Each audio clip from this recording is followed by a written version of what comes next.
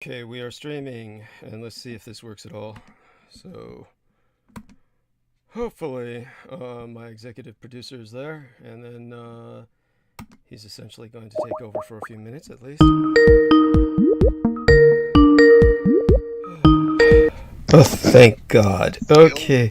I was very concerned, of course, based on the cellular texts I had received earlier, so your picking up at all is rather miraculous to me and certainly deeply appreciate it. I hope you. Doubt, my friend. I'm always, dude. You're like one of the most interesting people on this planet. Oh, Why the you're kind. fuck? Thank you. No, no. I shit you not, dude. Why the hell would I not be there? Well, bless you. Bless you. And of course, as you can imagine, as always, I'm caught completely flat footed and on the back foot at that. So I do beseech you to bring everybody that you can on to occupy the opening hour while I actually basically eat a meal and get enough calories in me to last the rest of the night. And I am happy to see James Forsyth is with us. Thank the gods of my ancestors. So hopefully the two of you can commence by, and of course bring on anyone else you can think of. Penny Bradley is probably too tired because she goes through some therapy and may not be ready to join us until next week. But other than that, I would think anyone is fair game. And of course, the more the merrier. Let's test everybody's technical sound. And so if you could confirm our audio, Mr. Forsyth, by saying hello to Jameson Reese. Yes, can you hear me? Yes, thank God. I have my I have my microphone set up. I have these headphones, but I can't hear too good through the headphones. Oh, I'm sorry to hear that. There, maybe Jameson can help you if you describe the headphones and describe which buttons you may have pressed by accident, or you probably need to turn the volume up on your microphone. He'll help you work through that while the two of you are discussing things. And We also have Brandon Young on. oh, thank God, Brandon Young, I was desperately wanting to speak to you. Can you hear me? Hello, Douglas. Hi, I can hear you. Excellent, excellent, and we can hear you. Thank the gods. So I do want you to know that.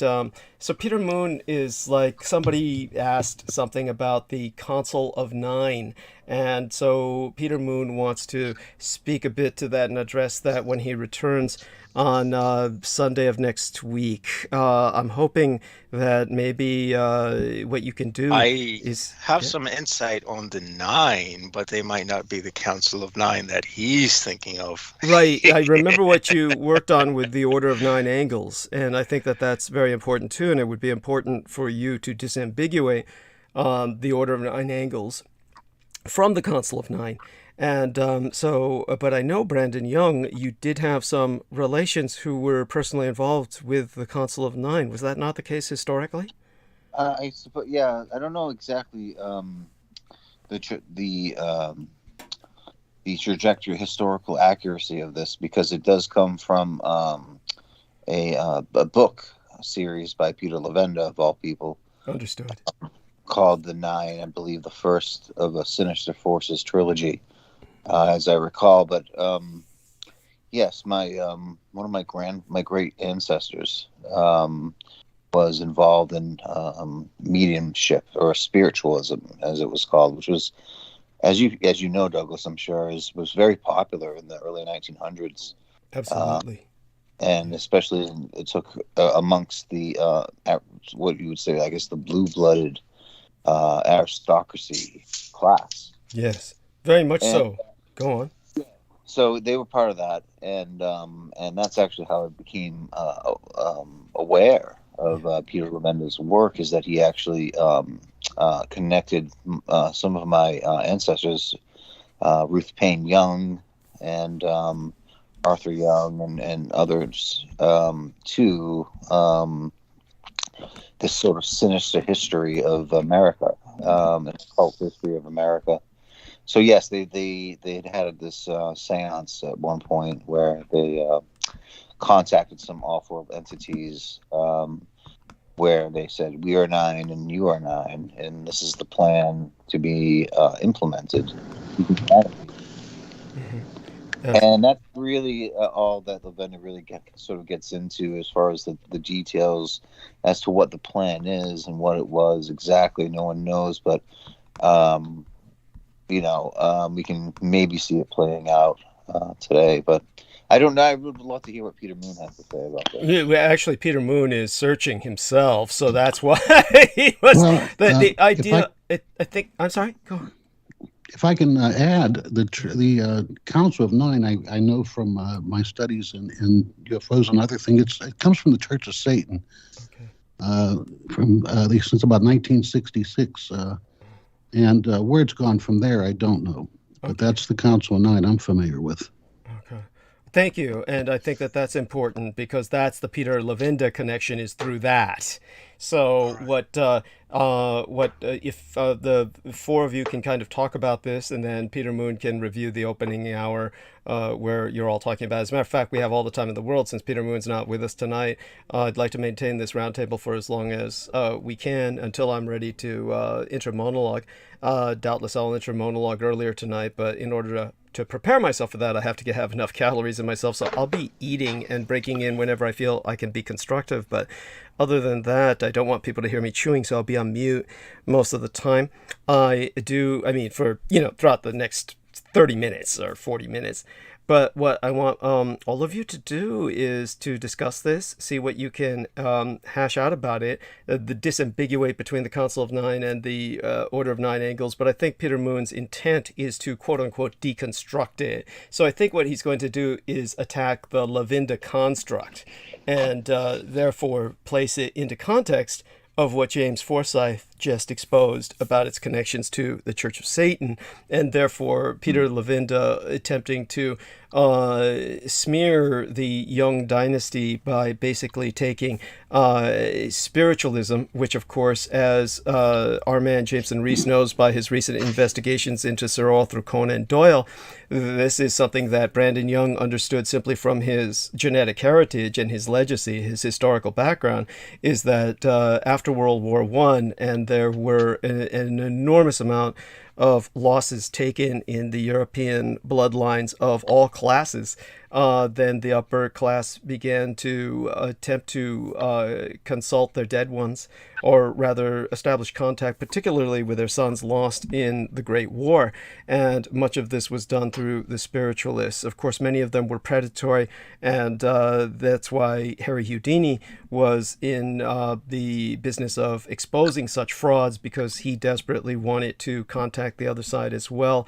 And that is what led to his severance violently with Sir Arthur Conan Doyle, who bodily threw Harry Houdini out of his home at one point.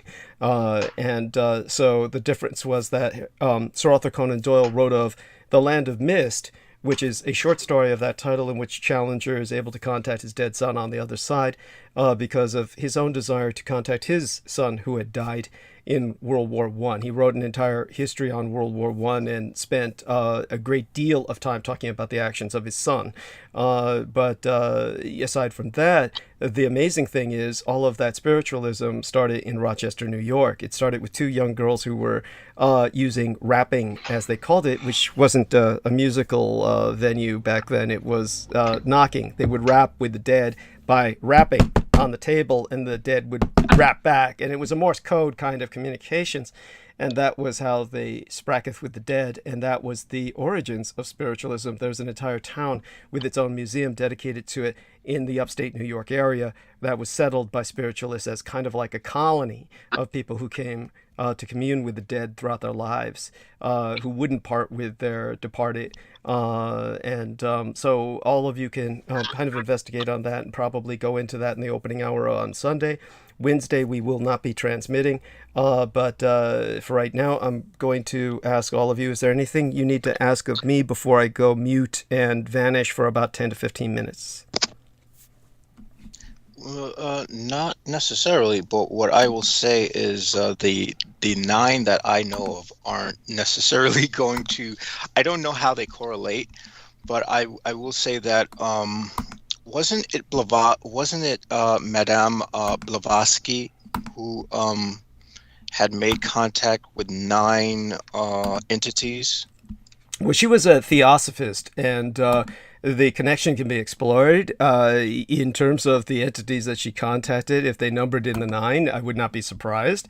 And of course, again, so that's obviously nothing to pursue right now. But I thank you for Yeah, bringing it up. I can definitely bring up the relevance of the number 9 as far as my own personal practice is Oh, concerned. I know you can. I know you can. I know you can. How about you other two gentlemen? Anything you need to ask of me before I go mute? Before my food gets cold? Too I cold? would like you to enjoy your meal, Douglas. Thank first. you. Thank you. Yes. Love you dearly. Appreciate your understanding there. And Jim, anything you need of me before I take off for the moment? No, I just want to thank you for your hospitality and wish you a pleasant evening and an enjoyable rest there in between us speaking. Oh, bless you. Thank you so much. Mess being the naval term for a meal. And all right, bless all of you. I will be back in a matter of 10 to 15 minutes at the longest. And that's when I will continue chewing, but basically break in if I feel it's constructive. I'll check into the chat room at that time, see how things are going with everyone. I'm going to look in there right now, as a matter of fact. CK says, sending love, DD. Mwah! Love you in return, honey. And Phenomenal says, cheers from Fox Sisters Land. Okay, wonderful. Thank you so much, Phenomenal. And I believe that Phenomenal is female. I can't remember.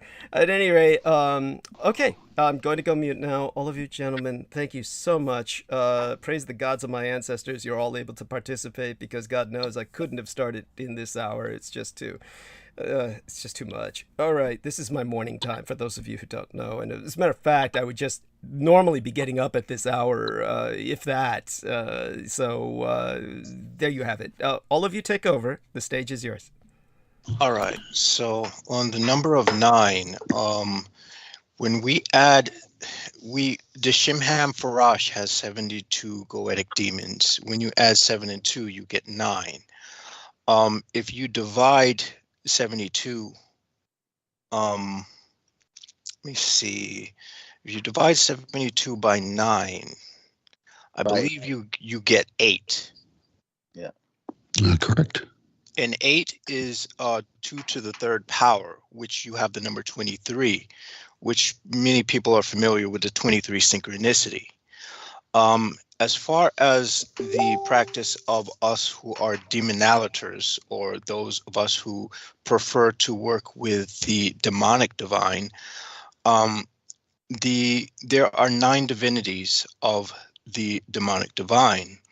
They are Varain, Amducius, Lucifer, Euronymous, Horus, Ustrina, Leviathan, Unsiri, Beliar or Belial, and Satanas or Satan as we know it. And so, these are the 9 demonic gatekeepers. Now, as far as the order of the 9 angles is concerned, what they were doing was they were trying to influence political and social events, utilizing the occultism as a backdrop to cause some kind of revolutionary movement. And that did, while their information is legit as far as the practitioners are concerned, their methodology leads a lot to be desired, as can be confirmed by many former many people who were of the order of the 9 angles.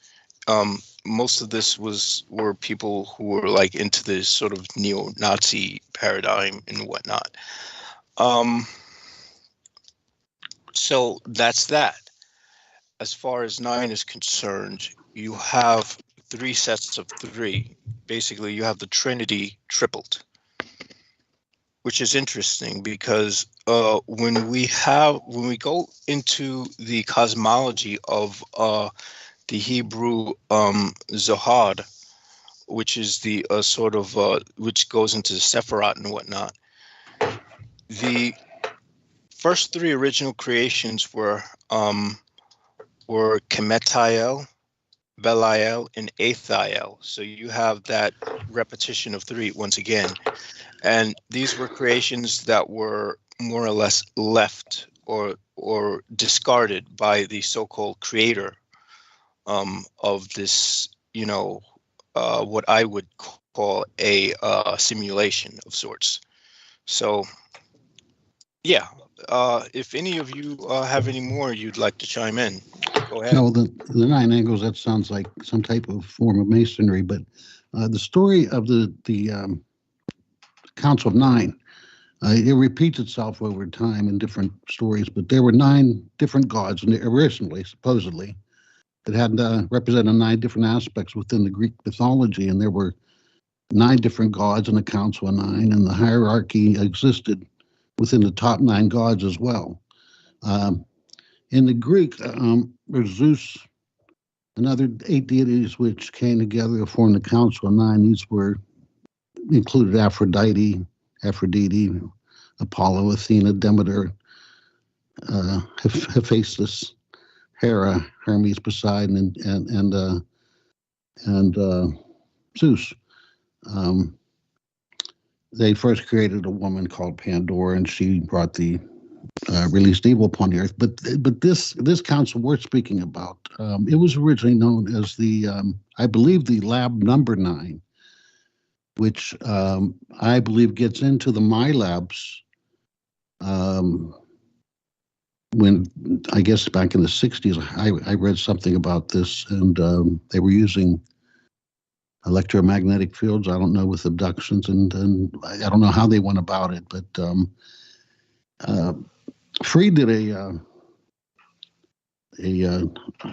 100 language, 100 different country survey on people with experiences, and 10% said they had negative experiences. The others weren't. But out of all those countries, they found out about 10% were negative. So I'm sure this might be going on in some type of way now, but I'm not familiar with it. But that's about what I know about it. Interesting. And Brandon, can you share any insights you might have on this? Yeah, sure. I think what you both said is accurate and interesting. I would just say that I think for some reason or another, the number 9 keeps on appearing again and again throughout time and cultures and mythologies and spiritual connections for whatever reason. Perhaps because there is a truth behind it. I was just recently with my girlfriend watching a series on Netflix, of all things, on the Slavic mythology. And this is about the Slavic demonic hierarchy. Nice. Yeah, and you might like this, Jameson. Because there are 9 gatekeepers, and they also must have a connection to the 9 in the real world of the Axis Mundi, and to bring about this triad god, as you said, 3, the triplicate of a goddess and the god of evil. And anyway, it's very interesting that this appears in Slavic, Eastern European mythology as well. It's a very, as well as it was James that said the Greco-Roman pantheon. And as you said, like you can extend this to 72. You can extend this to many multiple legions of demoniac gatekeepers. But that's essentially what it comes down to. I think there is something to do throughout all this time and places with the number 9. And what that is, I'm not sure, other than the fact that there has to be some sort of truth behind it. Now, what I'm talking about predates the Church of Satan.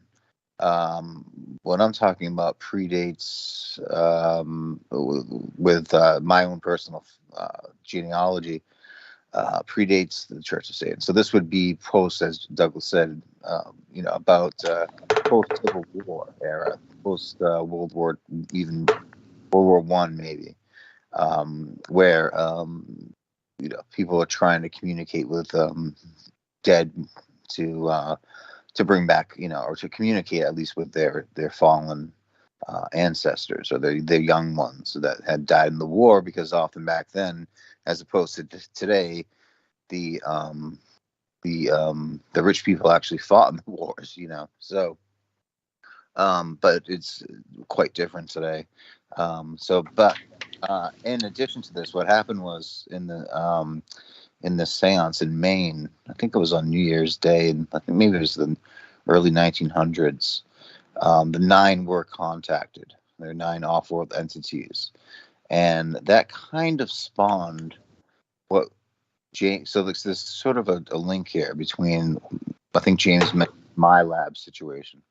The my lab situation might be connected in a way because these people that were at the seance went on to not just the Youngs or the Paynes and the Hineses and all these different people, the Forbes and all these. If you look back into the families who were there and into the spiritualism at the time, they became leaders of industrial world and the military world, the financial world, Forbes, and so on.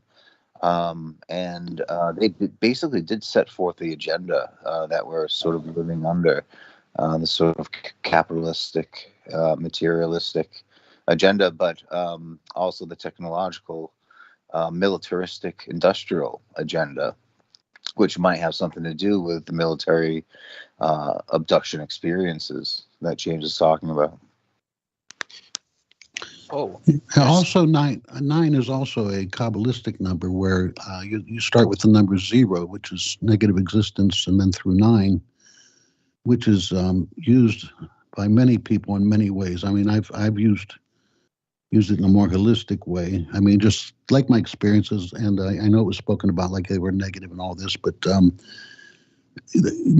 people that were attacking me were playing a win-lose situation. I was looking at it from a point of transformation. So I wanted to get that in. I'm not a victim in my experiences, but to me, it's all about transformation. But a lot is mirrored from the Kabbalah, and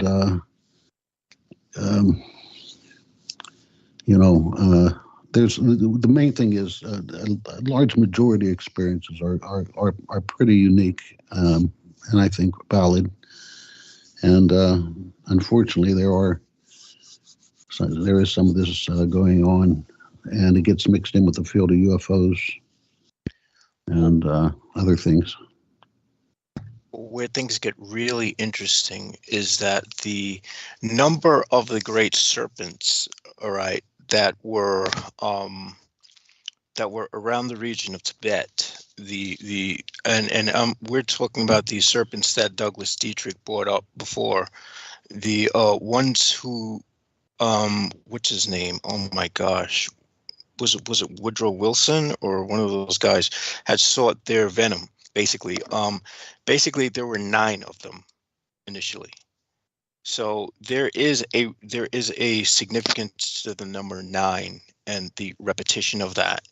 And I can't help but wonder if these 9 sort of infernal divinities are to some degree connected to these serpents, because the infernal has always been connected to the serpentine lineage or the serpentine aspects, or the snake, due to the negative connotation that it received in the Bible, I guess, in the beginning of the Genesis and whatnot. But when you go really deeper into it, I can't help but wonder if the 9 infernal divinities are, in fact, to some degree, very well connected to these great serpents, or these naga that exist in these areas which we cannot access.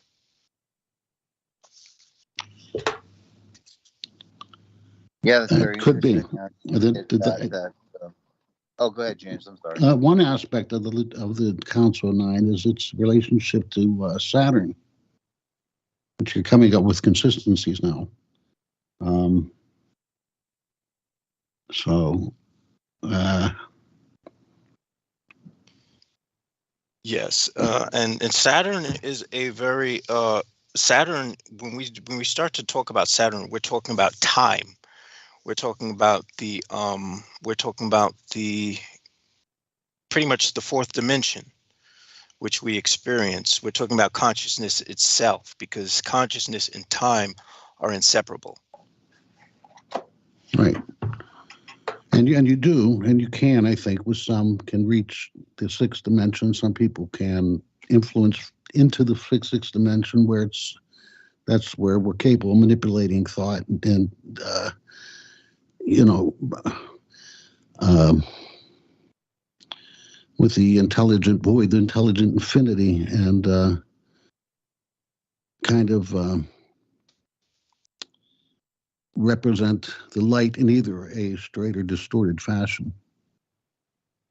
I don't know if that makes sense. It does. It does. It makes a lot of sense. What I will say is that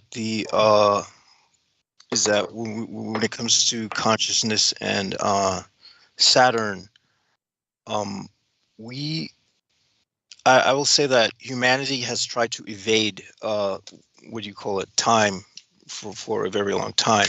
In fact, our entire lives revolve around the clock, and this also has a connection to the breakdown of the bicameral mind, because when the humans lost the ability to hear the voices of the gods, they started what differentiated them from bicameral men was the fact that they had to tell time. They had to be able to use the seasons to plant things, to grow things. And that's where we get Adam. That's where we get the first man who had broken from the bicameral mind. Not the first man who was created. And now, because we cannot take what I would say Genesis as literal. Rather, we would say that Adam was the first one with this sort of sentient awareness that we now experience today, which includes a very strong awareness of time. So there's a lot of relevance to it. 9 is seen as a magical number. It's also the inversion of 6, and 6, of course. Well, basically, if we look at Nikola Tesla, he had the sort of 369 axiom. And it's through that 369 axiom that Tesla was able to create some pretty phenomenal things, to say the least. And one can also argue that 90s was when we probably had the best music.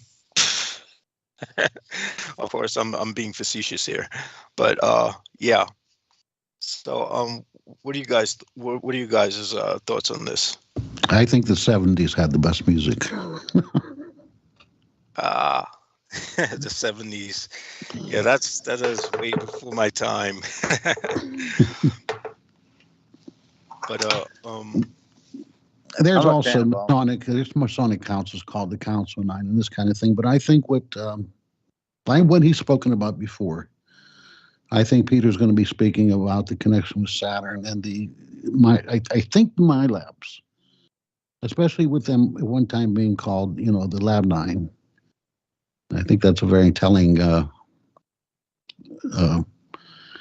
name. all right, I'm not very familiar with the My Labs. Could you give us some information on that? I don't know what the full intent is, but they imitate what are,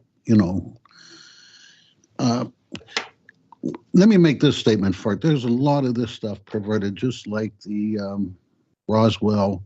I mean, we have different aspects of the mind. We have different circuits in this. And a lot of people that are working in the quantum or dealing with aliens are working in what Timothy Leary called the 8th circuit.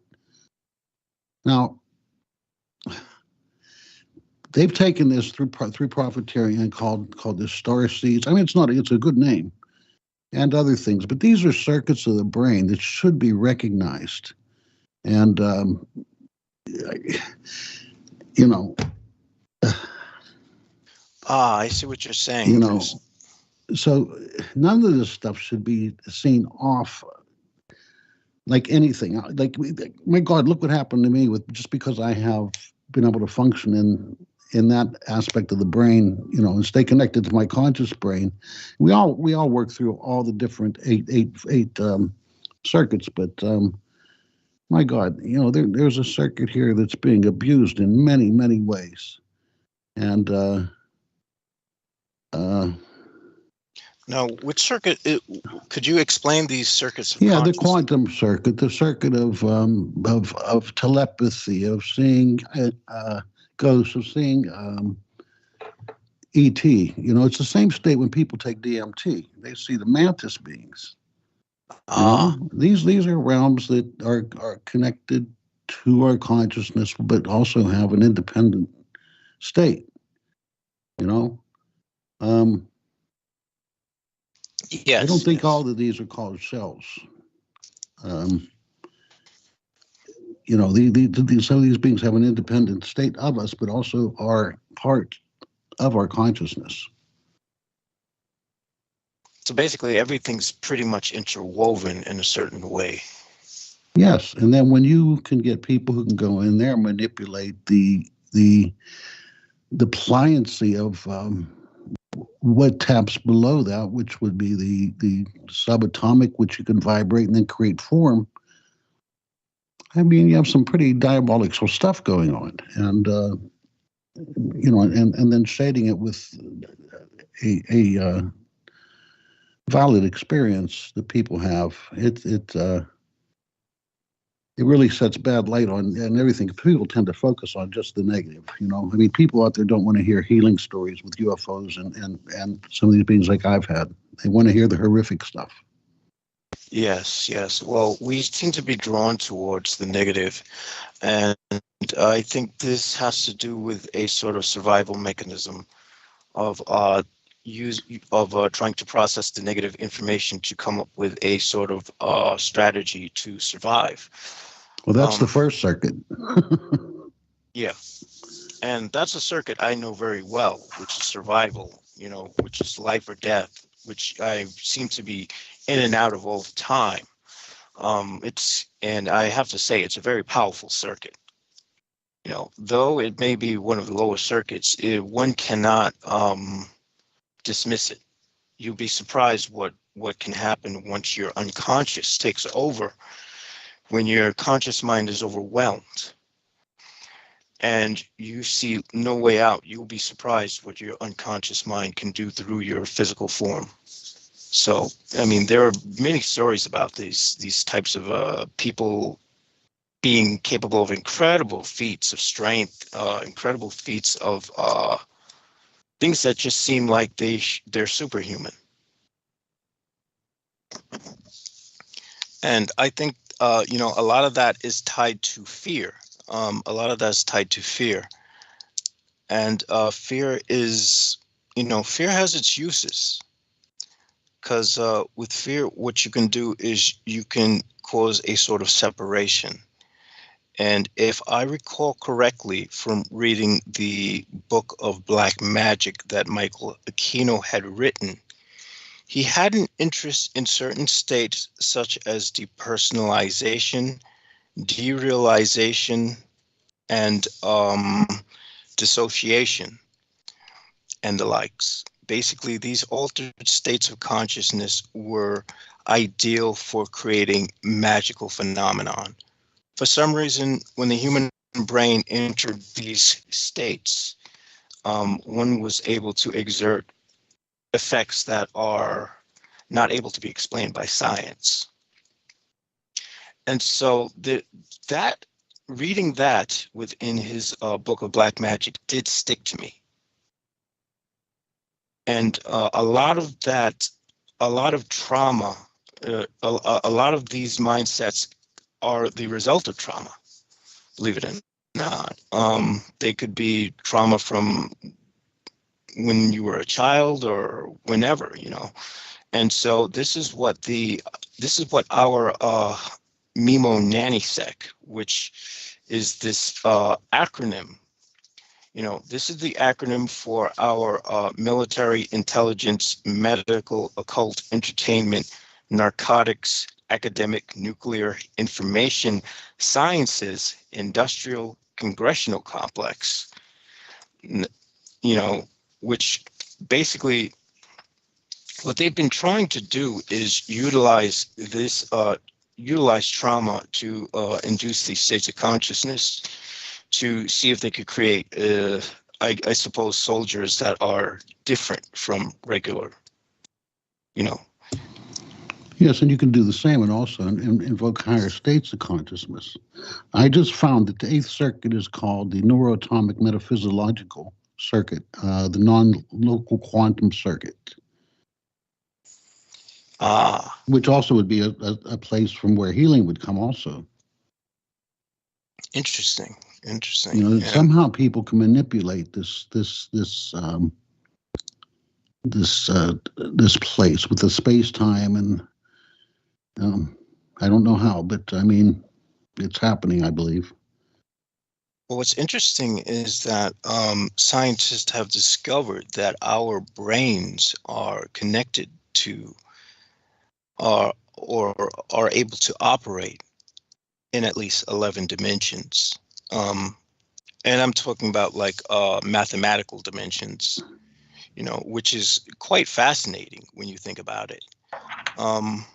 And the sort of when we go into the number 11, we have also the 11 kings of Edom, and you know, and we also have the 11 kings of Edom are also the 11 heads of Azarate, the dragon, the Klepothic dragon of the abyss. So the. By the way, I'm just is that Jim? You know, the like the mixing and noises in the background with the, like, you're in the kitchen and kind of puttering. Is that the NSA agent, or is that Jim? I'm just trying That's me. Let me mute up. I apologize. Okay. Just be aware of that when you do that. We hear everything that you're doing when you're concocting your potions there,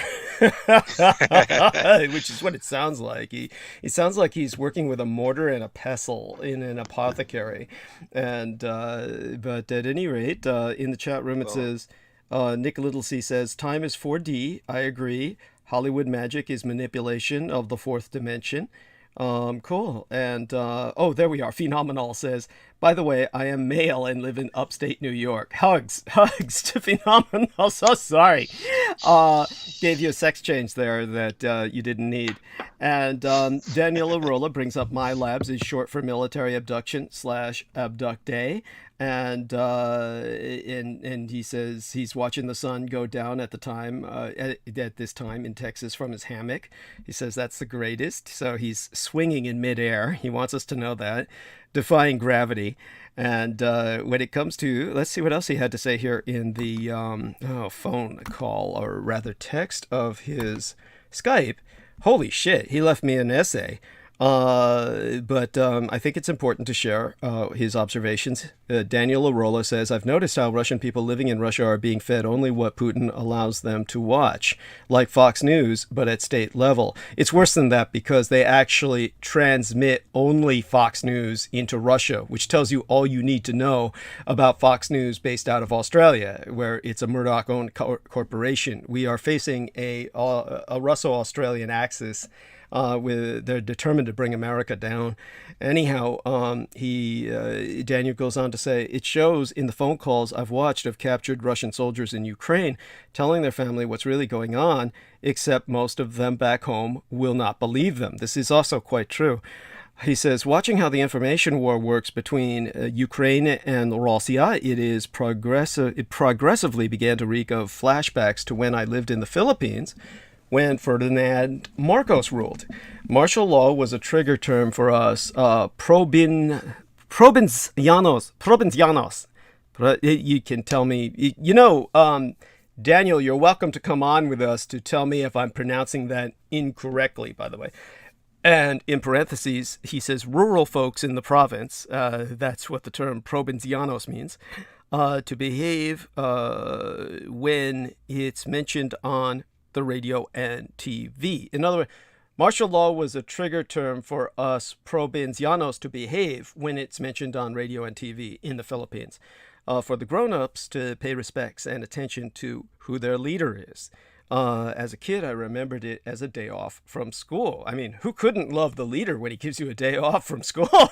Martial law as a propaganda was intended to intimidate the people and to maintain the intimidation, so as not to incur the wrath of the president. It happened regularly, like fire drill in public schools. Cool. Why do I think that sounds fun? That actually sounds quite traumatic, but yeah, one can interpret it as once. I mean, I honestly think the most traumatic memories I have was a stupid having to stand up and say the Pledge of Allegiance to the flag and all that other shit. That was traumatic. Yeah.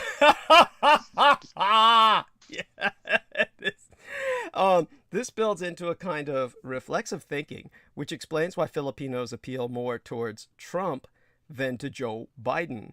There is still a deep-rooted sense of Stockholm syndrome in the population of registered voters in the Philippines towards power-hungry characters in politics, no matter how badly they wished inside for a progressive leader. I think this is excellent. I mean, this is a very astute observation, and I have no arguments with it whatsoever.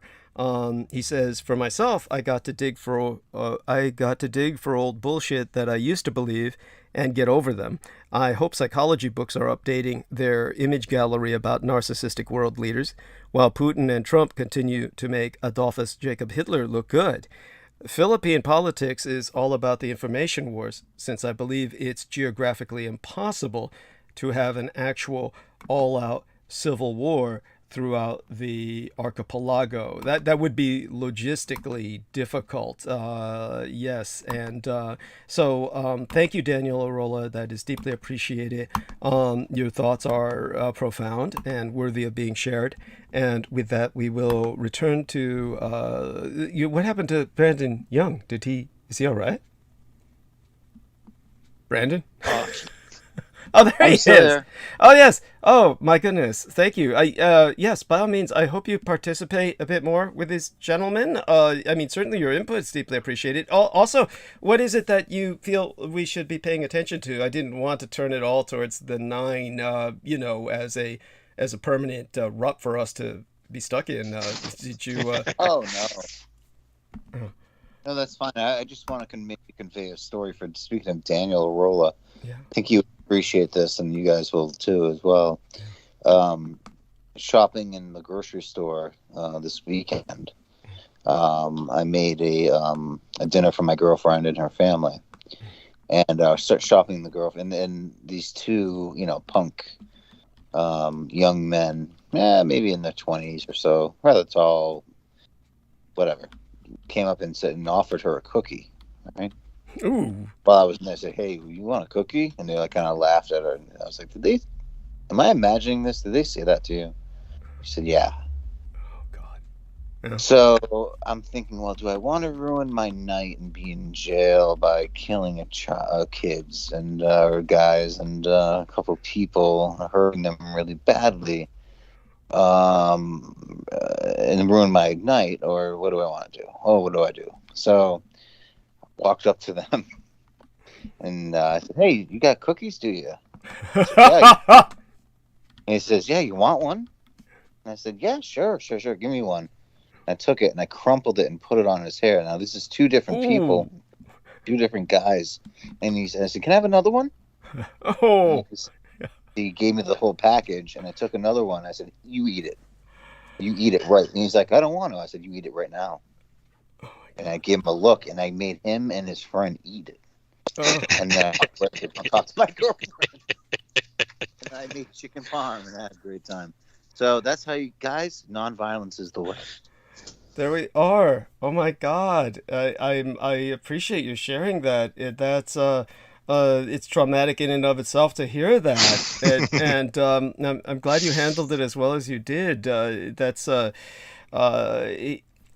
I'm just appalled at people just being so brazen about what they do. But it's, as I said before, such people, they can't help themselves. They can't stop themselves. Yeah. Yeah, It's like definitely. Chris Rock. Yeah. No, I'm sorry. I hate to bring it up. It's like that comedian Chris Rock Yeah. getting slapped from Will Smith. Now I didn't want to slap the kid, but I made him eat his Pepperidge Farm cookie. You know, crumpled it up. And it was almost like if anyone has ever seen, I'm sure I know Daniel has.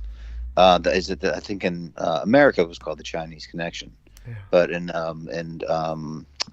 Hong Kong it was the Big Boss, is where Bruce Lee essentially comes in to avenge his master, and makes the guy eat the paper of where it says "Sick Men of Asia" or something like this. I forget exactly. Maybe Daniel can come on and tell me.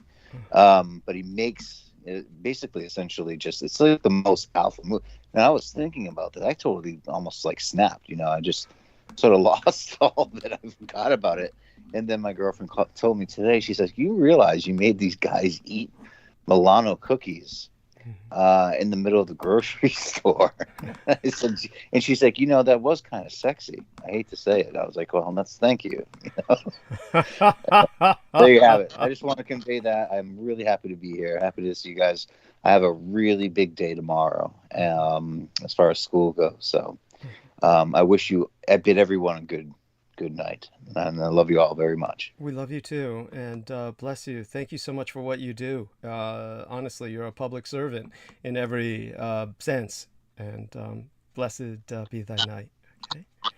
Good And night. Thank you very much, Jameson. Thank you, James. Daniel, roll out there. yeah. Douglas, I'll speak to you soon. Have a great week off. Okay. Thank you. Bless you. Hugs. And so Jameson is back. So thank goodness, Jameson. I'll be counting on James Forsyth and Jameson Reese to hold the stage. I will myself be back to chewing.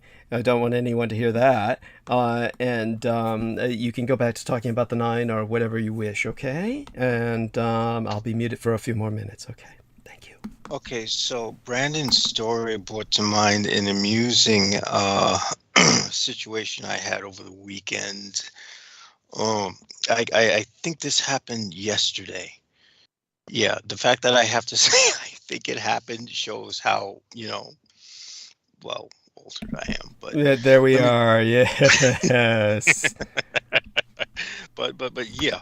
Okay, so I'm doing my thing, I'm finishing up this ritual on the boat, and I get off the boat, and I'm just like, oh man, I'm so happy, because I got some alcohol in me and some DXM, and I'm just like, yeah, what can go wrong? So I walked to the store to get some what do you call it? The Pedialyte, to replenish those electrolytes, because dudes, if you ever do benders, you need to replenish those electrolytes, and Pedialyte works wonders. Nice safety tip for all you budding drug abusers out there. Yes, take note.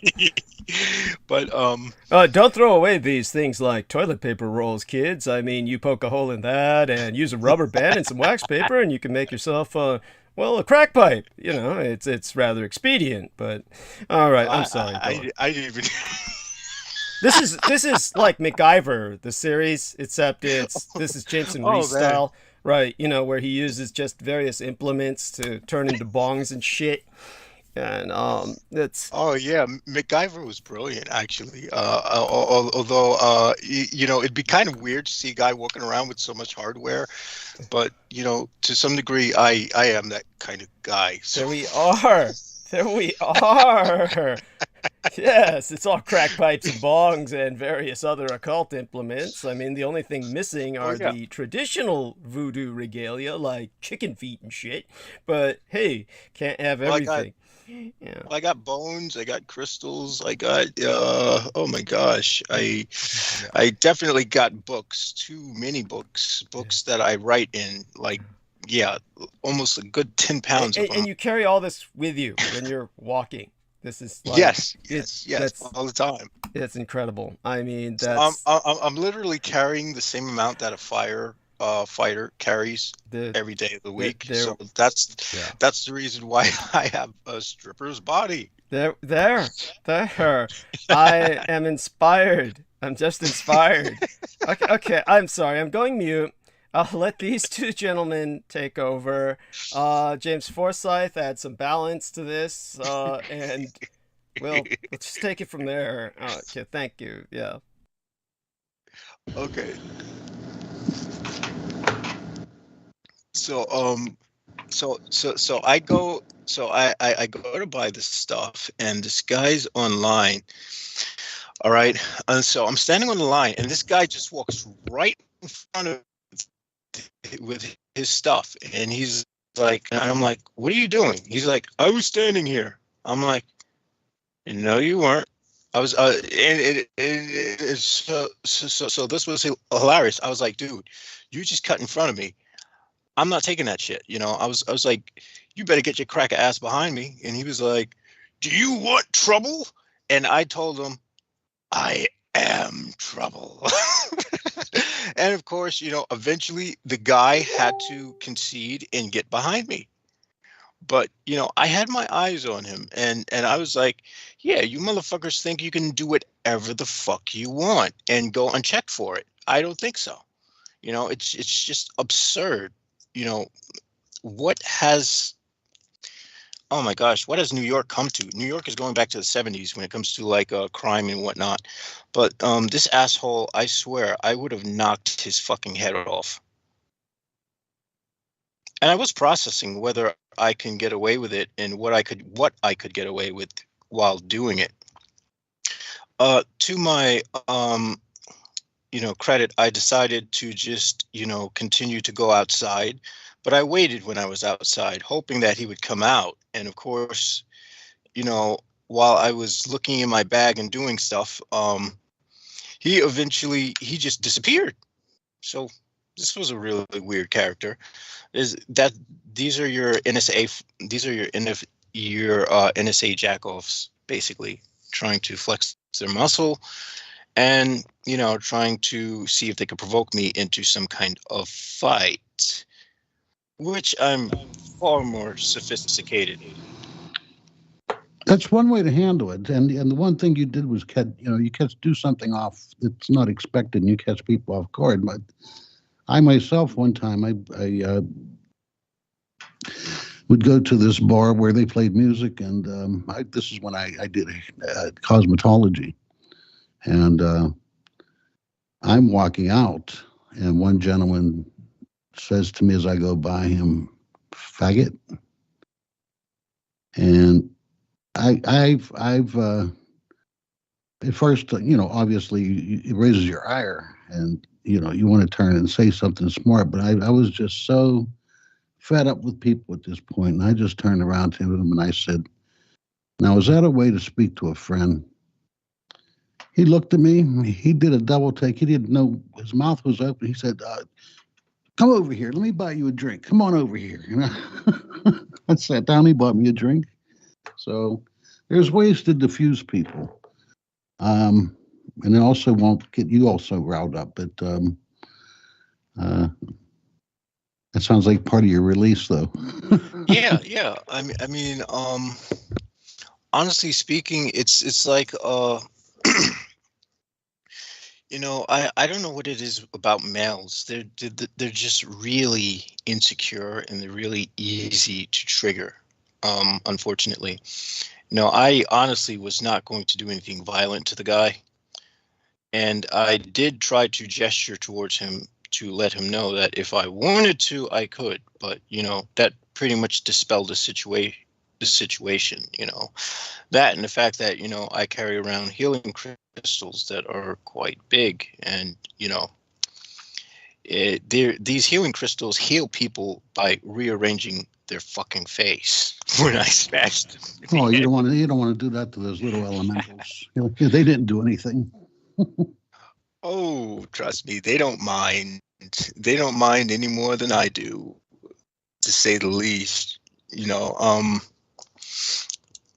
Chances are with the sort of, I don't know, with what we've done to the environment and with the fact that we can't hear the elements anymore, I think they would be more than happy to see some retribution against the human race. It wouldn't surprise me, honestly speaking. I say some can still hear the elements, little elementals, some of them, or see them. It's they become almost extinct like we have, with what they've done to the land and this earth and everything. But if they weren't here, we wouldn't be here. Well, I tend to think that the elementals are actually. I tend to think that the elementals are what many people mistaken as extraterrestrials today. They have been trying to teach and instruct humankind to reconnect to that sort of God self that we've disconnected from. But unfortunately, yeah, human beings are too far invested in bullshit like Will Smith smacked. Yeah, we Chris can't worry Rock in about the that. face. I think It's that like, that who plasmic gives a snake shit I about that saw stuff? with I think the plasmic snake I described to you before that wiggled through the air. I think that was a little fire. It had those fire colors flowing through it, so I believe that was a little fire elemental. Yeah, those things are incredible to see. And, to be honest, you're blessed if you do see them, because that means that they trust you and they trust your energy and they're willing to show themselves to you. I've never, in any of my experiences, I've never had fear other than the one time I was intimidated by the suddenness of the movement. But that's one thing with any astral, alien, dimensional, ultra, extra that I've dealt with. It's always been a very transparent, peaceful interaction. There's been one interaction that has left me very much traumatized for a very long time. And this is a story I don't tell often, but this occurred in 2005 when I was experimenting with transcendental meditation. And I happened to be just laying on my bed, and I reached the point where I was utilizing the Monroe technique to try to rock myself out of my body, which seemed to be, bearing fruit. It was really going well. And then I found myself in this area that was just pitch white. I wasn't inside my body anymore. It felt like I was in the mind of a god or something. And I could hear billions of voices all speaking at once. And it was just overwhelmingly uncomfortable. And I felt like I was everywhere I was everywhere in the universe at once. And I hated it. And after that point, I realized I never want to return to that thing that created us ever again. Well, those sounds you hear going up, some sound like birds. I mean, these are different levels that you're going up through your consciousness. And but some people like say, connecting. Like some people say like the radio, staticky radio. People describe it differently. Well, this was something else. This was a divine experience. And I tend to think that, there is some truth to what they say in the Bible, only to a degree, where they say that if you see the face of God, you would be dead. I would rather say if you saw the face of God, you would not want anything to do with that entity, which is what pushed me further into the path which I am taking now. Well, I don't think there's any white-haired man sitting anywhere judging us. I think what we call God, which I believe, with my studies with Kabbalah, the G represents it could be the Trinity, and the O represents the 72 permutations of the name, and the D represents the Leth, the doorway. So here we are once again working with consciousness and opening doorways. Well, to what I'm a talking negative about. existence, which is nothing, which out of everything comes out of it, you know? Yes, well, what I'm referring to when I say God is not a person judging us either. It's simply a state of being where one is connected with every single thing in existence at once. Yeah, And that's the eighth, that's the eighth circuit. and to be honest, I don't like it. It's very uncomfortable, very very uncomfortable. I That I circuit. I think more you go there, the more uncomfortable this uh, density becomes. I remember one time I was in a ball of light, a flying head, and I ran into these four beings came at me, and I got like pushed down back into density, and it was the most uncomfortable thing in the world. So I don't know if that's out of just being there so much since childhood or what it was, but you Well, know, I guess I different people tend towards different densities. I personally tend towards something that's more dense rather than less dense because the more dense it is, the more stable it is for me, and that's why I seek to enter the more infernal regions. Whereas for others, they seek the lighter, less dense, divine regions, which are very. So I mean, I guess it has to do with the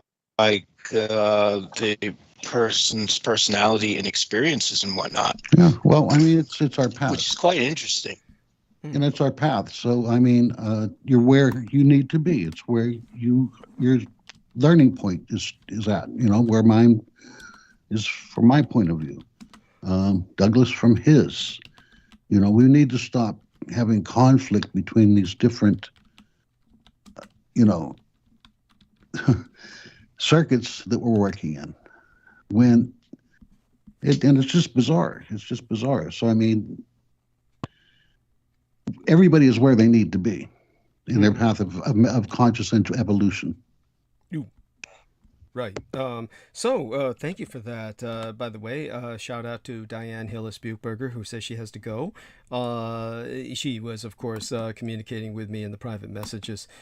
She does that a lot throughout the program, oftentimes the early parts of the program. So I want to say goodnight to her. And shout out to Vicky, who's in the live stream. Vicky Johnson, mwah, welcome aboard. Also, want to remind everyone to please hit the upvotes because we get hammered by downvotes as soon as we start transmission. The enemy employs very cheap, easy to employ bots that actually usually get filtered out within several hours or throughout the program by the YouTube, which has a filter for that, but the filter really takes time to operate. In other words, someone has to attack first and then the filter responds to it and then basically sorts it down. But such being said, it prevents us from appearing on searches. So the only way to combat it is to have as many people hit as many upvotes as possible. For all you new listeners, this means attacking it from every implement that you have that might have a different IP address. That would mean your tablet, your laptop, your cellular phone, your PC. Use every one of them. Each one that has a different IP address would be another upvote that would help to place our transmission back on searches. So we know that works because got one asshole the other day who called himself Enemy Moon. I just left it up there because I find it funny. But he says, "Why this shit show up on my YouTube homepage?" And I mean, how do you respond to that other than to say, take it up with YouTube? Oh my gosh! But so it does work, and that's what we want. So it doesn't matter how many people may not appreciate it. There are people who will, and that's just the way things work. Douglas Marks says, "Hey everybody," and a big shout out to Douglas Marks. God bless him. Dear friend in Australia. I believe he's in Australia, if my memory serves me correctly. But then I couldn't remember what gender phenomenal was, right? Remember that. And actually, phenomenal may have even contributed to me in the past. And that reminds me, later on tonight when I transition into monologue, I will provide a shout out to all those who have contributed lately. And so that would be Eric Laystick and a couple of other wonderful gentlemen, Roberto, and these are just great individuals. And I will ask for contributions from anyone who can afford it. Don't put yourself out, but every penny helps. So obviously that's on screen, and I'll talk about that later. In the meantime, Pixie Princess Star Fox gives us hearts galore, and love you, darling. Thank you so much for gracing us with your presence. And with that being said, Nick Littlesey says, "I appreciate y'all." Thank you so much, Nick Littlesey. Definitely, we appreciate you in turn. Such being said, everyone gets the message. Slam those upvotes. Douglas Mark says, "From Miami, Florida, Doug." Thank you. Thank you. That's right. It's Grix. Grix is in Australia. Douglas Marks is in Miami, Florida. God bless him. And that's so exciting. I envy you in many ways. Douglas Marks says, "Thanks for the shout out. Pixie Princess Star Fox returns my kisses." Oh, God bless you, Eddie. Mwah. Vivian Sanchez says, "Hey, Doug." Oh, hey, darling. Mwah. Oh, so glad to see you aboard. I love you dearly. And wonderful individual, been with us a long time. Actually spent some time with me on Skype during my birthday or during Christmas some years ago. Ethan Einer Anders, yes, he says, "Had a similar experience, Jameson, but also felt it was equally nothing, as it was everything at the same time. However, the feeling was more relief and awe." Wonderful. Thank you for sharing that with us. Spoken like a good Buddhist. And Vivian Sanchez says, "Long time, babe." Yes, too long. And so we'll have to make up for lost time, darling. So that being said, I'm going to go mute again for a little bit. Chewing here in the background still. Quite the meal I had made for myself. But then again, it takes a lot of calories to last throughout the night. And aside from all of that, I am just infinitely grateful to these gentlemen for being with us. Both James Forsyth and our man Jameson Reese. By the way, Vivian Sanchez says, "I usually watch after you're done live." Understandable, because of course I do this throughout the night, and just the way my biorhythms work. Okay, so Cookie Monster, so you're sending me some screenshots, Jameson. Is there significance here? What's going on with this?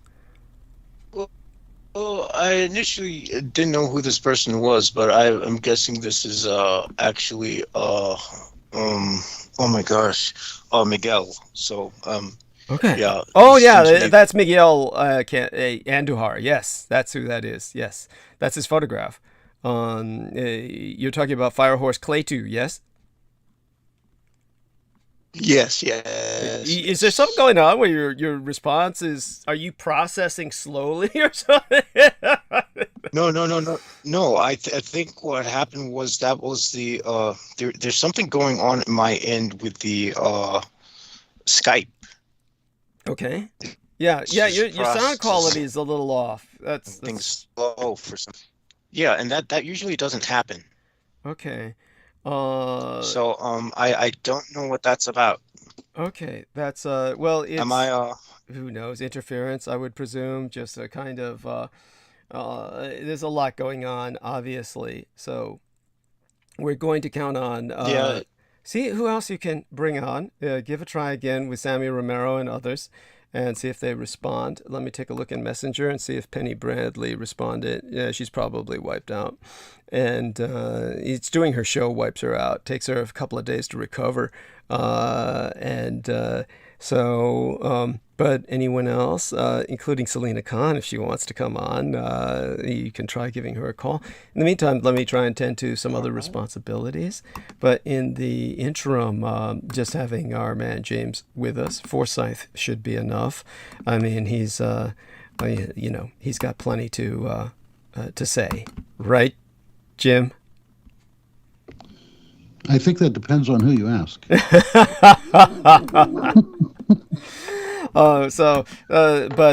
take the stage, sir, and as you can see, our man Jameson Reese is having some technical issues. So obviously, since your technology seems to be working up to snuff, at least a little better than his is right now, take the stage and lead us on a little bit of a journey. That would be appreciated. I will go mute while you do that. And love the psychedelic background that you've placed behind you. Real lava lamp type vibe that I'm getting there. You strike me as someone who's potentially a lava lamp fan. You can start with that subject while I go mute. Well, I was imprinted through the 60s and 70s, so of course, that's imprinted very deep into my being. Years of, 10 years old, Woodstock, listening to Woodstock and, end of or Vietnam War going on, and then Nixon, and, growing up, I was, 13, I think, before one of my sister's boyfriends turned me on to a joint. Delightful. And you've never been the same since. No, those were great years, though. Great times. We were so unaware. Yes. And let's try again with getting a conversation going. Good. I did see some weird dude who was just like hanging out up the block by the mailbox, who I never saw in this community before. Yeah. And this dude looked suspect as hell. And as soon as I passed him, he decides to walk the other way. Like, he was just standing there for a long time, and then he just decides to walk away when I pass him. So I wouldn't be surprised if they're trying to send some doofuses around to like jam the signal or some shit. Yeah, no, that makes perfect sense. It's it's not like they have anything better to do. No, they have nothing to do. I mean, we're paying them our tax freaking dollars. We're paying the government our tax dollars. And they got nothing better to do. They got absolutely nothing better to do. They can't do. Go on. Yeah, go ahead. I mean, they can't do anything to help us. Yeah. They can't do anything to help us. They can only do things to like just fuck us some way. And we're supposed to happily vote them into office and shit. What the hell do these people do? Well, in all fairness, the people that we vote for are a separate world from the people that are running the deep state that we're contending with. They sort of become part and parcel at some point, because they start to get paid off. Everyone's corrupted. Well, I'm not saying that they're virginal at birth and that somehow they get corrupted. Rather, I'm far more cynical than that. But what I mean to say is the people who are in politics are at a level of incompetence where it doesn't really matter. I mean, it's like that's all just the voting itself is masturbatory to a great degree. Nevertheless, it is as important as life or death when it comes to things like your president. So other than that, it's more a question of the party politics are now profoundly different. They are night and day. For the longest time, people could say that it didn't matter which party it was. All of that has changed. We're in a very different world now. However, the deep state is as it always was, and they're still operating on inertia. So what we see going is that infinite budget that they have access to. And they use it for... Yeah. Oh, I'm glad you brought that up, because I was watching this thing on Vice where they were talking about South America, and they were talking about Colombia and how they are starting to really crack down on these drug gangs, like the 8th Street Gang and the, what do you call them? The other ones, oh my gosh, MS-13 and whatnot. And what was very interesting was that they started to put the rival gangs in the same cells, just to teach them a lesson and just to, send the message out to the, people who are, because the cartels have been just cutting down regular people with no problem. I mean, they don't care who they cut down. They don't care whether you're a rival gang member. They don't care whether you're a regular person just trying to scrape a living. And so the person who's in charge of Colombia now has decided to really, really crack down on them. And guess who had something negative to say about it? Ooh, The United States Treasury. there we are. So let's see, where is America's black budget infinite money coming from? Hazard a guess that it might have something to do with the cartels in South America. Yeah. That's there you go. There you go. With that, I'm going to. There's no protest from me. I'll leave it That's to you no two. secret. That's no secret that's funded black projects and dark projects for years, decades. And Yeah. so has And- war. But when you really like start to do some deep, when you start to do some how do we say it, some black web searching, like some really deep dark stuff, and you start to see videos of what these cartels are doing to people, like, okay, I mean, you could probably watch people get massacred all day and feel nothing, but at some point when you see someone being tortured slowly and skinned alive and all that other shit, and you realize that this is what's paying the American black budget to pretty much spy on people like me and make our lives a living hell. So it's like, what the fuck is wrong with this picture? It's any wonder why I'm more than happy to see the world disintegrate around me. Because because it's that very world that seems to be closing its jaws around me. I focus more on the negative aspect of and what's creating. I mean, it's so horrible at this point. But yeah, I mean, you get to the base of that, and there's some, just bad stuff. I don't want to, a deep level. Well, the thing is, I've come to accept There's, that this you're is, getting into Delta warriors and stuff, even. I mean, I come to accept that a lot of this stuff is pretty much part of the human condition. It's just this is the human being at its best, cutting other people down, torturing people to death, and, doing horrific things, raping people, burning people down, killing babies, whatever the hell these monsters do. That is the depth of the human shadow. And you do not have the full human experience without the shadow, without that darkness. So you need to go into that darkness and see it for what it's worth. And that will really give you a lot of perspective on nature and whatever you think might have created you and all that other shit. You really will change a lot of how you look at life. Well, I mean, there are people going to both ends. So hopefully, we get more moving on the destructive and into, hopefully tending to ourselves and our planet again. I suspect that the planet is going to outlive us I suspect that we don't have a lot of time. Oh, the planet will take care of that itself. honestly gives me comfort. Yeah. Yeah, But honestly, by what's predicted by Guy McPherson, if you agree with his information, 20, 30 years, we're on a accelerated extinction event.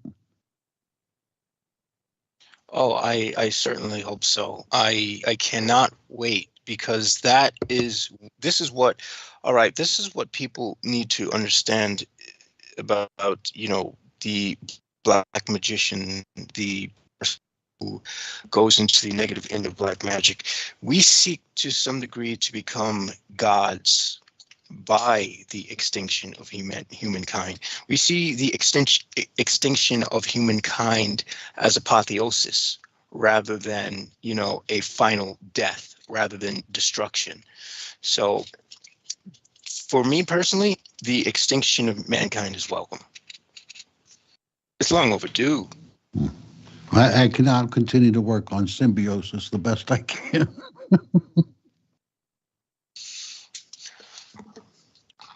But yeah, I mean, you know, that said, there are some, you know, there are some great things in life to enjoy, of course, like looking like trying to fathom the way the universe is created and whatnot. I mean, we're constantly learning new things, so it's human knowledge that pretty much keeps me it's human knowledge that keeps me interested, because if it weren't for that, I wouldn't have any reason to be here, to be honest. Yeah, it's healthy for your mind to find interest, to find pleasure, to balance this out, and also for myself, you know, I have to work on healing and, you know, trying to get different things working that shouldn't be, and continue with food and water and, you know, a healthy routine. You know, I'm kind of stuck in this mood right now with the body, but you know, so I still can do a lot. Yeah, and as far as the world is concerned, we are in a state where it seems, unfortunately, like the what do you call it? It's unfortunate, but it seems like the freaking the tyranny is running the show. You know, we have Hungary's prime minister who declared a victory. Viktor Orban, who's a pro-Putin and whatnot. He's a piece of shit. I mean, honestly, we got the worst of the worst leading the roost for what it's worth. And I should hope that, if anything, humankind learns from this and is able to say, never again will we allow someone to impose these types of tyranny, because we haven't even seen the beginning of what this war is going to bring. Well, you do have people like the group I belong to, the Ethics of the Cosmos. It's trying to create once again a symbiosis between on the earth and between individuals, and everybody has a purpose, and there's no, you know, there's equality, there's you know, everybody has a purpose to do and to help create a better world. And we as humans, we can't wait on a savior. We can't wait on there's no aliens coming. I mean, it's up to us to make these changes. Yes. So, and there are people working on this behalf, and some good people from Ethics of the Cosmos are doing this. And they're, you know, trying to also with the relationships with these other beings, and on a non-prejudicial basis, you know, regardless, and of what others are working on their framework and work towards a common cause. So, you know, instead of a win-win, it's a, you know, a win for everybody, benefit of all, you know. Yes, and well, unfortunately, the laws of the universe don't permit that. As for something to for you to get something has to be given in return. So there's never what we call a win-win situation. There's never a lose-lose situation either. But there's always a win-lose. There's always an exchange. There's always a price. There's transformation, not in my word. There's transformation. You know, consciousness. You know, everything's not just solid here. I mean, that's the thing about consciousness, and these other realms. You know, it's pliable to our consciousness. That's what the whole basis of magic is about. You know, you're surrounding yourself with certain objects that create an energy, and then sending your thought energy out, But it's magic. and formulating it, bringing it down through. We have this ability. So, we're we're working a very small percentile of what our potential is. Well, the thing is, magic isn't that simple. Magic has more to do with language than it has to do with anything. Well, I'm speaking consciousness. You don't even, you can just use your consciousness. Thought is energy. Yes, but I've never found thought. You can't think something into existence. It just doesn't work the world doesn't work like that. There has to be more given to it. I would disagree with that. I see.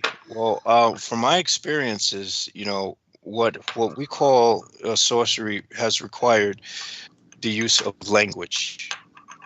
Without some degree of creating one's own language, without creating one's own sort of cipher, one's own way of encryption, there is no magic. That's what I've experienced. I have not experienced magic from thinking. I could think myself. I could think things. I could try to think the best outcome of things in my imagination.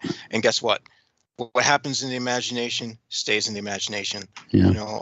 Well, you're valid. You're valid. Your point of view, your standpoint, your experience in the world is valid. So, we live in a paradox. So all this stuff could be,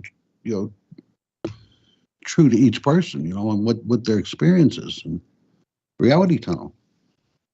But that's the thing. We do have to come to a consensus reality. We do have to come to an objective reality. Thank you. And yes. And the important. objective. Mm-hmm. Go on. Objective reality of things is that this is the realm of sacrifice. You do not gain anything without sacrifice in this realm. That is, it doesn't matter where you are. Well, when people are working with consciousness, and even if you're doing a group, you're giving your energy. Mm-hmm. You're giving part of yourself. You're using your whole body, your intent. Yeah, that's a your form heart. of sacrifice as well. Yes, it's certainly appreciated. By the way, both of you are doing fine. Sarah Thomas gives us 3 pink pulsating hearts. Hey, honey. Mwah, love you dearly. And Ballistic Booba, which is, of course, Jojo Mikolajek. She says, all my friends, a nice, wonderful arrow through the heart. She says she loves all of us as her friends here. And so shout out to the lovely Jojo, who at the moment is in Mount Shasta. And she's with her dear best friend.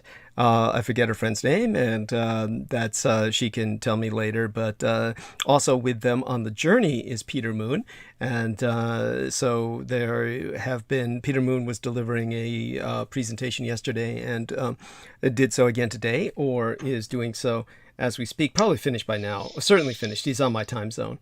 So and then shout out to Jojo Mikolajik. And Pixie Princess Star Fox says, Douglas, you are gold always. Oh, thank you, honey. As art thou. She says, 'tis hard to hear my life told to me. So obviously we've been expressing much that she relates to. She's been talking about her broken-hearted tooth, so to speak. In other words, she's using some of these symbols in the chat room. And she has been also communicating with HD in the chat, who says, you're just going to get the silicon humanoid, for the lack of a better term, hellscape. That's the incoming apotheosis. So there we have that. The chat goes on with discussion. And Ethan Einar Anders says, some of us are destruction, some are creation, and some are balance. It's what makes things fascinating. Indeed. And very important to always remember that, to center oneself whenever one is feeling overwhelmed by the sheer imbalance of the world around them, which is quite easy to fall into that despair.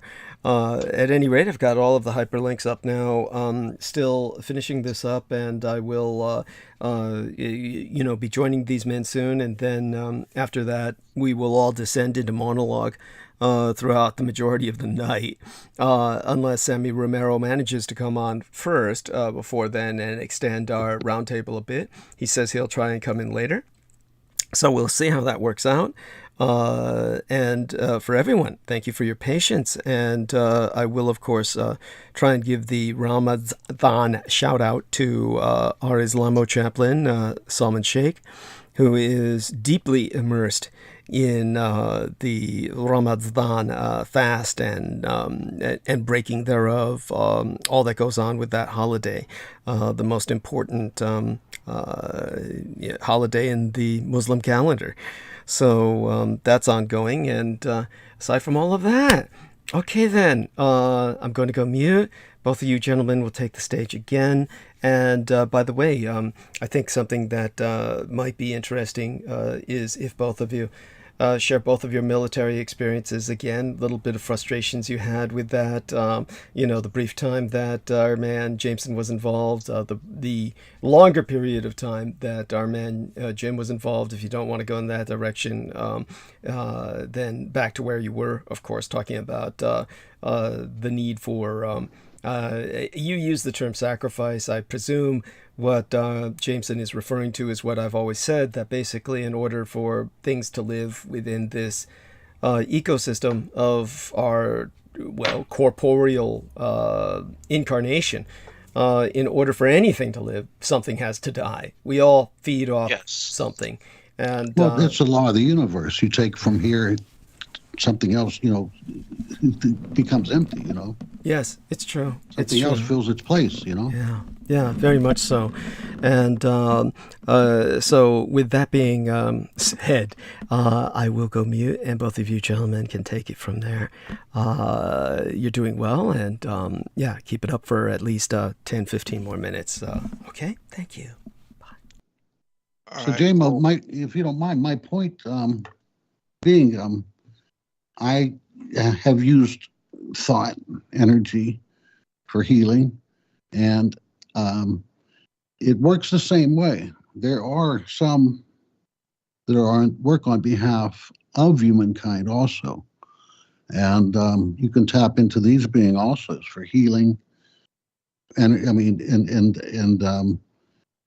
you can just work through consciousness, even with focusing energy and thought and intent into different areas of your body to heal. So it can be used across the board, so I just think it's important for people to understand whichever way your heart, your consciousness leads you to learn, it's if it's there and it's intense and it's moving you, I suggest looking, and there's a part of you that will show you a deeper part of yourself. Well, yes. Which then will put you in touch with a deeper part of yourself that's not part of yourself. Well, we all sort of have different modalities, I suppose. Exactly. Yeah, from my experience, it hasn't been either consciousness or unconsciousness, but somewhere the magic takes place in between the two. It takes place in a sort of transition between consciousness and unconsciousness, if you can understand what I'm saying. Yeah, but it doesn't happen till you focus. You're just like the split experiment. When something's viewed, it goes through a slot. When it's not, it's like a wave going around it and through, So yeah, you're you're collapsing a reality when you focus on something. I don't think so. I think things are a little more complicated than that. I understand what they're talking about when it comes to waveforms in physics. Collapsing waveforms to create a function, the Heisenberg uncertainty principle, and all these things. But when we're dealing with we need to keep in mind that we're dealing with something on a microcosmic level. What they're speaking about, quantum particles. They're not speaking about things on a macroscopic scale. If you're interfacing with something on the quantum isn't that macro. Isn't it? Quantum. No, actually, that's smaller. That's when you're going quantum, you're going to the most almost infinitesimal point. You're going as far tiny as you can get. Okay. Quantum particles are subatomic, and when you're dealing with quantum, you're dealing with some of the tiniest particles. That these particles are so small that we need immensely huge, very sensitive detection devices to be able to, tell what these particles are doing. Hence, we have that Hadron Collider in Europe and whatnot. They have that. The Hadron Collider is utilized to have the level of sensitivity to pick up what these quantum bits and pieces are doing. That's now something like that is huge. If you've ever seen the Hadron Collider in Europe, it's humongous. Once they try It to takes, examine the root of anything, they see nothing. They see. but yeah, when it comes to like, basically, if you're dealing with things on a quantum level, you're dealing with things on a microscopic level. I find that when people are talking about magic or people are talking about the occult in general, it's a distraction to use the term quantum because quantum deals with something that's small. What you're really trying to do is reach up into a higher dimension and affect and influence things back down to the order of this dimension to cause events to happen or things to occur. And the quantum field shows everything is connected. I understand that, and everything is connected by fields. This is field theory, in which we are starting to learn a lot more about. When you think about it, I tend to think that the ancients knew some of this when they called what they called the Sea of Chaos. We now call a sea of fields, or a sea of fields in field theory, which is now starting to dominate quantum physics. So when it comes down to it, the sea of chaos is basically that sea of probability, that sea of different fields interacting with each other, and for any of this to work, like we need to have these. Basically, the fields are what tell the energy what to do. Fields of information tell energy how to behave. So it's more about information than it is energy. And this is another misnomer that has been spread throughout the occult community, where everyone's saying you're sending your energy, you're sending your energy, you're sending your energy. Energy has nothing to do with it. You need a field of information to tell energy what to do, because if you have energy just being sent out somewhere, it's just going to be sent out somewhere and do nothing. It's a lot more complicated than people have been allowing themselves to realize. And the problem I have within the both the New Age and the occult community is that both have oversimplified these terminologies. Well, can I ask you, do you believe in telepathy?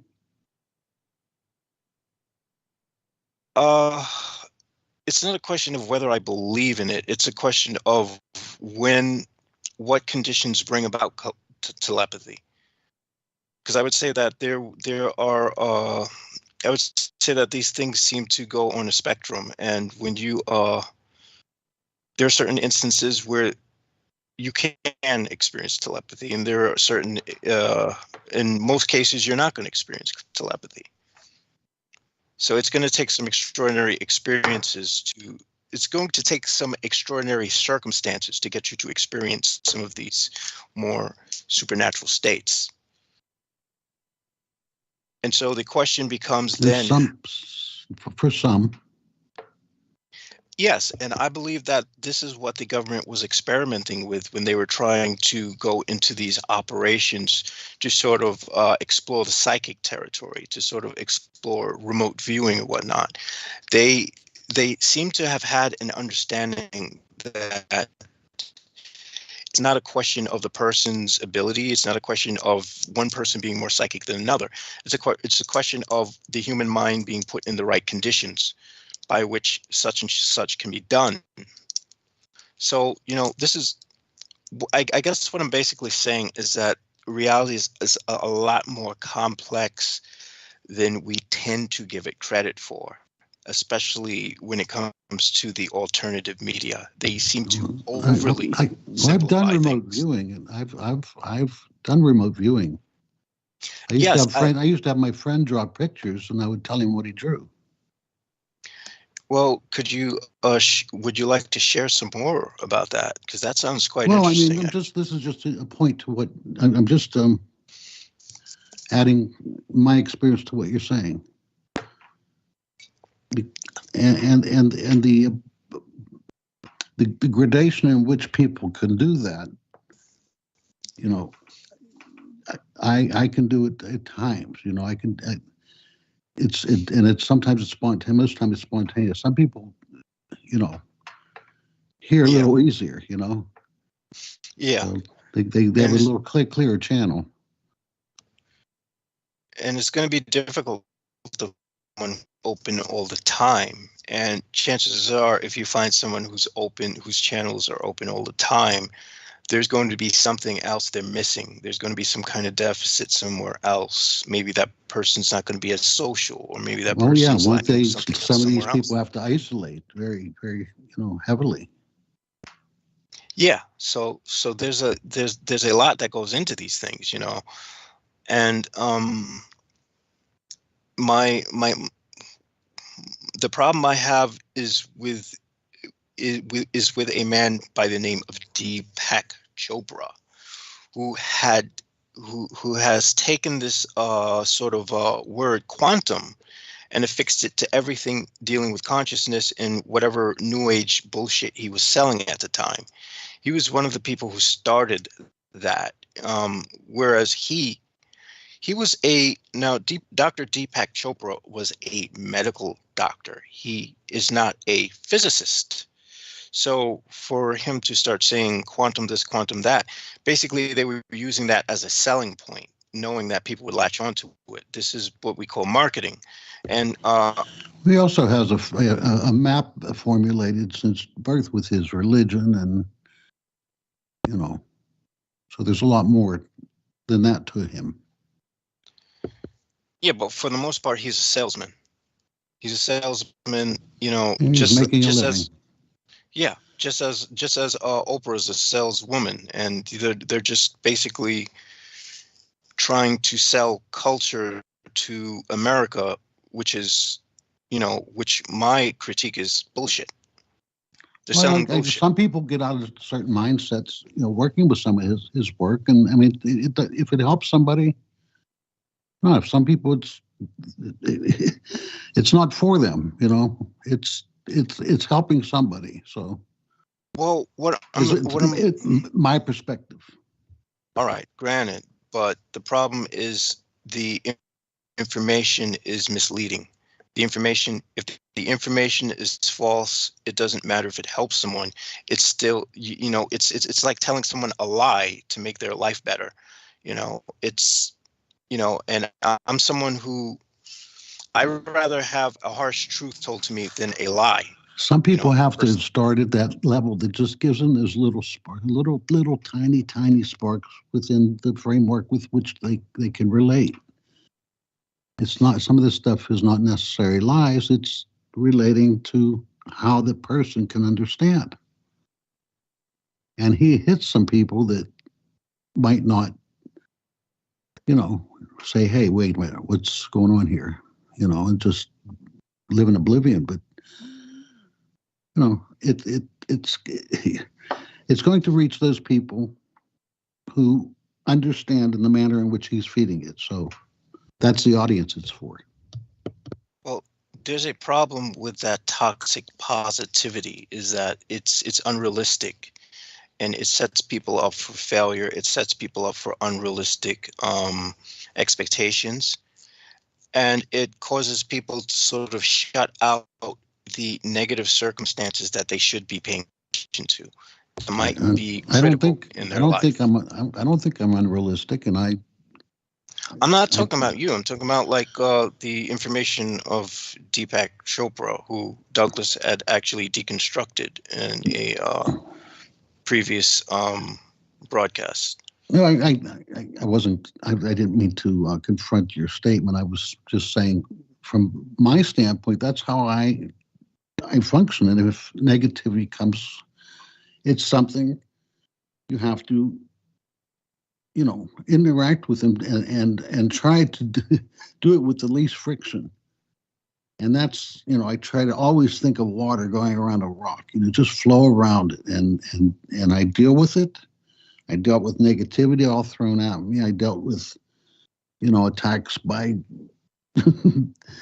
sisters at Eastern Star and this, and I dealt with it. I did not fall into their trap and their game because they're, looking at me, I'm better, you're not, this kind of mindset, and it's just a boring mindset. And I was looking at, transformation because I'm an awaking being here, and I'm being attacked for it, and I just never let their energy influence my behavior. Well, I guess what I'm saying is the negativity has its uses.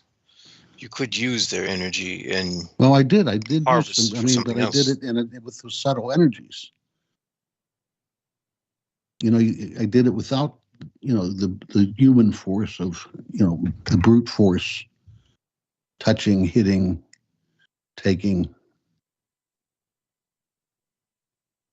I took see. from them energy that they were trying to feed off of me, which, when they called me crazy and tried to keep my daughter from me, I represented myself in court. I had a letter from a psychiatrist, and I got the DA overruled 3 times.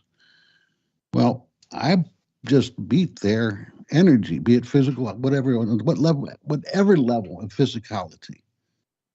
That was some heavy energy being thrown at me. They felt like deep, solar plexus punches of, taking my daughter, taking everything I've ever worked for in my life, all this stuff. And I,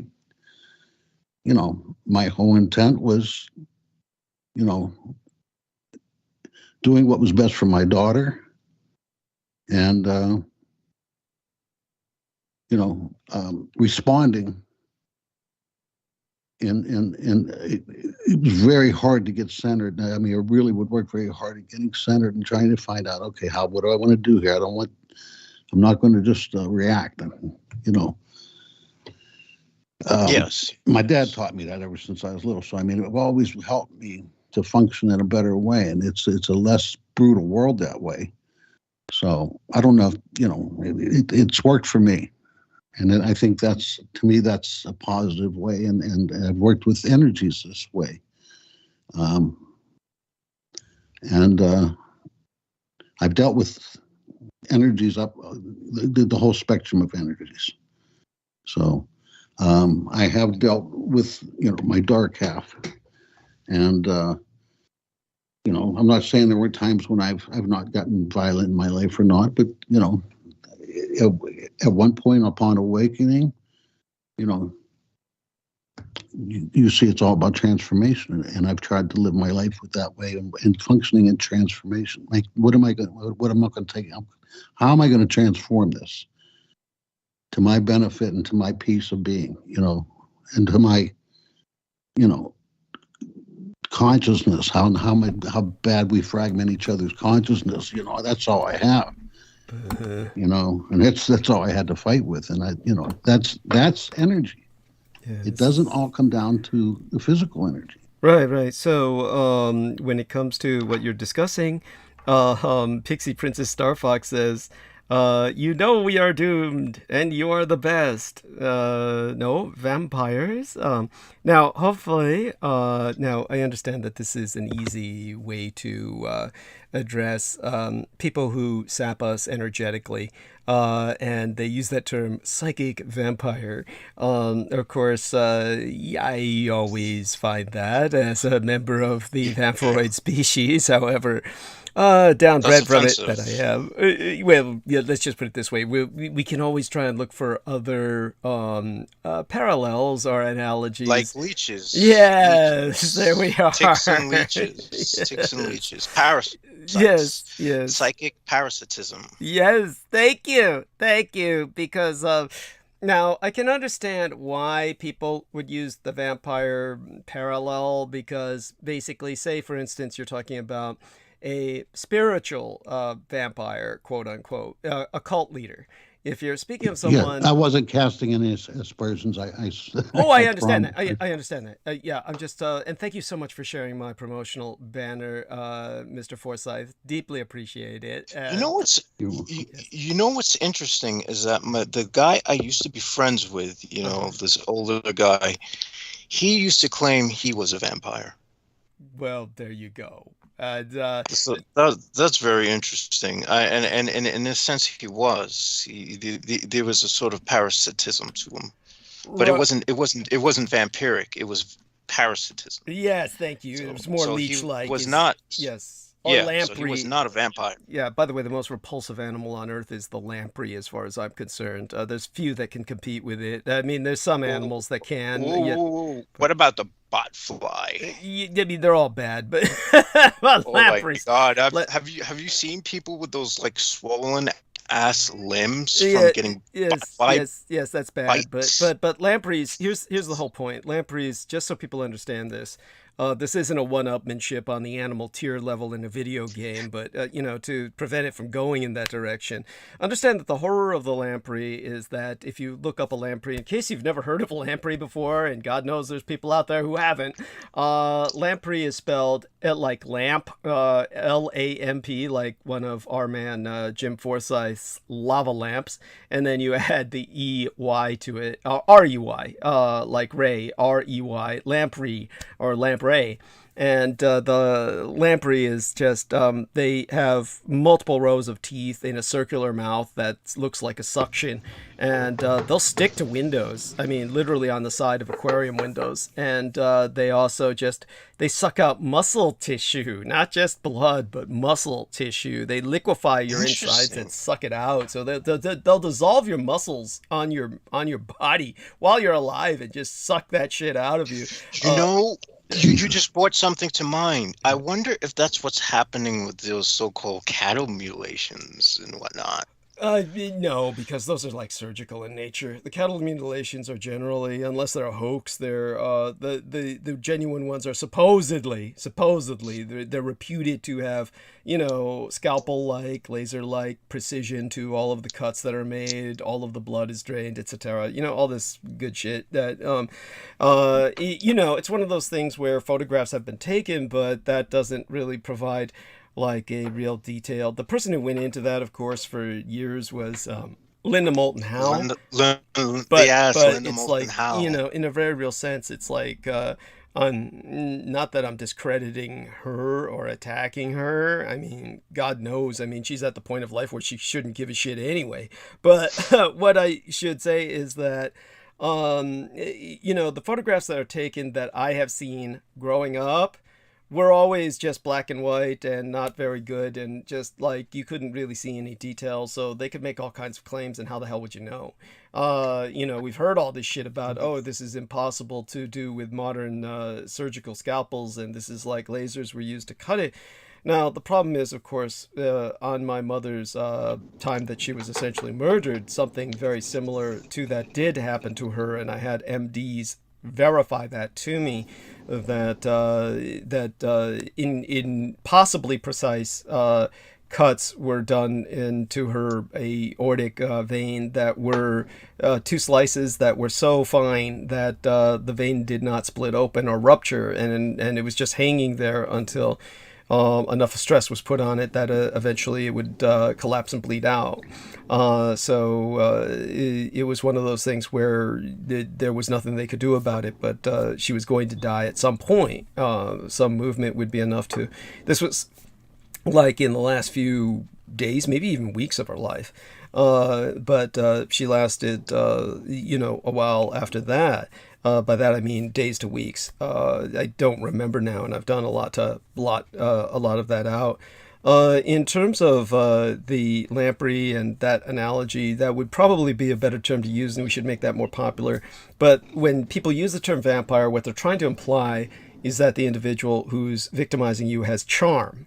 Okay, now that's why when you use the term spiritual vampire and you're talking about a cult leader, there has to be some charisma there. So, based on the myth of the vampire, then they're using the term vampire, implying that he has charm and that he can lure victims into a kind of voluntary submission. So they're volunteering themselves to be victimized by him. That would be where that term would be almost apropos in the mythical sense. But since I'm trying to educate people out of the myth of vampirism into the reality of it as a human subspecies, that, maybe we should try to outgrow that too. So you would just say spiritual predator, a spiritual predator, or a for. No, I could have said their intent as opposed to my intent. Right. Yeah. Or for psychic leeches, I think that's appropriate, or even better, lampreys.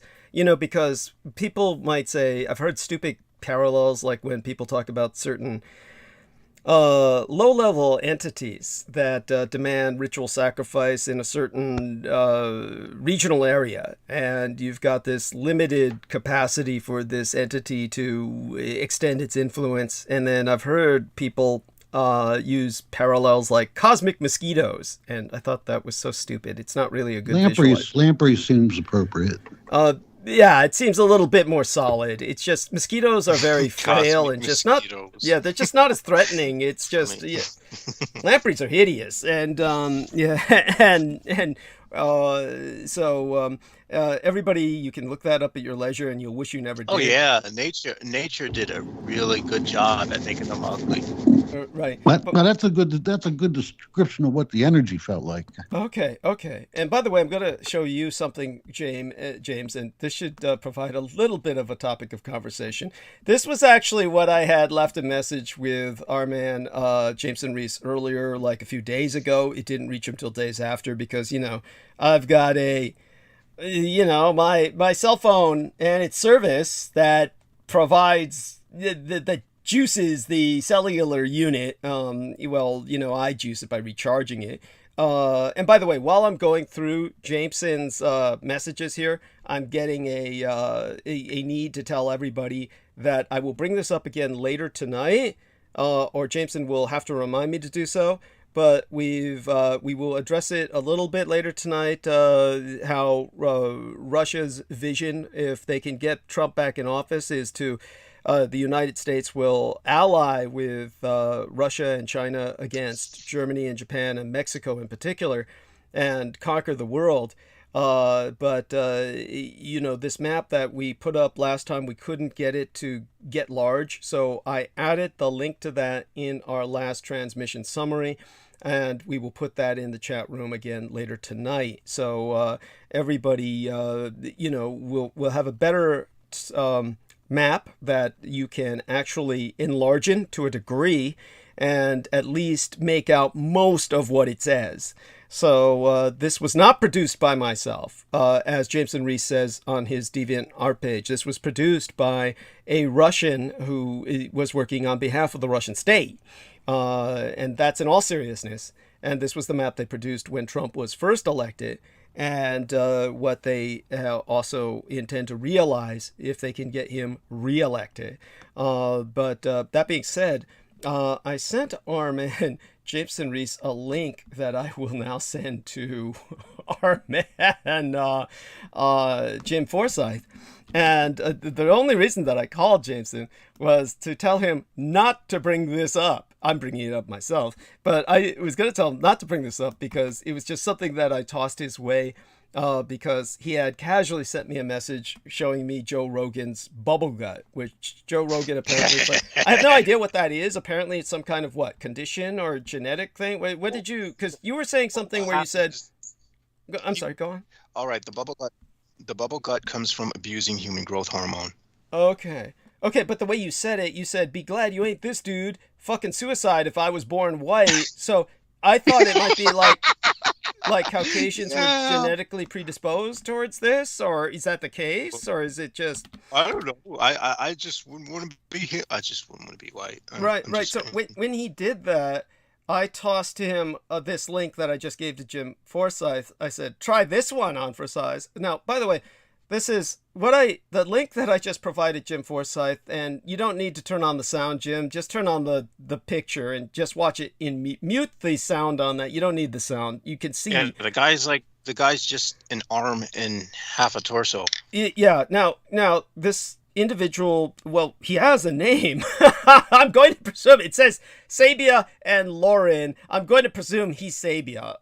And believe it or not, he has a girlfriend. And by the way, I don't bring this up to disparage this individual at all. If anything, this individual is a testament to human willpower, survival, and all that's positive, positive outlook, a positive. This is, I mean, if I were in his position, if most of us, suicide. Yeah, if most of us were in this individual's position, but the one thing that I would fucking, you know what? I would sue the medical establishment for bringing me back to life. I would have to fucking pay me for life. Like, you piece of, this is the reason why I keep in my wallet a do not resuscitate if I cannot communicate with you. Yeah, but the suing thing, just to pursue that for a second for morbid entertainment, what would you get out of that if you won? If you won millions of dollars, you don't have a dick. It's not like you would have, that you could even pay prostitutes to make you feel better. It's like, but at the same time, this guy has a girlfriend. So if this guy, I can't grasp that. If this guy gets that goes past you're focusing on the missing parts. Yeah, I understand. I knew, Jim. What I'm going to do is go mute and let Jim just pour the syrup all over this shit, because this is where he's going to come in, and I knew this would come, and I'm just going to let it flow. I'm just going to let it flow. He's going to pour the fucking syrup on this, and he's going to say, "Yeah, you're focusing on the negative, basically, what's missing." But just so you people know, okay, this man is physically impossible, and it goes to show us that medical science can do anything. If this guy is alive, medical science can bring back the dead. I mean, I don't give a shit what you say. They're not telling you what... And they probably will. Yeah, they probably will they bring probably back the have. fucking dead. They probably have. But they probably have. They probably have George Washington somewhere. Yeah. I mean, seriously. If you people could see this, I mean, you know what? I mean, I'm almost tempted to put. I mean, maybe I should. Maybe I should put the link in the chat room. It's just one of these things so that people can understand what we're talking about. But I mean, this person deserves attention and he deserves support. It's like this is a person who just oh God, let me. And now I made the mistake of going on the link, and now I'm looking at this guy. And well, I used to work with people like this and bring them into homes and help them to try to become self-sufficient like this. Now, just by the way, what Jim is saying is true. Everything he's saying is true. But Jim, give us some leeway here. I mean, you may have worked with people who were like quadriplegic or paraplegic, but like this, I mean, did you ever see anyone like this? This is like this. The guy's missing his body, for God's sakes. It's like the head in the bell jar. This is head in the bell jar level. Okay. Oh, Douglas. Yeah, I worked with a guy that had an ileostomy, didn't have some limbs. I mean, some people are just disabled, but yeah, I've worked with some pretty bad cases. Oh, okay, but this is so extreme that in terms of this guy is just there's almost, it's like I said, it's practically at the level of the head in the bell jar. And yeah. But I'm sorry, Jameson, what did you say? I was just so horrified. I didn't mean to anger anybody here. No worries. There was this case. Yeah. There was this case of this African girl who was born with just a head. Oh, that's right. That's true. Just a head, and That's true. And they keep her in a basket. It's like why? It's like why let that live? Why Right, let right. it suffer like that? What the fuck is wrong with humans? Right, This is r- why I hate humanity But so by the way, but much. just to place There's no this, mercy. yeah, just to place this in some context here. These people want to live, so obviously, it's all society is. Do we really know that they want to live? Yeah, Well, they there's people that believe this even to this. I mean, there's people that looked at me and told me, you don't have the right to be living. I paid for you. I'm paying for you. Wow, wow, that's rough. That's rough. That's too bad. Yeah, that that being said, okay. So the reason that, just to contextualize to everyone, why I wanted to casually, which just so people understand, for all intents and purposes, I never speak to Jameson Reese except when we're on, literally. The rest of the time, if we communicate with each other at all, which is extraordinarily rare, it's usually he'll leave me some messages. I might acknowledge them, but we almost never speak. And unless there's some kind of emergency and we have to coordinate something before the program, like his telling me that he's in the hospital or something. And the only reason that I wanted him not to bring this up was because I didn't want people to get the impression that he and I are sending each other links like this, as which would be similar to that would just be sick, But to let people know, the closest that I've ever come to that was with Lena Shea, and as one example that people remember as someone who I was actually sharing pornography with. So she and I would send links to each other in that regard, but that's a totally different trip. Something like this, I just didn't want Jameson to casually bring it up, and then it would have sounded like it was just morbid entertainment. That's not at all the. In a sense, it was when I threw the link at him because he was talking about Joe Rogan's bubble gut, and then I just said, well, and he said he was going to kill himself if he had that. That's why I said, well, try this on for size, and that was the first time I've ever done anything like this in his direction.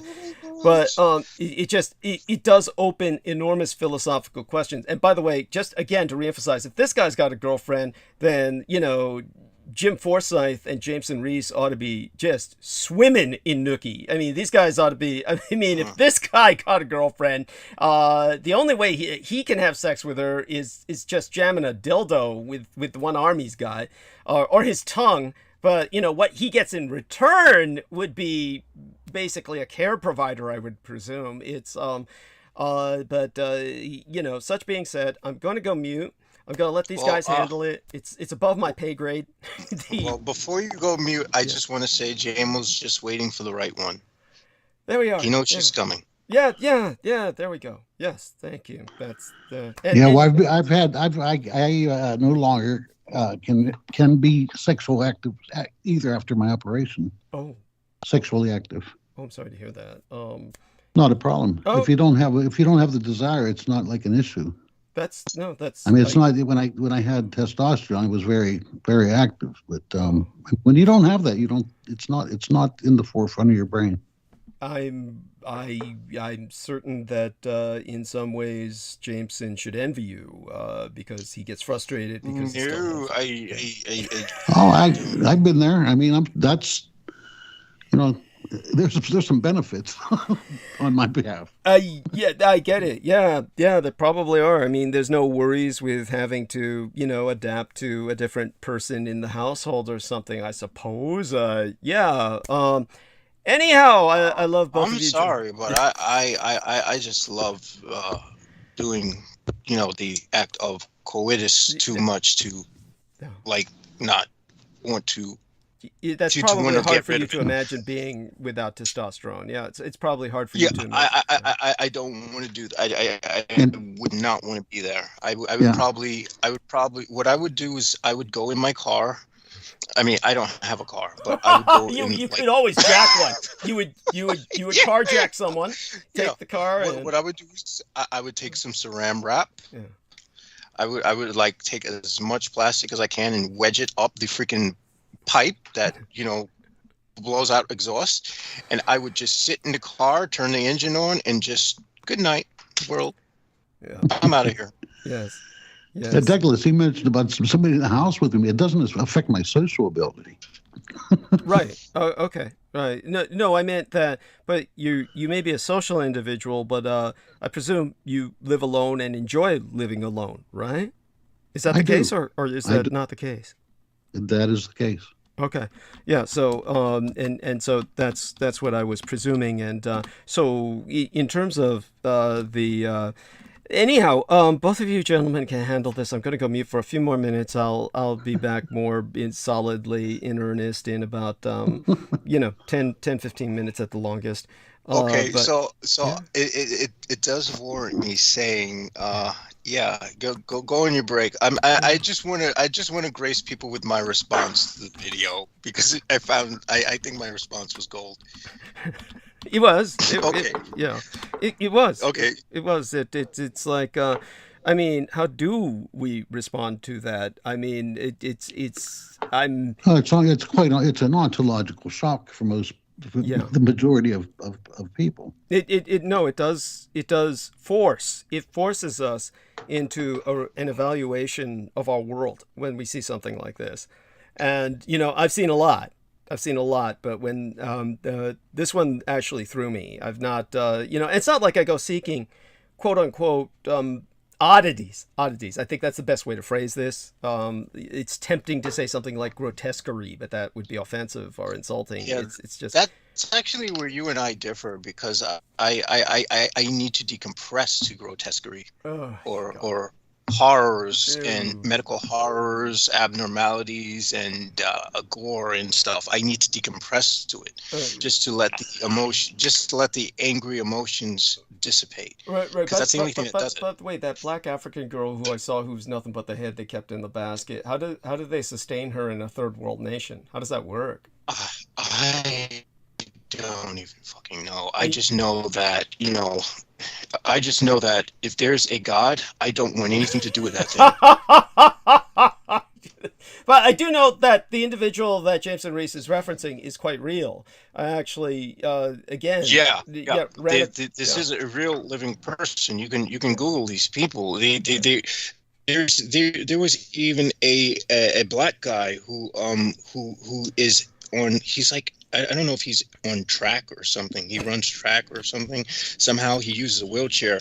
But the guy was born without the lower half of his torso. Basically, he's just like a chest, arms, and a head. And I looked at this guy, and he's like, he has his workout routine and everything, and I'm like, why the hell do you not curse your God? Why the hell do you not say, I will wage war with all of existence for this shit? I would be fucking enraged by it. But these people seem genuinely happy. And I'm like, what the fuck? It, Dude, yeah, it's how much incredible. more can is this masochism on the, like... They seem This is grateful like to be alive. masochistic. Yeah, it's, They seem grateful to suffer. I mean, what the fuck? well, they're grateful I can't grasp it. to be alive. They're not necessarily suffering per se, but Not suffering? yeah, I'm sorry. They're not suffering. I mean, it's just really hard with some of these people. I don't want to make this tonight's theme at all, but definitely I two of you know. can handle it for now. It's just I can't Yeah. to not be whole. That disturbs the fuck out of me. It's like when I was a kid and I opened up that medical textbook and I saw a deformed baby and my mind just went black. Well, And this then is all an of a sudden important I this is an important pop back point. into Yeah. reality. I'm like, Yeah. holy When shit, when what am I when looking at? when I was speaking of geomorphology and talking about the shape of the globe and the nations that are shaping the cultures that essentially settle in these land areas, I tried to introduce it by a parallel to the morphology of the human body and how that basically creates personality. And everybody knows intuitively that that's true. And the reason we all know that's true is because we do know environment shapes us, because due to the politics of Western society today, this is what they enforce, that people are not a product of their genes, that's what they're biased against, and they argue that it's overwhelmingly environment. So if people are the product of their environment at all, surely the most intimate environment we have is our body. So the shape of your body, the form of your body will undoubtedly form your personality profoundly. They're inextricable. They're simply Yes. There's no separation from them. Thank you.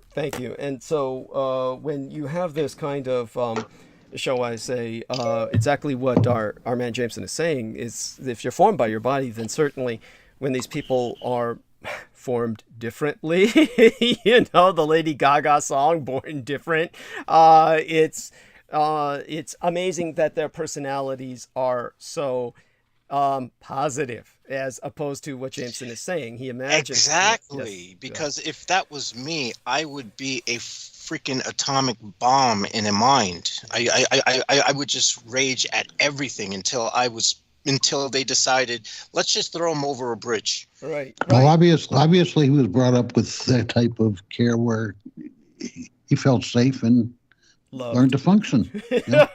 This is where I'm going to let you take over. How many others are buried in the backyard? Yes. Well, you see, there's some sick, grotesque irony here, because I have a body that most people would envy, and I was brought up literally having to fend for myself, because it's like, oh, he should be able to take care of himself. Look at him. He should be able to take care of himself. And so, yeah, it's a completely different world. It's cold, it's hostile, and yeah, every person for himself. So, I mean, there is some irony there, whereas someone who is born with not as much would have to be taken care of extensively, and so they'll be getting attention 99% of the time. Well, I think you'd be surprised on what levels he can function with some technology, especially today, on working a computer. I mean, right there, if you can control a computer with your mind, which you can do today, or at the minimum have those little that's a good point. Pencil sticking out that you tap, which it's beyond that now. It's either speech or it comes from the mind control, mind interface. But you'd be surprised what he'd be able to produce. It's just even with that, that's just not enough, man. I cannot, I would, if someone said, could I cut your arm off and give you $1 billion for the rest of your life, I'd say no. I'd rather be poor and have my arm than have it removed from me and get a prosthetic arm, because I was born with, because this is everything. This is the vessel. But I was a photographer. They pulled my eye out and blinded 95% of the other eye. You learn to adapt. That's an inertial force, I think of. But my question is, why would you want to? Because you have, I think the state of consciousness has something to do with it.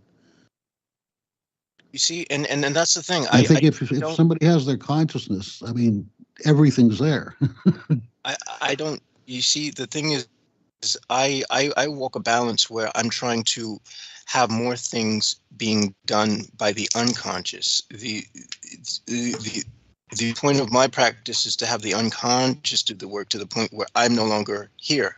I no longer have to interface with this world, where this body can take care of itself unconsciously, and I can just be in the black void of the formless abyss where I belong. Because this reality that you people seem to have so much attachment to, not everyone has an attachment to it, but this thing that people call life, and they call this thing wonderful, I loathe it with every fiber of my existence. I will do anything to make it not exist. But that's just because I just like being in that black, cold nothingness, that abyss. No, you're here with us. For the moment, part of me is, at least. and the other part of me is in that place.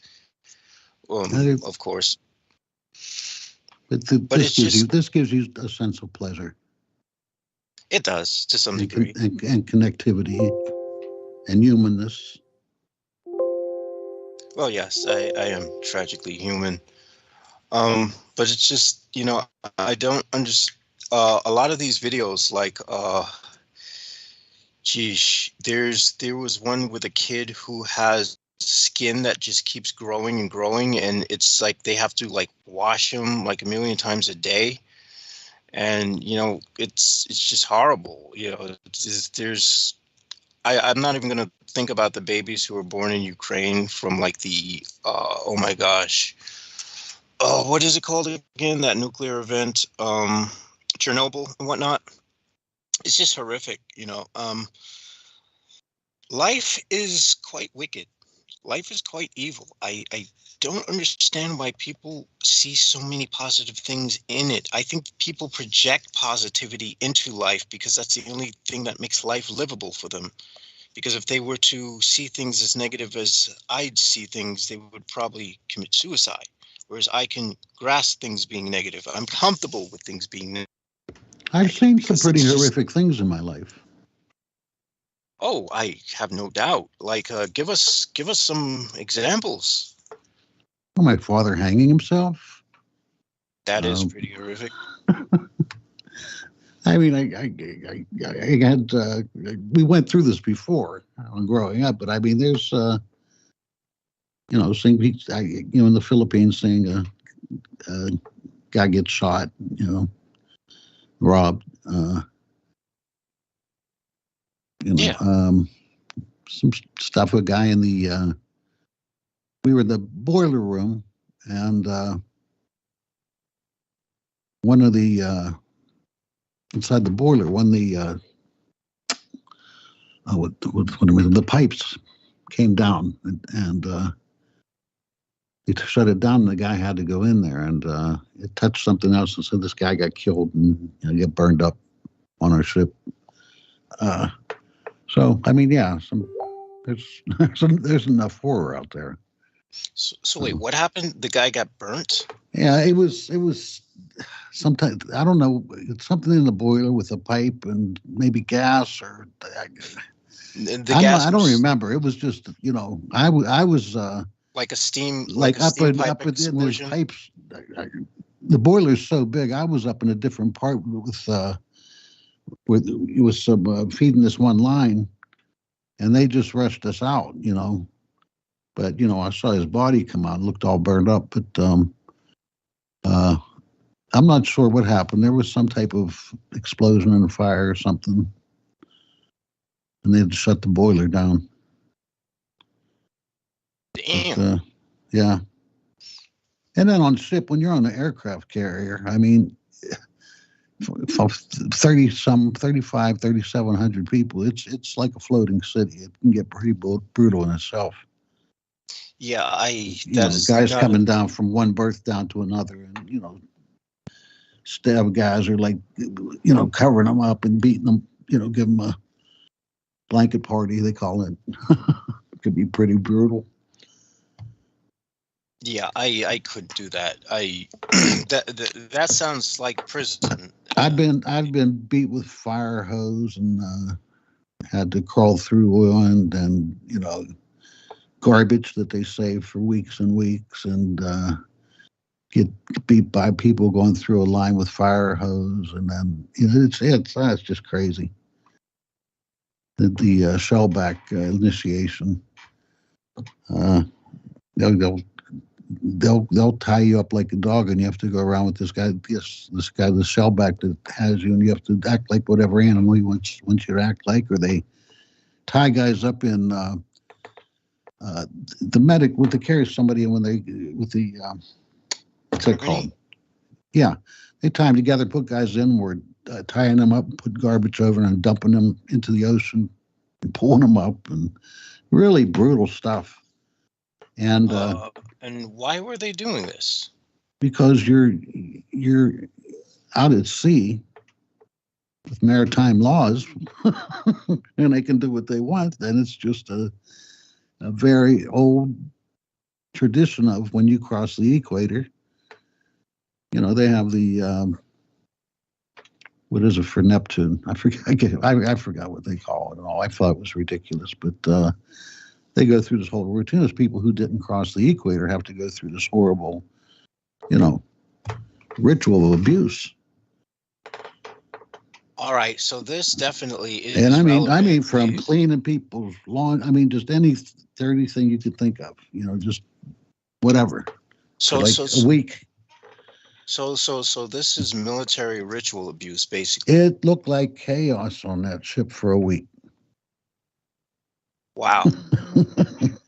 and so, but what you're telling us is that this is standard operations with the military. Yeah, so, the Navy was brutal anyway. And David Ashenfelter from the Detroit Press, he after I got out, because of the abuse mostly, he wrote, he did some research into it and wrote an article on abuse in the Navy and won a what is the award for writing, the big award? A periodical? No.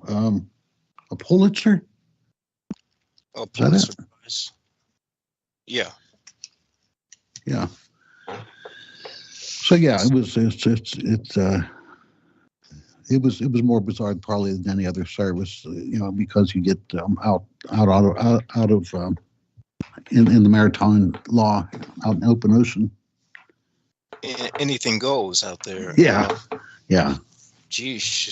So I mean, you could pretty much get away with anything. I'm not even going to entertain why anyone would want to even go on a cruise ship if that's the case, because technically, if you're on a cruise ship and you go out in maritime law, well, the problem they have is pirate ships, pirate boats, and that's more the problem that they would have. And rape and other types of things, you know, that wouldn't be covered under law because they're in international waters. So the captain makes the rules. Yeah, I did 3 days bread and water. That sounds horrific. For defending myself in a fight. For defending yourself in a fight. Yeah. Because I retaliated. And you weren't supposed to retaliate? No.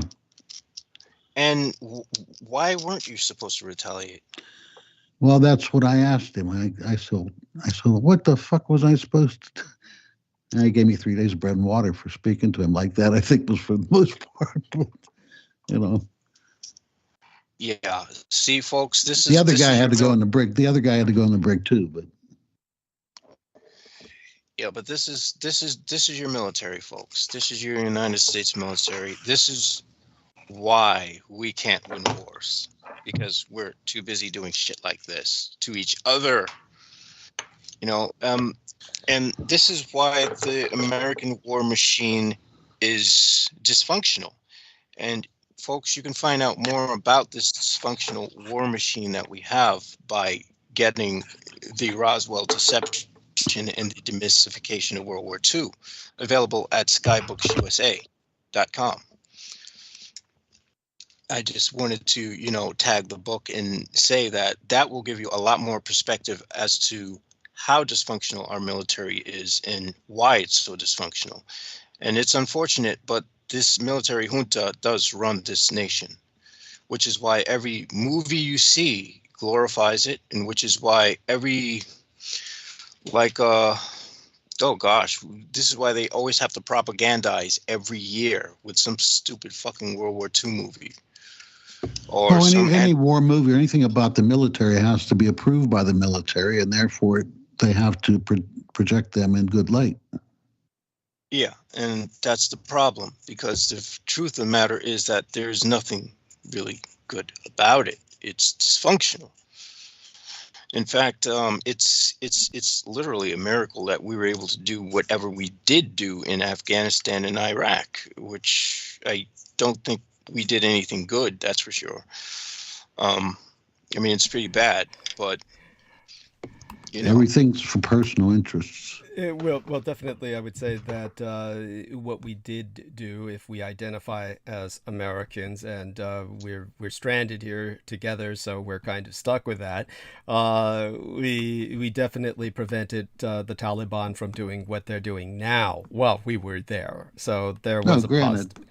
Yeah. The military's done some good things. The government's done some good things.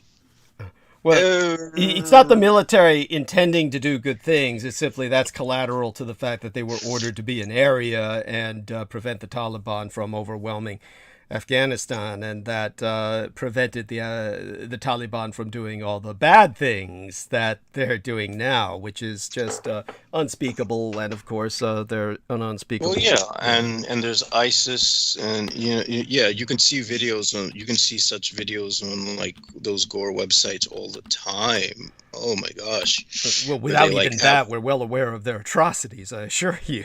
So yeah, it's always fun to talk about them in detail, though. At any rate, I do need to disambiguate my stance from Jameson's in that regard, just so people understand. For sake of form, if nothing else, I have to do that. But such being said, I want to say thank you to German Gomez in the chat room. He says, I want to say big props to Dougie Doe, the only Frisco MC I know, rocking the mic still in 2022. Well, there you are. Yes. Well, a lot of people cleared out of Frisco with everything that's been ongoing. Okay, then. Oh, yes. You guys had the shooting, didn't you? Where Yes, 6 people Sacramento. got shot? Yes, Yeah. the capital of our Golden State. This is, of course, where Brendan Zogid is located, actually, is in the state capital. Understand, of course, our state nation is larger geographically than many nations on Earth. So, and we have a larger population than many nations on Earth. So I will cover that briefly. Right now, what I'm trying to do is gather notes on a number of things that have been ongoing as current events. Take it from there. Once I start monologue, it will be nonstop. If Sammy is able to join us before then, that's great. If not, Yeah, I tried to add him earlier, and I wasn't able to get him. I'll try one more time to see. You can just send him a message in chat. No, not chat. Facebook. Send him a Facebook message asking if he's home yet, home and available yet. Don't try and call him. That way, that'll be less invasive. So what I'll do is, again, hopefully the two of you are not laboring. I'm just going to go mute for a few minutes. I finished eating. Yeah. Well, could you? I just got to take a fast break. Great. Okay, let us know when you're back. And in the interim, Jim and I'll hold it. So, Jameson, Jim. Mr. Forsyth, deeply appreciate your being here profoundly. It helps immensely. So hold the stage by telling us a little bit about what's going on with yourself. The new THC you're using or something. You received, you get this stuff in liquid form or something like that, or what? I get them in capsule. Okay. And what happens when you pop it? Do you get some kind of high, or is it just, pain relief, or what? Yeah, it's just slightly euphoric, but it has the terpenes that help for different things, and it helps with my chronic pain and with the PTSD, So it's just very pleasant, and Okay, try a little better than that. Go into something. It makes the day better. There we are. There's got to be some topic that you're particularly interested in that you can rage on about or effuse about to hold the stage for a little bit while I. I was getting a little bit fatigued here. You're kidding. You are kidding me. Oh my fucking God. It's. I know. I can't believe you go on for 12 hours. It's one of those things where, we all have different chemistry. Obviously, it takes me a long time to start. And when normally if we had, Pete the Moon Man here, he would go on for a long while and then retire around midnight after he had kind of satiated himself. But when it comes to what I'm trying to deal with right now, of course, without Pete being here, I'm counting on the two of you to kind of hold it. Now, you're talking about getting kind of tired or something like that. So tell us a little bit about your energy cycle. When are your most energetic parts of the day, and when are the parts when you just crash? Well, I sleep well. I have to sleep well. I get through about, depending on how busy I am. Mm-hmm. I get up at 8, usually, sometimes 9. But I go through my day at right about 3 o'clock. Sometimes I have to take a nap. My energy is just shot with my body and all the illnesses I have, and it's hard for me to walk. Mm-hmm. So everything's strenuous, but I push myself. I force myself to do things. But there's times with the osteoarthritis and fibromyalgia that the pain just constricts up my back, and it radiates up to around my chest, where it just freezes me up, and I can't function at that point. Uh-huh. Oh, and I mean, I have to kind of like crawl. Wow. And just lay down and take a nap and let my body release. Uh-huh. So I'm forcing myself to function in many ways. Uh-huh. So, but it's what I have to do. My vision alone, when I go to the store, I half know what I'm buying. No. Because, Explain to people your vision, the issues you have with your vision, how you look at the world through a peephole, essentially. Yeah, well, I know my right eye was pulled out of my head so you can drill through my eye, nose, and throat for the tumor, and then my left eye, they pulled off the optic nerves. So I'm dealing with 5% vision on my inner left eye. If you looked at me, it would be my right eye, and it's on the inner eye, so I see a very small percentage obliquely. So if I look at somebody, I actually see about not quite half their face, because it's not peripherally nor up and down. It is also limited. So right. It's tunnel vision. There. But it is true that when you lose your sight, that you other senses become heightened, and the sense that I noticed becomes heightened is my hearing. Mm-hmm.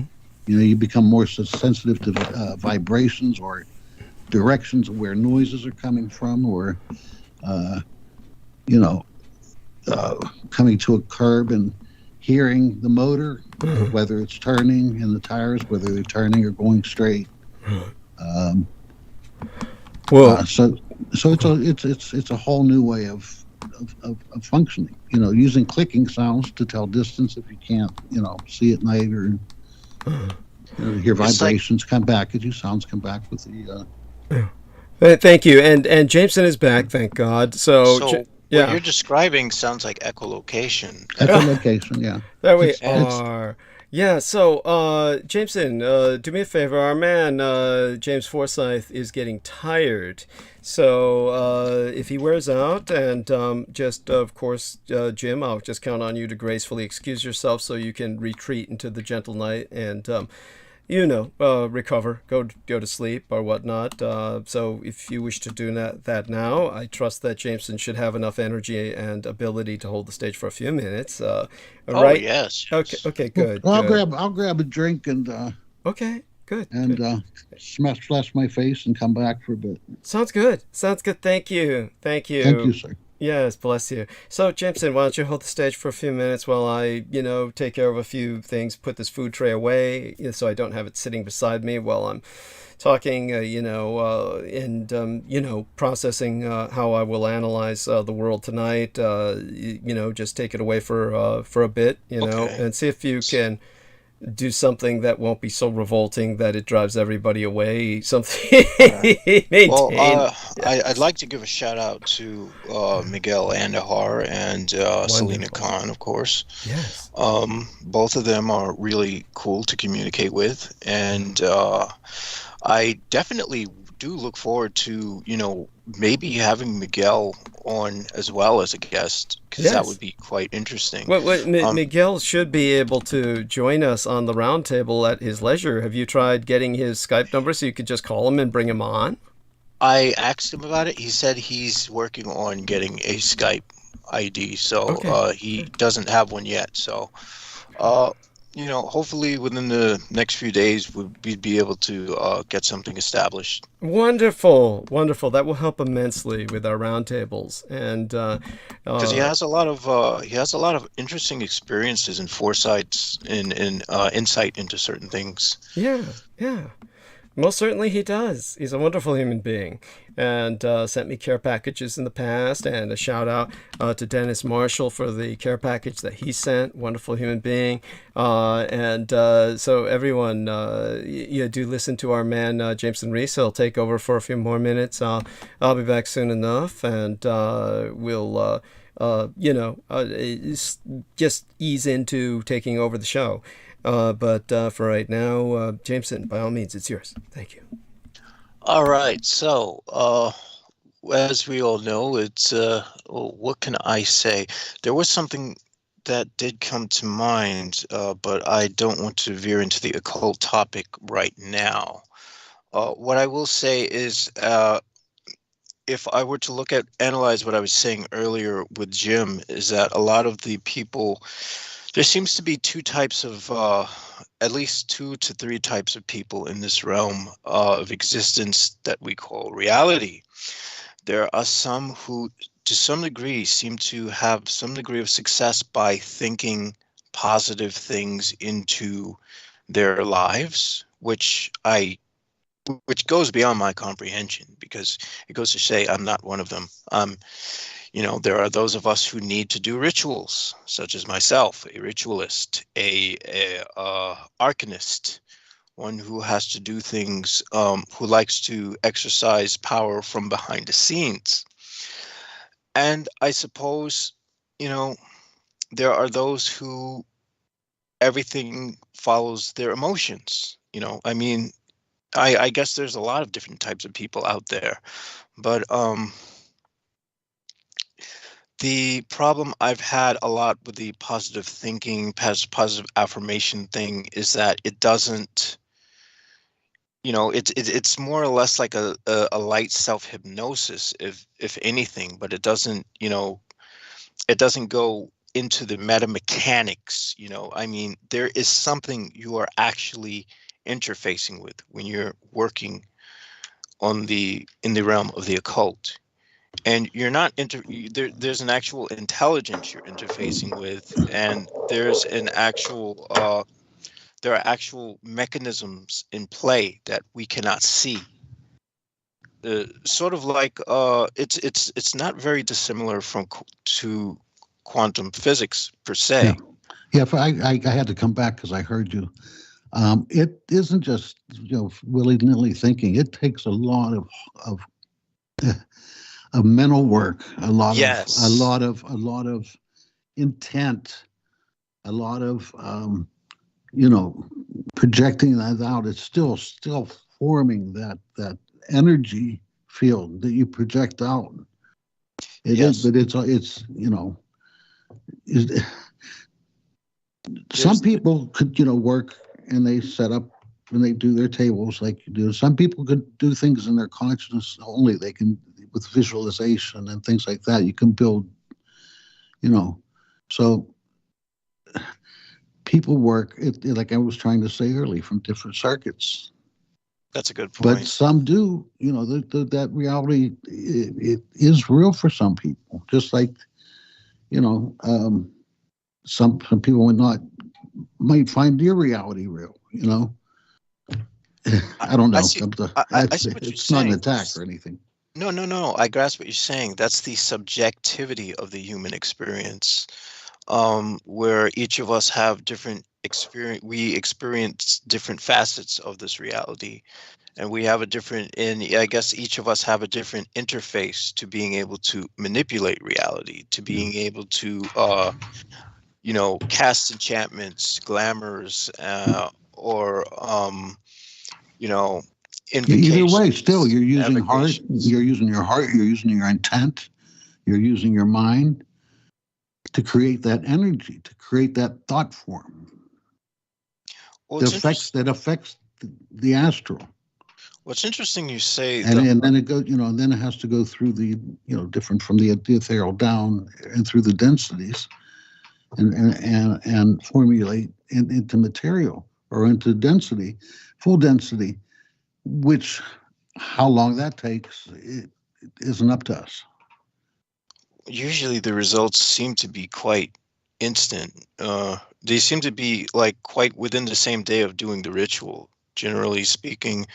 I've been finding though that that a lot of people don't talk about the root chakra. And I think that if you pay attention to your pelvis, your pelvic bone, your pubic bone, you know, there's a lot of power you can Well, channel that's your from. grounding. That's your grounding. Yeah, yeah. And that in and of its, if you focus all that energy there, I find for some reason you're able to. It helps. It helps in rituals a lot. That's what a lot of people do. A lot of people work from that sexual, you know, root chakra. I like the way I like to ground. I think is closer to an Eastern thing. I like to sit by a big tree, and I'll sit next to it, and I'll, mentally kind of like merge with it, but then I'll feel like my spine going down into the earth, like roots merging with the earth and the tree, and like Ah, sending negative energy into that, and then refreshing myself with Mother Earth, and or if I try to feed Mother Earth by bringing in mentally bringing in light and feeding the earth, giving back, and uh, so there's different ways. yeah. I find myself like I like to be near bodies of water. I like to be. This is probably one of the reasons why I cannot see myself separating from New York, despite the fact that my folks want to go elsewhere, because I like being able to, Water's powerful. yeah, to be able to sit on the ferry boat and, just be on the water, to be right, or to be able to sit at the pier, and just sit by the docks and just, to just be right on top of the water. There's something absolutely enchanting about it. Well, Yet, we're 90% water ourselves, so I mean, yes, it's a very lunar element. It's very lunar. It's very, very connected to the moon because, the tides ebb and flow with the movement of the moon. and And that would go for all tides and cycles, even the feminine cycle. yes, yes. And I'm very, And there's an actual masculine cycle within that too. yes. And I'm very attached to that sort of lunar aspect, even more so than the solar aspect, which is something I'm trying to work to balance with time because granted, the solar has its place as well, but I find that for some reason full moons, it seems to I seem to go through this phase when the moon is full where I feel almost like invigorated. There's just almost this surge of energy, there's this surge of power. It's almost like I can grab something and I'll be unconscious of it, but it's like I will grab something and it'd be like the amount of strength that I'm projecting is like just magnified for some reason when Well, there's that full Good. moon. It's a great archetype of the subconscious. Yes, yes. So that lunar energy, is it's very powerful for me. It's something I think that, I think it's something that our world needs to connect to more is that lunar energy because we're in a stage where we're oversaturated by the solar, we're oversaturated by that masculine energy, and granted there's also a feminine aspect to the solar as well.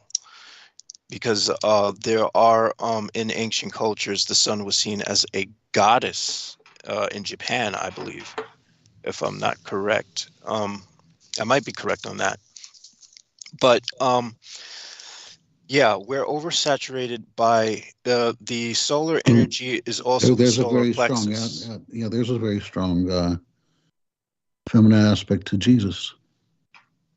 Yes. The solar energies dominates the solar plexus, and that also dominates personality, ego, which is not a bad thing. But the problem is, right now on planet Earth, we have too much of that. We have way too much of that. The lunar is more of a balance to cycles. It's more of a balance to nature. It's more of a balance to emotions. It's more about, you know, I don't know. The lunar has a lot, but you know, and I'm still exploring the lunar aspect of things, you know, even with my occult workings. And and it's kind of one of the reasons why I'm drawn to more of these sort of darker paths, because they do emphasize more of that feminine energy, that lunar energy. So, you know, it's not a question of good and evil when you're talking about the darker path. You're dealing with just a different polarity than The than feminine aspect is very important, I think, yes. to whatever polarity you want to add it to, you know. Yes. And if you have that, and if you're in touch with that, if you're in touch with that feminine energy as a male, I find that you'll be a lot more secure in yourself. You'll have a greater sense of self-security. You won't be as insecure as guys like Vladimir Putin, who all of a sudden just overnight, because he's feeling insecure about himself, decides, oh, I'm going to go invade Ukraine and make the world a living hell, because he can, you know, because he's insecure or whatever. So, you know, so on a global scale, we're seeing the breakdown of that sort of solar energy, and we're entering a new phase, a new aeon. We're entering the aeon of Tiamat. You know, Yeah. Well, also the serpent. sun, the solar has, other than the masculine aspect too, can take on a feminine role also. And I think that's where we're heading also. Yes, yes, I agree. That is also where we're heading as well. The thing is, you know, these overbearing patriarchs have left wounds on this planet that cross generations. It's literally scarred this planet for the worse. So we definitely need to enter an age where women have power, where women have a say in things, where women have a say in the roles of society, roles of leadership. Those roles are growing. They're growing. Yes, but they're and we need to go faster. We need to hasten that, because at the rate we're going, you know, we're not moving fast enough in that regard. You know, women still don't have, you know, they still don't make the same amount of wages as men do. You know, we still have that split. And we're in the United States, for goodness sake. We're in what's supposed to be one of the most progressive nations on the planet, and women are still not paid the same amount as men. Well, that's just a product of the mindset. And that's something that we need to overturn. That's something we need to rip And we apart. don't want to go to the whole other polemic though. There is. I mean, once again, there needs to be there's that balance that both of them have a role to play. Well, you need to understand that, you know, if in the only place where we see equity between peoples is in matriarchs. Well, that's the ideal, to have Yeah. the sun and the moon, or when needed, or the moon and the sun, or Yeah, Yeah. it's With the balance of the universe, you know. I'm sorry, I came in just for that, and deeply well, appreciated, of course. But it sounded just a little bit I I cliche. just have to. But go on. It's just that with uh I didn't hear Douglas. It's a little bit what? I'm sorry, caught me just as I was drinking a Coke. I apologize. Just a little bit cliche. I don't mean anything negative about that. Balance of the universe. Kind of. I mean, Well, I talk in that way myself to a degree, but there's a truism to that. yes, yes, yes. Yeah, go on. which it's just that when we see patriarchal systems, they're always ripe with there's never equity in patriarchal systems. If we were to establish a sort of matriarch in this society, if we were to establish a matriarch in a global in a global sense, I guarantee we would see a lot more equity between people than we do under patriarchal rule. Right. Patriarchal. Yeah, patriarchal. Yes, thank you. Just so we all know we're on the same page when it comes to words we're using. HD says there needs to be a balance. Perhaps the Iroquois Confederacy approach would be good if I'm not mistaken. We don't want another debacle like South Korea. What I think he means is the tensions between North and South Korea, I believe. What's going on with South Korea? They just had an don't know what he's election in which referencing. the right winger got elected, and then immediately said that he might, that maybe they need to conduct some preemptive strikes on North Korea. At which point, Kim Jong-un's sister spoke up, and she said that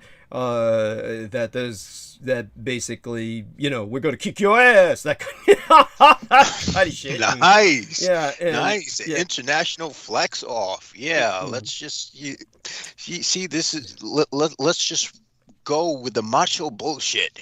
My bombs are bigger than your bombs. Yeah. And of course, so South Korea is understandably talking about they should, establish their own nuclear arsenal, since obviously North Korea got their own nukes. So there's obviously a logic to that, but that is fair, honestly speaking. Right. Oh, okay. So then HD says, I meant the South Korea scandal from when they had a female prime minister. Okay, thank you. I appreciate your clarifying that. So what he means is that while you guys are talking about patriarchy, matriarchy, he feels that there needs to be a balance between the sexes because, well, this is the way I perceive it.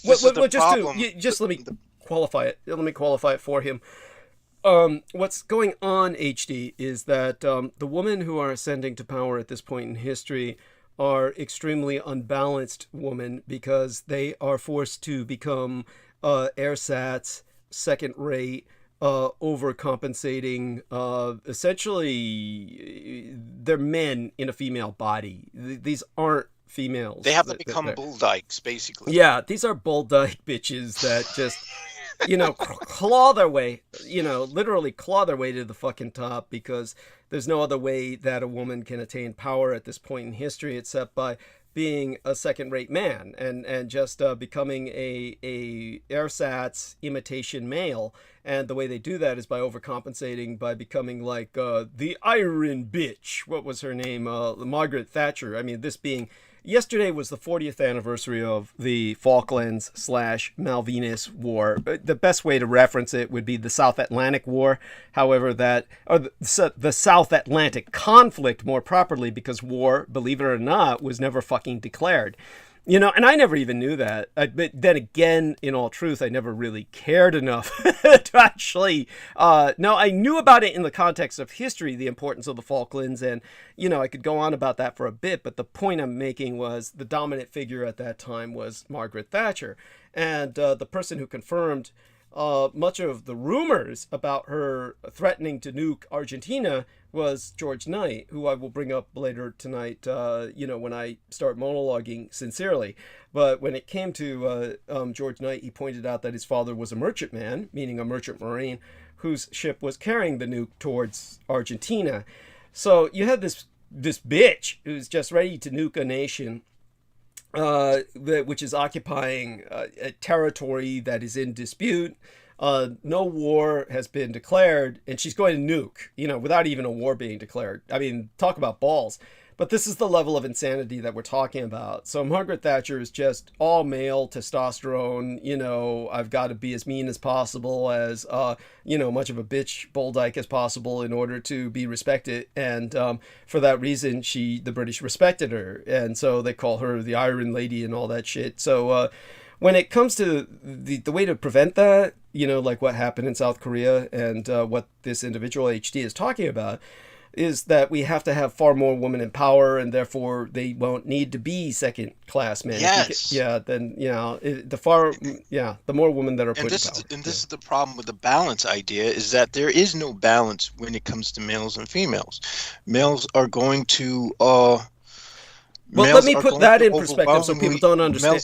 I don't want people to miscommunicate that. Jameson is not saying that there's no balance because the men, basically, he's not saying this at all. I think most of you get what he's saying. What he's saying is that the men are assholes and they're going to dominate. If there were just 50 men and 50 women, the 50 men are going to impose themselves. And so that's what he's saying. They're going to be violent. They're going to fuck. They're not going to go by the rules. They're going to destroy everything. That's right. And just so that they can be just because they're insecure. Yeah, just to qualify this so people understand. And do me a favor and bring Penny Bradley on.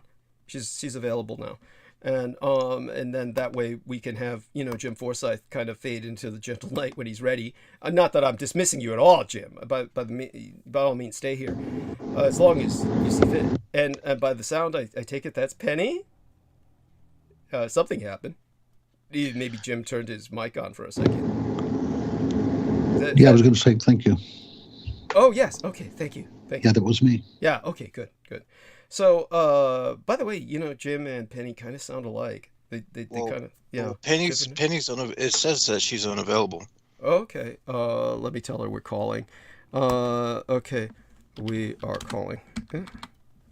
We are calling. Let me get that. So, just to give people the ultimate example of this kind of thing that men do.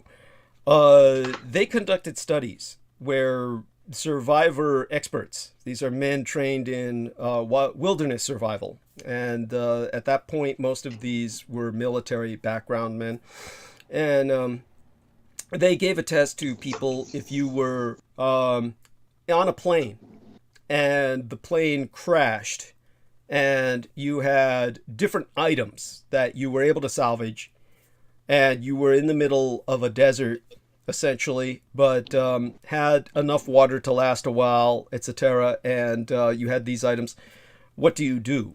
And they tried this with different population balances. And the most striking example that essentially summarized all the rest was a balance of all women and one man. If you had all women and one man surviving a plane crash, like about 20 women and one man, then what would you do with the items? And among all the items, the standout item for myself, because it proved to be the crux of the entire study, was the parachute. You were able to salvage a single parachute. By the way, for those of you who don't know, parachutes are enormous. You have no idea how big a parachute is. It's like when I was young, they basically brought a parachute into an auditorium. And the parachute was something that had us all spread out, and we got underneath the parachute. Now, we were children, and our size was much smaller than that of an adult, but still, we weren't that small. We'd be about a third the size of an adult, approximately.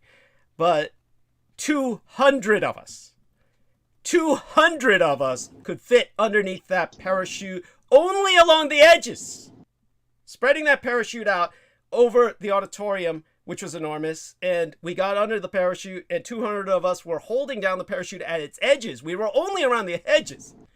So 200 of us were able to unfurl this parachute, and the rest of it, because we were unfurling it, it filled with air, because it's basically kind of like a vacuum, sort of. It's just, filling up with air because we're unfurling it.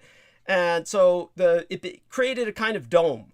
So we were all holding on the edges, 200 children, and this big dome was over us, and it was just immense. You have no idea how enormous a parachute is. It's just reams and reams of this material. So by the way, I told her we're calling, and she sees that, so you can call again, see if it works, or maybe she fixed her Skype. So my point is that once you get an idea about how enormous a parachute is, they noticed in these studies what would happen with different people trying different things. If you were in the middle of the desert, you had a compass you salvaged a compass, you salvaged the parachute. The only ones that survived, the only ones that proved to survive in the study, it's not that people actually died, mind you, but the survival instructors were telling them you would have died if you had not had us to intervene. I hope people understand the concept here. In other words, the survival specialists were there to maintain track of the people and explain to them what you did wrong. And it turned out that when you had a group of nothing but women, they would always survive because they were passive. And what they would do is they would simply unfurl the parachute in place. And it was so enormous, just all of them unfurling the parachute. That alone was a signal to overpassing planes that something was wrong, and then the planes would call for help, and then a rescue party would arrive. Not only that, you could use it for shelter. It's a terror, from the sun. Yeah, of course, yes. And so men, on the other hand, always died because they tried to use the compass to get out of there and try to go someplace, and there's no place to go. You're just going to die.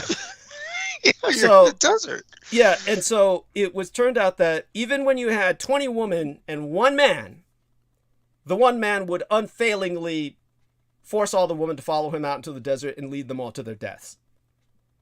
So, in other words, there's nothing good about a man. There's nothing they do that is constructive or helpful or survival oriented. They're just meant to be expended because that's how the females survive to continue to produce and raise children. So understand that. That's the whole point of a man, is to go out there and sacrifice himself, which is what they're good at. They're self-destructive. Yeah, and, we're only created to destroy shit, basically. Yeah, and but also to sacrifice yourselves so that the woman can survive and raise the children behind the front lines, while men just go out there and throw themselves at nature or whatever. Confront mastodons and all the rest of that shit. But bullets and atomic bombs and shit. Yeah. So now Penny just tagged me in something. I tried to add Penny and like 3 times already, and it says she's unavailable. Okay, so I'll tell her that. Let me go back into the Penny box here, and okay, Penny. Here we are. And see if it comes up. It didn't come up. Oh, it did. Okay, we are calling. It says you are unavailable. Says you are unavailable. And hopefully that puts some perspective to what Jameson was saying intuitively. Jameson knows this intuitively. His faith in men is zero. His cynicism is, of course, beyond that of the norm. It's off the scope. It's off the range. Off the spectrum. I'm out in left field with my cynicism. Yeah, and admittedly, I'm not that far behind. But just to drive that point home to people, and hopefully they understand. Now, when it says Penny tag me in something, let me see if it takes me to where I can review it and what the hell she's tagging me in. Okay, and so here we are. She says, hopefully she works on that. She's available, but she's not. Her Skype is not yet available. Okay, so she had a guest. She tagged me with that, and maybe she can tell us why she feels that that's relevant. The nature of the universe, psychic time travel experiments. I mean, she probably thinks it's something that I'd be interested in because of Peter Moon, but truth be told, I'm not interested in Peter Moon's time travel, so why would I be interested in anyone else's? One of the problems with time travel is that there's nothing applicable to it. There's no applicable use for it. Well, there is, but we're not yet at the stage where we're using it right now. I'll explain to you why it's necessary.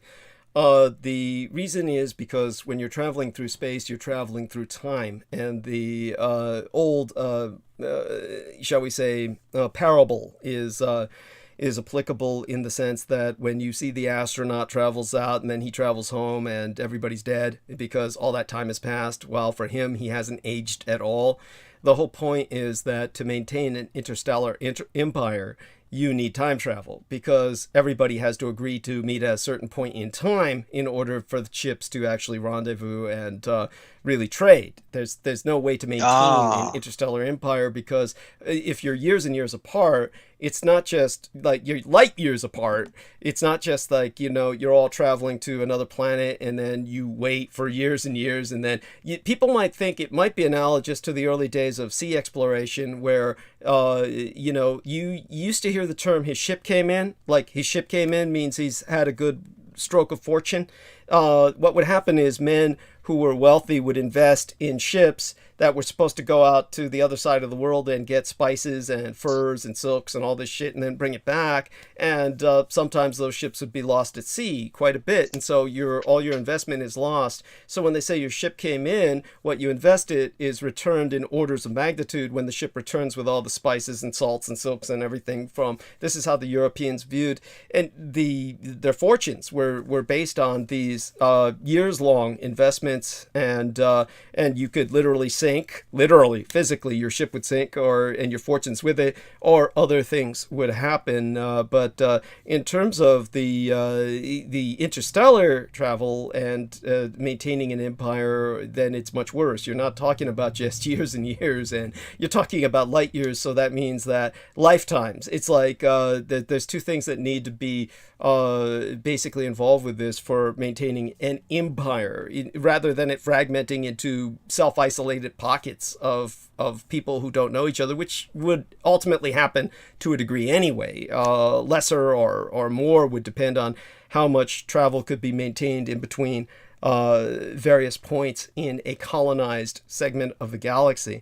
But in order for trade to be maintained at a regular level so that you have someone able to administer an entire sector of the galaxy, time travel is absolutely a necessity because you're all agreeing to rendezvous at a particular time in order to trade. And so that's where that comes in. So I'm gonna go grab some dinner. Okay. And Penny's on now. So wonderful. So Penny, let's test the quality of your sound. Say hi to Jim. Hello, Jim. Jim. Hi, Penny. How are you? Wonderful. I have a touch of laryngitis and my throat's sore-ish. Oh, I'm so sorry, poor girl. I'm going to be quite quieter than usual. Oh, honey. Oh, that's so cute. Why?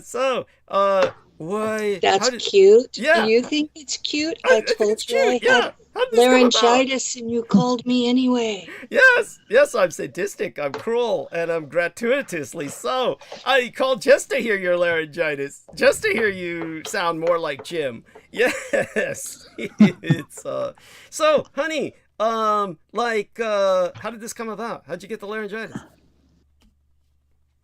It's season change here. I usually get sick. Oh, sorry to hear that. So it's like an allergy reaction, like an allergic reaction to pollen and shit. Well, I had that anyway because oak trees. Okay. But we had snow one day and then 80 degrees for a week and then rain and snow again, and the body just didn't want to keep up with it. Wow. Okay. And tell us about your show and how it's been wiping you out, and also your rehabilitation. Things that have been going on with your rehab. Catch us all up, honey. Okay. I've been taking physical therapy. We finished the first set, and I kept having issues with being dizzy. And finally, the physical therapist takes me into the back room, and she pulls a test on me. It's a follow the fingers with your eyes test. And she says that I have to stop all of the muscle exercises and do this set of things because I'm having issues with, I had a concussion for a full year before the surgery. So the neural pathways were already damaged. So this wasn't your brain interpreting your head being cut off as the concussion. You had a concussion beforehand, but it wasn't. This is different from your ex-husband beating you with a broom handle. How did you get this other concussion? This is more recent. This other concussion is because the epidurals stopped working and the swelling at the injury site was, my spinal cord swelled bigger than the available room. Okay. And stayed there for about a year. And I kept complaining of having a headache, right? Right. And when they had the surgery and I came to, the headache was gone. But the effects of a year of the spinal cord being swollen that much are still there. And along with that, when they cut half my neck, my brain interpreted it that I was just this head and no longer listened to the input from my body regarding what my eyes did. Oh, by the way, Jameson, you hear that? You hear that, Jameson? You can come on now and you can groove off the fact that she experienced what it's like to be guillotined. And you can just, that this is probably something he'll masturbate over later, just to let you know. I'm sorry, I'm just being so cruel to him because sometimes he deserves it. He just is a bit too graphic with what he sometimes gets off on, so to speak. Well, that's a bit unfair. I'm sexualizing it, but in your case, however, I'm so glad you survived that and that it actually worked out for the best in the sense that at least it did what it was intended to do and put a stop in a very real sense almost immediately to the pain that you were otherwise experiencing for all too many years. And I'm just kind of wondering why James Forsyth doesn't kind of go through that same kind of procedure to deal with his pain rather than saturating himself with pot, which is the more conservative way of his dealing with it. But probably he enjoys the pot. So, honey, go back to what you were saying. So your body interpreted that you had been guillotined, and doubtless you flashed back to that time in revolutionary France when that had actually happened in a past life. And then you came back to us. I was not in revolutionary France in a past life. Come on. Well, we don't know. I do know some of my past life, or at least have memories, but they're not something that I put enough stock into to talk about them on air. Understood. Okay. It's one of those things that you have a knowing, but you're not sure it's real. Okay. Yeah, I'm sorry.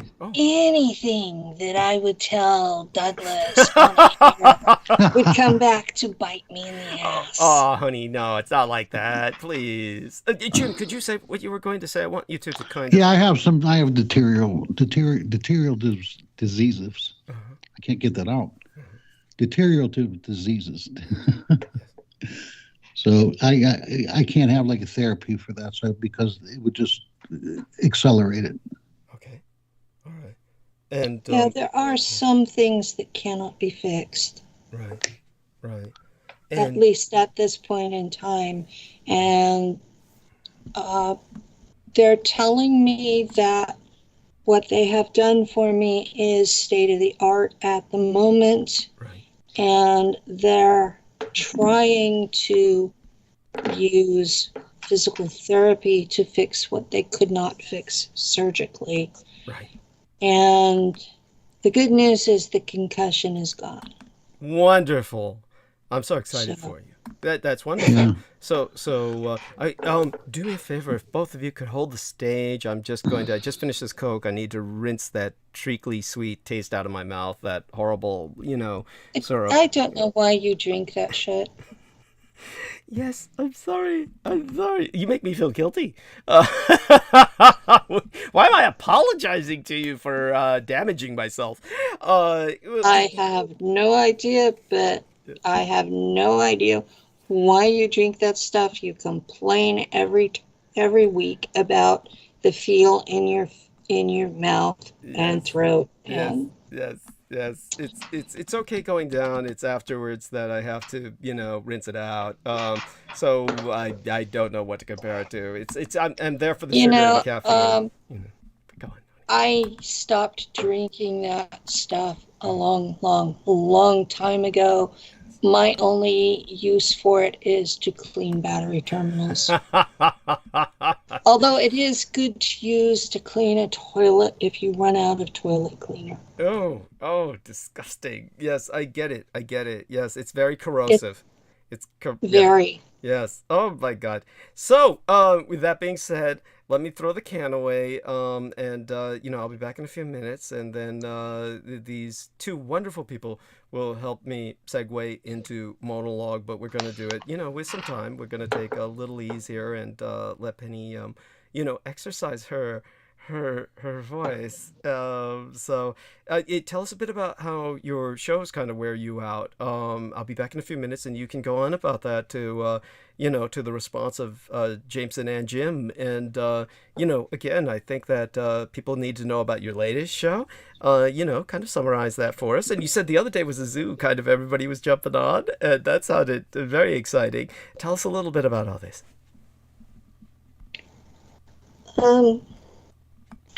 You threw a lot of things at me at once. I had Aganost on my show Saturday, except that the Saturday it didn't air because Daryl was gone. Apparently he had flight issues and wasn't able to get home in time to air the shows. So Augie and I did a pre-record, and I got that uploaded tonight even, and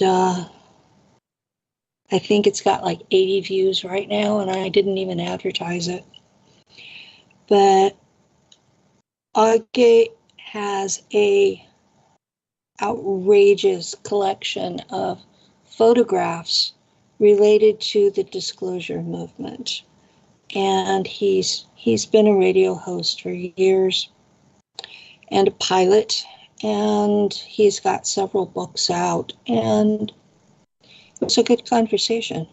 We talked about time travel from a physics perspective and then from a psychic perspective, and we never got into the real world issues because some of the things that I've done he didn't believe were possible, which, to be honest, is par for the course. I'm used to people not believing what my experience was. And space travel, when you get to a certain speed, what I heard when I came on was that you said that space travel was time travel. And that's true. Because with the higher speeds, you do go faster than everyone else around you in time. And so you end up younger than everyone else at the end. But the technology for faster than light speed does exist. And with that technology, you can choose what time you come out. And there have been times I have met myself coming and going. And it's an odd feeling, but it doesn't end the world. So there are no consequences to that. That sounds interesting. Is it like kind of seeing a doppelganger of yourself? It's like seeing another person and realizing it's really you. Interesting. And there are no consequences to the universe by it. You don't explode or anything. You're two places. You're not exactly, it's not like you're occupying the exact square meter of space time. But you're two places in the same timeline at the same time, and life goes on. Interesting. That sounds like it would be a really good that would actually be a really good idea for a novel or something. That sounds quite interesting. I've been told a lot of my experiences would make a good movie. I don't think so because I don't remember a lot of the plot. Interesting. That sounds like it would be a really good and that would actually be a really good idea for a novel or something. That's our NSA interloper who's playing myself back. Experiences would make a good movie. Oh, we're having fun tonight. Yeah, the guys. Yeah, obviously, they feel a reason to let me know we're listening to you. Oh boy, I'm so scared. I'm quaking in my boots. Oh. Yeah, those What are they assholes. gonna do? Kill you? They I don't know if they can. I don't know if they can kill you and leave you dead. I keep getting killed and I'm not dead. So. Well,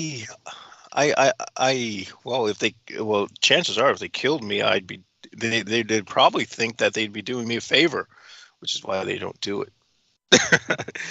Because they know how much I don't want to be here. Well, you know. Yeah, it's that kind of. I have these near-death experiences and I go interesting places and I come back and nobody wants to hear about it because, okay, you died 10 times. When you die and stay dead, then we'll want to hear about it. I'm sitting back going, I didn't die of my own free will. I didn't come back of my own free will. So y'all are stuck with me. That's new. What the hell was that? It sounded like someone had some kind of electrical apparatus or something. Well, Mr. Forsyth has left.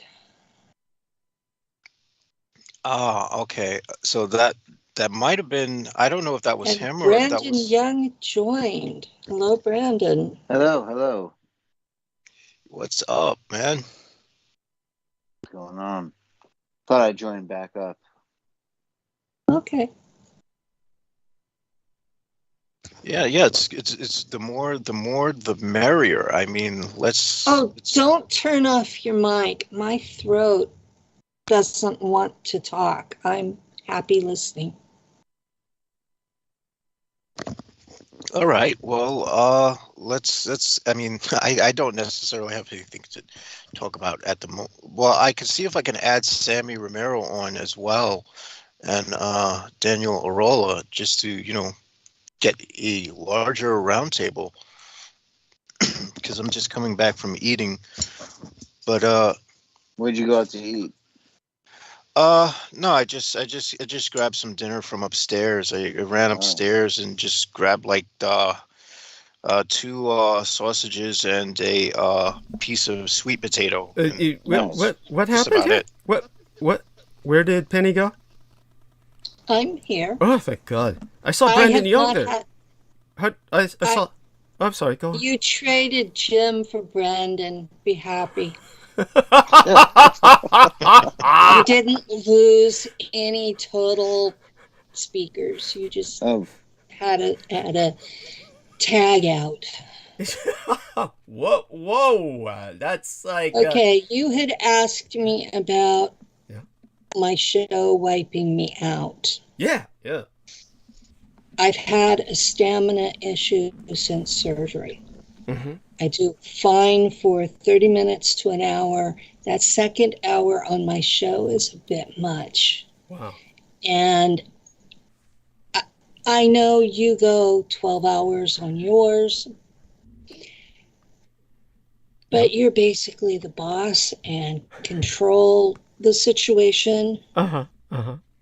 Where my relationship with my producer is more of an equal sharing, and he will sometimes throw things out of left field, and I'm left with, oh my God, where did that come from? Yeah, I can imagine that with Daryl. Yeah, And my physical therapist said that I'm still dealing with the after effects of the anesthesia. Mm-hmm. That will last up to 6 months, and I'm only at 4 months post-op. Holy shit, that must be some good stuff. Where can we get that? What did At they the give you? hospital. They gave me Verised, and that was just to start off. And so yeah, I've had stamina issues with my shows just a little bit longer than my body wants to do, and so I spend the next day or two sleeping and not doing a whole lot. That's part of why I've not been on much, is Sundays are hard for me. Mm-hmm. And so coming in on Wednesday on your show would be a lot easier for me. Okay. Yeah. We won't be transmitting this Wednesday. You probably know that because You told me. Yeah. Okay. Yeah. But definitely, I'm so glad that you spent some time with us tonight. And with that being said, honey, go on with some other things that are going on in your life. How's Lou been handling you? Has he been taking care of you? You said you started cooking a little bit, right? I'm doing the evening cooking now. And tonight we have leftovers, so I don't have to work at it. Good. I made shrimp Alfredo. Oh, wonderful. Delightful. Which is a whole lot easier than it sounds. I can imagine. Yeah, I mean, not being able to cook it all myself, I wouldn't know through experience, but I've experimented in the past when I was like in home economics class and stuff like that. Maybe even my mother forced me. Home ec is a good place to pick up girls. It is. It is. So aside from all of that, darling, there must be all kinds of other things that you could talk about. And Brandon Young rejoined us. And so, Brandon, was this like formal? Did Jim ask you to kind of come on to take his place? Or was this just cosmic synchronicity? It must have been cosmic synchronicity, because I woke up from this terrible dream. Wow. I felt I had to call in right into pretty much right away. Yeah, tell us about the dream. Well, the dream was I was being bombarded. It was akin to a fire rate, sort of I don't even know what it would be akin to, but it was just some sort of barrage of phone calls and texts of unknown numbers I've never seen in my life. So it was weird. So whoever's out there, doing that. Please stop. You know? Oh, that's And funny. they all originate from Pakistan, which is unfortunate. Because I did call some back, and they were all male, as far as I could ascertain. This sounds like it really happened. I mean, this. Well, I mean, if you talk to, you talk to Solomon Sheikh, he will beg the Pakistani brothers to stop Yes. calling and bothering Douglas Dietrich. And I don't know if this is some sort of synchronicity, as you say, Yeah. related to this appearance here tonight. But please, my Pakistani brothers out there, the men, or the women too. I'm not interested. Please stop calling and texting every time I talk to Douglas. I mean, it's just enough is enough.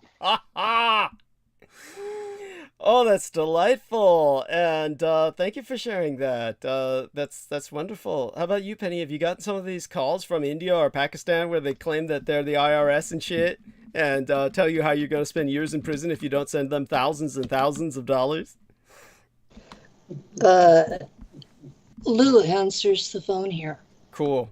Yes, that's for the And best. Lou has this habit of has come up with an entire list of insults, and when they finally identify themselves as a scammer or they want money, then he goes into this tirade of insults, and he just continues until they hang up. And some of them, the people are so in tears because their boss won't allow them to hang up. Ooh.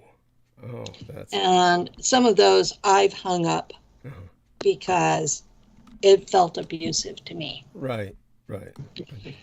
But yeah, he comes up with some good ones that are not appropriate for me to repeat anywhere. Right. Wow.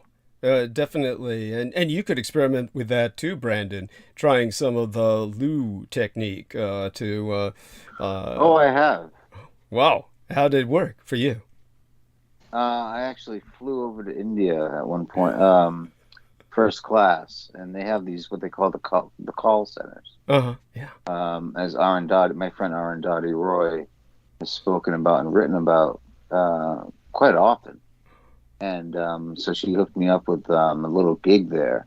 And I went in there and basically they just ripped out the throats of all these call center boys. And I took the CEO, who was the boss that Penny was talking about, that literally keeps them on, like slavery, keeps them on the phone, even though they're being insulted. And they're like, my name is Paul. My name is Paul. Like, no, your name is not Paul. Come on, give it a break. Anyway, that's what I do. Oh, there you are. My experience. I would always tell my listeners to send them bacon burgers. That way, if they're Asian, Indian, Hindis in, India, then they'd be insulted because of the cow meat. And if they were Pakistani Muslims, they'd be insulted because of the bacon, the pork. So, Right. Yeah, send them bacon burgers. And that way, no matter which one they are, they're fucked. Either way, they can't eat it. Yeah. I call them smash burgers. I have a tendency to discuss their sexual preferences and with what animals. And some of them I get extremely nasty with, and it's gotten to the point that we get 4 or 5 calls a day, and as soon as I say hello, they hang up. Oh my God. Yeah. So this is Lou. This is not Jim Forsyth speaking. It's Lou Reese, right? Yes? It's Lou Reed. Lou. Wrist. Like on the end of your arm. Oh, thank you. I appreciate that. Yeah, I get into quite a litany with them, and every once in a while I'll get them on there, And I'll start answering all their questions and go all the way down through without giving them any information. And they keep asking questions, and I'll get off on the sidetrack, and I'll pull me back, wanting information, and I get off on the sidetrack, and they pull me back. And then finally they say, well, if you're not going to give us the information we need, we can't help you. I said, yeah, but it keeps you from calling and harassing some other poor slob who can't handle you. They hang up again. It gets to be, well, I'm retired, so I get bored. Yeah, all we have is time. Yeah. Oh my God. And yes, this is true. At times, there have been times in the past when I was so exasperated at people calling that I did call back and harass the callers. That was these days it would probably be harder to do that. I don't know if they're as traceable anymore or what. I've tried calling the numbers back, and they say that they're not available. Mm-hmm. Yeah, things have changed in that department. Well, then. what happens is they buy a block of like 10, 20, 30 numbers. Yeah. And they keep changing them around. Yeah, they do. So by the way, continue along this line, and what else? And by the way, Lou, how have things been going with you? Reintroduce yourself to our wonderful listeners and let them know about a little bit about yourself. You're a combat veteran, and of course, after that experience, it's a wonder that you weren't completely, rendered antisocial, but you actually extended yourself and, actually opened up and hooked up with Dear Penny, and you might tell people a little bit about that background. Actually, I am a combat veteran, but I wasn't in the military. I was an independent contractor for DOD in the Vietnam War. Yes. And the only thing that kept me from becoming a complete basket case when I got back is my grandmother was an Iroquois shaman, a medicine woman. And she got me a job with Cattlemen's Association. I worked for them for about 6 months doing predator control, and I was out in the woods, just me, my gun, and the trees and whatever. And it gave me a chance to get my act back together and pull myself together. Otherwise, I was a basket case when I first came back. No, when you say it made a big difference. Right. When you say predator control, is this like culling wolves or what? Well, coyotes, wolves, mountain lions, anything that would attack the cattle. Right. And so the only time I ever saw any people was about once a month. Right. Well, every once in a while I'd see a line rider following the fences, and about once a month I'd go into one of the ranches to get supplies. The rest of the time it was just me. Did you ever encounter poachers? Pardon me? Poachers. Did you ever encounter poachers? Oh, yes. Yeah. How they decided it was not a good place to be. There we are. So Brandon Young is sending us an image. Let's see what he has sent us. And there we are, a picture of a man with a bazooka. And this reminds me of Lou when he was in Vietnam, kind of. Though were you necessarily in a uniform? When you were a private contractor, what did you wear essentially? What were you? I wore essentially military uniform, but there was no insignias on it. Interesting. Fascinating. Did that ever get you in any trouble, like confronted by, There were times when I was not on a mission that some of the MPs, I had a lieutenant one time stop me. I walked past him and he stopped me and hollered at me, and I just kept walking. He hollered at me, said, "I'm talking to you." So I turned around. I said, "Yeah, what do you want?" He says, "You're supposed to salute a senior officer." I said, "I don't salute anybody, and you're not senior." He called the MPs. The MPs came over, and I gave them a code to call on radio. So the guy who was in charge of the MPs made the call. He came back and told the lieutenant, he says, "Sir, I'm strongly advising you to stay away from this man and leave him alone. Those are my orders to give you." There. So Yeah, every once in a while I'd run into a situation like that because I had no insignias, but I was packing weapons and everything else. So it kind of upset some of the people because they didn't know what was going on. Right. I can imagine.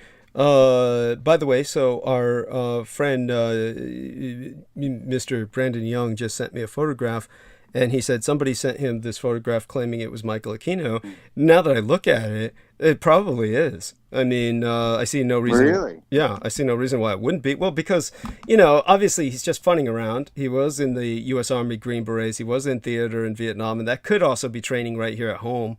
And he has somebody with him, so somebody's right behind him, and they're just practicing with the bazooka. And if he was in U.S. Army Special Forces, they would have covered, a great deal of training and different things. So, yeah, it strikes me as that's probably the case.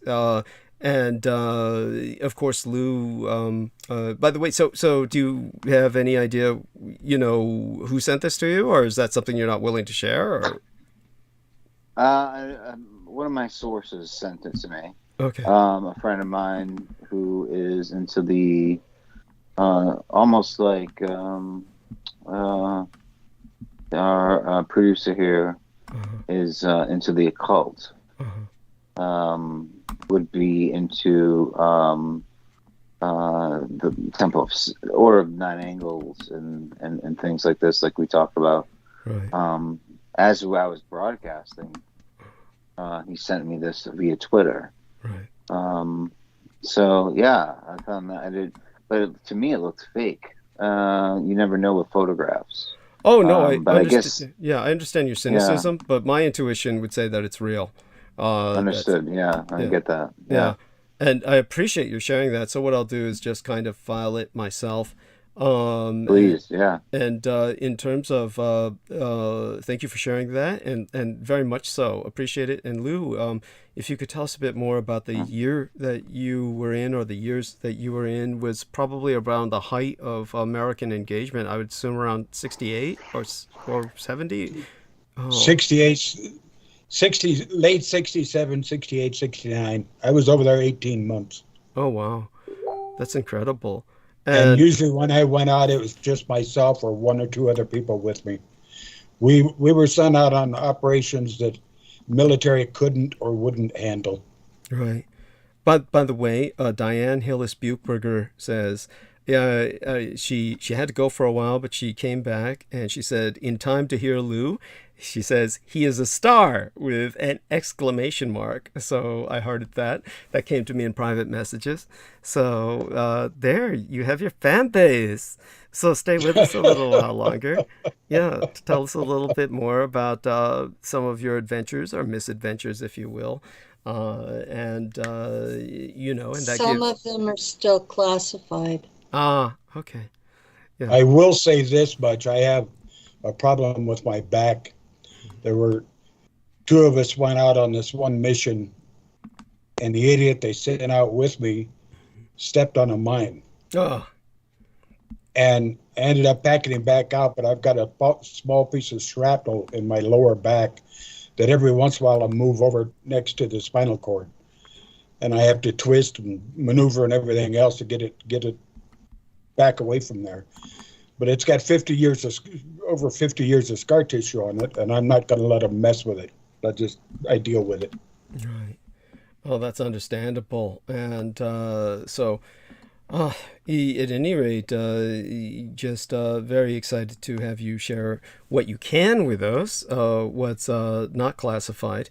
And when you were there, of course, there was the time that you spotted John Kerry and Jane Fonda. Were there other experiences that stuck with you like that? Well, that one was a major regret of mine. I was sent in to take out the camp commandant. Mm-hmm. And I recognized Kerry and Fonda as Americans, and I didn't know what was going on. So I pulled off the mission. Mm-hmm. If I had known then what I know now, they would not have come home from Vietnam. Right. Understood. And in terms of the camp, could you clarify? Yeah. And maybe you could give some more detail to Brandon, because he might not be familiar with the whole story. Yeah. Well, I know Well, Carrie. the two of them were over there, and they pulled a lot of stunts that got a lot of American soldiers killed Right, who were that's what I hear. prisoners at the time. You're right, and Kerry threw his medals over the White House lawn at the time, in protest. But he Yeah. married into the Hines family recently, Yes. and he's one of these sort of married-in blue bloods of New England, and he's a senator from Massachusetts for many, many, many years, and he's always banked on that sort of Vietnam protest deal, Yeah. as you say, with Jane Fonda. Right. But the other thing I would say is that if you look up in the Boston Globe, I believe it was 2004, he was running against George W. Bush, Right. the second.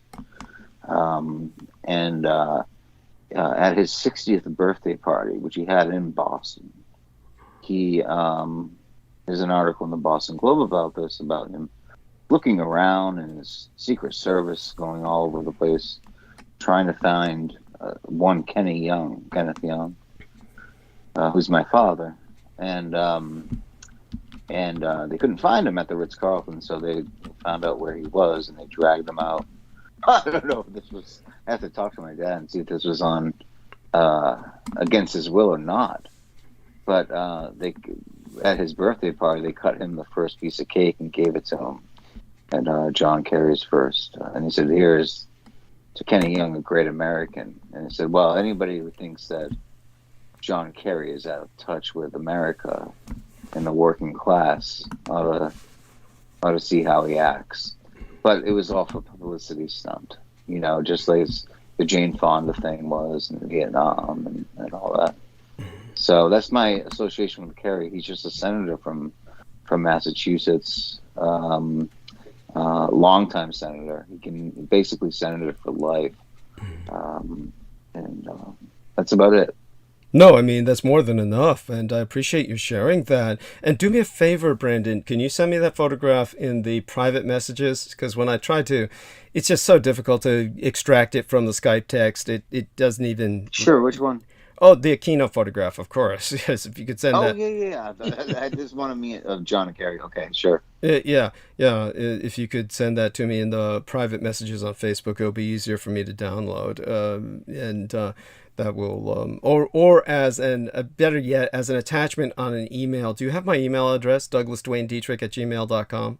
Just send it there as an attachment. It makes it just infinitely easier just to get these things down. I mean, they're all difficult. It's always a pain in the ass to get it when you try to, get these photographs and file them. They're not simple like if you take something off the net. It's always when you try and get it out of some piece of communication. The problem with the Facebook is that there's only so many pixels that it allows, so it doesn't, there's only so much, what would you call it, definition you can get with Facebook.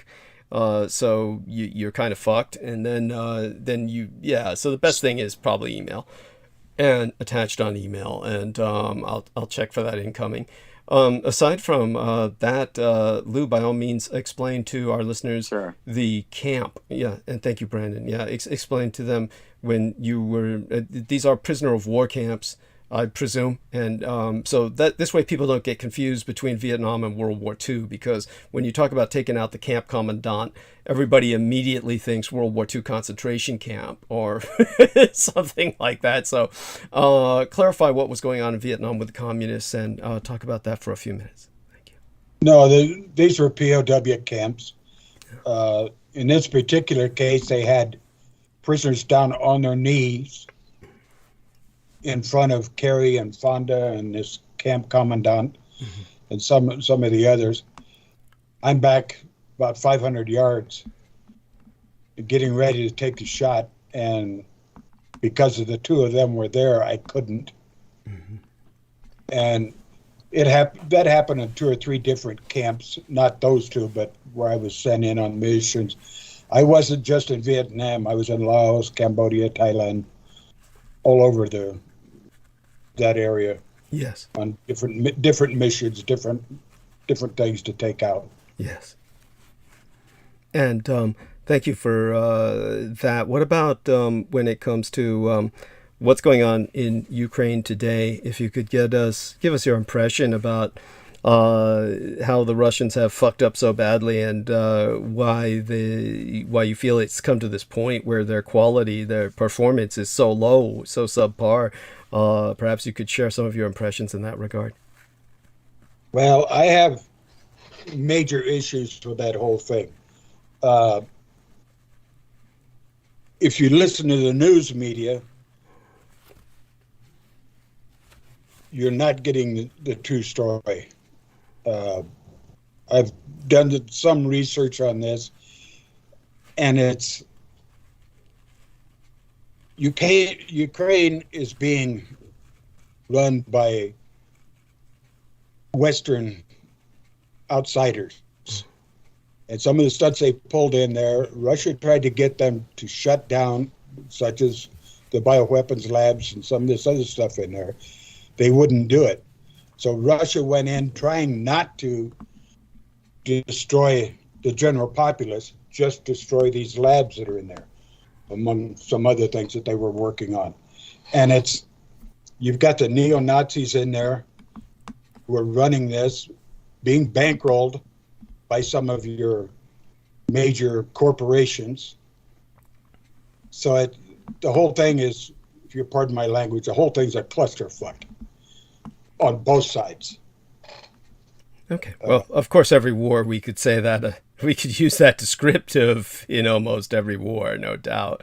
And aside from that, however, anything else that comes to mind in terms of the military performance, you feel that we're simply just not getting necessarily reporting that is presenting a accurate picture, perhaps? Well, I don't think you're going to get an accurate picture from either side. Both of them are playing their little head games, trying to make themselves look like heroes, and neither one of them are. I think part of Russia's problem is they went in, they didn't go in, they have the capability of just going in and wiping it out in a heartbeat. But they're trying not to do that, which is costing them. And then the other side's being bankrolled by outsiders, including weapons and everything else that they're being supplied with. And they're not telling the whole true story of what's going on. So I don't think you're ever going to get the true story from either side. Everybody's pushing their own agenda. Okay. Well, thank you very much for sharing that. And by all means, what do you think we should be paying attention to in the media today, or current events today? What do you think we should be dedicating a lot more of our attention to? Basically, what the government itself is doing. Everything keeps getting hidden, such as Hunter's laptop, all the stuff that's in there. Different agendas that different companies are pulling to make money. Basically, everything that's happening to the common man, the little guy out on the street, is being scripted by somebody up above. Okay. No, Brandon, you said that it won't let you send, meaning an email? You can't send an email? Is that what you're saying? Brandon?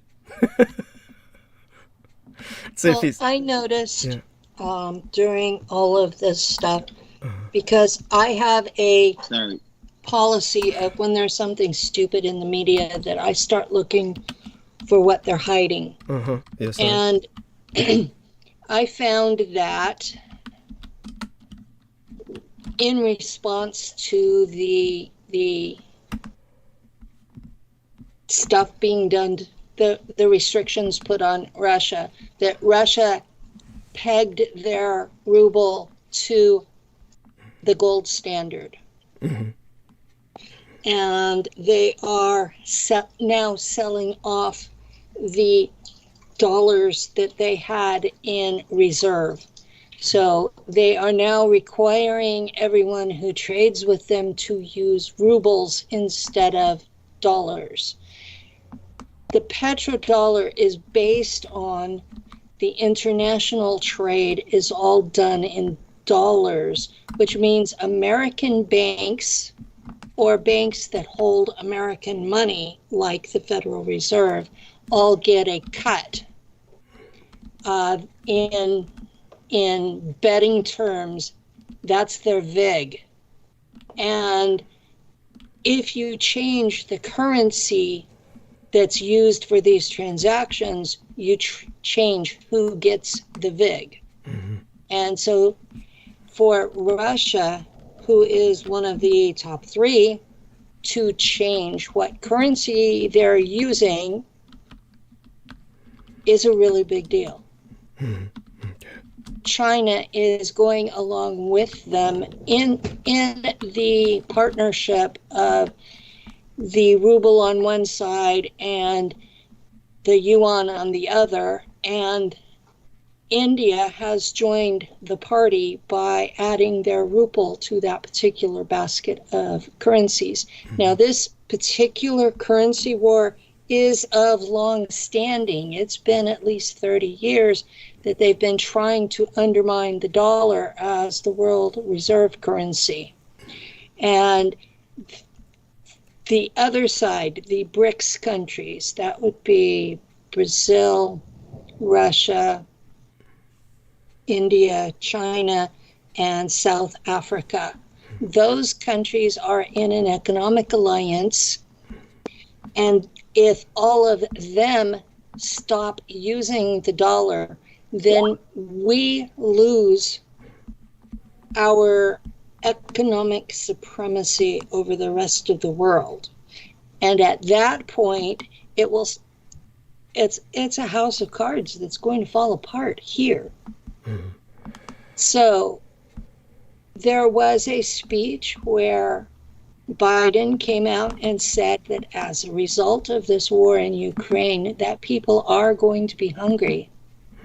And I think that particular speech was buried under a lot of nonsense that's been in the media for the last 2 weeks.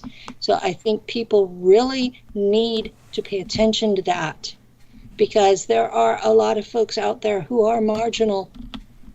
And I don't know about where you live, but where I live, food prices have doubled in the last 6 months.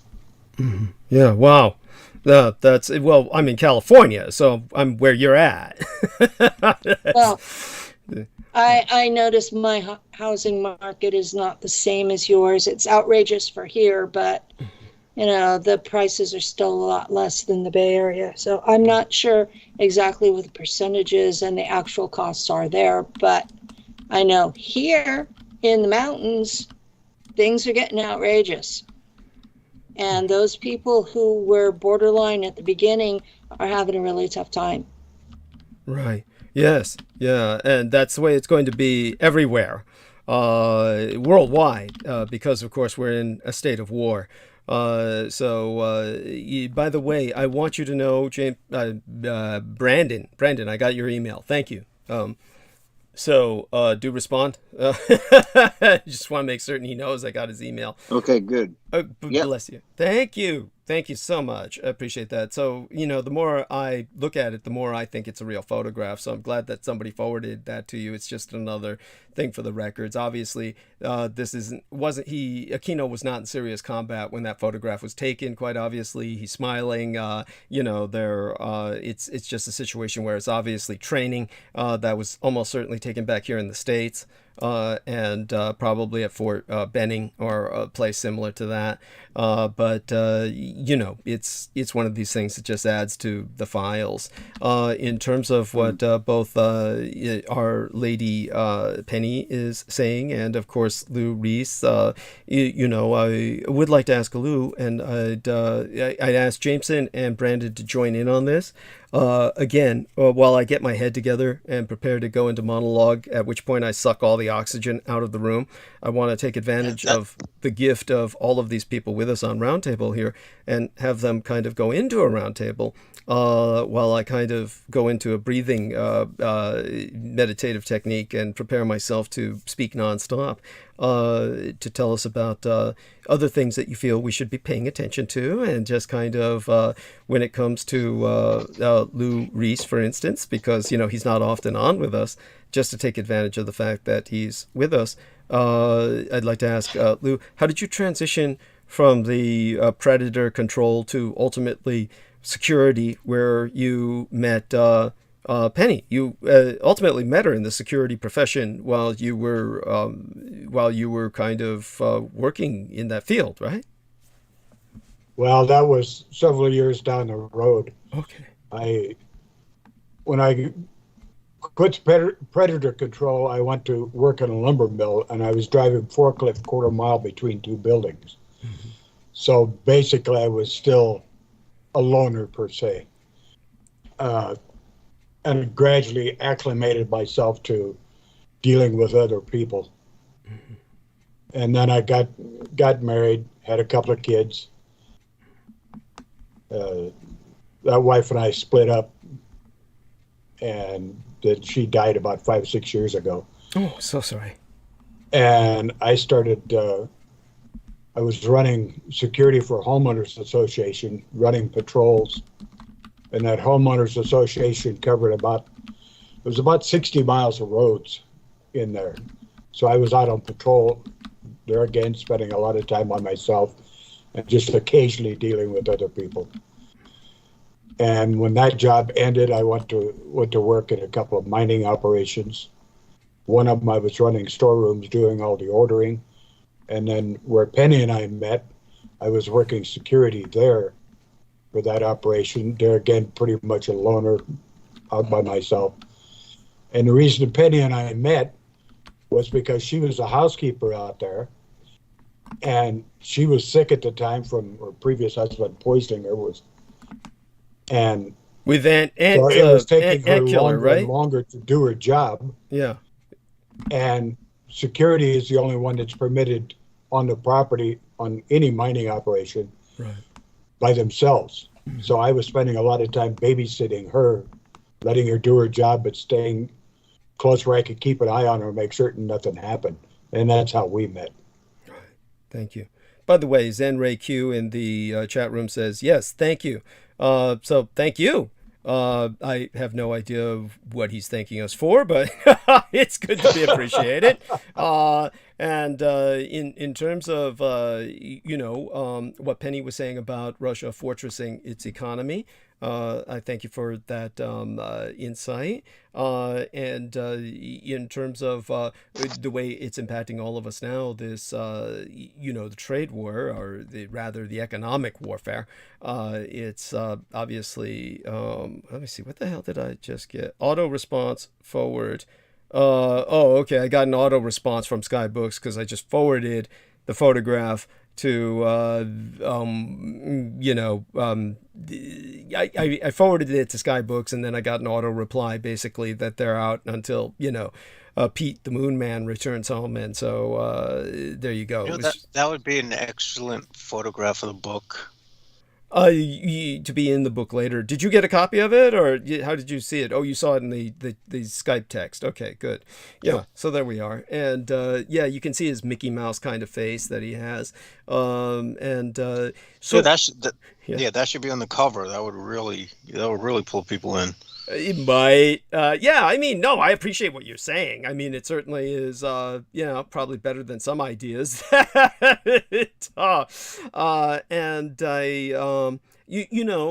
when it comes to yesterday being the 40th anniversary of the Falklands War, and like I said, because the Falkland Islands is known as the Malvinas conflict to the Argentinians, I was saying how basically the best way to reference it would be the South Atlantic conflict, because it was never a declared war. It's one of those things that the South Atlantic conflict almost over-dignifies it, really, for such a short-term conflict. But what do you remember about that time? Both of you. I'd like to hear both of you kind of relate where you were at that time and what you remember. And for aside from that, Brandon Young as well. I'm sure he might remember where he was in the 1982. Oh, my God. I wasn't even born, man. You're kidding. Damn. Holy shit. Then Brandon probably wasn't born yet either. Fuck. So that needs I was just... still in the Nope. Philippines. Yeah, there we are. There's our man. Yeah, Daniel Orolo. I was was 10 in years old San in the Philippines. Diego. Oh, yeah. Yeah. So I was an adult and I was in San Diego. oh my God. And But yeah. what I remember from my Black Ops experience, the island named Tula is the source of the largest deposit of the black rock that contains black goo for the whole planet. Yeah, that was Miles Johnson's big selling point in the War of the Falklands. I remember watching him and his well, being that it's Miles Johnson, he was bullshit. This is all Yeah, bullshit. Miles Johnson was certainly, yeah. Oh I my had God. I had a teacher. I had a teacher who was a Burmese, who fought in the Burmese Gurkha regiment for the Royal Army, Wow. and he was in the Falklands War.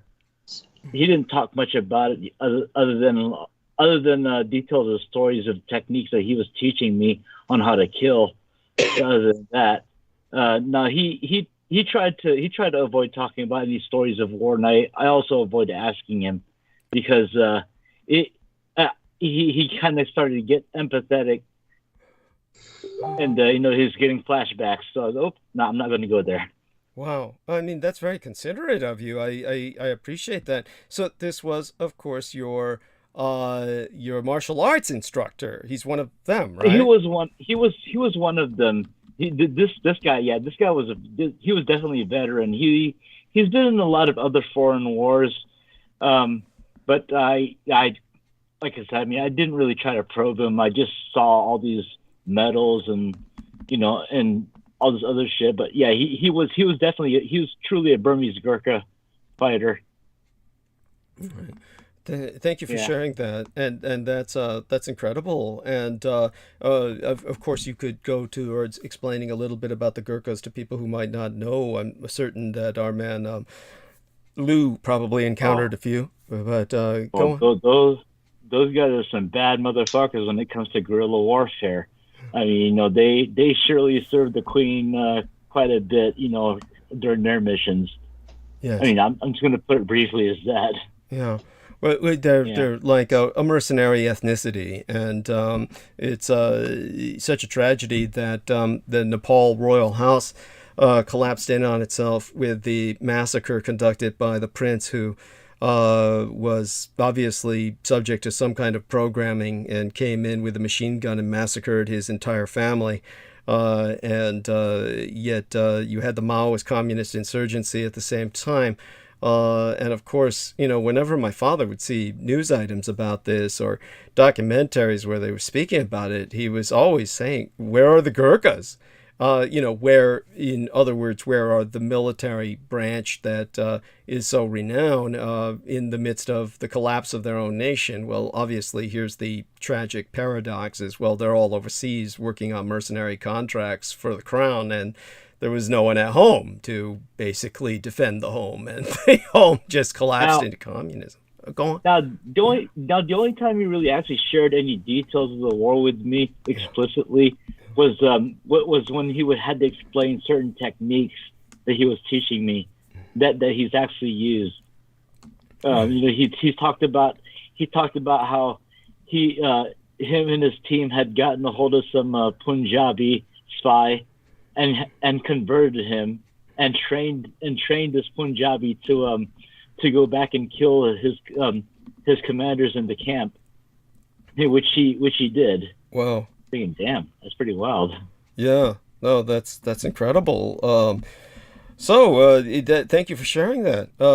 Definitely appreciate it. And whatever else might come to mind. Diane Hillis Buchberger says, years ago I had a British boyfriend who fought in the Falklands War.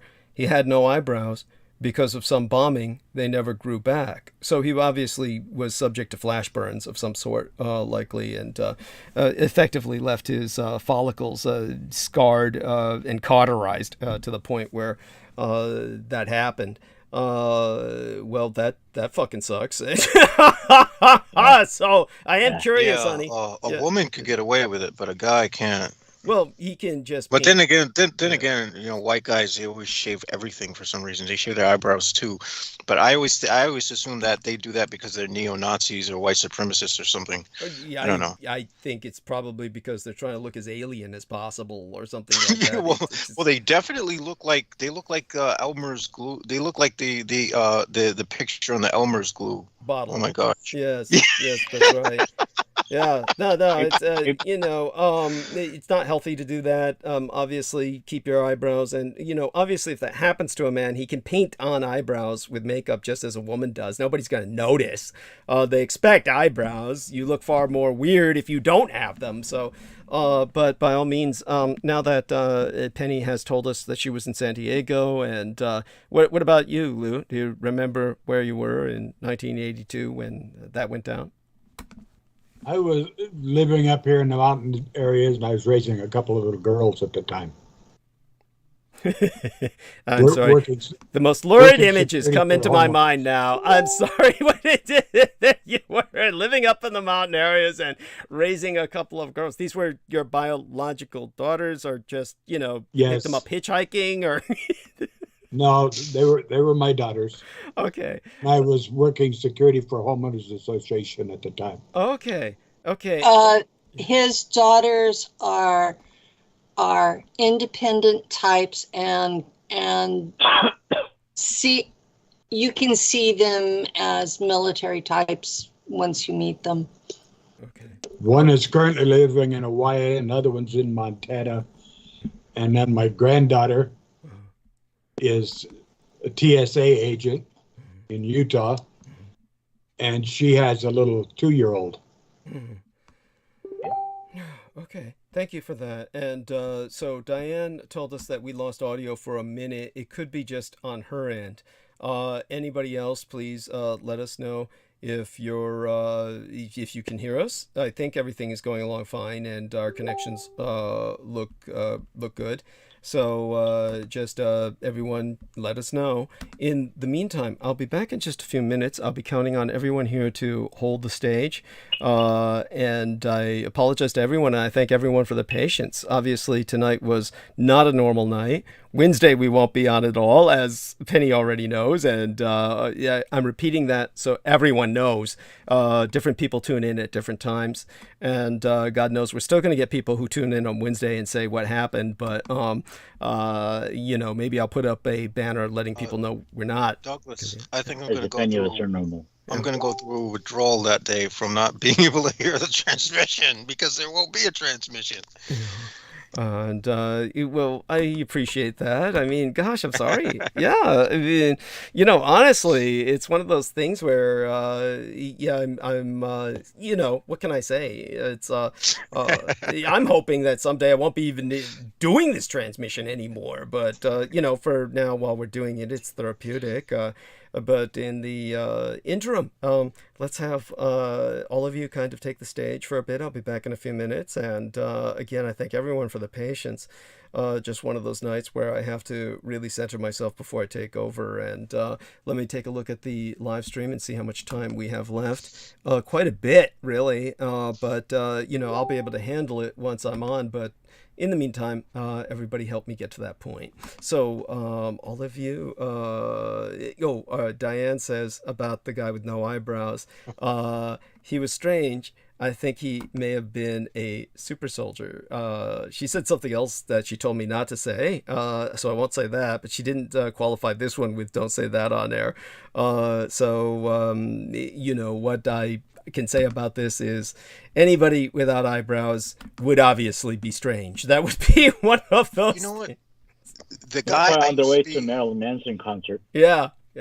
The guy I used to be friends with used to shave his eyebrows, and I never understood why he did it.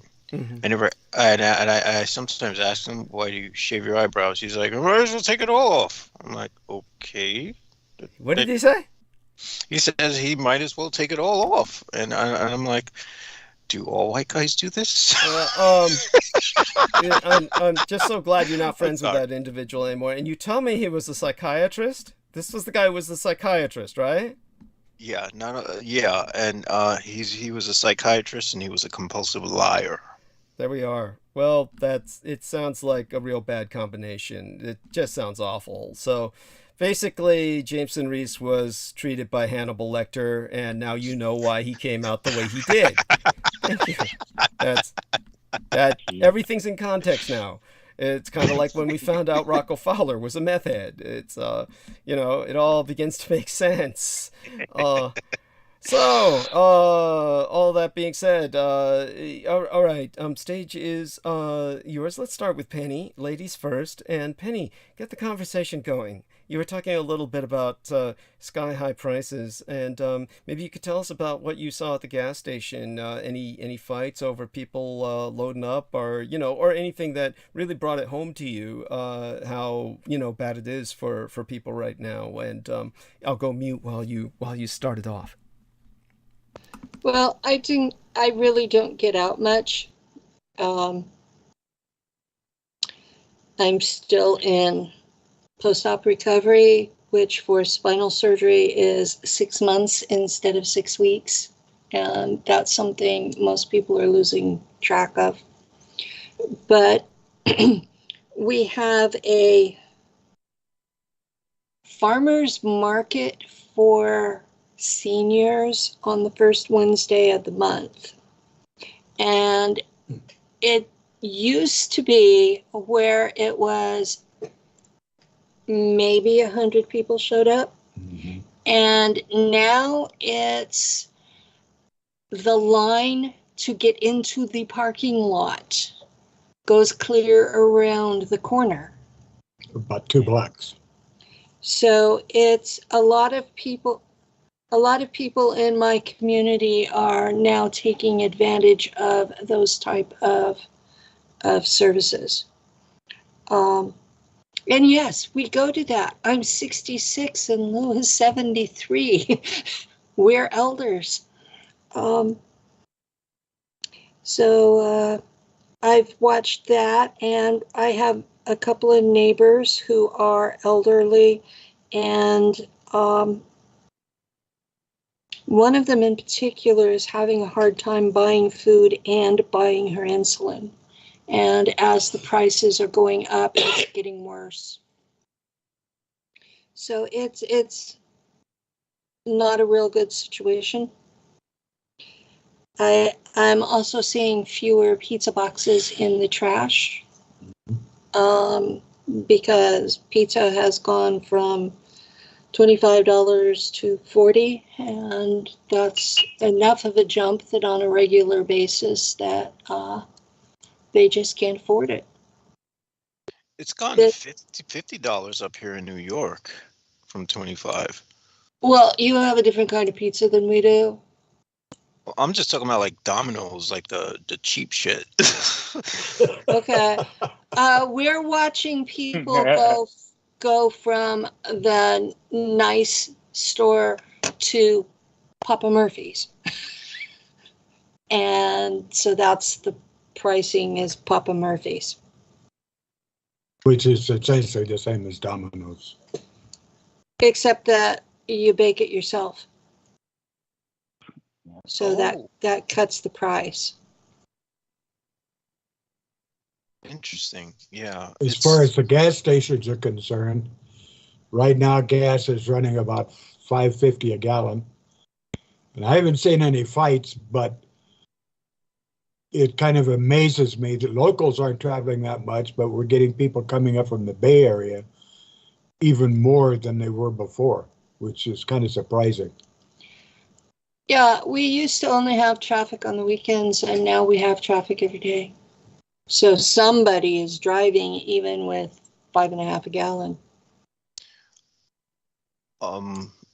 here in supposedly in New Jersey, they started like siphoning people's gas out of their tanks. People are stealing each other's gas, basically. I don't know how they're doing it, but this has become a new like sort of crime, I guess, that's going on, where they're like, oh my gosh, I don't know how they're People doing it. always siphoned gas. I mean, that's one of the skills that we used to learn as teenagers. Wow, I never learned any of this stuff.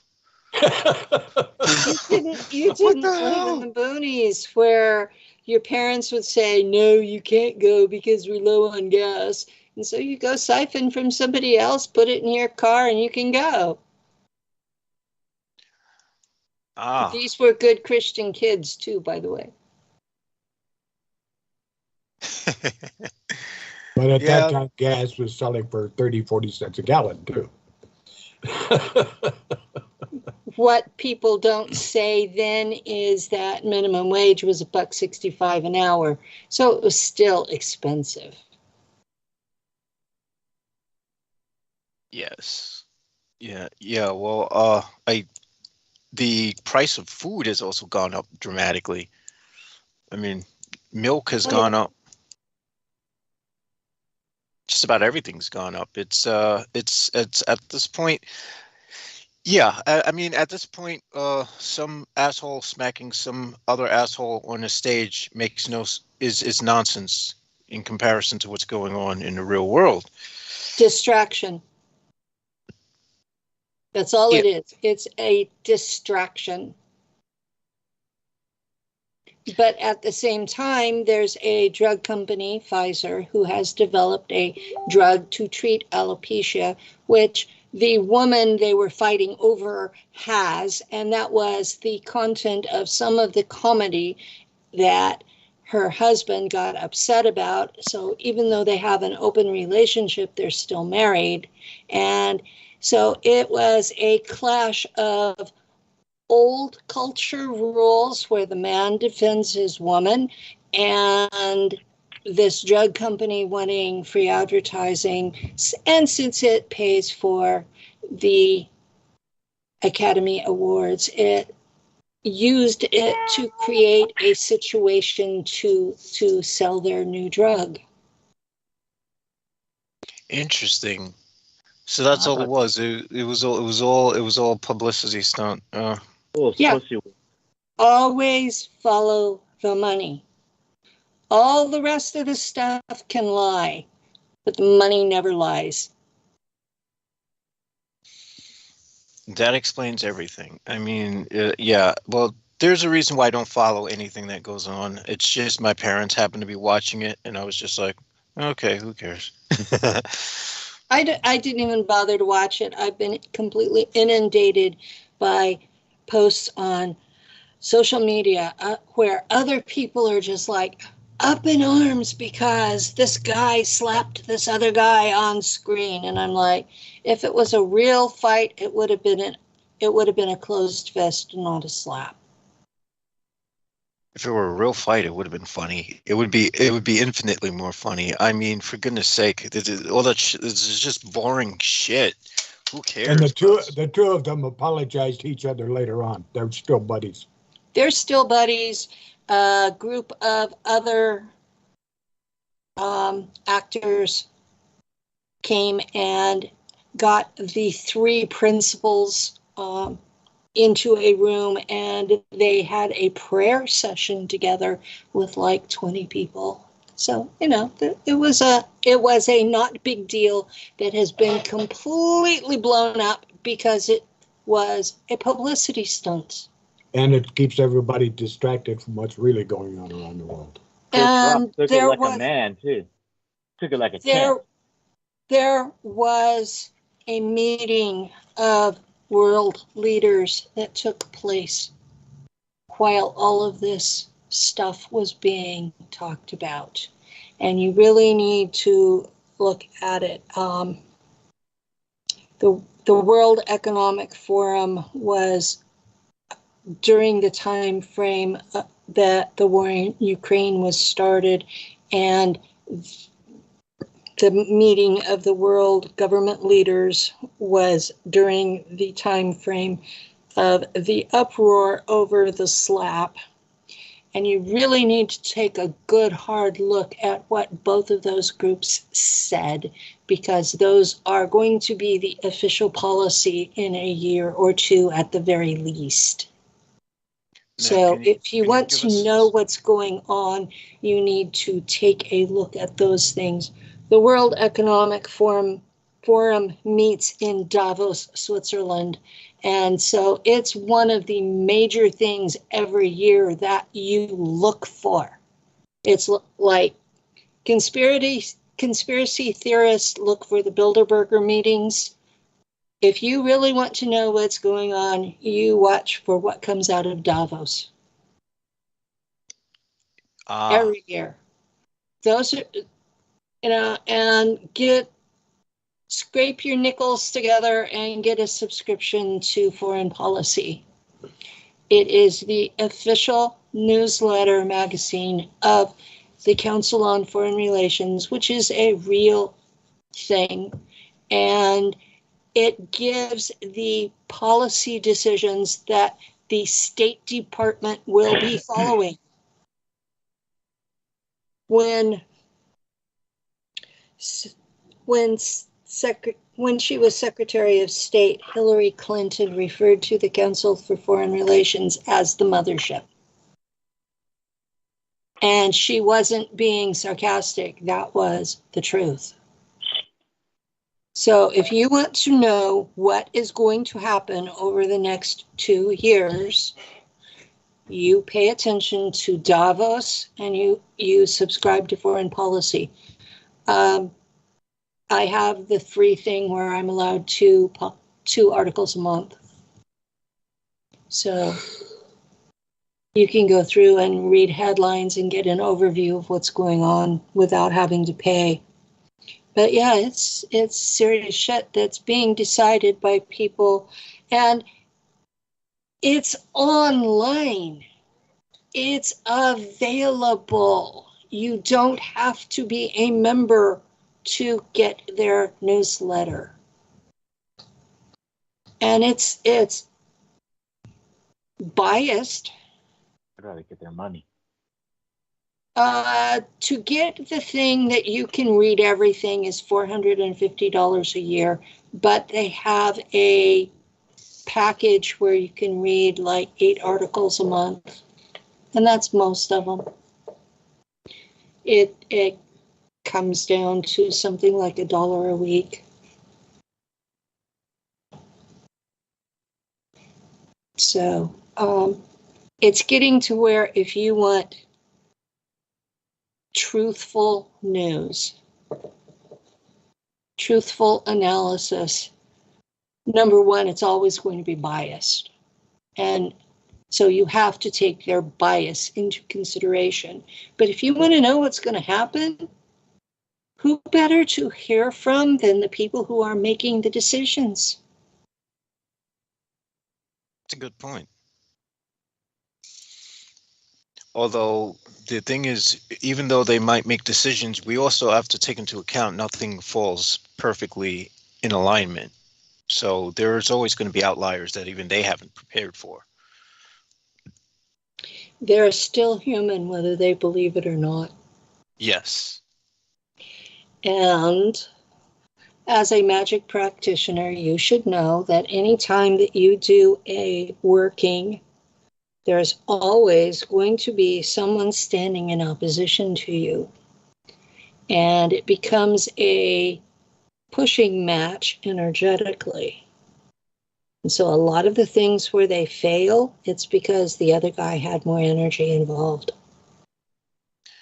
I don't think it's a matter of energy. It's a matter of knowledge. It's a matter of concealment. If you conceal your stuff properly, nobody pushes back. Okay, so the both of you have gotten into kind of a discussion about magic again. I mean, we've come back to this. It's impossible not to get into it. It's such a fast. Did you both cast a spell that caused everyone else to flee? Did everyone else just vanish and leave the stage to both of you to discuss the occult? Or... We were actually talking about politics. Uh-huh. And how did it degenerate? I mean, politics is bad, but you know, and magic is not necessarily worse. I actually thought magic was a step up from politics. Yeah, I would agree with that. Of course you would. Unless you're talking about black magic. Well, I mean, it's black magic is a step up from regular magic. Oh my gosh. More effective anyway, because regular magic, you have to honor their fucking free will. Yes, well, there we have all that. So Lou, you were part of. I take it, Lou, that you were not part of the discussion that brought it to this point, right? This is just something that happened organically, where I presume Jameson took it. I pretty much stayed out of it after I had discussed the cost of gas and food. Yeah, the cost of gas and food, right? Yeah, that was a kind of conversation killer, but you know, that's it's what we're all going through, so that's relatable. See, people can relate to that. Most people can't relate to where they're necessarily going now, and that's something. Have you had complaints about me? No, not at all, not at all. Then why are you clamping down? It's just complaints about it's just complaints about me. Yeah, you know, everyone's favorite ectomorphic mesomorph is going back into his nefarious deeds. Yes. It's just that you know what I can say is that you know, we don't want this to be a one-trick pony type thing where our man Jameson is very monofocal, and because he's very monofocal, okay, let's see, now we got okay, Holly Caditis Kiefer is saying Penny's discussion of the CFR was entirely valid. Okay, so I will thank Penny and give her a nice big triple X's and O's. And so what you said about the Council of Foreign Relations was, could you summarize that for me, honey? I presume that's what... For the Council of Foreign Relations is that when Mrs. Clinton was Secretary of State, that she referred to them as the mothership, and she was not being sarcastic, that they really do make policy for the entire country that the State Department follows through. So if you are going to spend your money reading anything, you might as well subscribe to Foreign Policy, their Mouthpiece magazine, so that you know from the horse's mouth what they're planning to do. Okay. So thank you, darling. Now, forgive me, I'm not, all here right now. I was just distracted by something else that came in that was bizarre as fuck, that just took my brain totally out of what you were saying. I didn't hear a word that you were saying. Basically, what happened was somebody sent me a photograph of, first off, of course, there's that extraordinarily dysfunctional relationship I have with my cosmetologist, who people know of as You're still involved with that woman? It's not what people think. It's just a dysfunctional relation that I maintain because you don't understand. I was stuck through COVID. Because of COVID, many salonists and cosmetologists have been unable to work. And the problem is they're leery of taking on anyone besides their boyfriends and people that they've been working with for years, so that you can get in a space where you can take your goddamn mask off and they can work with your face and your hair. And because she's the only one that, the person I got stuck with before COVID, then I was stuck working with her until, we really have the COVID precautions lifted in San Francisco. So they have not been lifted in San Francisco to the degree where I can do that. But so I got this weird ass communication from a individual who went by Call Me V, which was very confusing. And it's not the individual that I have the dysfunctional relations with. And this individual basically sent me a photograph of a woman in a bathtub, which said, iconic photo. This is a black and white photo. It's not pornographic, but it's basically the American photojournalist Lee Miller had taken a photograph of this woman who, quote unquote, the day Adolf Hitler died, she bathed in his bathtub. Now, the whole thing was confusing. So when that came in, I'm looking at this photograph of this woman in a bathtub, and she's bathing, and she's got a photograph of Hitler that's right up there on the bathtub, like she just wanted people to know this is Hitler's bathtub. I didn't know. The whole thing was just jarring, and so when that came in, it just knocked me totally out of what you were saying. Lee Miller in Hitler's bathtub. So Lee Miller was the chick in the bathtub. I'm sorry. So what did someone just say? No, I was saying that sounds like a whole publicity stunt for the whole look, we defeated the Nazis bullshit routine. It's just quoted. Yeah. Obviously, and Hitler did not die, but he was declared dead, which just made it easier on everyone involved, really. Okay, so this came from, oh shit, what do I do here? Mark that as unread. Okay, I have to mark these things as unread or I lose them. And it's not like I really lose them, but they become harder to access later. So all that being said, so that showed where I was. Whatever you said about the CFR, I'll just take it as valid. It sounded like whatever. It's not like you said, read their mouthpiece, the Foreign Policy magazine. Was that what you said, pretty much? Just to know what they're doing? Kind of like know what they're doing. Okay. Yeah, thank you. All of that being said, like I said, in terms of what you and Jameson were discussing, if you feel that that's going in a direction that is engaging, then by all means, continue for the next few minutes. I'll be coming in and probably taking over at the top of the hour. We got about 20 minutes to the top of the hour.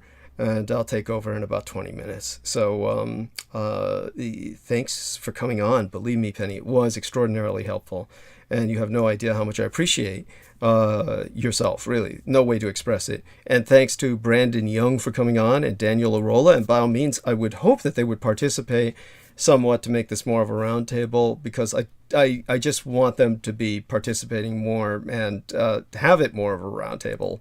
And the problem with these discussions is that it tends to block everyone out. It's not, see, there's no one else who's really into magic, and therefore they're not hitting the same vibes that both of you are taking this to. So that was more the thought. Are they still with us, Brandon and Daniel, or did they take off? Daniel's still here. Oh, okay, good. And your discretion, Daniel, as to what you want to talk about. You might bring some other subjects up that might take it a little bit off the magic, because I just feel that that's very abstract. And this one isn't entirely about magic, but it's about the goddess Matsu. The goddess of the sea. Yes. I spent more time in the last few days reading up on her, and of course, looking to YouTube and listening to all these other videos, and seeing how these stories match, which they pretty much all do. And I found the story really interesting, because the history is that Matsu was actually born a mortal woman. Yes. Who grew with many talents, very intelligent, very psychic, grew up knowing kung fu and shit and how to fight, participated in wars, during her lifetime as a woman. Mm-hmm. And there were two generals that she was with in the army that she was leading, and they both fell in love with her, and she said that she challenged the two generals that that in order to have her, they'd have to defeat her in combat. But if they didn't, they'd have to die. Well, long story short, both generals died. Ooh. And they kind of became deified eventually, even after Matsu's mortal life's death. Actually, she was born with the name Lin Monyang. Lin, her Lin being her surname. Yes. Yeah. So after Lin Monyang's death, she already became famous and so well known that she was deified into a goddess of the sea. Right. And which she actually became. I mean, she existed. She exists. With the way people pray about her, and all these festivals that they have in Taiwan and in coastal China. I mean, the strong reverence that they have for her, which is also another reason I believe that China ain't going to do shit to Taiwan. Thank you. Just so people know, that's my family name is Lin, so she's related to me personally. Just so people understand that. Yeah, go on. And on a deeper level, in relation to myself, my ancestry comes from Taiwan. So Matsu also means mother ancestor. Yes. And with many Chinese gods and goddesses, they start off as mortals that are historically significant and then reach apotheosis. Apotheosis is the attainment of godhood.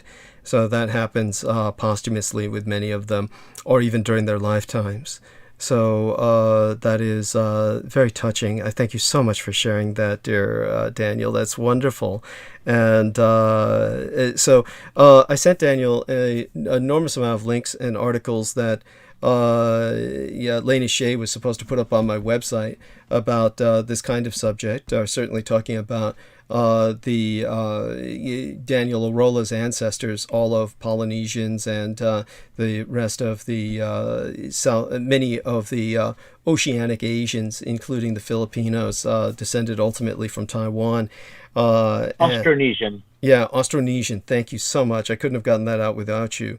And but she that was right after that the switch was flipped on her. If you ever want to see what a blank-eyed ambulatory meat puppet looks like, you just go to the Lena Crane channel and look at her performing karaoke, and that's it's one reason why she had so much of an affinity for my biofacsimilacre was that she effectively, in a very real sense, had less self-volition than they did.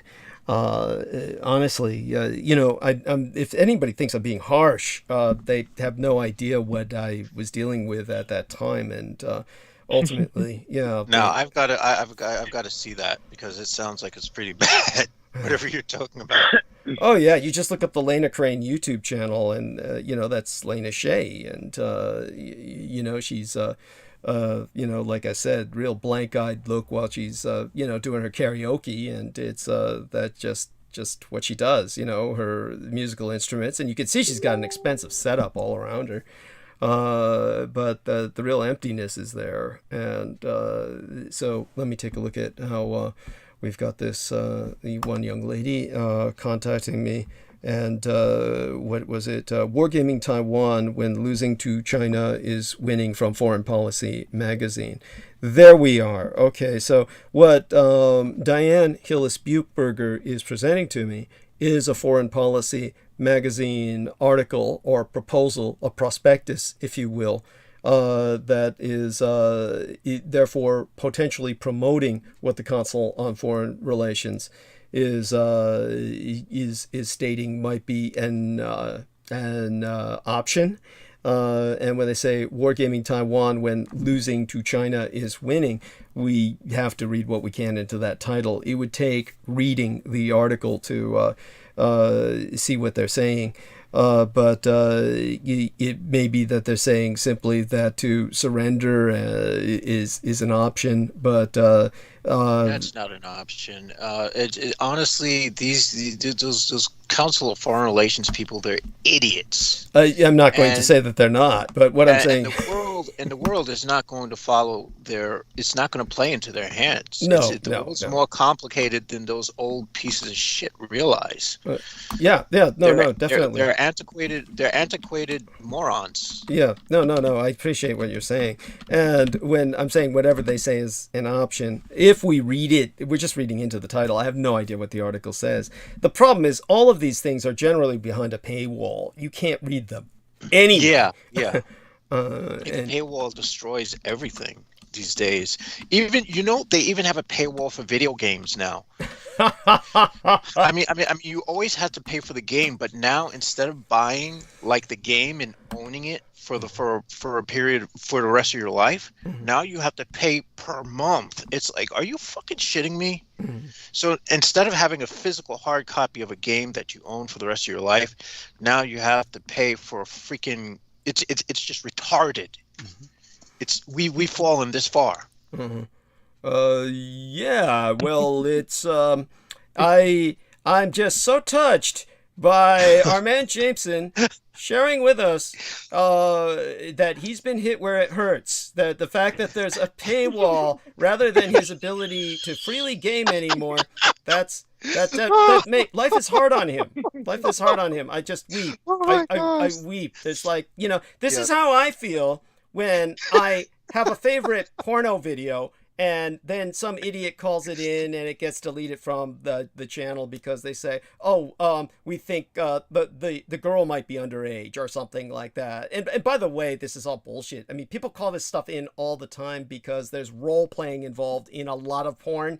And so it's just obviously legal age girls who are dressed up in knickers and shit. So it's like, and pigtails. And then it's role playing. It's not fucking, this isn't necessarily even a fetish of mine. It's like, they call this in because other guys say, that's my wife or something like that. But that's the kind of frustration that I get over it. I adapt and then later on I'm able to find the thing again because someone's always re-uploading because that's just the nature of the beast. But when it comes to there we go, someone like Jameson. Honestly, it really hurts me to see someone like that so victimized. Douglas, I do think it's worth destroying the world over losing a favorite porno video. It is. Yeah, there you have it. So he's trying to tempt me now. He's to trigger the Vox Arca over this. Yes. So Diane Hillis Buchberger says Penny was talking about this site. Okay, so thank you. So this is what Penny was speaking about, and that's good. Yes, there we are. So thank you, honey, and that's to Diane. Thank you, Diane, for bringing this to my attention. I'll see if I can link on this later on and see if I can grasp what it is that they're trying to say. Sometimes these people are just overly obtuse and trying to be clever, and you can't even begin to understand what they're going to say until you read the column and decide where they're coming from. But I also know that notice she sent me a link about the Falklands War, saying, when it was fought, why did it happen, how was it won, etc. So what did Lou say again, where he was when it took down Penny? What did Lou say, or is he still around to kind of say that? I don't know if he ever got to that. Did he get to that? Tell us. He was living up in the mountains. Oh, that's it. Raising the girls. That's when that's right. He was raising the girls. Yeah. That's a couple of wild little blonde creatures. Yes, who became military people is what you're both saying, right? They both wound up joining the military. They became military types. Military types. What does that mean? You don't live in the mountains, or you would know. Oh, you mean they basically became like militia people? Is that what you're saying? After a fashion, yes. Oh my God! They were definitely independent and self-centered. Independent and self-centered. Oh my God, Lou, what did you create? Yeah, what did you fucking create, Lou? What did you mean they're like living by themselves now and setting up bear traps and shit, or what? I mean, like they go around in camo and they what? No, not so much that, but my youngest, she and her boyfriend at the time, I got notified by the sheriff's department that somebody in our area was destroying all the street signs. Uh-huh. And I did some research and checked some vehicles and found that the two of them had made some potato guns, and they were using the street signs for target practice. That's adorable. That's so cute. This was both your daughters doing this. That's just one of many stunts they pulled. Uh-huh. That's right. I like the one where they hung the guy they caught upside down and skinned him alive. That was the other story you haven't told us about yet, right? You taught them that too. Oh my God. So, see, children, this is how you wind up in these various films where you take the wrong turn and the car breaks down. And this is why you don't travel to red California. It's you run into people like the young ladies raised by Lou. And that's warning enough in and of itself. But hey, they've been immune to the COVID. Nobody goes up in those areas, so they don't catch it. So there's advantages to everything. So all right. Now that we do have two areas up here in Tuolumne and Calaveras counties that the sheriff's department in these two counties will not go into unless there's at least two of them in the car. Okay. Jupiter and Camp 9. Yeah. You can look them up on the internet. Yeah, yes, that's right. No-go zones is what they would call them. And there's another little village that is almost a no-go zone, and it's called West Point. And Peter Moon is rather enamored with it. Enamored, honey. But yes, I appreciate what you're saying. That just goes to figure, doesn't it? It's okay. So all such being said, let me try and breathe and get ready. You know, now that I kind of got myself involved with this, trying to make certain that we just didn't go into an abstract discussion of higher magic or lower magic. I will retreat again for a few minutes. I mean, you just knocked the wind out of me, all of you. And it's, aside from the potato guns and the taking down street signs to basically use for targets because, they ran out of people. Oh, no, they were using the street signs with them still attached to the poles. Okay. So they brought the gun to the street sign. And Yes. Delightful. They were doing this in public. Yeah. How old were these young ladies? At that time, they were in high school. High school. Cute. That's mechanically inclined young ladies at that. That's and any bypassing cars, of course, they took that as a bonus and crashed right through the windshields with potato projectiles. They didn't do anything to any cars. It was all inanimate object. Okay.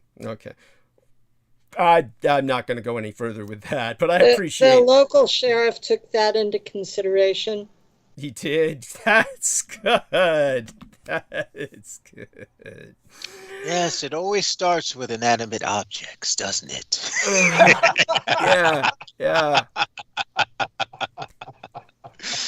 And okay, and they're still okay. So clarify this: they don't have any boyfriends. They're still living by themselves. They're not living together. They're just each. Oh no, they were both married. Okay. One had kids. The other one couldn't have any. Okay. So this. In fact, the youngest one with the potato gun is married to a long-haul trucker. Okay, there we are. That's no surprise either. The other one, her husband recently did himself in. Oh Jesus! I'm sorry to hear that. He was a druggie and a troublemaker, and okay. So it's and a relief. both of the sons-in-laws were clampers. There we are. And so you've discussed this with Peter, of course, because that's his fixation. Of course. Okay. There we are. So how is it that so these guys were clampers, but not Lou and not his daughters, right? The guys were they were. E. clampus vitus is men only. Okay. Thank you. And Lou has never expressed an interest in joining, or they would have been happy to have inducted him. I see. My two girls were what they call widders. Okay. In fact, my youngest one designed a sweatshirt for the women of clampers that has a black widow spider on it, on the back. That's adorable. Thank you. That's cute. That's so they're widows of the, it's the guys go to weekly, sometimes bi-weekly meetings where the women are not allowed. So they sarcastically refer to themselves as widows. Got it. Okay. Right. Like football widows. Yes. Like football widows, except that this being red California, as you put it, they call it a widder instead of a widow. Understood. It's that, it's that regional English for you. That's why they came up with the black widow spider for the back of their sweatshirts. Got it. Yes. The joke loses a lot when you have to explain it. Understood. No, I mean, I kind of got it, but it's good to explain that. It's one of those jokes that might be a bit too inside a joke without explaining it for our listeners. So, we're kind of doing them a favor and making this accessible to them. What otherwise is an inaccessible world that they never dreamed existed. So, all that being said. Right. It's easy to explain. This is just redneck California. Yes. And we are just as redneck as the South is. Yes. Yes. And, when they had the Dust Bowl in the 1930s and 40s, a lot of people left the border South and the Plains states and came to California, and most of them ended up in the Central Valley or in the mountains, and that is why it's Red America, is because these are transplanted Southerners. Thank you. That's absolutely correct. All of that. And, I was just thinking the other day, without any sarcasm whatsoever, I've always had a fascination with the Deep South, and I do want people to understand that the important thing to remember is that many of the people who are in the Deep South were not at all involved with slave-owning families. The slave-owning families were a very small minority of the population of the Deep South, and the majority of Southerners who fought on the side of the Confederacy or had ancestors that do at this point in history were simply fighting for a cause of secession that they believed was their way of life, that didn't involve their owning slaves. Their economy being based on slavery was that of the minority elite, but the rest of them simply felt that their way of life was being threatened, but their way of life was certainly very different from that of the plantationists. Many of them, of course, because of the economy of the South, became involved with pornography, a lot of the females. So a lot of them spoke with Southern accents. So I got to meet quite a few of them and got much more acquainted with the South in originally from that perspective. So when it comes to the people who migrated to California, then you have that influence. But intriguingly enough, among the many paradoxes of the South, you have a very comparatively low literacy rate, and yet the majority of American literature that is of Nobel Prize quality or is selected as potential Nobel Prize material, becomes at least candidate for that honor, is from the American South. So in other words, for whatever reason, the paradox is you have a low literacy area, but the majority of what America considers its quality literature, or the majority of what the world considers America's most quality literature, emerges from the South. So that's because the writers are observing the inequities of the system there. Likely. That's what a lot of the Nobel Prize literature is about, is the social inequities and how the noble part of humanity rises in spite of and sometimes almost because of those inequities. Thank you. Yes, very good. Very good. See, now that is deep. That is deep. That is like, if we could, maintain that level of quality conversation, think about how highbrow this program could get. And it's And then you would come back and interrupt us and start telling us how we were over people's heads.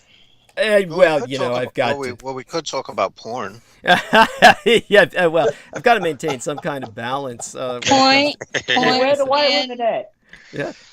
Accessibility. It's like, and of course, that was Daniel Arola coming in there, which the other day when I was talking about geomorphology, and then he had to lower the bar by, several decibels, bringing it down to, fine woman in various places of the world where I was speaking of, etc. This is just how highbrow conversation becomes lowbrow with the expression of a single thought.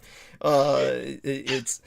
I'm not an elitist or anything like that. That's why Penny says what she says, is because, trying to maintain accessibility for, the general listenership, the general listener base, I mean to say.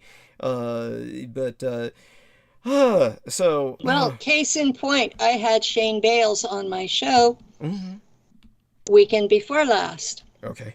Yeah. And we were going through and we were talking about some very highbrow concepts, and at the same time we were working really, really hard to keep it where the vocabulary level was at a point where most of my listenership could understand what we were talking about. And Shane is a whistleblower for the Rothschild Illuminati, so he has insider information, and some of it doesn't mesh up with what my tutor has taught me. And so we have some points of disagreement, and we were having a friendly, respectful discussion. And at some point, Lou showed up.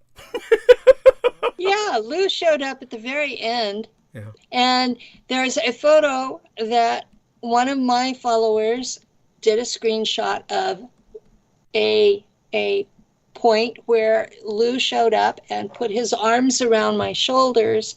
And it is literally the best photograph I've ever seen of the two of us. And I posted it on my wall, and it has the most likes of anything that I have posted in this profile. Cool. Ever. Cool. And I'm like in shock.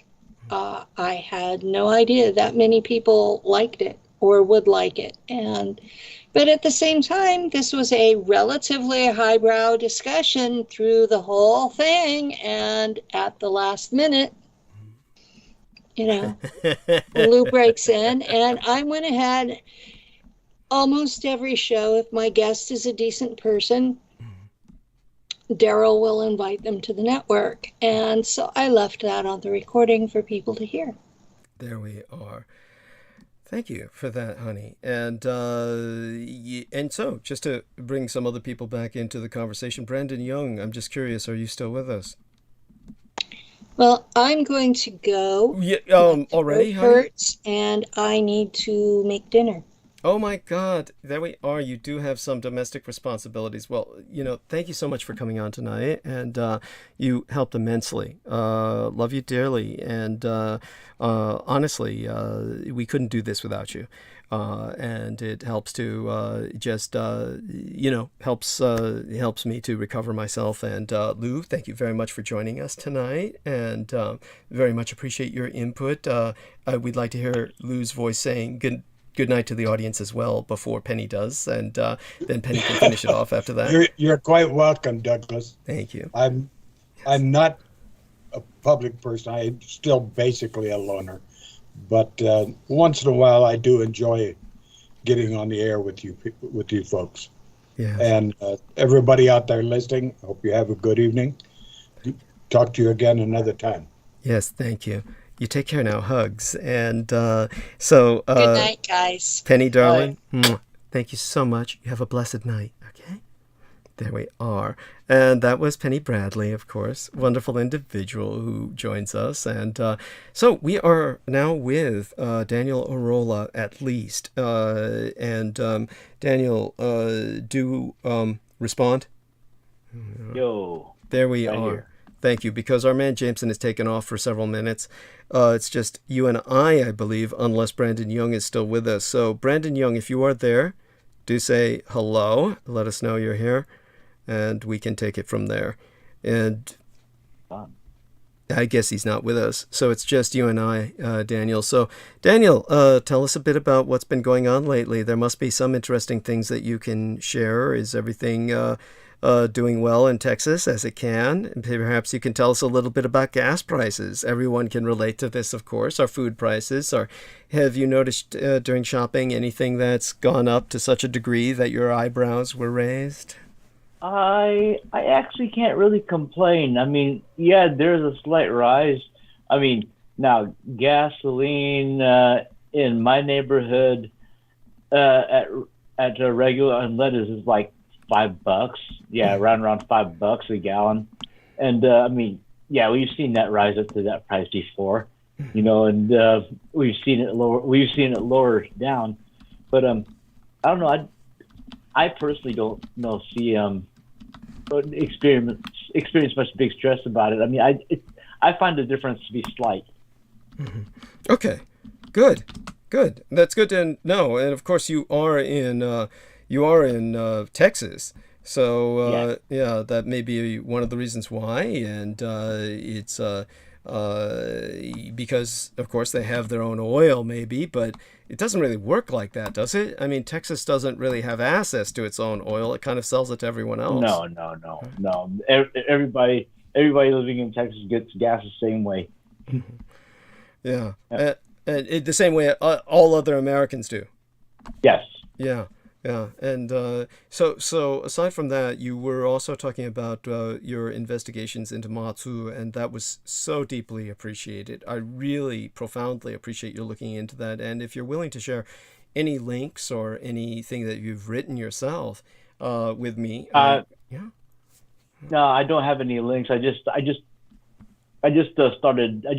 scrolling and just started reading articles and just matching stories. And I was surprised that what I've come across, they all pretty much matched each other, thinking, okay, cool.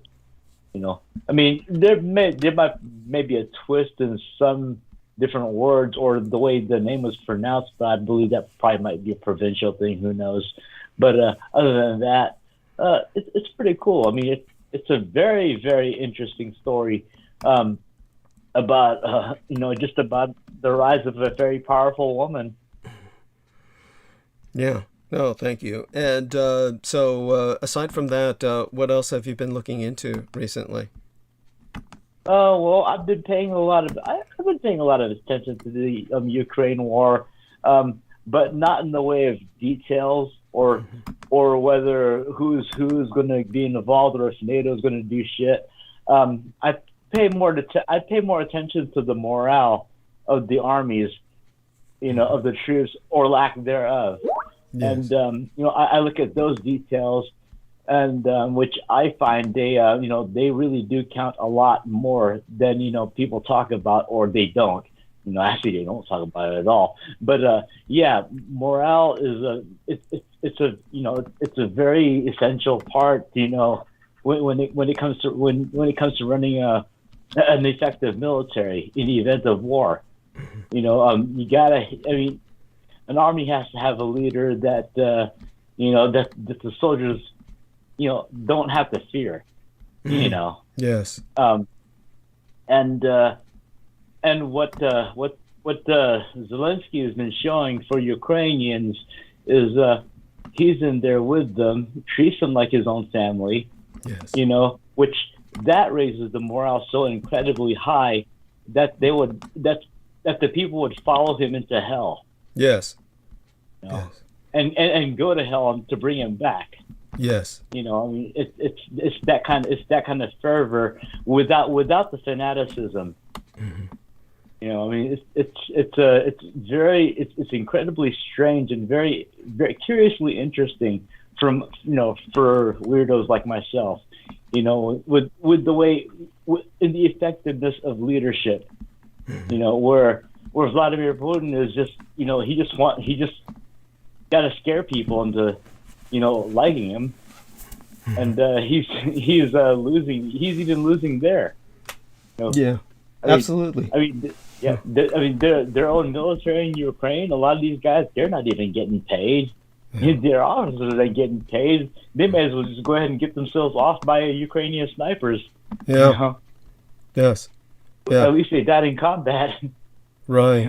By the way, Pixie Princess Starfox gives us a nice jack-o'-lantern. Mwah! Not quite sure what the significance of that is, but love you, darling. Thank you very much for that. I like it. I certainly enjoy morale boosting. And what Daniel O'Rolla is speaking of is profoundly important. Let's just put it this way. At this moment in history, when you take a look at the decrepit nature of Joseph Biden, and you take a look at just the non-personalities that all of the politicians of Europe have to show, which is just non-existent. These are not leaders. These are simply bureaucrats that have made it to the top of their party as basically political hacks, not in the old communist sense, but in the sense of people who know how to work the political machine, and they operate in a parliamentary system that is profoundly competitive. So they're certainly driven people, but they're driven for a purpose that is not one that we understand as leadership in the classical sense. These are simply people who know how to run a political machine to the point where the votes amass, to the point where they have an ability to perhaps enforce some policies. But overall, they're just not inspiring figures. They don't project their personality to the degree that you can even remember them. You have to work at it to do so. And that's the case in Japan as well. This is not a situation where the Japanese really are throwing up personalities on the world stage that really stand out. It has been that way since the 80s, where you had just the rise of the non-persona. And at that time, when you had people shouting out that the Japanese prime minister had the personality of cold pizza, and he just basically responded by saying, well, pizza can be reheated. And, it's that kind of comment, which is, well, that's clever as a response. That's pretty much what we were left with. And then when you had one of the Japanese saying that Yeltsin looked like a robot on drugs, because, Yeltsin was still, quote unquote, in charge of Russia at that time. They were just walking him in and out for presentation, and that was about it. He was just an ambulatory cadaver. This was hardly a personality that was leadership material either. This was, since that time, pretty much, nations have been on autopilot. The horror is that when you get these personalities that are domineering, then they are just, these are the worst of the worst. So we've gone to the bottom of the barrel, and when you pick up people whose names are recognizable and you can't get them out of your heads, people like Trump and Bolsonaro and Modi running India, this is where we're at now, the end of leadership as we know it. There's no leadership to be found right now. But so when you take a look at that, the closest that we have, and in fact, we just have to say, functionally, he's it. Volodymyr Zelensky is the leader of the free world at this point. Right now, the closest thing we have to the leader of the free world is Volodymyr Zelensky.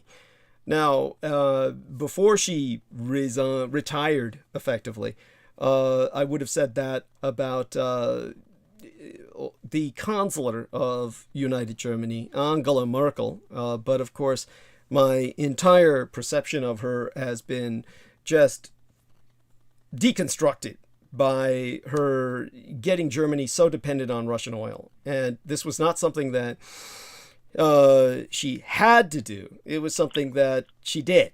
And there's she's unforgivable at this point. As far as I'm concerned, Angela Merkel is one of the great failures in history.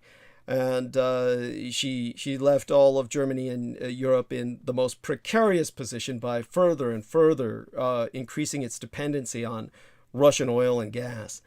So this is just when we have to reevaluate historically, she is a villainess. She's just basically the enemy.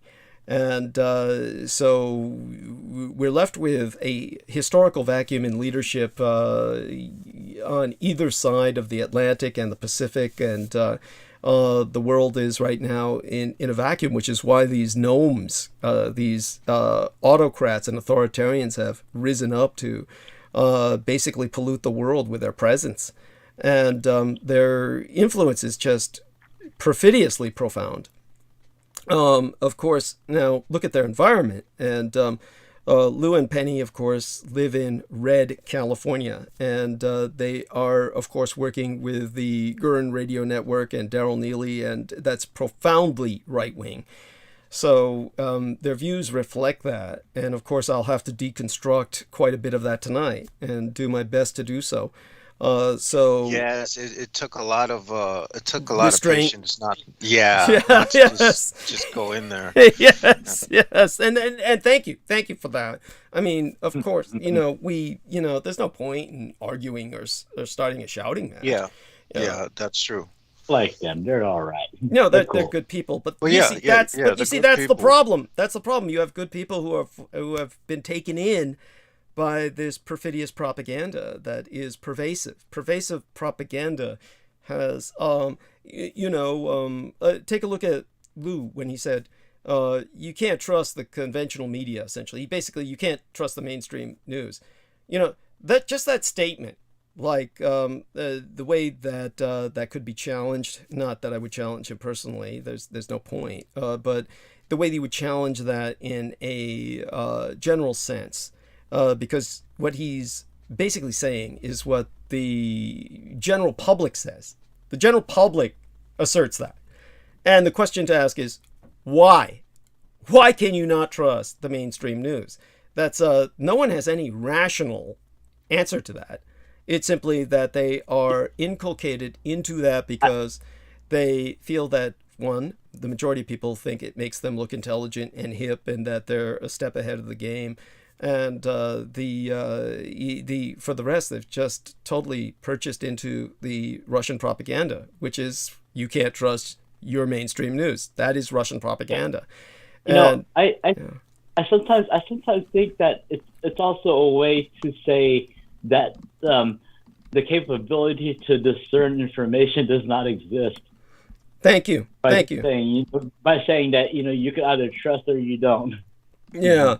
And it's just, that, again, an important point. Okay, so this is something that Daniel Arola said. There's plenty that Daniel Arola says that's deep, mind you. Honestly, I have my fun with him and talk about how he drags the conversation down to a base level, but obviously he balances that out with his insights. And what Daniel Arola is pointing out is the fact that the argument that is presented is an either-or argument in which, as he said, you have no choice. It's either you believe it or you don't, as opposed to providing anyone the option of discernment or information parsing in a reasonable sense, as in this has to be true, and at the same time, gosh, I have my doubts of this, and this is something that we all need to take into account when it comes into the radicalized position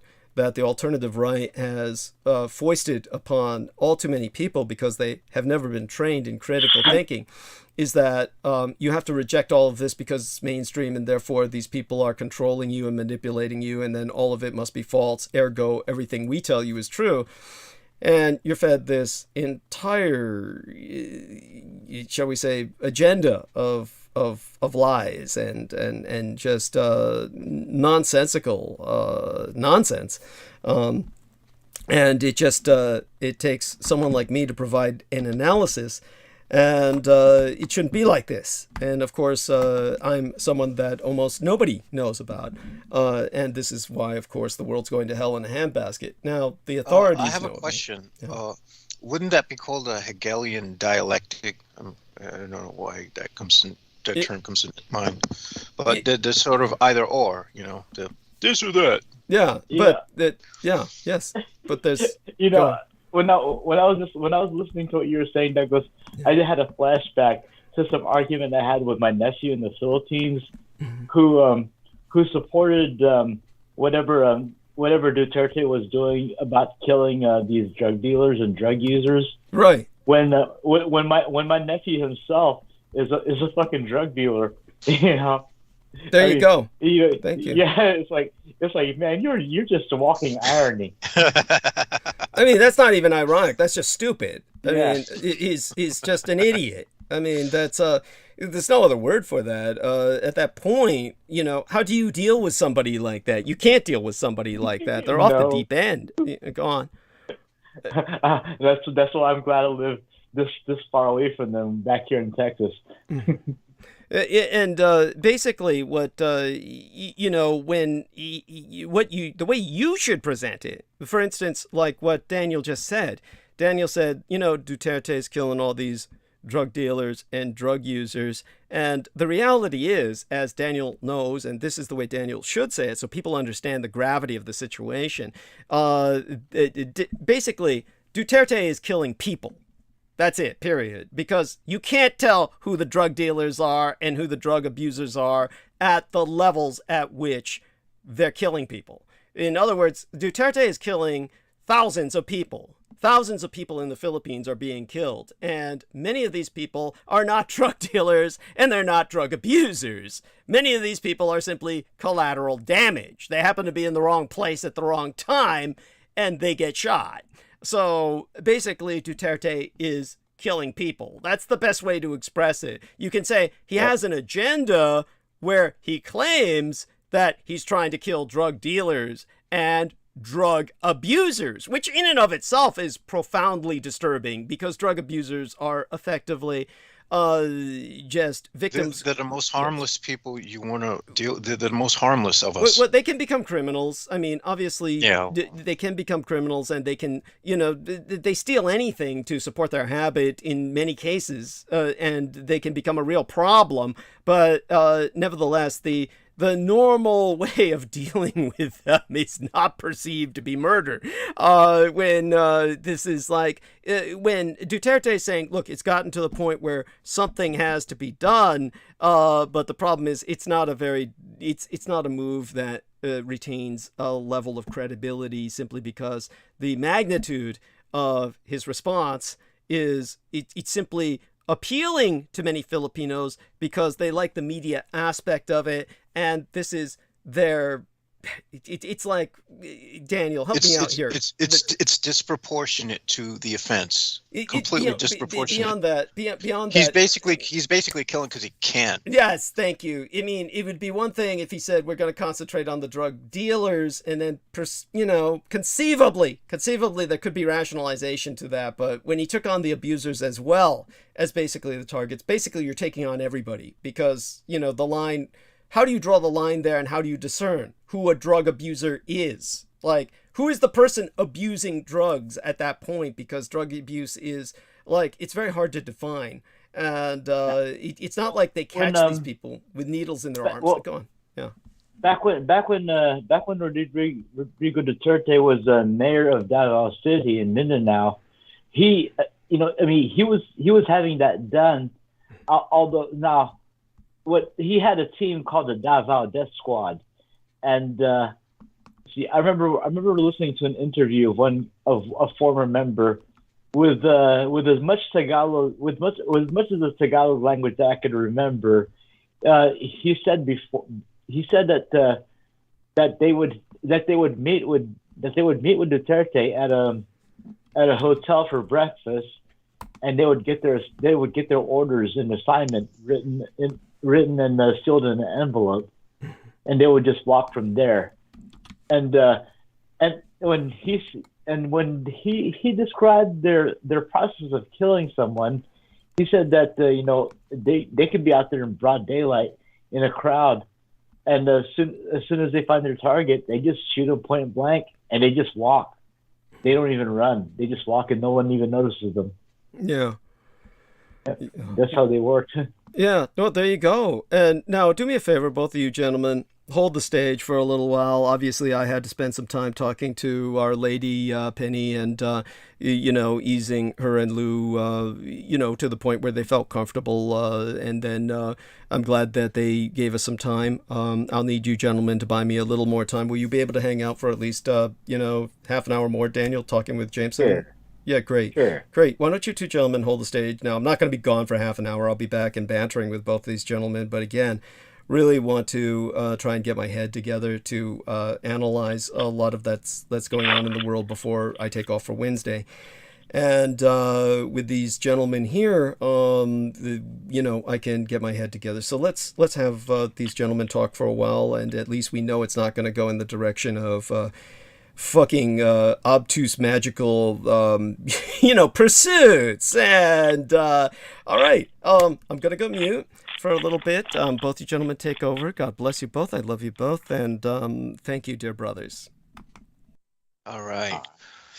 So when it reaches that point, what happens with the social order? People could just say, "Oh, I know this guy who does drugs," and you could just basically have a witch hunt of people who just want to kill each other, who just like, I can't stand this guy, so I'm going to tell them that this dude uses drugs, and it happened.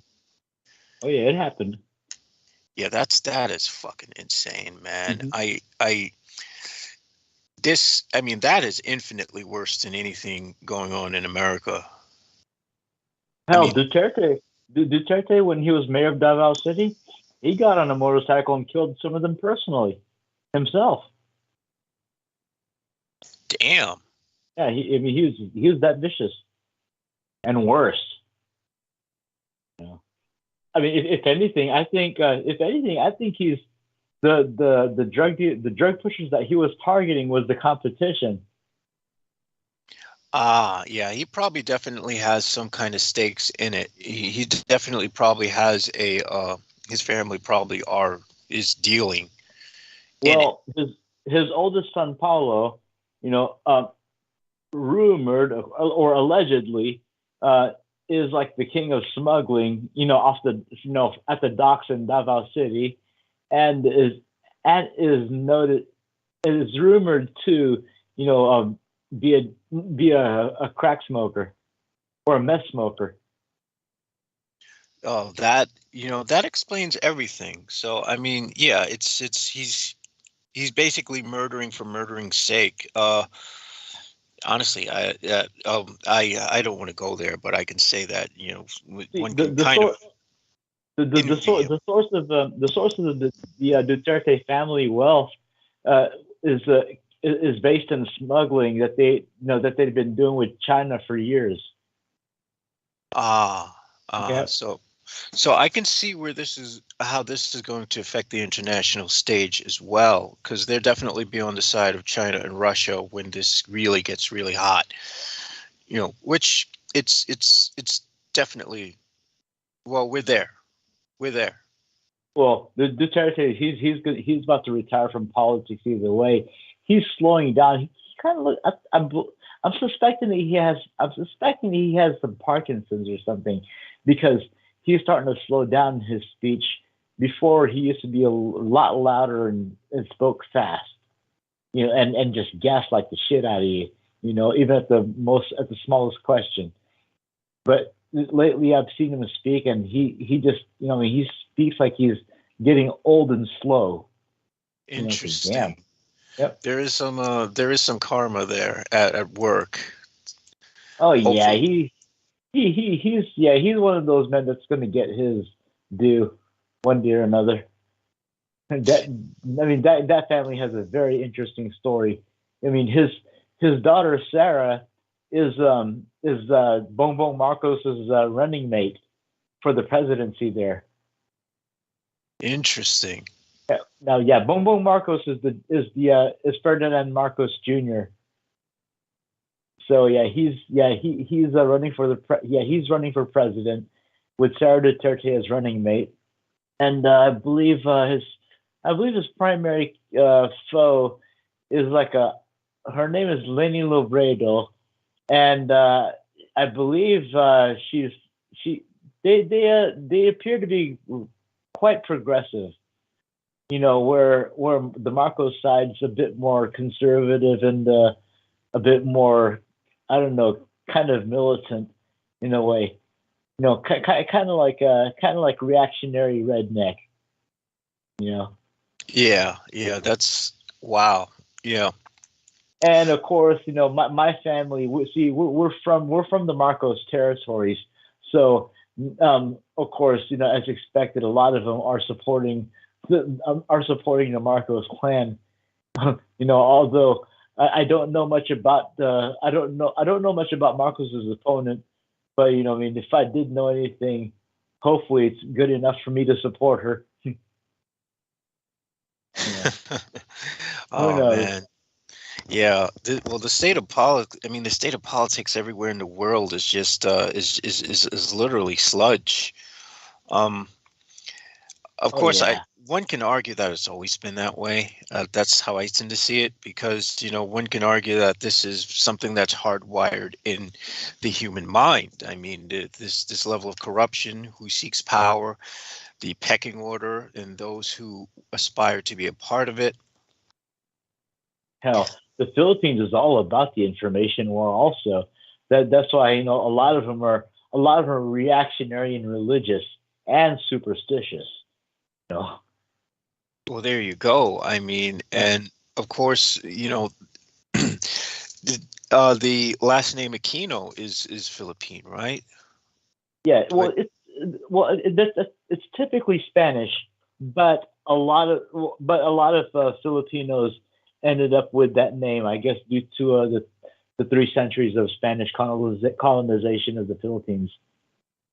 You know, where a lot of people started getting Spanish last names. Actually, there was a time where a lot of the indigenous people, they were ordered to choose a name so that they could, I don't know, be registered in the list, in the Wow. census or whatever. Yeah. Yeah, that's part of the destroying the culture, destroying the old culture to Yep. take over. That's really sad, because there's probably a lot of gems that we'll probably never know about. Actually, the first, I mean, some of the first people that settled in the Philippines actually still exist there. There's a black tribe called the Aitas, and most of them live up in the mountains, and they're constantly hired by a lot of rich people because of their skill at labor trades. Ah, So yeah, they're acknowledged, they're respected. They don't get that much press, you know, in public, other than them just being black workers. But other than that, they're all right people. I actually went to school with some of them, and I got to hang out with their families in their villages, and you know, it's like going to an Indian reservation. You know, I mean, they're just a tribe of people living their way of life. yeah. That's, well, I mean, that's I mean, it's good that they weren't like destroyed, you know, honestly speaking, Yeah. because I have a tendency to usually expect the worst from humankind, and to know that they're able to respect boundaries like that and just let those people live is a good thing, honestly speaking. Yeah, actually, you know, usually when there's a multinational country, and when it's thriving, it's usually because trade is going on pretty good, you know, between the people. And no, there when there's good trade, everybody's at peace, you know. And the funny thing is, a lot of the wars usually start because of trade.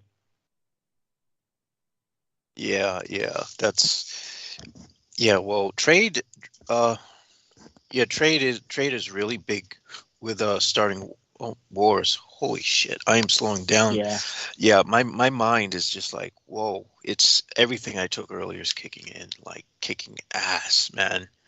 we drink I some Monster or something. Okay, I got like I had like two C4s. I don't even remember how many pills I took. And it's like geesh, I probably shouldn't have had two drinks while I was out either. So yeah, I really went off.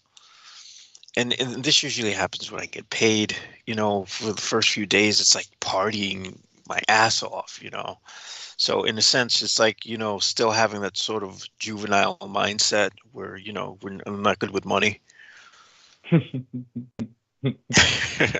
Yeah, that's why I need to get some kind of situation where I have like a sugar mama or something. And chances are, if I had that kind of setup, I probably wouldn't even, go out and do stuff like that anymore, because it'd be like, once you're getting laid, it's like, well, why do drugs? Yeah, no kidding.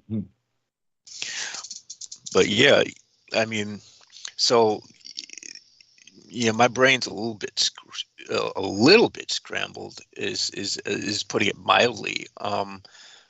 That, and there wasn't, I didn't get much sleep at all last night. But it's really weird. Last time I think Douglas was on the stream, I had this really, I think it was like 2 episodes ago, I had this really weird dream, and he was talking about Russia. So I had this dream that all of a sudden, like, I'm in my basement, right? And there's this Russian guy, and he's having sex with this Russian woman, and I'm like, what the hell are these people doing in my basement? I'm like, get the hell out of here. And for some reason in the dream, I think they're spies. So I pick up like a machete and I start trying to attack them, and they start running. And they run upstairs, and then there's like some spy agent who's outside waiting for them. And it was just a weird dream, because I guess I was dreaming at the same time while listening to the transmission, and it's just kind of bizarre.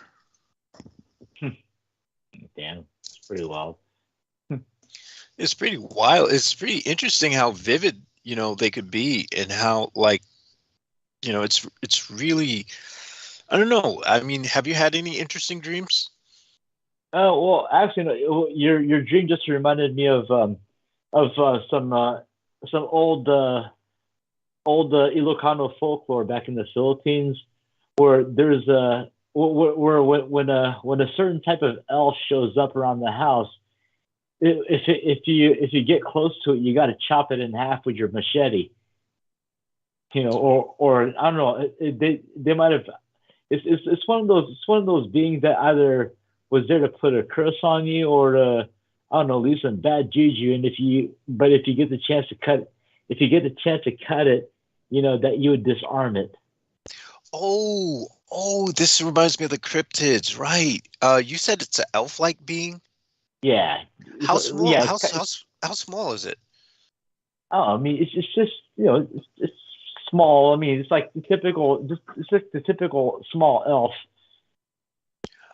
Okay, yeah, that sounds a lot like a sort of earth elemental spirit, which Yeah. they see Well, they describe them to be black, actually. these kind of remind me of what are called in the Gaelic tradition. They have something called the brownies, I think. I'm not sure. Yeah. They're kind of described like them in a way, but these are like black. But I can see how some of these can be brownies. Oh man, that reminds me of something I saw one time when the guy I used to be friends with had gotten this stuff from Russia. I don't know what the hell, why he got this stuff. It didn't seem to have the same reaction to him that it had with me, but I took it, and it's this stuff called phenobute. Now, it's this sort of amino acid that bodybuilders use to put on mass and stuff, but the stuff's not regulated in the United States. And for some reason, when you take it, it has these really disorienting dissociative effects. So I reached the point where I was just like puking all the time, like every 10 seconds or so. And I'm laying here in absolute misery. And I'm afraid to go to sleep, because for some reason, every time I close my eyes, I see these flashes and these crazy hallucinations that are just that no words can really describe. They're fractal, but it's so noisy that it's almost overwhelming.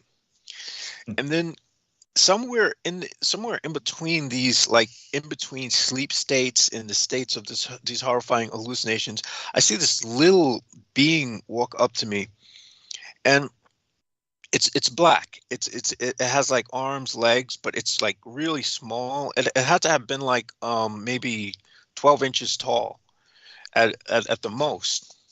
And the thing has like human like eyes, and I'm like, what the fuck is that? And it was just like the strangest thing. The thing walks up to the bed and then it just like disappears. Some really interesting things. And that substance is actually kind of dangerous. Well, of course, it figures that they would use it in Russia because, it's just like the Wild West of everything. Okay. Or maybe that's the entity of the anabolic ingredient that's in it.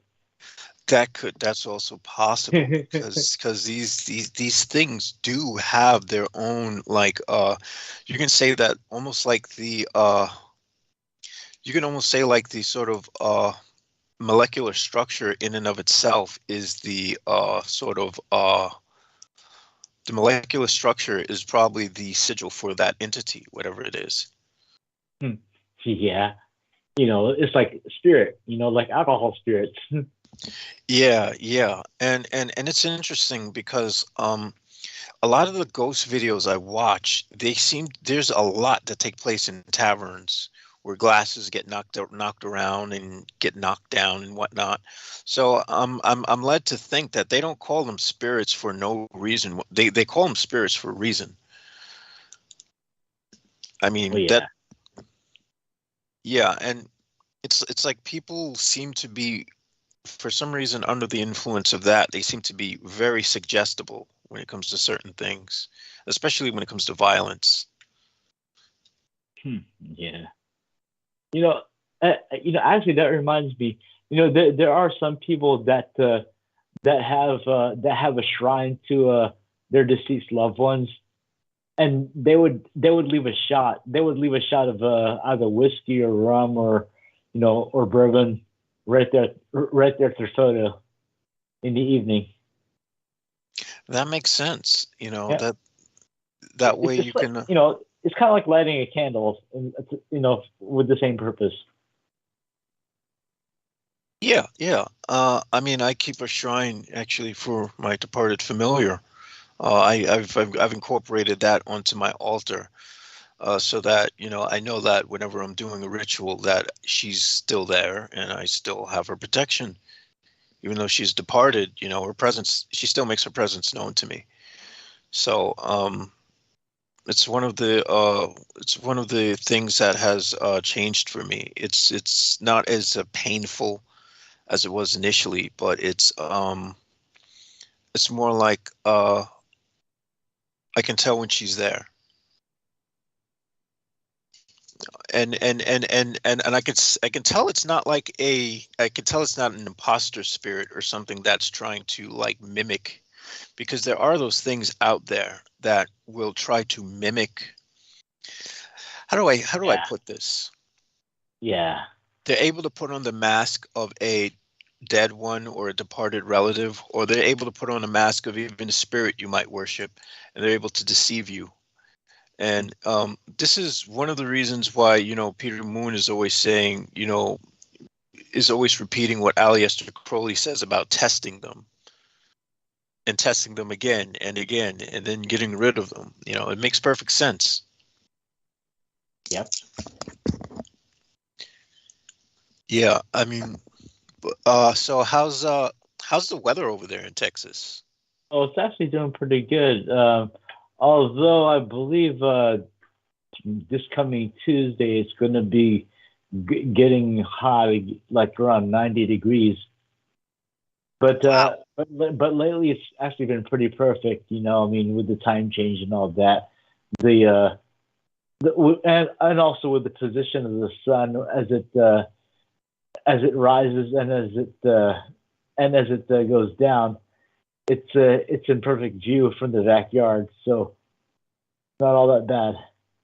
That's nice. That sounds pretty nice, except I don't think I would enjoy the 90 degrees, man. That you could keep that. I like it cold, personally,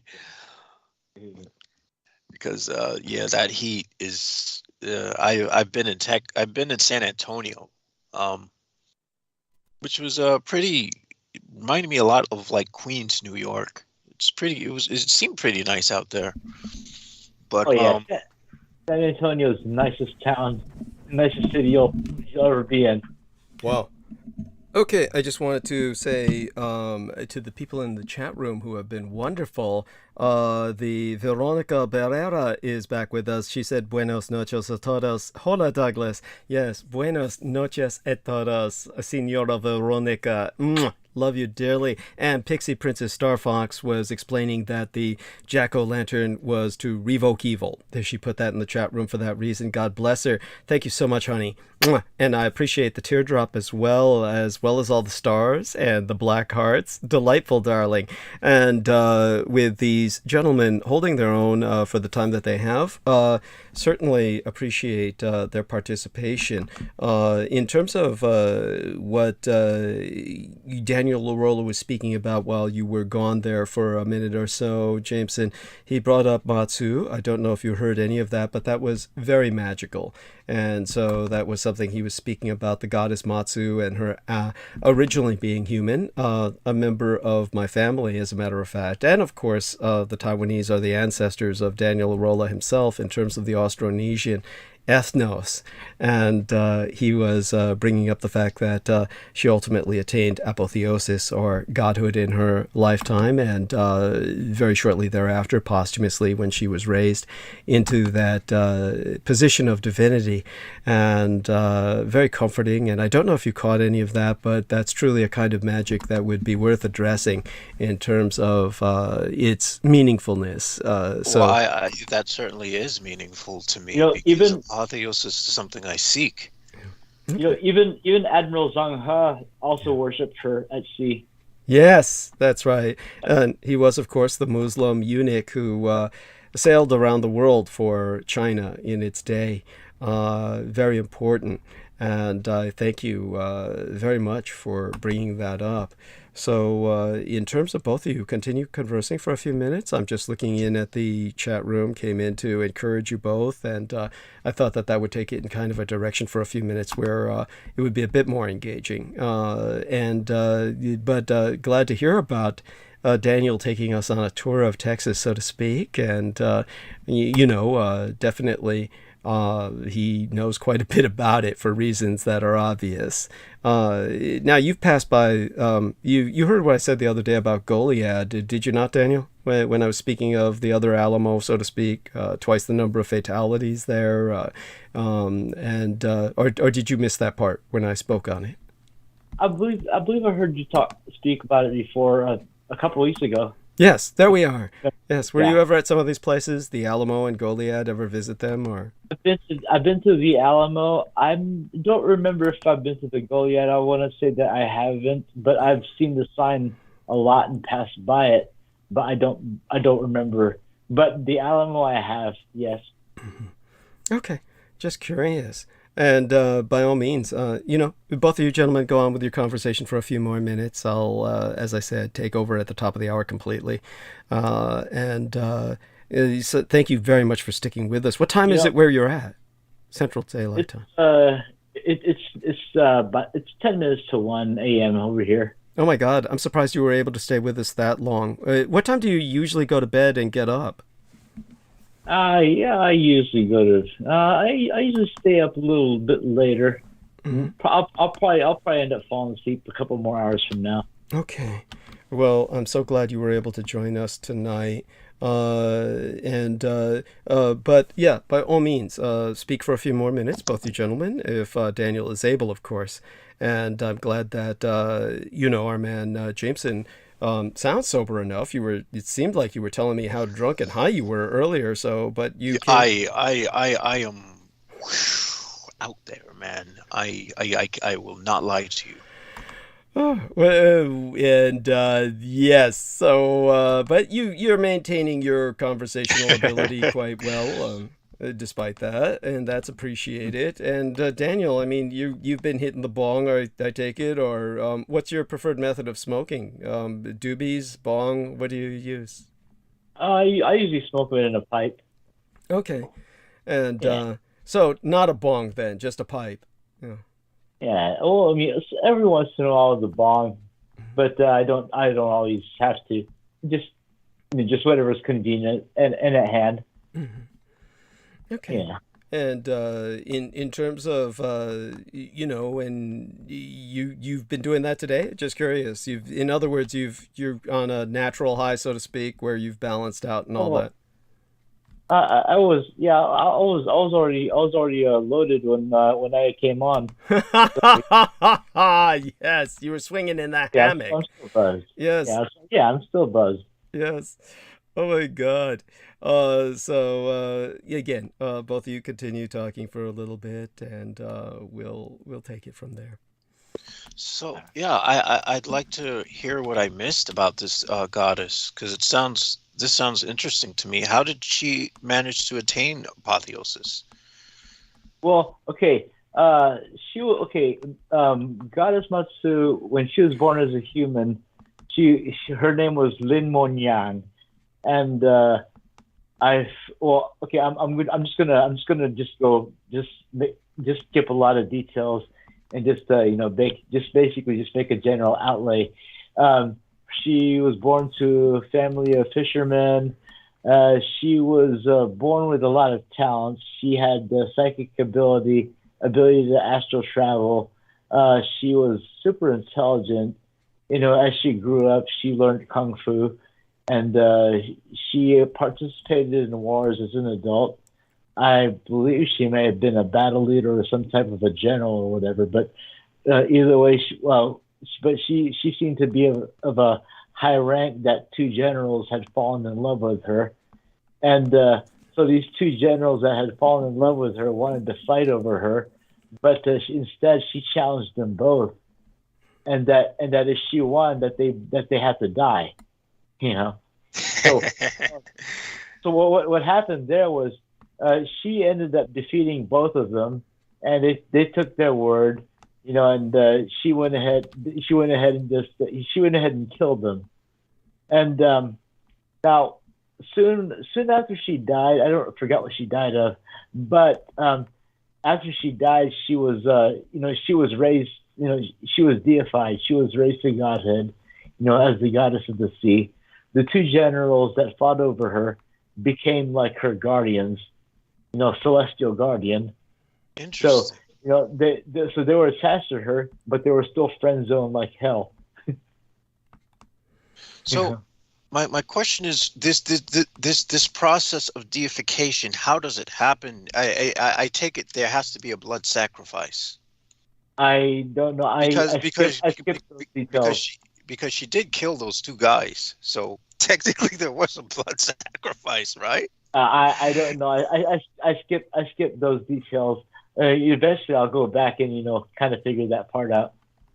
Mhm. Thank you. And by the Yeah. way, both of you are doing great, and I do want to say that we had a wonderful little communication from Diane Hillis Buchberger, who sent me a private message. It was while I was checking in with Jameson the way I did. She was saying earlier, as a matter of fact, when she's talking about, how do I say this? She said, I see thousands of beings looking at me sometimes, and I can read people, but most of the time I shut it off. James has to learn to do that. She may have been speaking about Mr. Forsyth, or perhaps about Jameson Reese, but then she said, James sounds not well tonight. He overdid it. Make sure he's okay. So that's why I did ask what I did. Just so you know, so people do care, Jameson. Really, you have your own fan club. You should be far less bitter at the world. But I'll let you respond to It's that. yes. Well, my bitterness is towards the injustice aspect of the world more so than the world itself. It's just the injustices of the human beast, and it's the nature of the beast. So it's not the world I'm really bitter at, because we're more or less the product of our environment, and the environment is the product of our creator.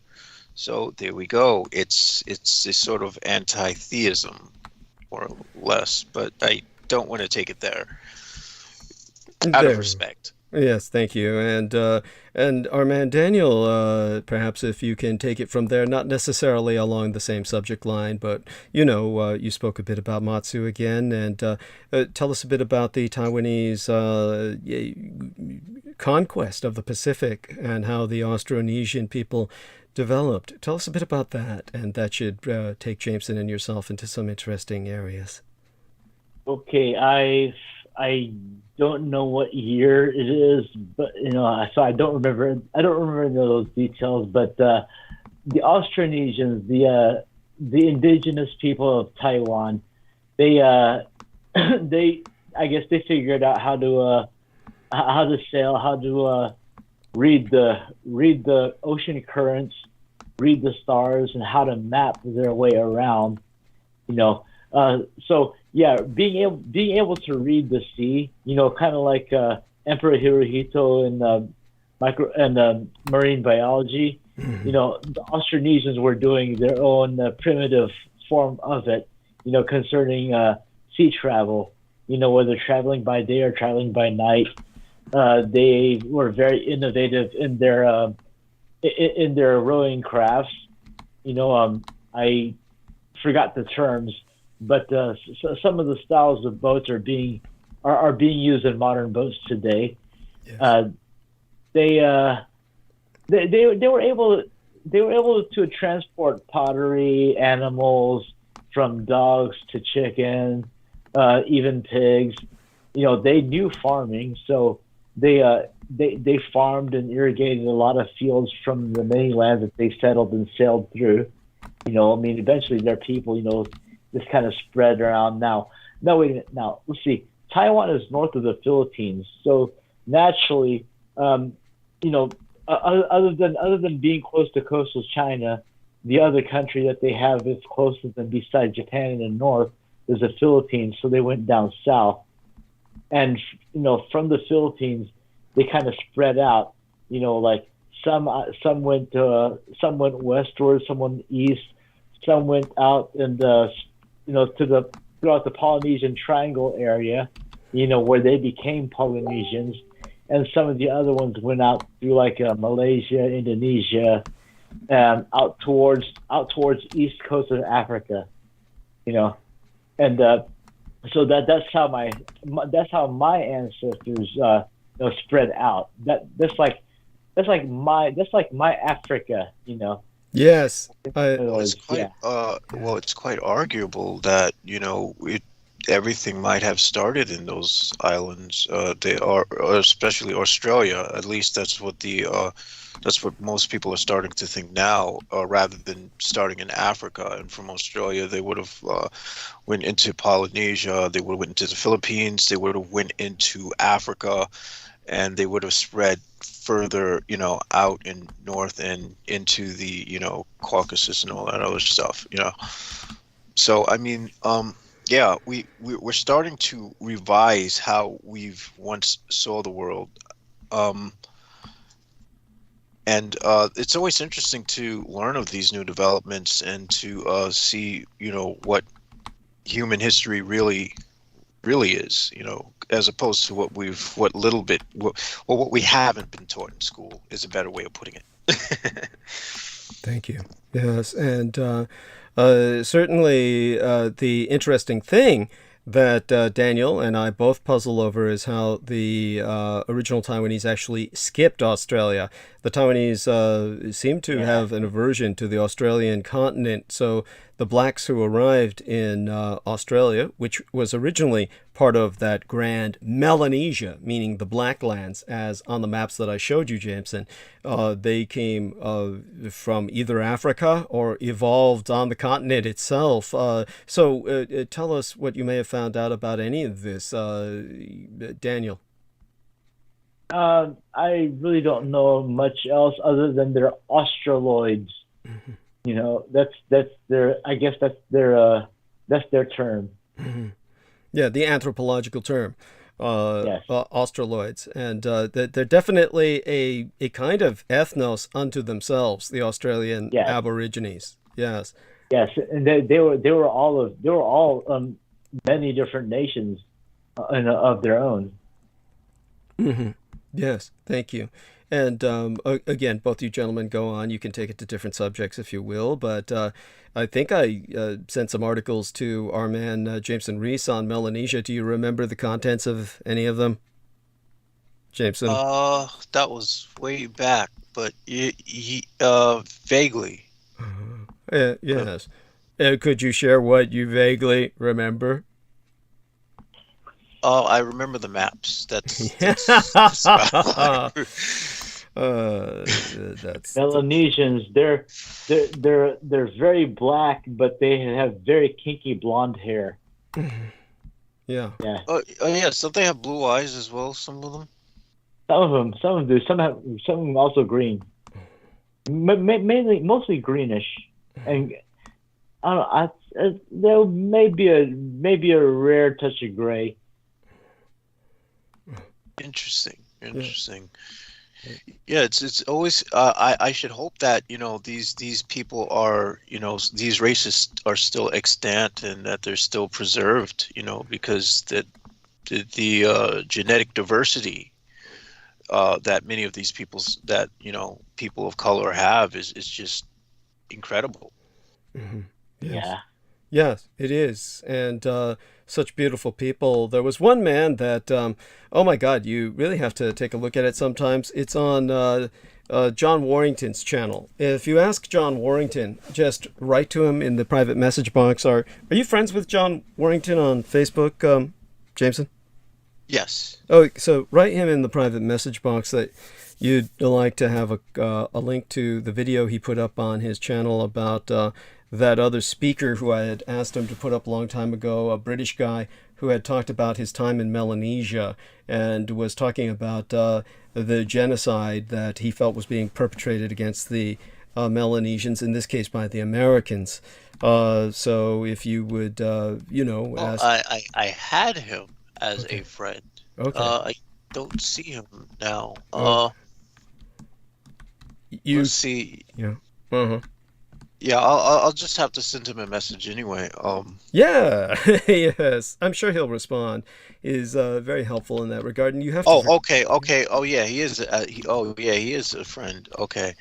Yeah, I'm still.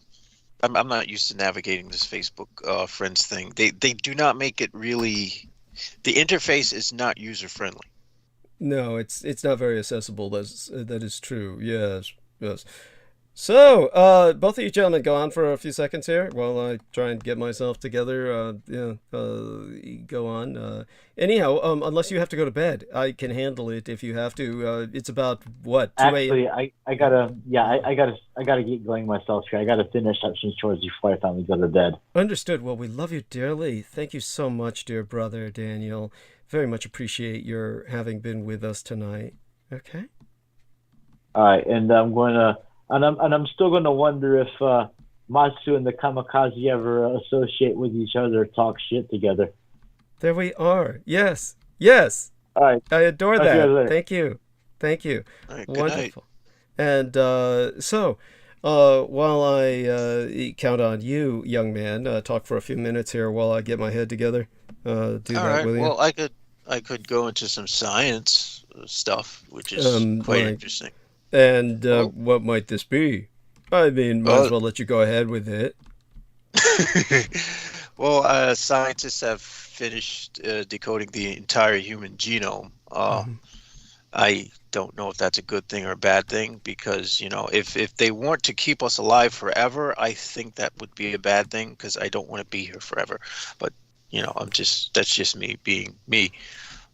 Well, isn't that This rather contradictory? I mean, obviously, I'm not trying to give you a hard time or something, because all of us have these various shades of gray that we operate in, and all of us have what seem to be mutually contradictory objectives or ideas. And I don't mean that in the extreme sense that radicalized rightists have lunatic contradictions that they posit, but in the sense that there's nuances to what sane people will shall we say entertain or fantasize about. So didn't you say that you were kind of seeking godhood, which would imply a kind of immortality, which, but then you say that you don't want to be around here forever. So how does that gel? Okay, well, it's don't want to be in physical form forever. That's what I mean. Apotheosis is basically the survival of the ego, and this conscious awareness, which in most people is going to die when your body dies, and all the other impersonal stuff just goes wherever it goes. Like, who even cares what happens after death at that point? Because it's like you're not going to be consciously aware of anything anyway. So it's the whole ideas of heaven, hell, and Sheol and all this other shit. It's just bullshit. Oh my gosh, it just strikes me as bullshit, because it's like, okay, I mean, say there is these grandiose experiences and whatnot. If there's no consciousness to experience it, because the consciousness that is being projected from the organic structures, those organic structures are dead, what the hell does it matter? At any rate, I'm just letting you go on. I'm not going to going to interfere with this. But the more I think about that, though, the more it starts to turn into sort of nihilistic I was about to say, that's a very nihilistic perspective that you're articulating. Obviously I'm not going to defend it, but I'm not really in the mood to argue with it, because I'm trying to get my head together in other ways. So while I'm pulling my head out of my ass, how much time do you want me to buy for you? Well, just go with it. Just roll with it. Just consider it like 10, 15 minutes, go for it for a while. Minutes. All right. I could do that. And then feel free to try and ad lib, but don't read so much, just ad lib. Like if we've mapped the human genome, try and tell us what you feel this means. What does that mean? For humanity. It probably means that we can now tell what is junk DNA. Well, you remember that term, junk DNA? Yes, of course.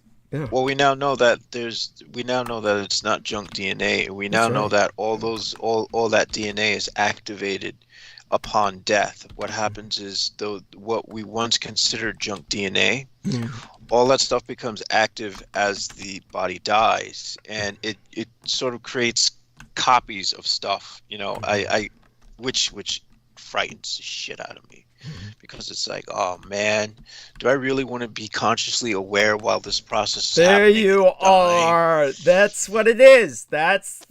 You are conscious when you die. There, you've just proven the fallacy of your original nihilist position. So that being said, go on. Yeah. There's two of me in here, so we're free to clash. Satan and Moloch within Thamiel. Yeah, that's me in a nutshell. That's his version of the Hegelian dialectic. Thesis, antithesis, and synthesis. Yes. So But what they could probably what they can do is probably utilize it to see who has what kind of diseases would be found in certain family genes and whatnot.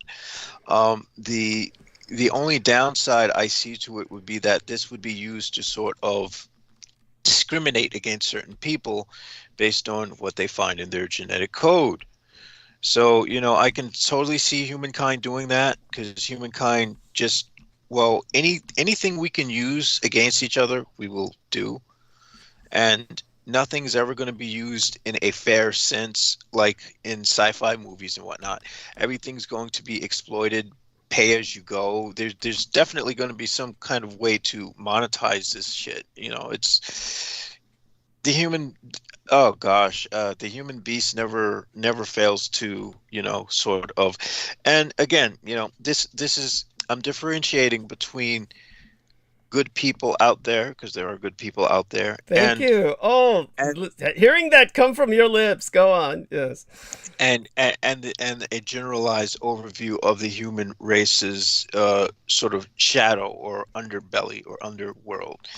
So what I'll say is there's always going to be that sort of abuse there, as far as using things for gain and ripping people the hell off and whatnot.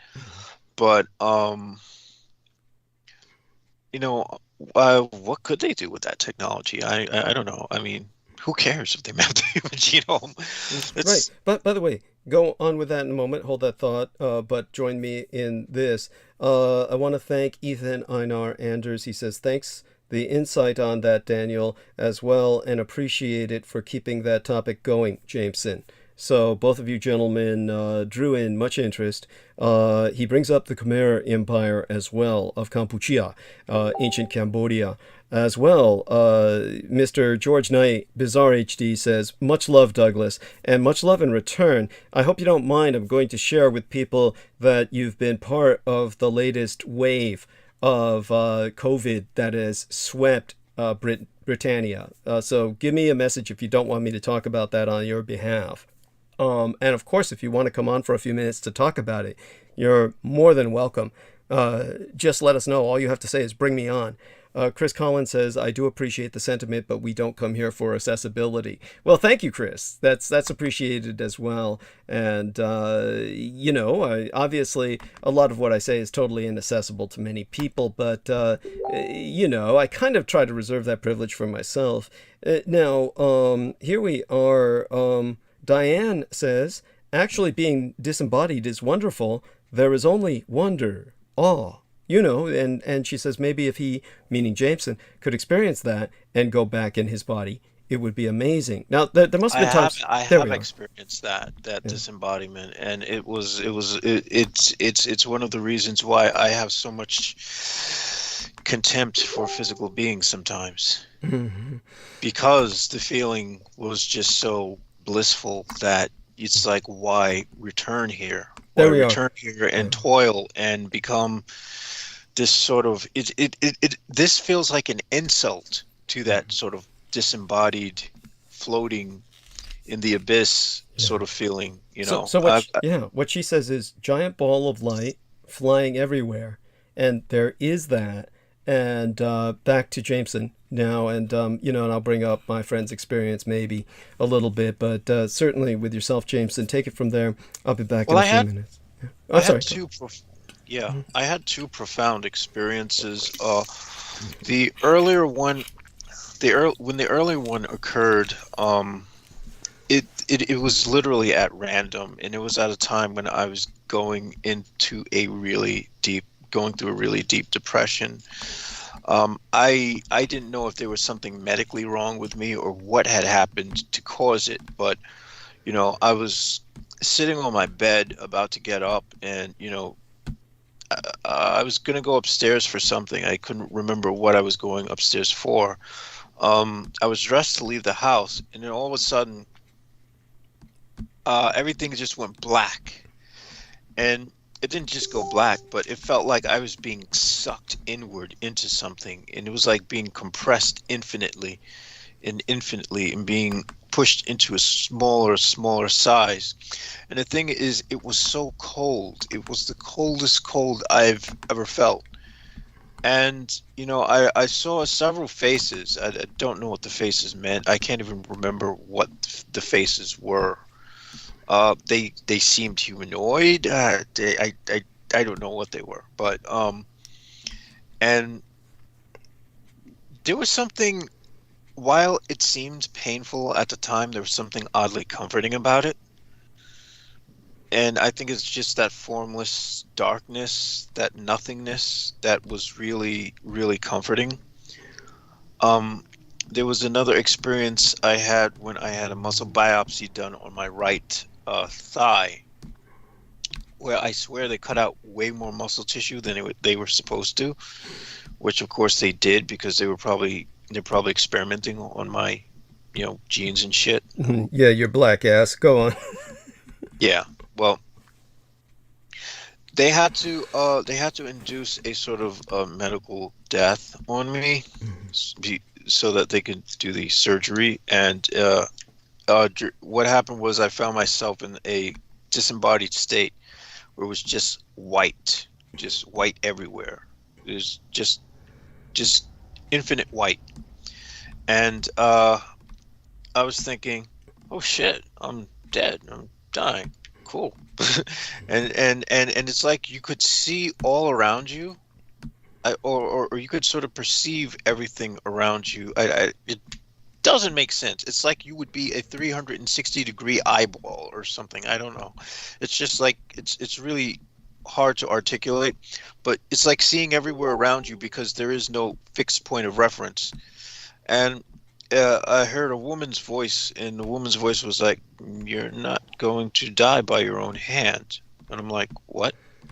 Because at the time I was contemplating suicide, and I was all the more happy to go through with the operation because I was hoping something would go wrong. And this is probably because my body temperature was cool to the degree where it would be technically death, but they were still breathing for me and the heart was still beating, whatever. Bummer. Go on. Yeah, and so that was a sort of blissful experience. But when I left that experience, I was profoundly depressed because I wanted to go back there. I didn't want to be here. I didn't want to be here in this physical world anymore. It's like, dude, what the hell? You gave me a freaking You literally gave me a glimpse at bliss, and you expect me to want to come back here and operate as a regular human? Get the fuck out of here! Well, It was cruel. It was cruel. It was cruel of them. So upper management has my scorn eternally for that. I love that. Upper management. I like that. That's terms like that applied to the. By the way, our lady Diane Hillis Buchberger says, of course, that she has felt that kind of regret and resentment, but she says we have to come back to the body to do what we have to do here. And she says race and such are just paint by the numbers on a body, not who we really are. I'll just heart that because I like her. But it's an essential part of who we are in the sense of while we are embodied. It helps. It's like our body shape.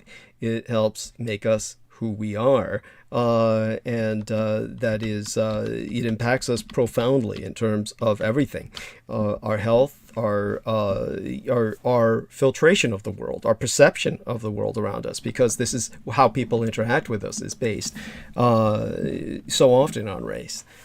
Even if subconsciously, understand we are all racist. I am racist. We are all racist. It's a redundant survival mechanism. It's something that we evolved with in order to survive, in order to recognize our tribe as ours and another tribe as theirs. Well, yes, and it's out of fairness that I decide to be the ultimate racist by, instead of even generalizing apart by different, ethnicities, I decide, fuck it, why not just hate the entire human race? You don't get any more racist than that. Yeah, I get that, and in the very least, in the very least, it's fair. It's fair to the individual. Mm-hmm. Yeah, that's that's comprehensible. And I certainly appreciate what you're saying there. Now, I have a lot of people. Of course, I'm just joking with that. I don't really hate people. I don't spend time hating, or that just takes so much energy. Okay. No, definitely appreciate it there too. That you say that. Like I said, you're talking about this. Go on with this for a while. Another few minutes. I'm going to try and balance out what people are requesting of me. There are some people saying that they wanted me to go more into the kind of wonder and awe that they felt with geomorphology when I was talking about the shape of the Earth and the different types of planets and all the rest of that stuff. But, Oh, that brings up a question that I was going to ask you, which is, what what parallels can we make between the Americas when it comes to geomorphology? well, like I was emphasizing, the Americas represent a kind of male energy opposite the feminine energy of the Eurasia African landmass. And it's one of those things that I think people begin to comprehend immediately when they take a look at how the Americas were first the product of mass invasion by the devouring mother, the Kali, spirit of destruction of Eurasia that came out of Eurasia and swept over the Americas. And then the Americans responded ever since in their trauma by repeating the cycle of violence, invading everyone else. So Our Lady Diane says, maybe I created a monster. She says, maybe I created a monster by saying the stuff about race not having significance. And then she says, yes, you are the geomorphologist. Thank you, honey. Yes, deeply appreciate it. By the way, this reminds me of what Peter Moon the other day, for whatever reason, felt compelled to seek out and listen to the Alexander Dugin interview conducted by the guy who's invited me to do an interview on his show. We'll discuss that in the near future as to whether I accept that or not. And so Peter Moon said that Alexander Dugin attended the Michael Aquino lecture school, and that he basically drones on and says nothing is basically what he was saying. That he said the guy just basically, Alexander Dugin got on with this guy, the guy who had been in an understated manner basically said I was being handled along with his Chinese friend who said, oh yeah, Douglas Dietrich and I had a falling out, when I don't even know this son of a bitch.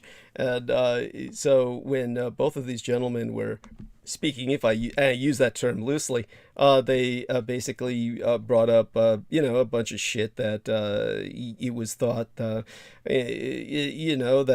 they said, oh, Douglas Dietrich, it was like, they didn't say anything particularly negative, but what they said was understatedly offensive to me, in the sense that they were basically saying, yeah, he's handled, he could talk about Japan and a few things, but basically insinuating I was speaking of nothing important, which is obviously offensive. But when it came to, what our man Peter Moon was listening to it, the Dugin interview, he said the guy was like Aquino. He said the guy just kept droning on and not saying anything. Basically, the way my late and sainted father, the guy who raised and guided me, would have said it. He would have said, he talks a lot, but he don't say nothing.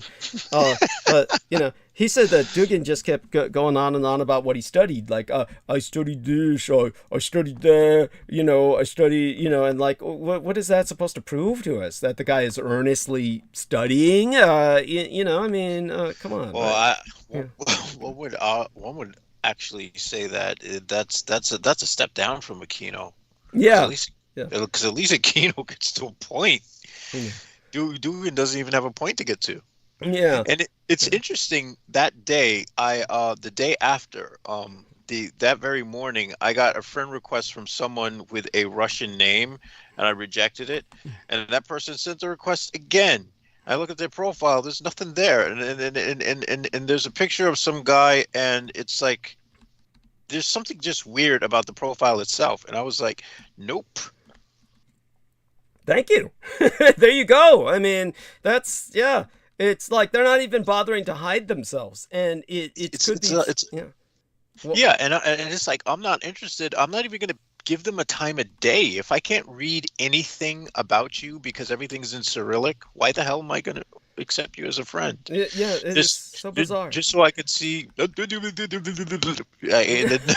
know what they're saying. It's like, how is that going to serve me? There we are. So, yeah. So go on. I'll be back in a few minutes, and I'll probably will cover a little bit of solar geography tonight, since everybody was asking for continuing a sense of wonder, or a number of people have. But we'll see. Obviously, I do want to cover a lot of the hard things that are going on, just hard current events. And basically kind of address what both of these people brought up about Russia and Ukraine. The wonderful couple we had with us earlier, God love them. They are how do I say this? They are catastrophically programmed by pervasive right-wing media, and the horror. What's sad? Yeah. The horror is that these populist presidents are popping up and winning all over the place, and this sucks. Mm-hmm. Like such as Serbia. Serbia is like, well, that's like. I'll just put it this way. Russia. Serbia is a totally different case. Serbia that's always going to be what it is. Serbia is not part of the rest of the world except by geography. Okay, that's its own little world. I could go into that some other time. Serbia is, of course, it's just a real odd case. So with Serbia, of course, they've had the worst yet is Hungary. Okay, Hungary is a danger. Serbia is not a danger to anybody. Hungary is a actual fucking wrench in the works, because they're much more integrated. The Serbians are not integrated into the European economy at all. The Hungarians are. So they're really damaging in terms of their bullshit. And honestly, they need to be shut down. This is they're fucked up. So anyhow, let's see our response from this lovely young lady before you go on for a few more minutes. She's saying yes. Let's see now. Oh, there we are. Peter Moon says, bring Peter on. Yes. Okay. Yeah. Okay, good. This will buy you some time and give me some time to get something to snack on. Sure. Yeah. Okay. All right. So here we go. I'll tell him we're calling. And all right, he should be on any moment. But yeah, that the entire thing with the honestly, it's. The problem is there's only two sources of news, and that's your mainstream news, which is probably the only accurate source at this point, and the alternative, which is hijacked by, the Russian disinfo. Thank you. This is our man Peter is on, I believe, now. Can you hear me okay? Absolutely. Yes. And our man Jameson will take a break for a few minutes, get himself something, and it'll be you and I, Peter. And I had taken the liberty, I hope you don't mind, of letting people know that you had taken the time yourself to listen to Alexander Dugin for a while and found it not to be rewarding. No, that's fine. I mean, it was absolutely insufferable. Thank you. And I say that without any malice, rancor. Without malice. Yeah. Yeah, it's insufferable. I have been attending lectures up here in Shasta. I'm in Shasta, and we just had the last lecture. It was my friend Brad Olson who spoke. Oh, wonderful! Well, yes, he's a pretty good speaker. Mm-hmm. I never heard him speak before. I've seen a little bit of the History Channel, or the Alien thing, but I never really watched that, so I don't care what anybody says on that. But no offense to him. Understood. Yes. He showed some things that were very interesting, but generally the speakers I listened to were very good, interesting, had very relevant things to say for the most part, and engaging. They were all engaging speakers, if I come to think of it. But Alexander Dugin is not an engaging speaker. Yeah. Nor is Michael Aquino. Right. And they're not interesting. Thank you. And I did see the picture of Aquino that you had with the bazooka, and I do agree that it's not, you can't verify for its authenticity, because you know, he looks like he doesn't look like the type of guy who could even hold a bazooka. Oh, no, I put it into this perspective for Brandon Young. Brandon Young immediately assumed it to be fake. My intuition tells me it's real only for this reason, and I'll explain it to you. This was obviously while he was simply in training as a Special Forces officer at Fort Benning or Fort Bragg, one of these places that was back here in the States. It's obviously not a combat situation, and he's just it's not a combat situation, but it just doesn't look genuine. I mean, it could be. I mean, it just looks such a stupid picture.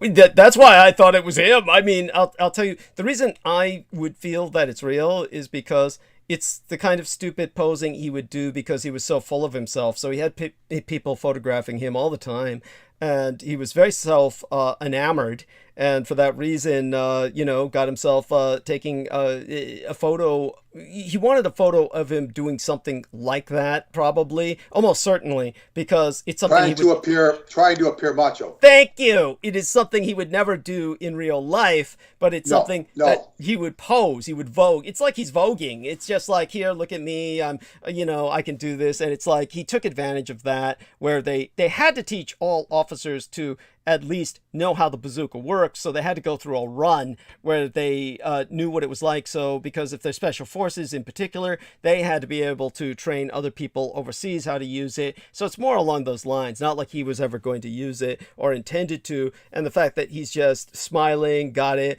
But it strikes me as real. And, just that's what I went into it. It just, all the bells hit me simply because once Brandon said, oh, that's supposed to be a kino, which he didn't say when he first, threw the photo at me. And I just looked at like, what the hell's that? Big fucking deal. And then when he said that, then I looked at it and I says, well, the uniform is accurate for the time. And the face does, I would say it's him. I would bet money on it, but that's real. But for all the reasons that I said, qualifying that's just basically something taking place while he was training, and that's it. But, then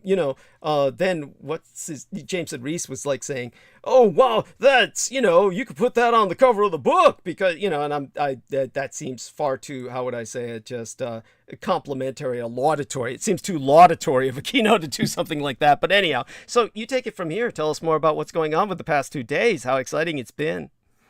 Well, I think this has been the third day.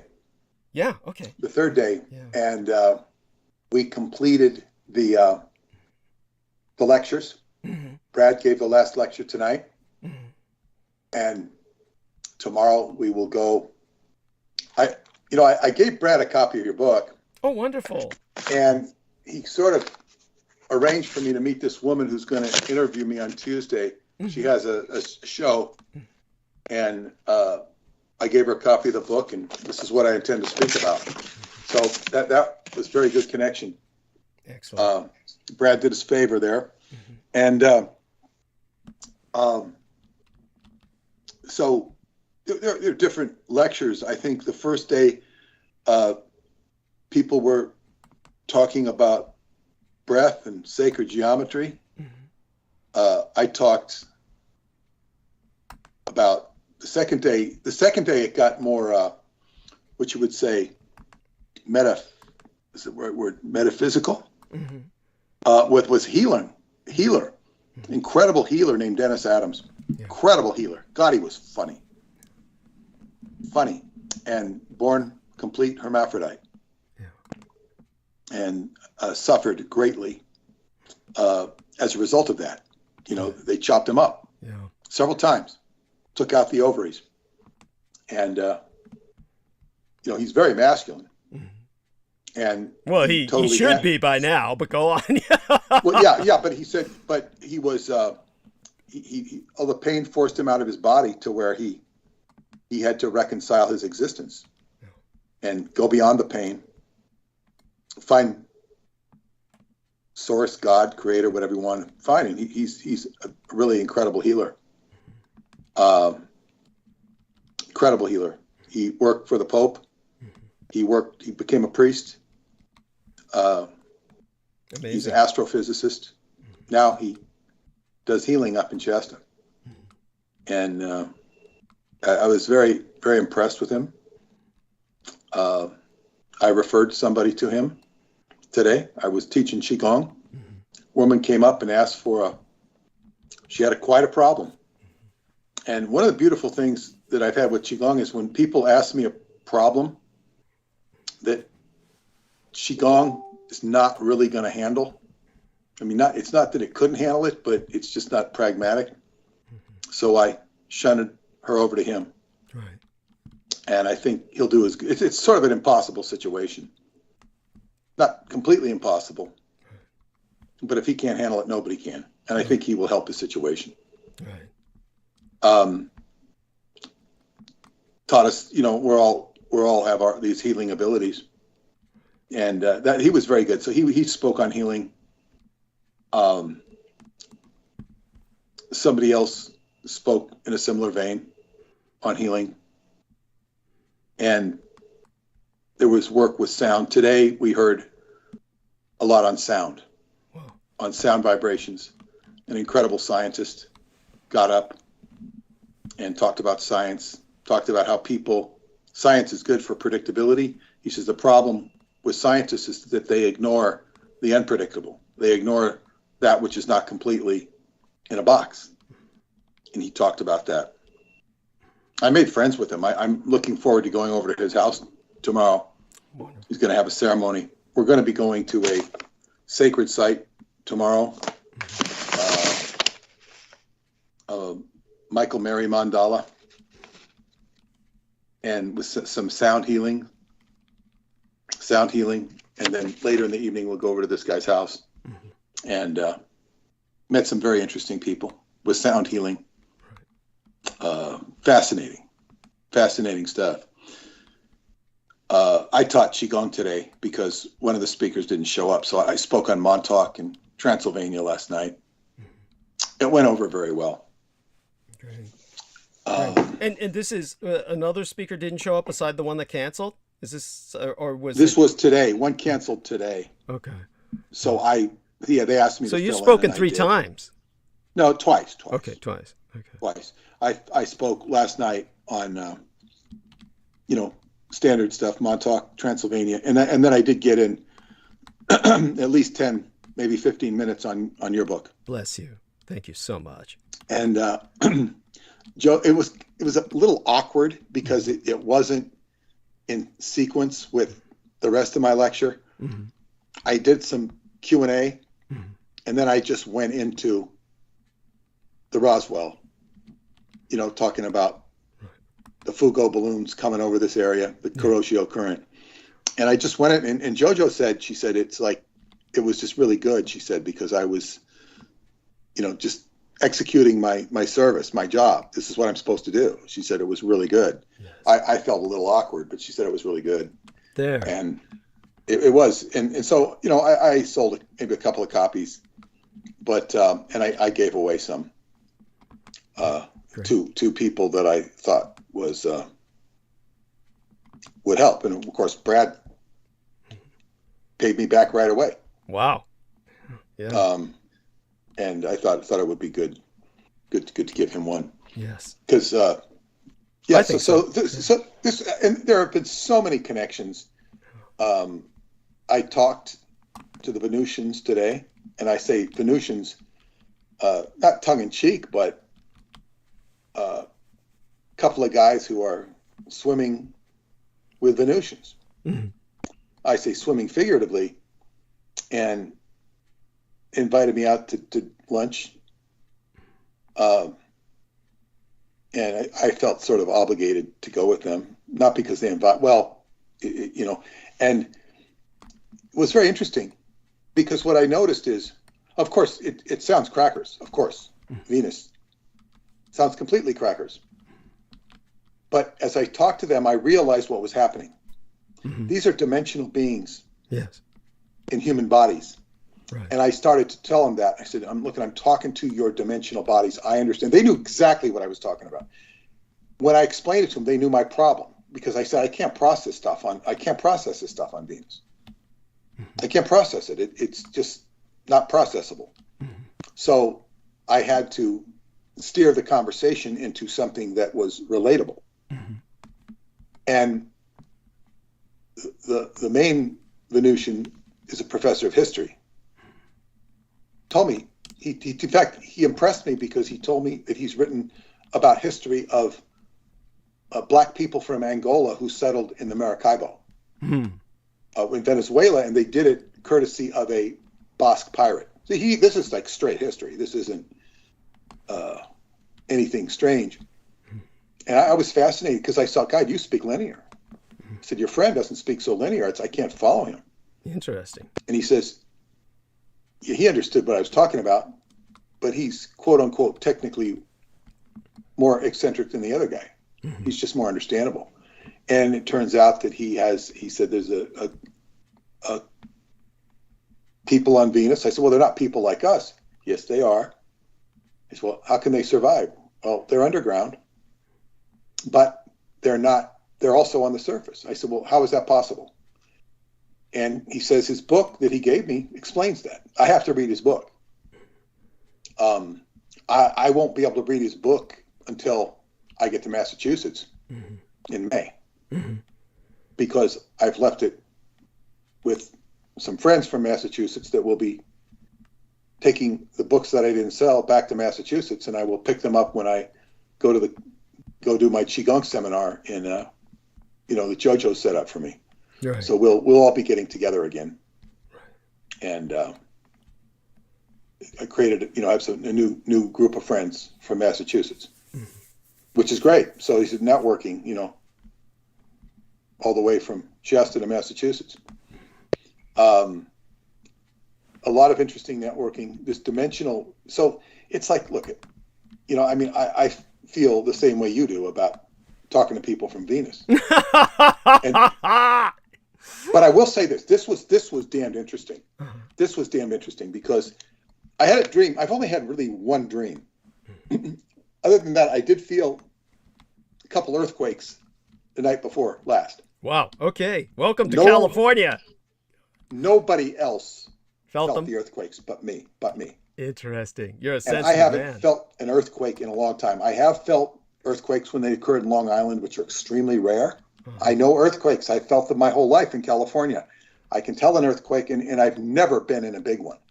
But I could feel the quakes. So I said, that's a quake. That's a quake. Nobody else knew.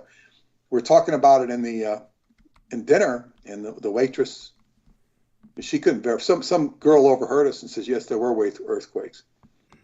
And JoJo looked it up, and sure enough, it was small earthquakes. But nevertheless, they were there. I didn't know if it had to do with our event or whatnot. You always wonder about that sort of thing. Yeah, it was literally earth shaking. Go on. Yeah, it was. I hadn't heard an earthquake in a long time, or hadn't felt one. But what was I talking about? Oh, you were talking about how exciting it's been over the past several days. You were talking to these guys from Venus. Oh yeah, Venus. Yeah. So this dream I had, one dream, and I dreamt that I was with my friend Doug, who you met, and who we had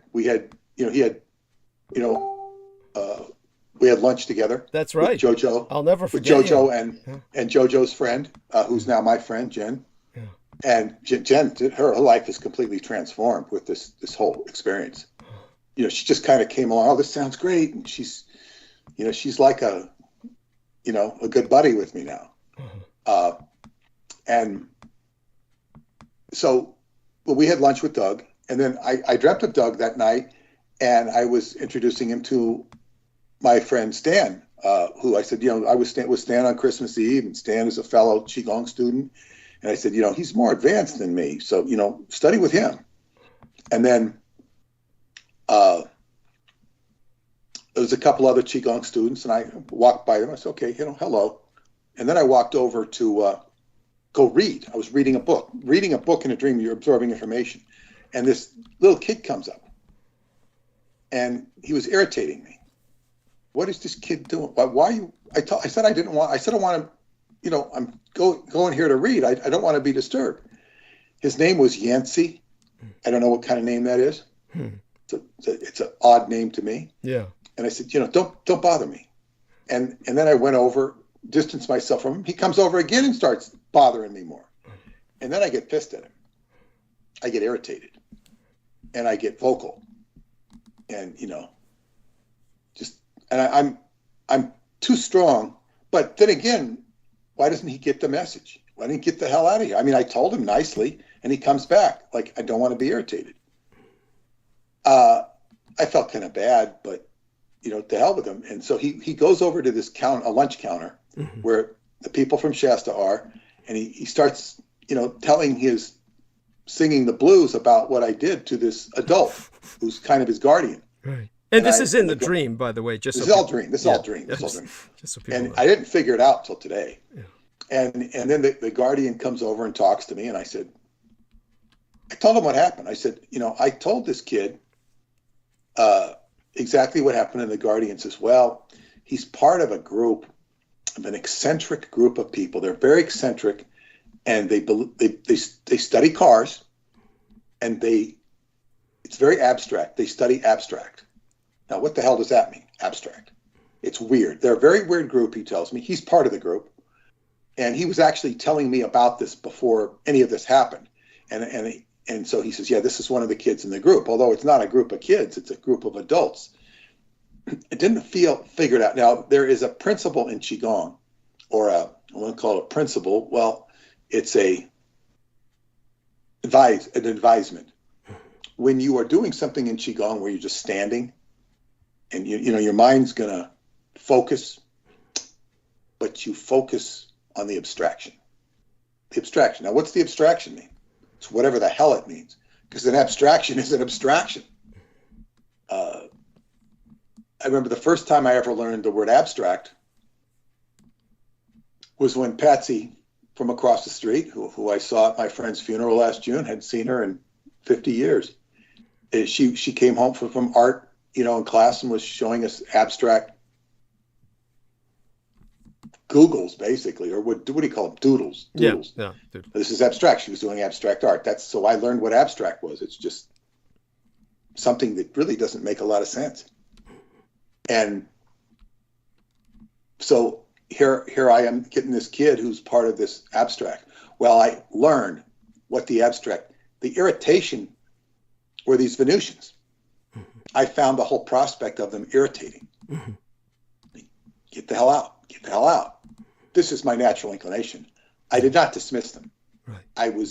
I'm always polite with other speakers and other people when I go to an event, but I also I did my best to embrace them. I suppose it was a challenge. It wasn't a major challenge, but I had to really focus and get them to understand what I wanted to know and what I could know and what I could process. And they were going to tell me about time travel, because they told me that the Venusians monitor time travel. And okay, that's fine. Not that interested. Then it occurred to me, well, if they really do monitor time travel, then they'd be monitoring David Anderson. Therefore, I'm obligated to have a professional curiosity, if not an interest. Okay, maybe they are. Maybe they can talk to me, and I need to read some of the book and, just do my due diligence and see if I can figure it out with the abstraction. Then I went and talked. I actually wanted to have lunch with a couple of other friends, and I did, but that ended up being dinner. And I got into a deep discussion with them about the Venusians. And I said, these Venusians are very hard for me to process. You guys are not so hard to process. I said, if they're on the irritation scale of 1 or a 2, I mean, like a tolerable schedule. They're down 1, 2. They're hard to tolerate. You guys are 7 or 8. You're easy to tolerate, and we can talk about the dimensionality. So I had a whole conversation with them, and it really opened up into a beautiful conversation, a beautiful friendship. One guy is, I wouldn't call him a super soldier, but he's gifted. And the people who go after super soldiers or go after talented people go after him. Right. And he's been to a lot of interesting places on the planet, and he is not sold out. I had to qualify a lot of his experiences just to understand him. And he's a very close friend of a friend. So I was able to really relate to him. But then I realized the abstraction from the dream is all this Venusian stuff. It's all this stuff. It's like, what is this? It's like I'm trying to process. The other thing I realized is that David Anderson, as is anybody and everything, surrounded by elementals, beings, whatever you want to call them, because in Shasta here, these people are all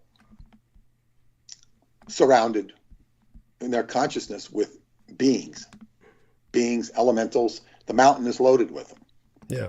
So it becomes very flagrant and evident, certainly with people of this ilk. And it kind of makes you realize that these things are happening all over the place. Of course they are. But when we get into the routine of, the regular world, we don't. I mean, you would process all this stuff, Douglas. If you were with me, it would be a totally different experience. Absolutely. But if you were just sitting there like a fly on the wall, and you weren't getting involved personally, and we're just like sitting there, not saying anything, you were my deaf mute, pretending you were my deaf mute assistant or something, right? And then we could have conversations afterwards and say, but you'd understand, appreciate everything I'm saying, and it would be interesting to size up this, size up that. Yeah. What's good about this? What's good about that? But the thing is, you just like kind of embrace everybody and everything, and there's a lot of love and group community. I think for the first time, I don't know, it's like I feel a part of a community here, even though I don't live here. Understood. And as you said, it's like being welcomed back to California. You were born here, but you've never been welcomed back here before. This is yeah. I mentioned that to you privately. Yeah. It's like, I was welcomed back to. I said it's great to be welcomed back to my home state, and it was really touching. And they really let me know how much they appreciated me. And as they say, I'm not appreciated so much in New York, certainly not in Montauk, to a certain degree. To a certain degree, yes, to a certain degree, but not really appreciated. Never was in Montauk. Quite the opposite. But I am appreciated in Romania very much. Yes. And now I'm appreciated in Shasta. I feel like I could come here and start teaching qigong, right, and I would have an audience. Yeah. I don't intend to be doing that, but I will be teaching qigong in Massachusetts, and this is probably a very, very important thing. The other thing I realized, because as I've spoken in the past, I've been wrestling with media deals and whatnot, and I just feel it's so liberating to be here and to be authentic. Yes. Because when one goes down the media rabbit hole,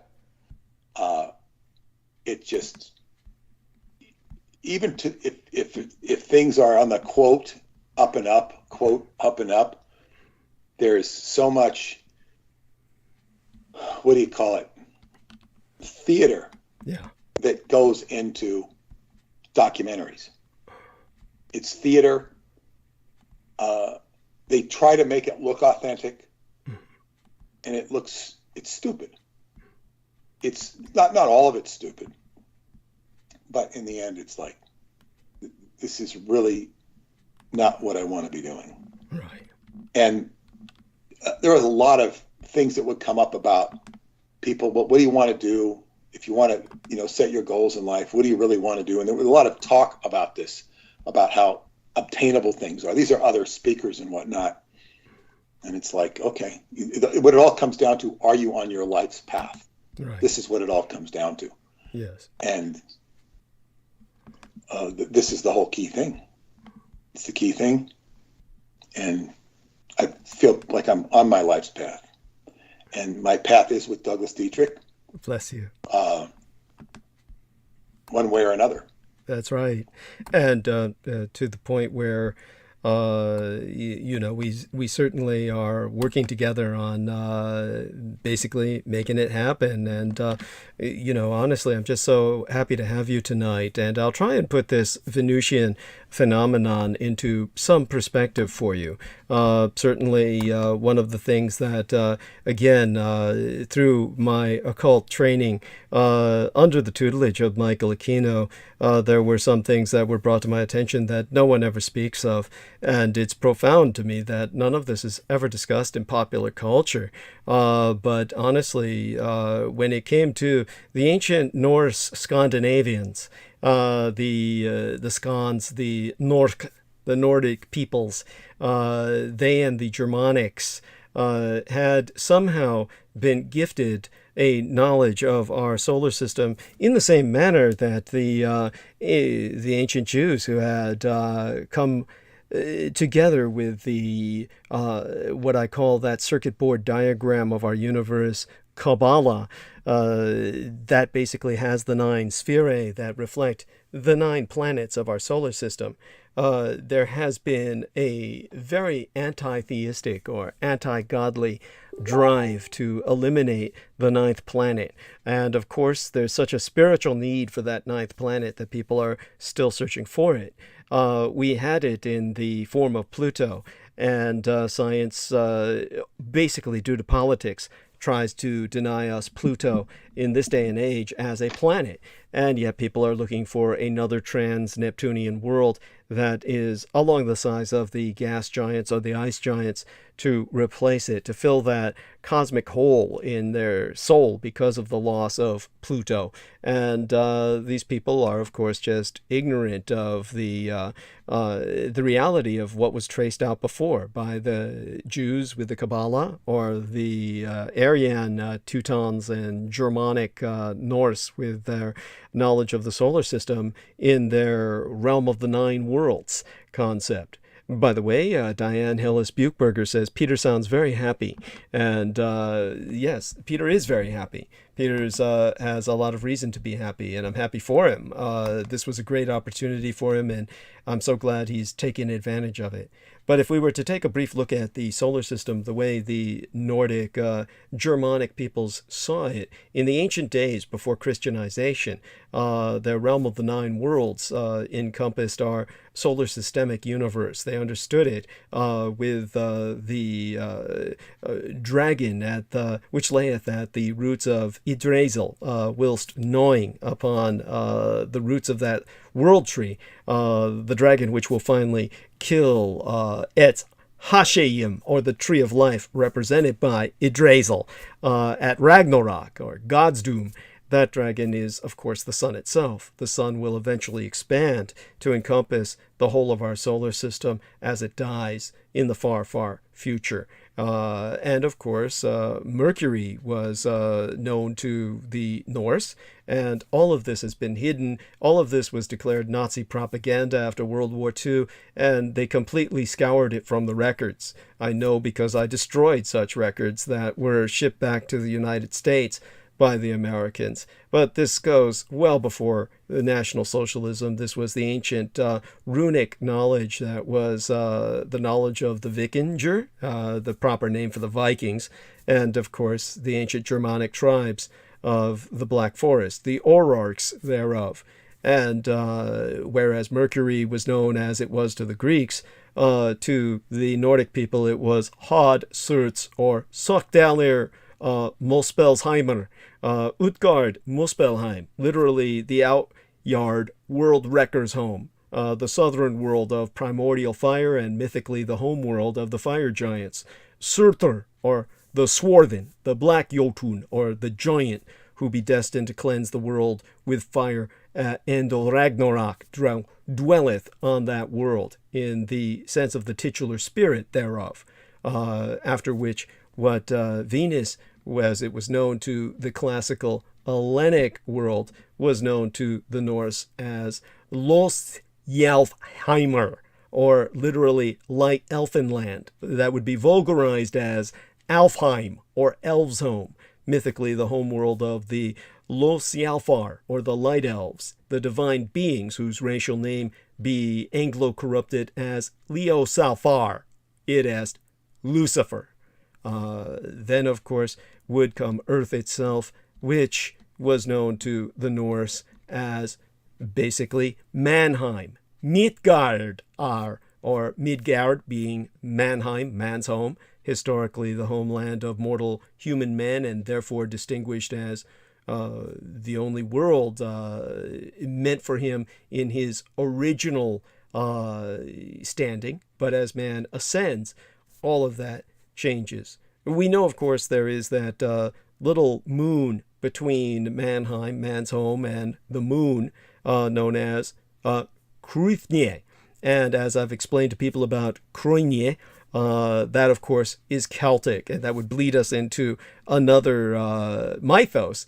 But certainly it's very important because Krunye, that third moon of Earth, was named after the legendary king of the Picts, and refers to that whole tribe of people as well who took his name, and represents many things astrologically that are almost never taken into account by people who are ignorant of its existence. Astrologically, Krunye indicates a sense of connectedness to ethnic, regional, or racial roots, or to the land or earth, ethnic or racial pride, environmentalism, clinging to core identity, even stigma in a negative sense, after which Luna itself was known to the Norse as Heathen, or heaven, basically the kind of world that is above Earth. And Mars, that was known to the Norse as basically he was Gebura, or the Had Mimis Hort, literally the Had, which means warrior. Mimers, Mimer is from that's the very name from which the word memory be derivative. Literally the rememberer, foreshortened into mim, or what we now call memes. And that, of course, was definitely Mimus Brunner. Mimis Brunner was the well of wisdom. That was, of course, the name Meme, the primal god of Norse mythology, the wisest of the gods of the tribe of Aesir, renowned for his knowledge and prophetic wisdom. He served as the counselor of the Aesir gods. He was also believed to be a water spirit. That's why he was the keeper of Mimisbrunner, the well of wisdom, located deep beneath one of the roots of Yggdrasil, the world tree of 9 worlds. And Holt, that was archaeopoic, forested, like hill, after Mars is Olympus Mons, the tallest planetary mountain in the solar system. Olympus Mons' elevation above the mean surface level is over 1,500 miles high, twice as high as Mount Everest, and higher than Mauna Kea, rising out of Hawaii, which is even taller than Mount Everest technically when you measure it to the ocean floor. So this was vulgarized as Svartalfheimer, or Svartalfheim, meaning literally Black Elves' home. Mythically the home world of the Darkalfar, or the Dark Elves, said to dwell underground. So that was Mars. And of course, Mimir was the god of memory that serves our cosmic system, our cosmology out of Mars. Then, of course, there was that planetoidal belt after Mars, where, of course, we name the largest world in that planetary belt, and it is a world. It's 13th the radius of Earth, but it's a planet. They call it a dwarf planet to diminish it. But Demeter, or Ceres, from the Roman name that the Western world has given it, this was known to the Nordic Germanic peoples as essentially Gnomeholt, or Gnome's Hill, mythically the home of the subterranean dwarfen, in disambiguation from baseline human biological dwarfs. It was known as Nidavellir. Nidavellir, literally dark low fields, vulgarized as Murkheim, literally the dark abode. And that was the primary planet, as it is today, of the belt of Ginnungagap. That is essentially Malkuthian. It is the Phaetonoids, These are the shining ones, the planetoids. The rest of the belt was known as that enormous gap between the worlds I've described thus far and ultimately Jove, or Jupiter, which to the Germanic peoples was Jotunheimer, or Jotunheim, literally the giant's home, mythically the home world of the Jotnar, or the frost giants, followed, of course, by Saturn with its rings. That was, of course, the Godheim, as in your, the os. It's really pronounced kind of like as, but you don't want to say as. In plurality, as they were known. The Asinjar were their Asgard, Asgarder. That was their name for Saturn. Asgard, of course, was literally perceived, or rather misinterpreted by the West, as the heavens of the Vikings and the Germanic peoples. But Asgarder to them, Asinjar, the enclosure, that's what it would kind of interpret. Guard is like garden, an enclosure. Asinjar, enclosure, the enclosure for the As, or the Asgardians, literally the gods. Vulgarized, as I said, as Godheim, God's home, mythically the home world of the greater Aesir gods, assessed by Bifrost, the Rainbow Ridge of Rings. That is where Tolkien stole his Lord of the Rings concept from. Those are the rings of Saturn. The Rainbow Bridge, that is Bifrost. Those are the rings of Saturn, guarded by the shining Oz, or Aesir god. Heimdall, Heimdall, the ever-vigilant watchman of the gods, and the whitest-skinned of all the Aesir, who hath Gjallarhorn, the resounding horn he will blow come Ragnarok. After which, of course, Uranus in the West is actually known to the ancient Germans, the ancient Aryans, as Vanguard, or Vanaheim. Vanaheim is literally Vaner's home, mythically the home world of the lesser successor Vaner gods. And Neptune, the Shokma, was known to the Norse as Hel, or Helheim, the homeworld of Urdur and the blessed dead, ruled by Loki's daughter, Hel, Hel. Most of the apocalypse beasts foreseen to erupt at Ragnarok dwelleth there.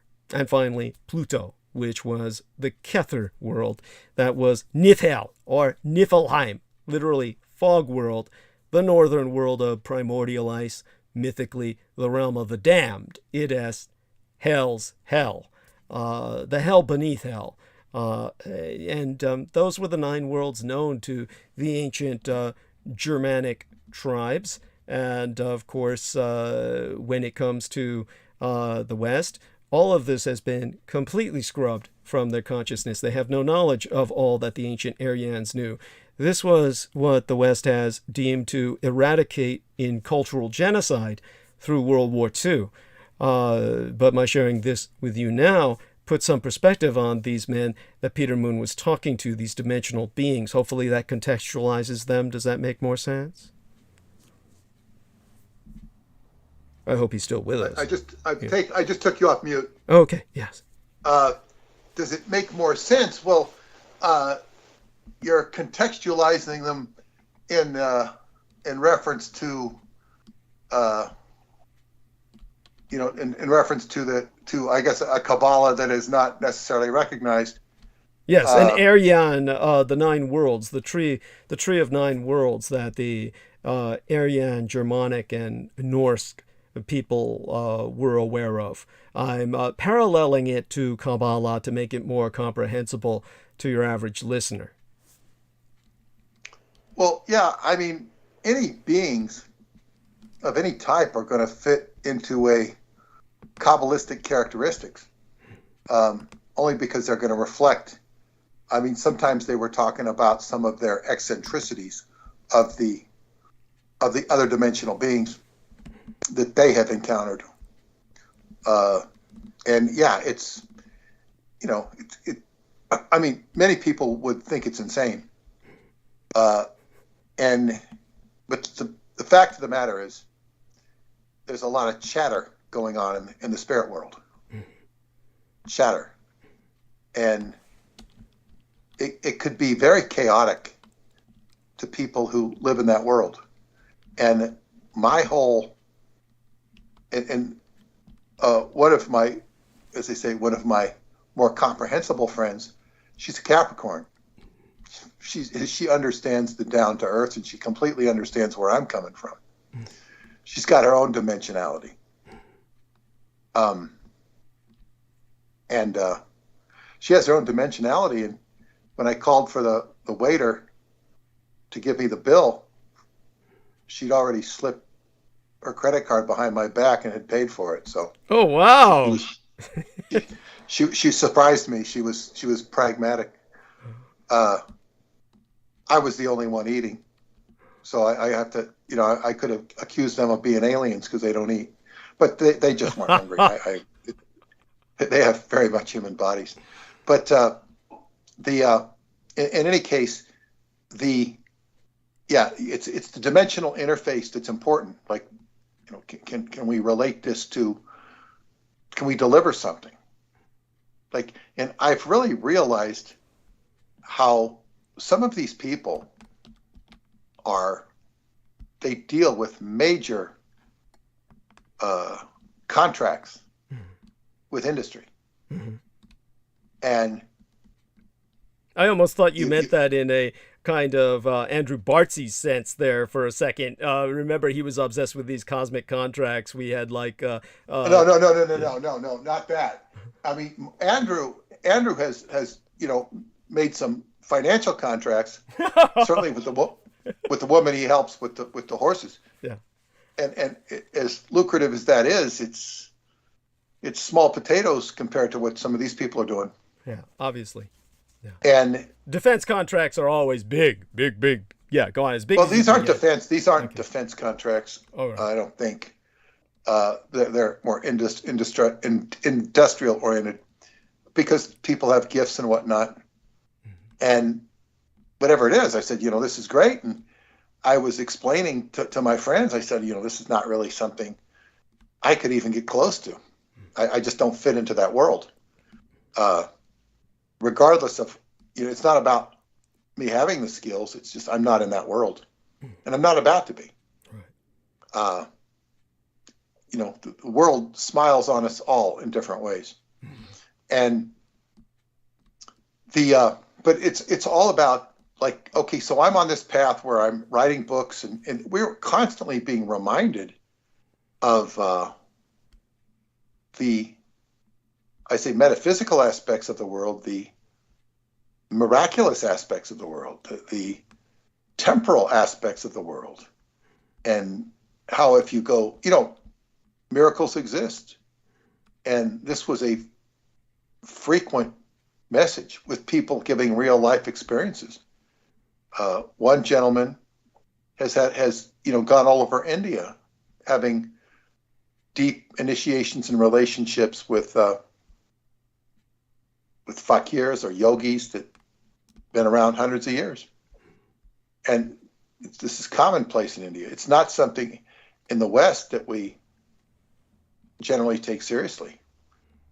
And I mean, I've heard these stories before, and it kind of reminds you because you're hearing them every day. This story, that story. Okay, do I want to go and learn how to live for 500 years in that context? I don't know. It's not something that particularly appeals to me. And then I'm just going along, trying to deliver information to people and make it comprehensible and all that, so on and so forth. Yeah. It's like, okay, it's just a life and a body doing this. It's kind of, you can look at your life very mundanely, and you can water it down. You can water down the significance of it, because everybody is a part of everything anyway. We're all gonna pass. And we're all gonna return to the creative realm. right. The creator realm. Yeah. So, go ahead. Oh, I was going to ask, what about the man himself? How's John Shalimar doing? Surely you had some time to spend with him? Jonathan, he is he's been very good. He exudes a lot of peace. He truly is a guardian. He puts the event together. He's expressed some displeasure with certain things that happen, not with me, but people maybe taking their own commercial interests so as to perhaps not act in the best interest of the event. But to me, these are minor problems. That they didn't ruin the event. They displeased him, but it's no big deal. Okay. And he has been very calm, very efficient, and he's created an environment where people have loved every minute of it. Maybe not every minute of it, but most enough of it to where they've all had wonderful experiences. And after talking to him for a day, I realized he's kind of got this round face with this white hair, wispy sort of hair. And I realized he is a younger version of Lao Tse. Mm. And I said, wow. And I told him that. Somebody else had told him that. I said, if you aged him up a bit, he'd be a perfect casting choice to play Lao Tse. Yeah. He could even play a young Lao Tse now because he exudes that energy. It's very beautiful. And, he's very, very even keeled about you. He kind of accepts people for who they are. Mm-hmm. And he got some good people together and did a really fantastic, in my opinion, has done a really fantastic job. So I was pleasantly impressed with him and still am. Wonderful. And I guess you'll get JoJo's version when we meet on Wednesday. She's had a great time. Yeah. She's actually had to work, do some work the last couple of days, doing long distance, clients and stuff like that. So she's, she's having a great time. Yeah. Yeah. That's amazing that she's able to do her work while away like that. And I'm so glad you got my email after I forwarded it to you, despite the fact that I got the, the automatic message that you were gone for the week, so to speak. And but you actually got the email and were able to access it. That's great. And I've been able to go through my email in the hours when we're off. Sometime, like yesterday, I had to get away and miss a lecture because I just had to sleep. Yeah, understood. I had to sleep before my own lecture, so I wasn't too tired. And sleep has been erratic. Mm-hmm. I'm going to go to sleep pretty soon here. Understood. And appreciate it. You definitely have earned it. You've earned your rest. Yes. And just for our listeners, you can assure them that Paula is doing well. As she's enjoying herself while you're gone. She just got back. She just got back from Miami. Wonderful. She went to bed. I hope she isn't too tired when she wakes up in the morning to go to work. Right. Well, she's young. She can handle it. She might be tired, but she'll get over it very quickly. And she can always rest when she gets home. Yeah. And she is home. Oh, yeah. Well, you know what I mean. From work. Home from work. If she's too tired, she'll go to work late. Yeah. But got a new office to go to, so she's fine. And and of course they're talking about me coming back. Yeah, wonderful. Of course they would. Why would they not? That's wonderful. So very exciting, and I'm just glad he's considering holding another event like that. I'm glad it went well enough where he can consider that. So that's important.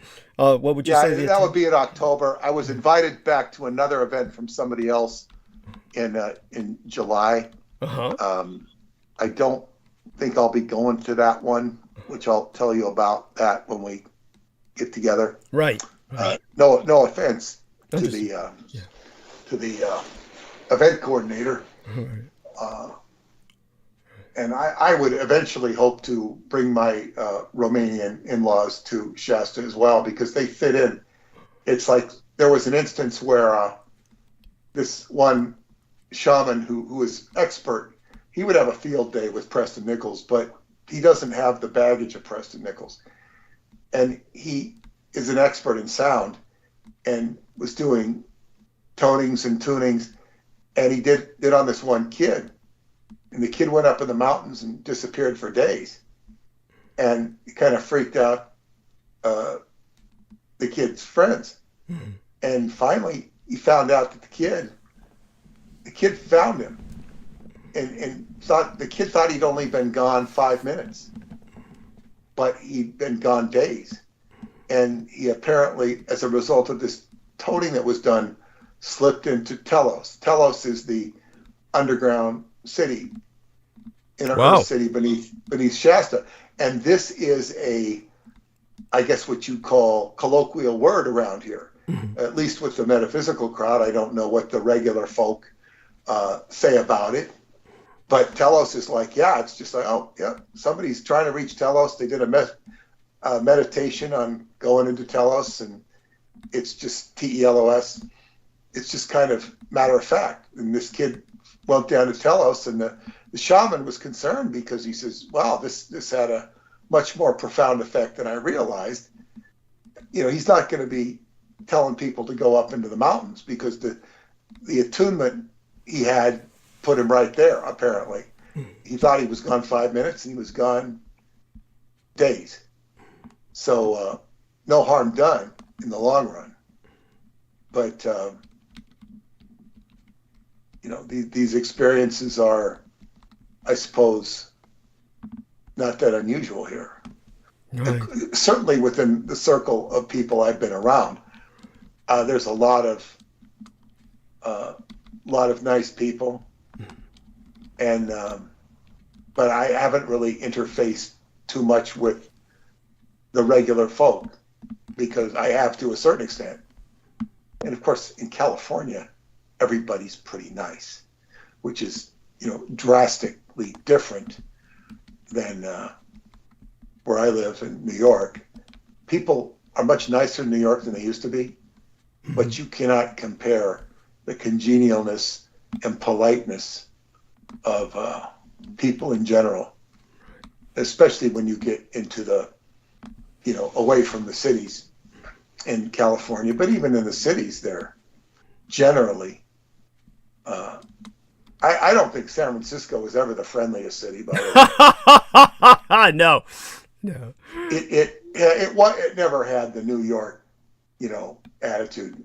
It was much more businesslike, and although there are certainly people can be very friendly in San Francisco, but when you get out into the valley, into the California is just an incredibly friendly place. I have always, that's what I grew up in. So it's the people are very nice, and then the ones that go into the inner earth or know about the inner earth, they're kind of locked into a different reference frame. Yeah. So definitely, yeah, I had my dream from the inner earth was the little kid with the irritating me. Yeah, and I was first concerned that this was somebody I had to avoid getting irritated by. Well, there was nobody who irritated me in such a way. So this was indeed the just dealing with the abstraction, dealing with the dimensional beings. Look, we all have to deal with dimensional beings, whether we're aware of it or not. And this is the subtle energies of life. And if the more you can tune in, the better off you'll be, as far as negotiating the subtle energies or the subtle nuances of life. So that's, I guess, an important lesson, and whatever I experience here, I'll carry back with me. Yeah. And Douglas, when we get together on Wednesday, when I drive back with JoJo, we're going to be talking, we'll sum up what happened on our journey. And then we'll talk about what we're going to talk about with you with reference to, our business scheme. Yeah. Our planning. Wonderful. What we're going to do, where we're going to go, what we're going to do, what we'll talk to Douglas about, so on and so forth. And then we'll, meet with you and have a powwow. Yeah. It'll be great. And see where we're going for the future. And I'll be carrying all this experience with me. It's been a great experience. And we'll see, maybe October maybe we can have you as well. Yeah, that would be wonderful. I don't know. Yeah. It just understood. Yeah. It's a touchy subject. Yeah. It's all about, public relations. Yes, indeed. No, I understand completely. I'm hard to handle. Let's give let's give you a break though. You are, challenging for people to deal with. But see, this is the thing. Now, I hear people talking about certain subjects, and I say, well, okay, if I were to feed you these subjects, you could qualify everything. And the question is, my first question would be, is it really necessary to have Douglas qualify these subjects? Should I waste my time and his by even, with deconstructing certain things that people are saying? And there's one thing is, like, if somebody's giving a lecture and I know it to be off, whether it's 20%, 10% off, it doesn't necessarily behoove me to even say anything about it. Because first off, it's not my job to correct the person's lecture. It's not my lecture. In fact, if I do correct it, if I do think I should correct it, it's still a touchy subject because, we're not there to piss on each other. It's impolite, not necessary. Often we can correct each other or say, well, this is good, but here's another version. So anyway, so there are certain challenges because there's a lot of false information that's spit around sort of like, if we were talking about baseball and all the, the history of what had happened in different games, there's little room for argument about what happened. There might be room for arguing whether this was fair or this was foul or this was done, but basically the facts are the facts. When we move into the history or the phenomena of whether it be conspiracy, history, alternative history, it's a lot more nuanced and muddy than, say, the history of a baseball game. And we're talking about something, so there's so much crap that enters the enters the realm or the discussion.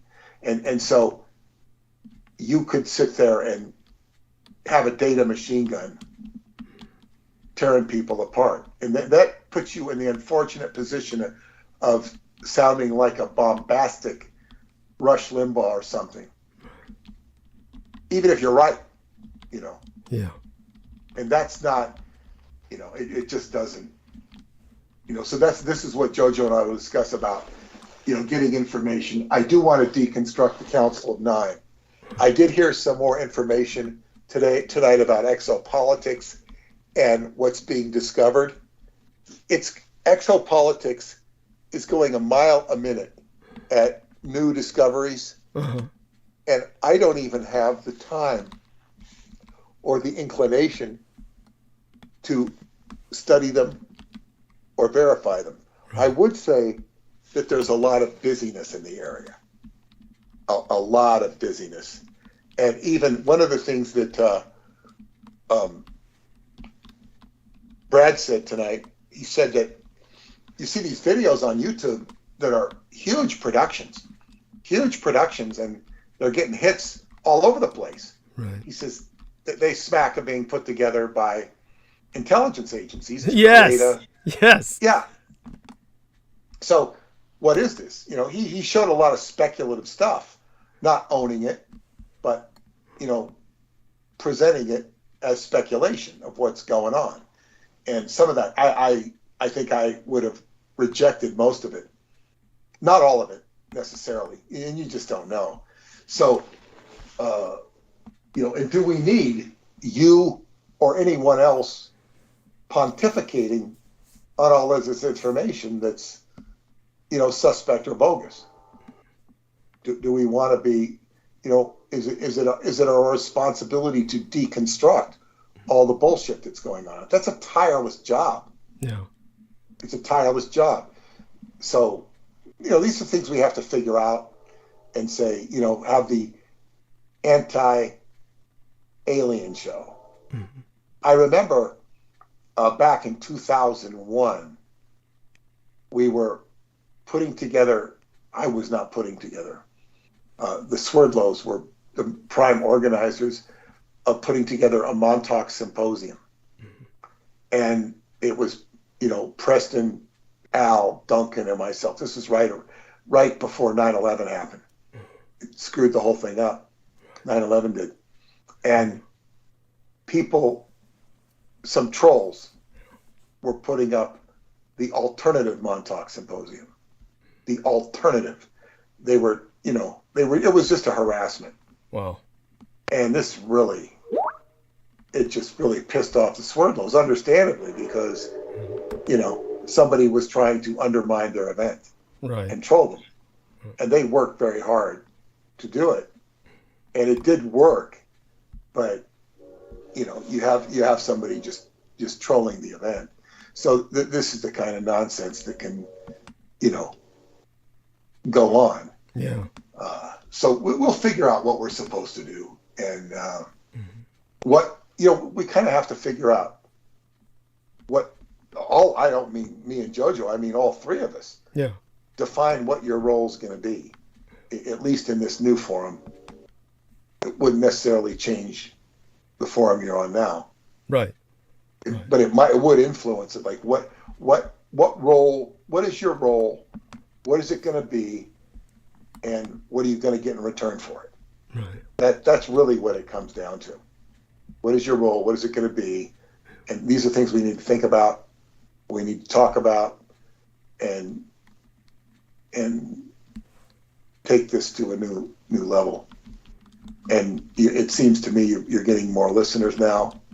Yes. Which I think has a lot to do with the exopolitics people that have become interested in your work. Yes. Who found out about it through, you know, the show that I did. Absolutely. And this is so, the exopolitics fans are people that have been following it because they're curious and they know a hell of a lot more about the phenomena than I do because they pay attention to it. I don't pay attention to it, and that might be a very good thing. I might also be missing out on certain data streams that I'm not particularly interested in, because there was also, throughout this weekend, there has been a rather consistent reminders that these people get up and talk and they keep reminding you that of just basic truths. Mm-hmm. That, you know, people are spirit, they can heal, so on and so forth. And be nice to others, yes. Well, not so much that, but just basic truths, and people get reminded of this. And of course, everybody seems to put in a plug. I don't know that everybody did that. Well, you know, we really are divine beings living out this drama, and then there's a counter against all of the materialist thinking that goes on. So people might try to say, well, this is this is what the Bible was, and the Bible is limited in this and that, or it's people have a need to explain that the world is not as conventional people think. I think there's a lot of what you say counter-conventional Yes. Explanations. And most people that listen to this show or are at the conference don't really need to be told that. Yeah. They know conventional reality is doctored and faulty. Yeah. But people seem to have a need to explain that. Yeah. And that's rather pathetic. It's well, it is, but it's like that's the imprint that the conventional world has put on people. Yeah. And it's like it's a burden that people carry. Yeah. So on and so forth. So we'll figure all this stuff out. Definitely. I'll fade off to sleep now. Sure. Yeah. So I'll say good night to everybody. Nice to connect, and we'll see you on Wednesday. I look forward to that, to seeing both of you, and God bless you. Have a blessed night. Okay. Okay. Thanks. Sweet Good be night. thy dreams. Good night. And so that was Peter Moon, skybooks.usa.com. Make certain to purchase the Roswell Deception and the Demystification of World War II. And that will help you understand the world around you in a way you never did before. And yes, I think Peter's absolutely right. Between the kind of backhanded slap that I received from the people interviewing Alexander Dugin and that Russian attack on us earlier in the week, throughout last week, as a matter of fact, we are now in a kind of space where people are paying attention to us, obviously, and certainly the word is out, and the word is out through the exopolitics crowd. When Peter Moon was bringing up the subject, and it certainly brought him an enormous amount of exposure. And I'm very excited by all of this.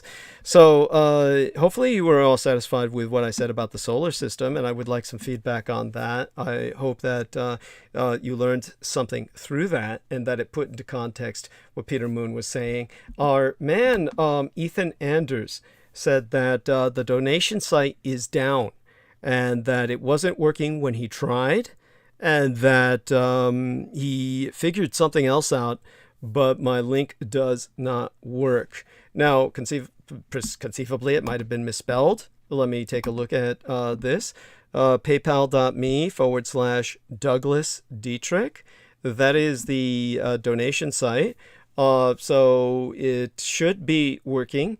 And I'm hoping that everyone will give that a try and let me know. And with that, try something small, even $1. Don't do that small, because it'll just get ripped by the PayPal. They take their blood money. Do know that when you render your contributions, the way to avoid them taking their excise tax is to say friends and relations. They have a button that says friends and relations. You just click that, because we're all an extended electronic family here. So certainly we're friends, or you wouldn't be listening unless you were some kind of a masochist. But give it a try with even a small amount of money and see if it works. If it does not work, let me know. Obviously, then it's been sabotaged. It should be working. By the way, I want to thank Real Tech Geek for his courage in sharing the fact that he is depressed. And George Knight gave me permission, I believe, to speak a bit about his family falling victim to the COVID wave that has swept over Britannia. And in terms of the Real Tech Geek, he wrote, "My whole life is depression.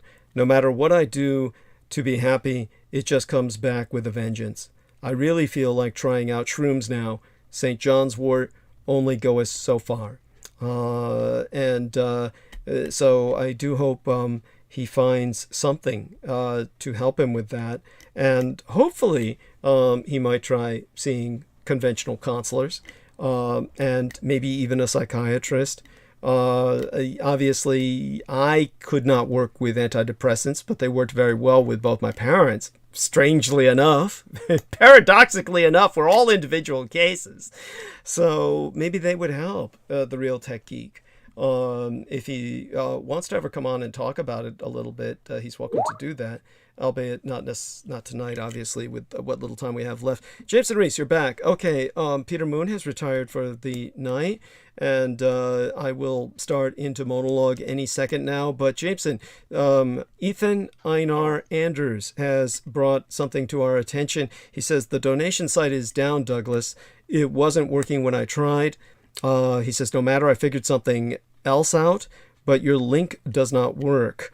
Now, that's surprising to me because some people have been trying to help. I'll be giving them a shout out any moment now, and I do want everyone to know that it's worked for them. So don't be discouraged and try to contribute something small if you can, like about $5. I know $5 is probably minimum without them taking everything out if you're not willing to say friends and relations. But if you make a contribution, just say friends and relations. There's a button for you to do that. That prevents them from taking out their pound of flesh. And really, that's the way to get the money to me easily. I'm going to check and see if Ethan Anders' contribution has come into PayPal. Let's see if I can access the account. Or whether it's been like shut down or something by some kind of hack. I'm going to log in and see if I've received something. It takes a few minutes. Well, yeah. This would be going through PayPal. So Yeah. if it's down for you, then it's down for everyone who has a PayPal account. Understood. Now, And if that's the case, that would probably be some kind of Russian cyber attack. that makes perfect sense. No, that makes perfect sense. Well, he got it through. But like he said the link does not work. The link would be like paypal.me/Douglas Dietrich. And Douglas Dietrich is Douglas Diet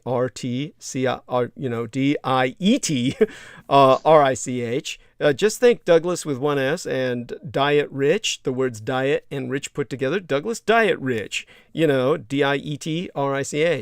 And he managed to get $222 into the account. So Ethan Anderson has succeeded, and therefore others should be able to succeed. He says he did something a bit unconventional, but it certainly worked for him. And I do want him to know that I am beyond grateful. I am going to check my email now to see if the people at PayPal sent me a message to the effect that you got money, is essentially what they tend to say.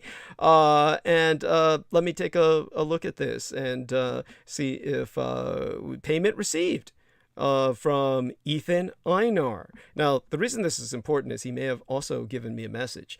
And let's see if he's left me a message or whether this was a straight out contribution.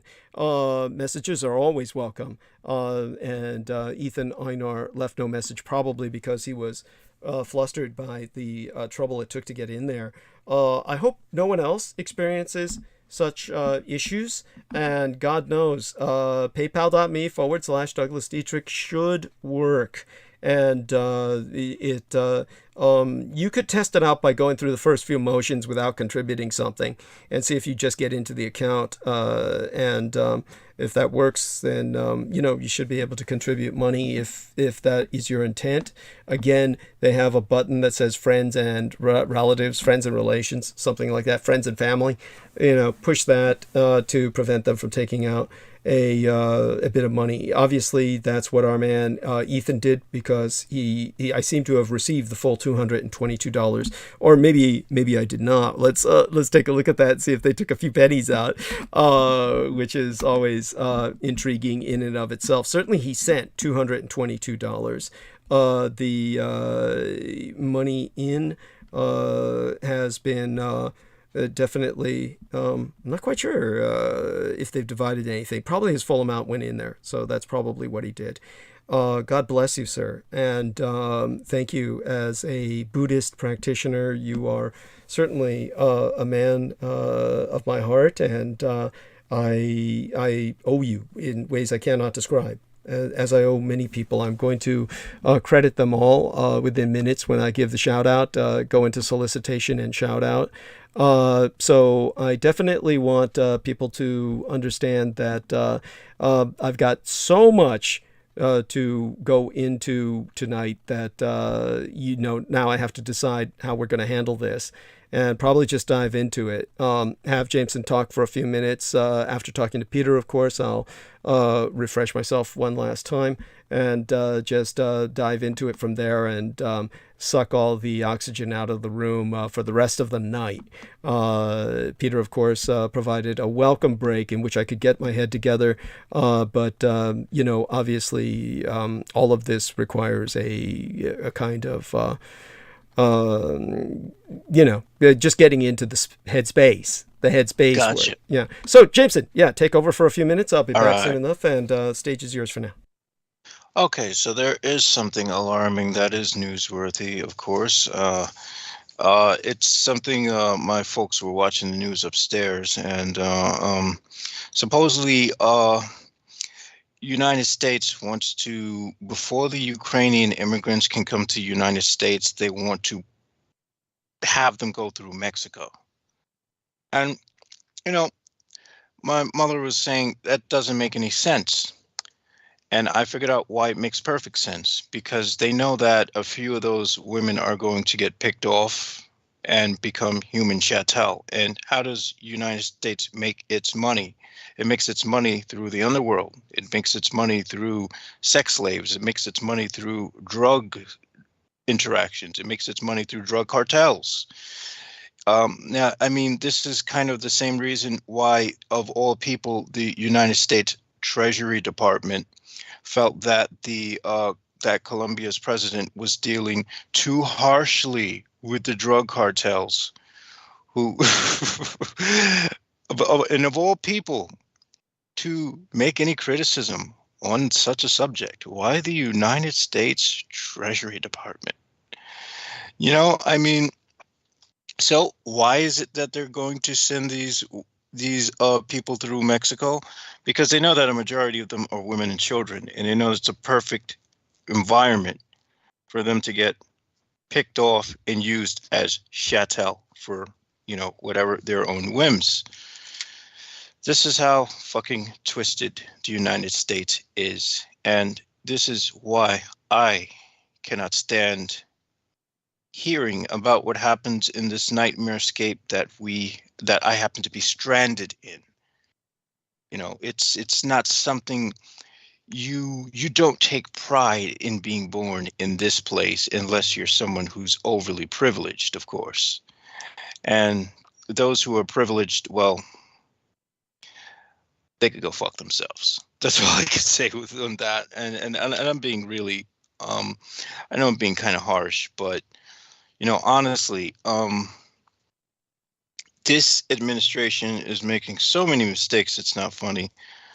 I can't stand the fact that Biden is our president, but it's better than Trump being president, no doubt. But still, it's horrid. These people suck, and I'm sure. I don't know at what level what level is deciding how they're going to deal with the Ukrainian immigrants and whatnot, the mass displaced people. But I suppose they're going to get their crash course lesson as to what the colored folks had to go through, coming from South America and other places with the ICE customs agents and all that shit. And I'm sure that shit hasn't been dismantled either. So, it's this sort of whatever monstrosity was created in the Trump era is still there. And nobody has done anything about it. And we even saw then how they were rounding up the people from Haiti as if they were cattle. So, I mean, I wonder what the Ukrainians are going to go through. I tend to think after by the time the Ukrainians get to America, they'll wish they had died fighting in Ukraine rather than having come to this shithole. But who knows? Maybe a few might slip through and have a good life. But I tend to think that the odds are stacked against them. The odds are heavily stacked against them, especially given the fact that America is still at war with the Third Reich, in exile, and that America doesn't want to help Ukraine because of the fact that it's only, I think the only reason why it's doing what it's doing as far as help is concerned, as far as giving them weapons and stuff, is because of how much of the public opinion is driving, them to, okay, we'll give you some weapons, but we're going to tell you maybe you should just give Mr. Putin what he wants. Like the fucking, oh God, they sicken me.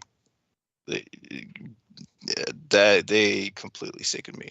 So, I mean, I'm fairly certain Douglas will have even more to say on this because, these geopolitical things are really his thing, and it's for this reason that, I pretty much find myself going into the sort of one-trick pony occult land that I'm used to, because it's a welcome distraction from the horrors of this world. Yep, we are still at it. But yeah, the horrors of this world make, what one gets from, I guess, metaphysics and, these sort of spiritual topics, even the abstract topics, which Peter Moon seems to not like too much. Personally, I love the abstract because it's a welcome distraction from this physical fucking nightmare that we inhabit, which is beneath even the hells. Which is beneath the hells of the hells, Nimeheil, or as Douglas said, this is beneath even that. So, yeah, although that would be a place I would be interested in looking into some more. So I will definitely need to pick his brain about that and do my own research on that, which is quite interesting. So, other than that, it's, I mean, yeah, the world's going to go where it's going to go. I really don't care one way or the other. I just more or less, I'm wondering why it didn't happen sooner. Honestly speaking, the fact that things are moving as slowly as they're moving is actually a surprise. I say I would rather just see this entire world implode and get this hellhole shithole over with. But that's the cynic. That's the cynic in me. Other than that, I've really got, my personal life is pretty, well, it's empty. I'm literally an empty vessel. So there's, so I'll find something to talk about to, hold you guys' attention in a more organic fashion. Naturally, Ukraine is accusing Russia of massacre. Yeah, it is a massacre. It's not a war because there's no rules of war being followed. That has to be, that has to be said, and that has to be emphasized. Yes. Bless you.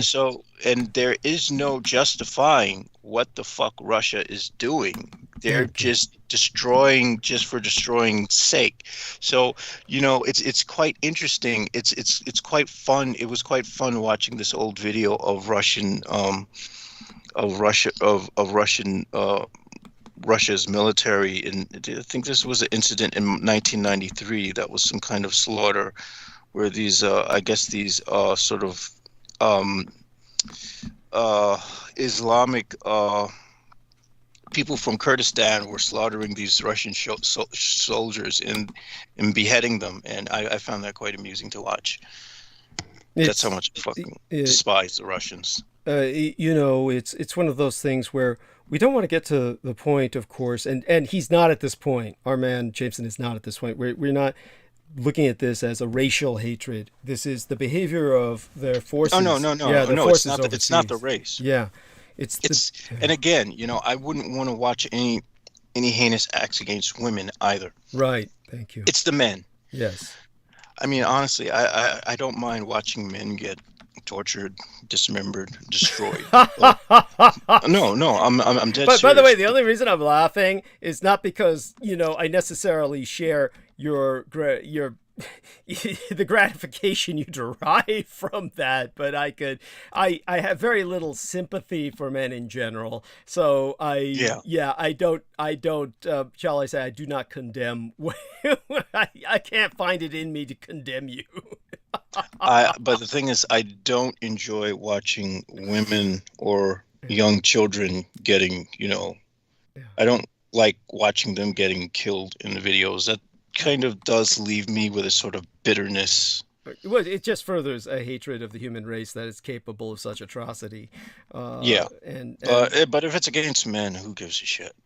Yes, thank you. Essentially, that's my biological father, Adolf Hitler, when he was confronted by someone about all the young men that he was sending to their deaths. He pretty much was shocked and said, "But that's what the young men are for." It was pretty much what he said. I have to agree with him on that. Yeah, he couldn't understand where the other person was coming from, what they were bitching about. It was like, well, that's what young men are for. He's basically to be sent out to die. So this is, without that, evolution doesn't really work. And again, to put this into perspective, many people were saying at the end of World War II that when it comes to the Japanese, they said, oh, they're doomed.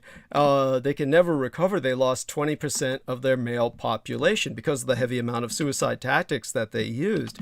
Obviously, Japan rebounded with this incredible economy.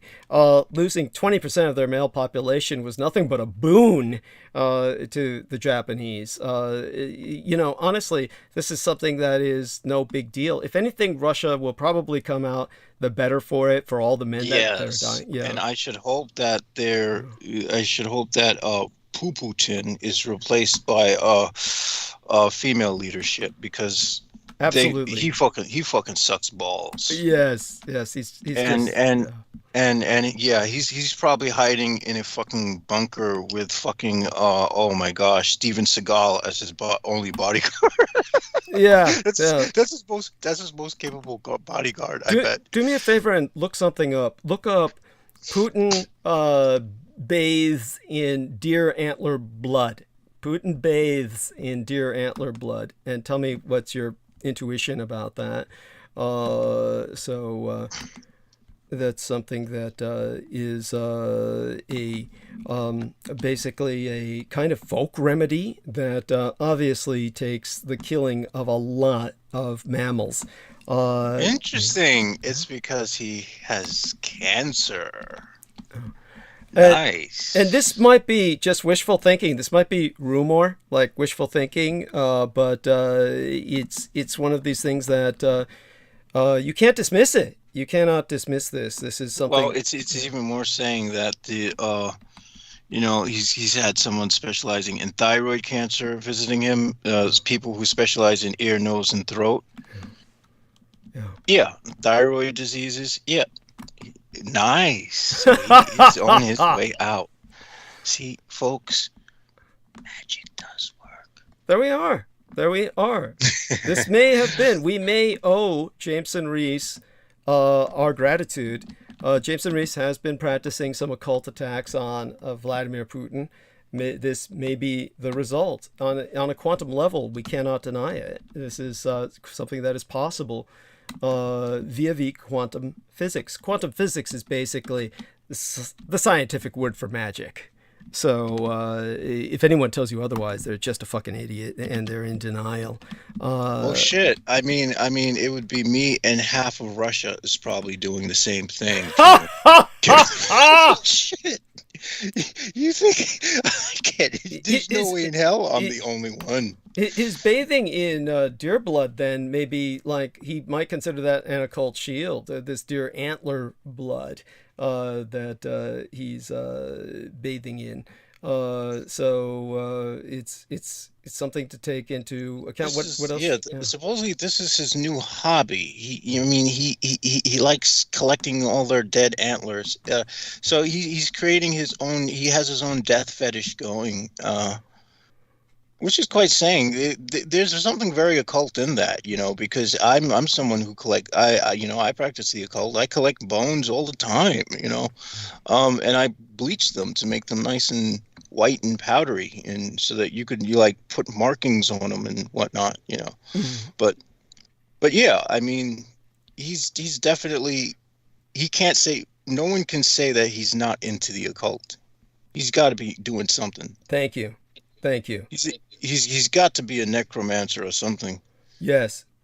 Agreed. That is so. And he feels okay. Here's something. This is according to the Toronto Sun.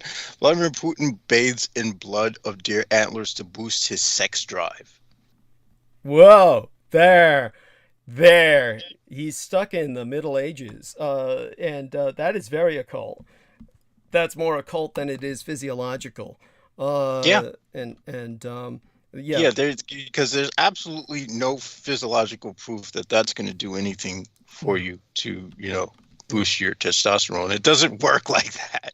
That is purely ritualistic. Yeah. We're entering the territory of Alexander Dugin and the Temple of Set Pylons. Thank you, and so deeply appreciated that you brought that up. I'm impressed, and I didn't know that aspect of it. So I'm impressed with just how involved Putin is in the occult.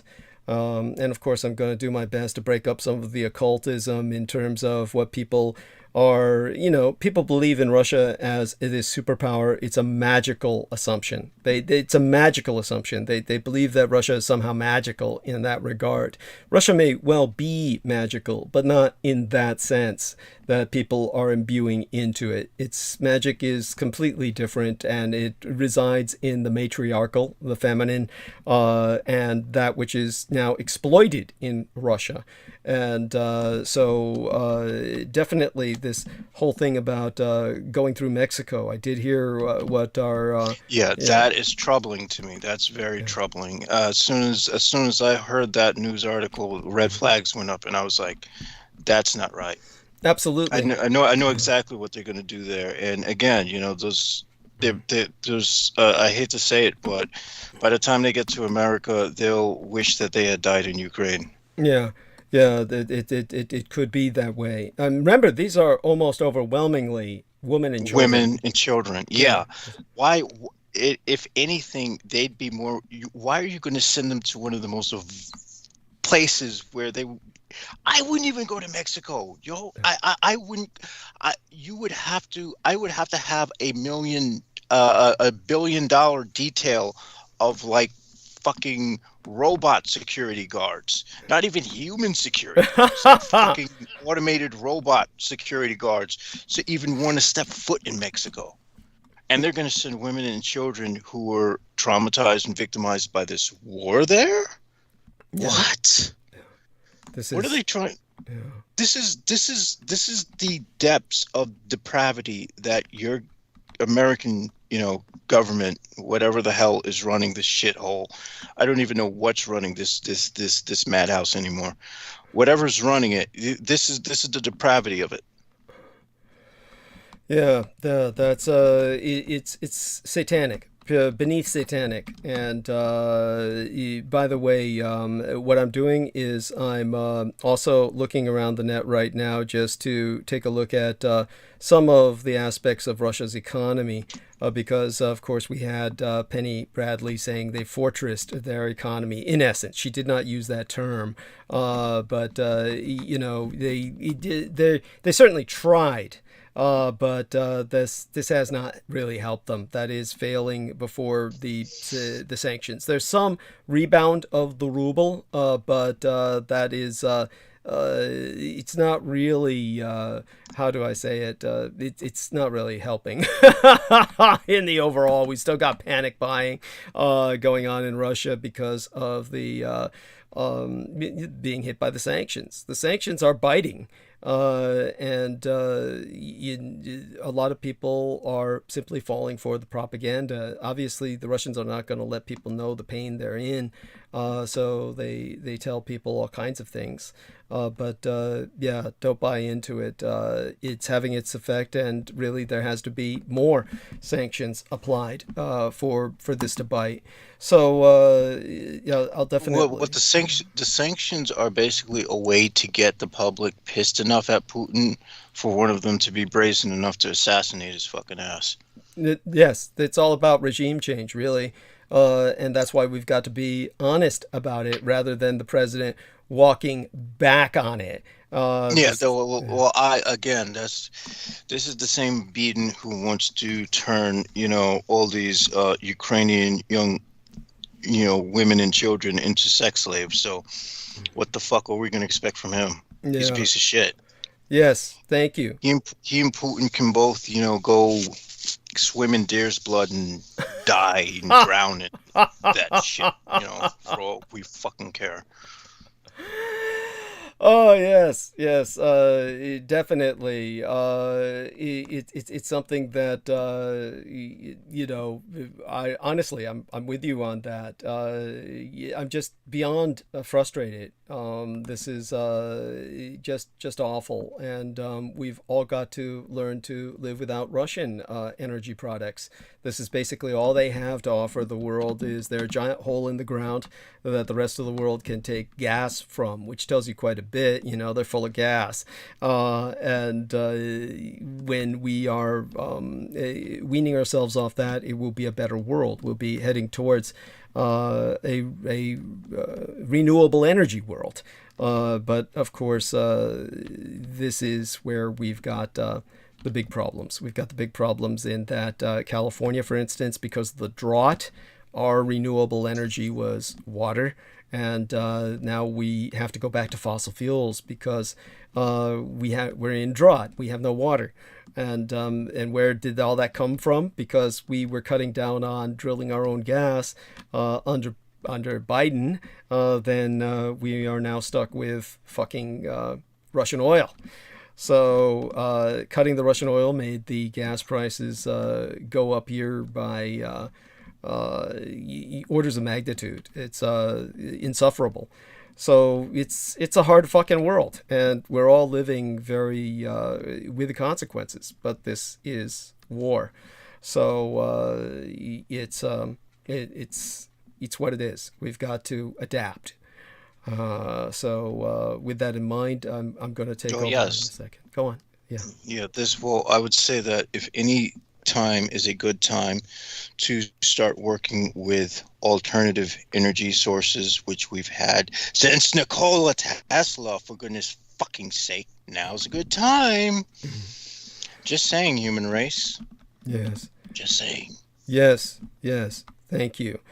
And definitely, all right, let's just get into it for tonight. We've got, let's take a look at the time we have left is 8 to 9, 9 to 10, 10 to 11, 11 to 12, 4 hours. That's nothing, but we'll do our best. So Vivian Sanchez went on a roll.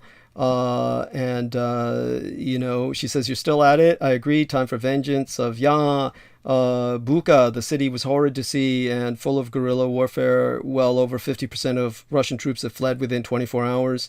Biological father, what? Yes, and then some laughter. Yeah, and then she's talking about Hitler, of course. The biological father, Adolf Hitler, caused her to laugh. She says, do you have thoughts on Tim Rifat, who talks about the errors of Kabbalah teaching? No, none whatsoever. No thoughts on him. She says, he said it was taught backward to deceive the real power. That's above my pay grade. And then she says, BRICS, the Brazil, Russia, India, China, South Africa. This was what Penny was alluding to concerning the fortressing of their economy. That is totally dysfunctional. Effectively, it doesn't exist. Chris Collins was saying small dose mushrooms has had a profoundly positive impact on my mental health and productivity. And so Vivian asked him, cool, Chris, are you under a doctor's guidance? Okay, so it may be a while before I look back in the chat room. It may not be until I'm ready to shut down. I'll take over at this point and do my best for summarizing tonight, and definitely we'll see how far I get. So love you dearly, son. Say goodnight to our audience, but of course hang out in the background in case I need you. All right? Yeah, good night, folks. I will be in the background. Excellent. So one among the creepiest true crime tours in America is the Tucson Murders' True Crime Tours. The Tucson Murders True Crime Tours provide us historic crime investigation into forgotten lost crimes in Tucson, Arizona. These small private tours are hosted by the Mr. Baron Astenius, a true crime researcher and enthusiast who will personally take us to real historic crime locations related to these crimes in Tucson. Relive these events and hear the untold stories behind the stories. The Baron Ben specializes in the seemingly ever-developing case of the late serial rape killer Charles Howard Smitty Schmid Jr., alias the Pied Piper of Tucson, an aftermath tour. See theunfinishedman.com for access to excerpts from his yet-to-be-published book of that very title, The Unfinished Man, as well as review scenes from his cinematic documentaries currently in production at theunfinishedman.com. But other cases, such as The Strange Case of Morris Brady, the Dr. George Marvin Tejardine case, and The Red Rapist are also within his repertoire, as in fact are all the crimes that shocked the Southwest throughout the 1960s, the very decade I myself entered this vale of tears. These devastating crimes stained a city so deeply they may never be removed. For tour information, contact theTucsonMurders.com. Spell that like you would Tucson, Tucson. Put the word "the" in front of it, theTucsonMurders.com, or telephone the Baron Ben privately to personally guide your tour at 1-520-/323-3406. That's 1520-323-3406. I want to thank many people for their contributions. Eric Laystick for his $25 money order, which he sent via the mail. You can send me a check or money order through the mail, never cash, at my home address of 1242 Green Street, like the color green, San Francisco, California, 94109. That's the zip code, 94109. You can find it at douglasdietrich.com, my physical mailing address. And, of course, I do want to thank the Dennis Marshall for his care package. God bless his heart. Shout outs to the PayPal contributors. Start off with one individual who desperately wants me to contact him. I'll see if I'm up to that at some point. David Rubini. Hopefully he's patient. He sent $5 and kind of like, hey, here's $5. Give me a call. Don't try that. At any rate, Sammy Romero, God bless him, my brother in battle. He sent $50 United States dollars. Stephen Myers sent $60 United States dollars. Neither of these men sent messages, but $50 from Sammy, $60 from Stephen. These are true brothers from another mother. And Salman Sheikh did send a message with his $100 contribution. He sent 100 United States dollars, and he said, April 2022 donation. May Allah bless my brother Douglas always as we enter the month of Ramadan. Love you always, my brother.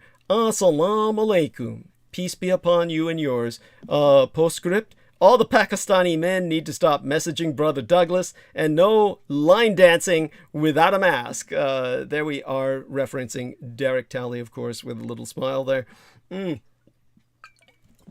was caught line dancing beside his dad? No one else would dance with him. In a line of all kinds of other black people who were all wearing masks, except for Derek Talley and his dad, which was absolutely bizarre. And this was a guy who was supposed to have cancer and be on dialysis, and was trying to panhandle on my show. Now, in return to Salman, Ramadan Mubarak. This is the Muslim holy month of Ramadan, when the faithful fast from dawn to dusk began at sunrise yesterday, or the day before yesterday by now, in much of the Middle East, Southwest Asia, where Russia's invasion of Ukraine has sent energy and food prices soaring.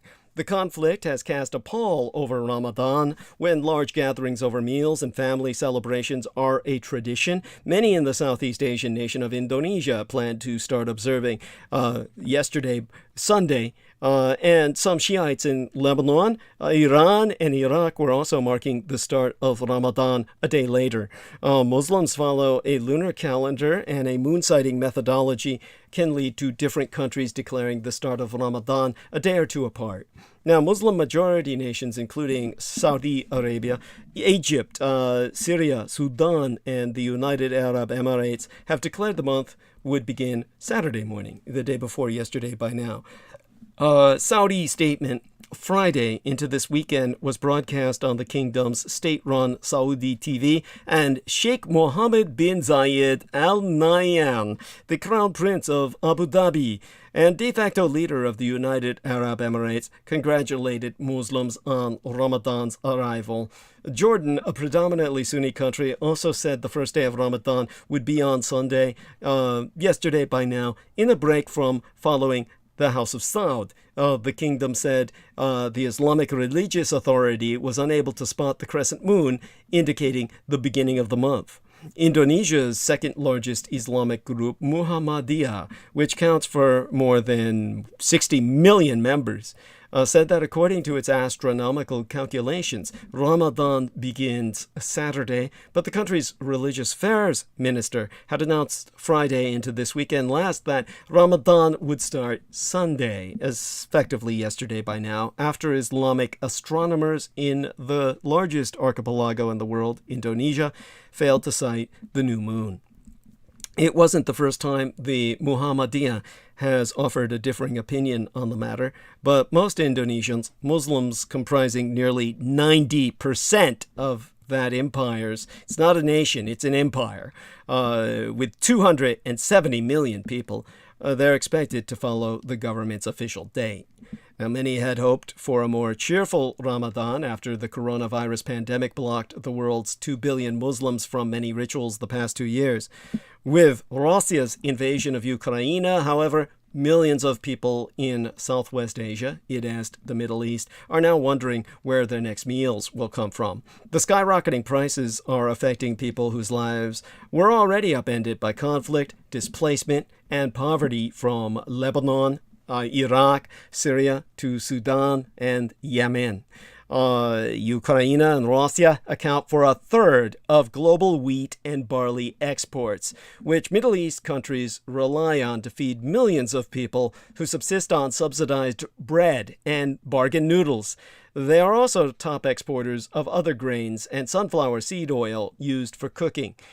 Egypt, the world's largest wheat importer, has received most of its wheat from Russia and Ukraine in recent years. Its currency has now also taken a dive, adding to other pressures driving prices up. Shoppers in the capital of Cairo turned out earlier this week to stock up on groceries and festive decorations, but many had to buy less than last year because of the soaring prices. Ramadan tradition calls for colorful lanterns and lights strung throughout Cairo's narrow alleys and around mosques. Some people with the means to do so set up tables on the streets to dish up free post-fast iftar meals for the poor. The practice is known in the Islamic world as tables of the compassionate. For this reason, of course, our man Salman Sheikh contributed his 100 United States dollars for this month to myself, and for that, I say in return to Salman Sheikh, Ramadan Mubarak, as in Ramadan is generous. Their version of Happy Ramadan, which is something I don't think people really should say. You shouldn't say Happy Ramadan. It just sounds tacky. Rather, Ramadan Mubarak. And of course, two very special people. Robert Binda, a good Christian, has spoken at length with Peter Moon about the vampires and Christianity, and he contributed 99.99 United States dollars. It asked $99.99, a very symbolic figure for him, and I thank him for the symbolism. Ethan Anderson contributed his own form of symbolism, 222 United States dollars. Goddess bless both these wonderful men, and uplift them as along with all the others who have contributed, my brothers in battle, Sammy Romero and Steven Myers, none of whom sent messages, but their message is well received regardless. The message is always clear from everyone who contributes. Again, Robert Binda, $99.99. Ethan Anderson, 222 United States dollars. We also have a prayers request. The United Kingdom reported record levels of COVID-19 cases during the past week, with about 1 in 13 people estimated to be infected with the virus, according to the latest data from the United Kingdom's Office for National Statistics. About 4.9 million people were estimated to have the coronavirus for the week ending in March 26th, up from 4.3 million the week before. The weekly total marks the highest number seen since the United Kingdom Statistics Office began tracking COVID-19 case numbers in April of 2020. And the hospitalization and death rates are also climbing again, though the numbers are still lower than earlier this year. The latest surge is being driven by BA2, the Omicron's subvariant that has become the dominant strain of the coronavirus in the United Kingdom. Despite the record numbers, the United Kingdom ended its free rapid COVID-19 test program on Friday into the weekend. George Knight and his entire family contracted COVID. They are recovering as well as they can be, so far as I can ascertain, and God bless them, maintain them in thought and prayer along with all England. Again, 1 out of 13 people are estimated to be infected with the virus in England. That's effectively everybody. Well, if they're going to develop herd immunity anywhere, it would be England. Basically, at this point, everybody's got it. It's, madness. And of course, your prayers should go out as well to John Warrington, whose parents were killed by his psychotic brother in a double murder. And he's a fellow Englishman to George Knight. Goddess bless them both and their kingdom as well. God save the Queen. And here in my own greater San Francisco Bay Area Metroplex region, the mild days of early spring will soon give way to an April heat wave, while the weekend was offering temperatures only slightly above normal. Basically, the mercury is going to push gradually up through the middle of this week. Wednesday and Thursday, westerly winds will bump up daytime temperatures to well above normal, possibly nearing or exceeding the record high for Livermore on Thursday, which was 89 degrees in 1989, when the Bay Area saw another early April heat wave. Overall, however, forecast high temperatures will likely stay under old record highs. Basically, these rising temperatures, they're all part of the cycle of violence as well.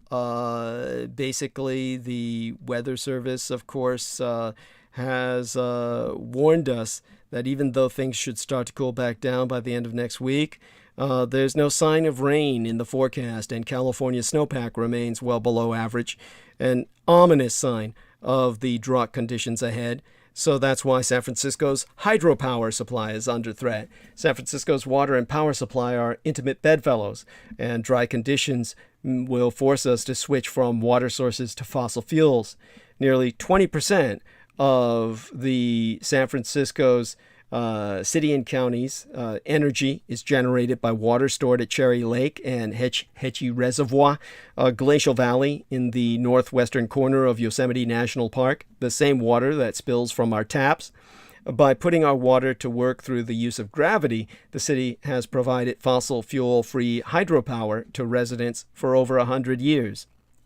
But as our state enters its third year of extreme drought and reservoir levels across the state dwindle, it's not just our city's water supply that's under threat, so too is our energy. And this could spell bad news for residents and municipal services that rely on the PUC, the San Francisco Public Utility Commission's Hetchy Power Program, including the public schools, fire stations, hospitals, muni, and large developments like the Salesforce Transit Center. The less it snows, the less water there is behind hydroelectric dams, and the less fuel there is for producing hydropower. And of course, we had the mass shooting. That was in the capital of our Golden State, and the Golden State Warriors coach, Steve Kerr, spoke out after the latest mass shooting, which took place just hours before his team tipped off against the Sacramento Kings at the Golden One Center. The Warriors and the Kings held a moment of silence before the game that was last night, and Kerr said he felt it was the right thing to do, even though he admitted it felt like a waste of time at this point. At least 6 people were killed and at least 16 injured when gunfire erupted in downtown Sacramento, the middle of our state capital, just after 2 a.m. on Sunday. It's unclear what led to the incident, but multiple shooters were involved. This mass shooting was the largest in our state capital's history, and the 120th of its kind so far this year already in these United States. I'm sourcing from the Gun Violence Archive here. Now, Kerr is one of the most outspoken coaches in the NBA, perhaps only behind Greg Popovich, and has been a strong gun control advocate for years. His father was assassinated in Lebanon in the 1980s while he was playing at Arizona, which helped to spark his activism. Kerr has hosted a town hall about the issue, drawn support for both Vote for Our Lives and March for Our Lives, which were founded by students after the Marjorie Stoneman Douglas High School shooting in Florida circa 2018. Now, Kerr, like he has in the past, has called out lawmakers across our country for effectively ending a bill that passed the House of Representatives last year that would expand background checks on people trying to buy or transfer a firearm across the country. That bill passed with overwhelming support of Americans, but did not advance in the Senate one bit. Kerr did not talk any basketball before the game. He instead focused on the tragedy that happened right outside of the arena just hours before he walked in.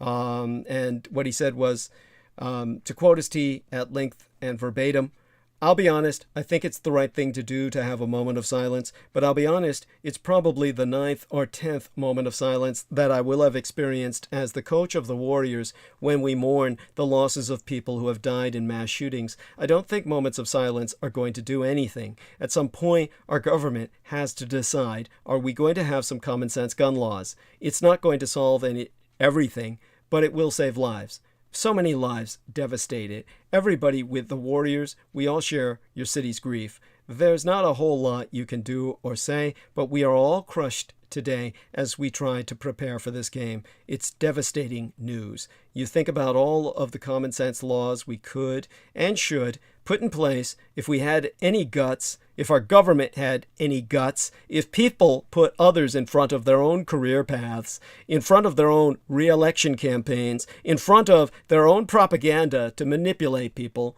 It's right there in front of us. At some point, I would hope that we would actually think about our fellow citizens and do something about it instead of play politics, because that's all we do. We have more regulations for driving a car than we do for carrying a weapon. It's devastating. And again, I'm so sorry for the victims and their families. My family has gone through the same thing. We know how devastating it is. It's just life-changing. Everything. Everything changes here for all of the victims and the families. It's just time. It's time for us to do something right instead of having another moment of silence and then send thoughts and prayers. Now, how are these guns getting into California when we have the strictest gun control laws in the fucking United States? Because of politics.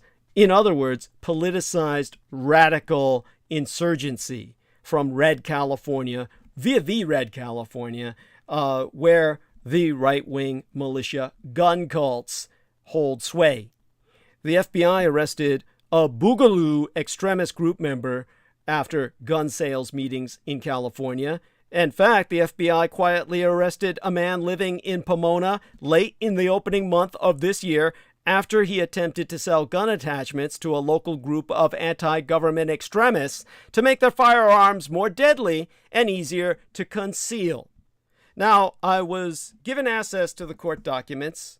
This is nothing stolen or smuggled. It simply was requested and received. This son of a bitch was a yellow trash piece of shit, Chinese who wanted to be white so badly he could taste it. Matthew Edward Chen was arrested on January 28th, about a week after he sold 3 auto sears. These are devices that can be attached to a firearm to make it fully automatic, to a purported member of the Cali Boys, spelled Cali, C-A-L-I, as in California, boys as in B-O-I-S, as in a misspelling of boys via the cartoon speak, toon speak.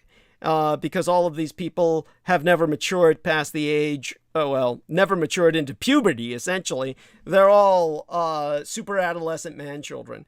That's a California-based group, the Cali Boys, that subscribes to an ideology known as Boogaloo, an online movement that wants to bring down the United States government by encouraging civil war through violent acts. Now, in court filings, officials proved Chen arranged a meetup with whom he believed was a Cali Boy member at a park in Pomona on January 20th, where he sold the member the auto sears. What he did not know was that the buyer was an undercover FBI agent. Chen then invited the undercover agent to his Pomona apartment, where he allegedly showed the agent more weapons, silencers, and videos of himself firing guns in the desert. And in a criminal complaint filed January 27th, the FBI agent wrote, Chen then returned to the kitchen with a rifle slung around his neck and carrying a Glock semi-automatic handgun. The handgun had a removable stock. The rifle had a removable silencer. Chen then provided the undercover agent with instructions regarding how to install an autosear on the Glock handgun and demonstrated how the handgun would operate as a fully automatic firearm. Now, the arrest of Chen, who, according to the complaint, was himself a member of the Cali Boys, who went by the name Dolphin in online chats on a charge of possession of an unregistered firearm, it was, well, part of a larger federal law enforcement effort to disrupt groups of Boogaloo adherents who have inspired violent attacks on government workers and buildings in recent years. Now, the term Boogaloo as it's used online today, emerged around 2013 from groups of internet users espousing violence in the name of protecting certain constitutional rights, most notably gun ownership, in some of the most extreme image boards of websites like 4chan and Facebook. Some of these users specifically encouraged others to prepare for a second U.S. Civil War. Most recently, according to the FBI, during the COVID-19 pandemic, militia violent extremists, this is what, if I were relating this to you in print, I would have to, in parentheses, include the term sic, S-I-C, as the Latin so, meaning it was thus writ. They should have said violent militia extremis, but this is the level of education FBI agents have today. They wrote, militia violent extremists have made calls for the Boogaloo, Big Igloo, or Big Luau, these are all variants on the Boogaloo bullshit, and used imagery such as igloos or Hawaiian shirts, as in Big Luau, so they show that they're part of Boogaloo, or igloos for Big Igloo, it est Boogaloo, to promote their interest in it or anticipation of an impending war. In this complaint that I'm sourcing, the FBI noted other attacks it believed were inspired by the Boogaloo movement, a 2019 shooting and the Earl Cabell Federal Building in Dallas.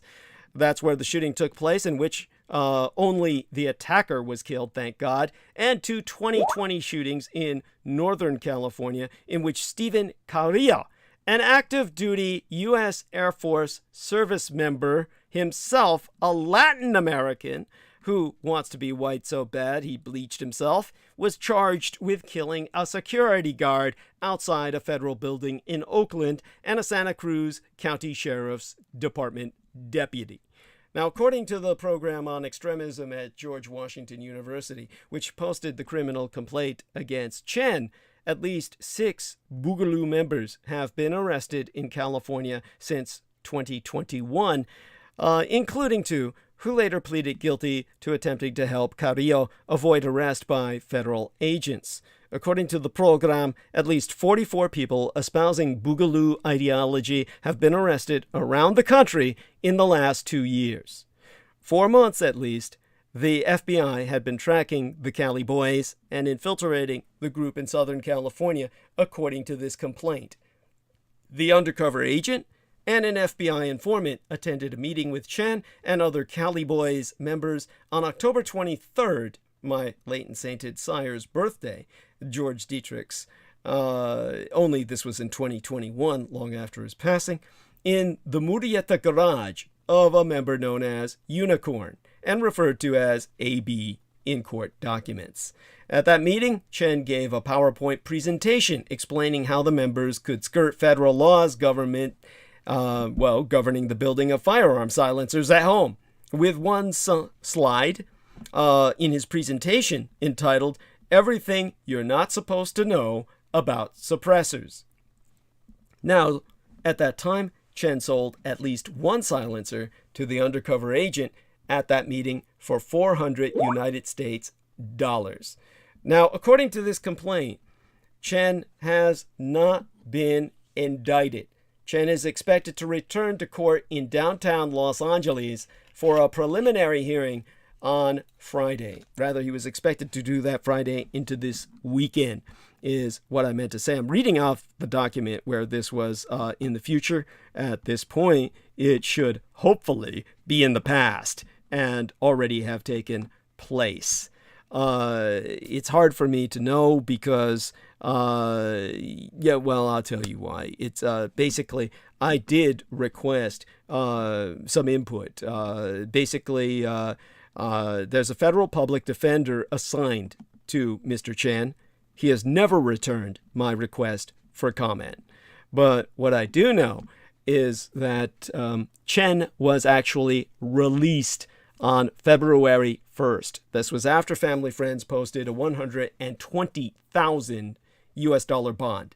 He was also ordered to surrender his passports and guns and to have his location tracked by U.S. Marshals through an ankle monitor. He was ordered not to leave the Central District of California. Now, court documents show Chen was living in a short-term rental in Pomona obtained by his father.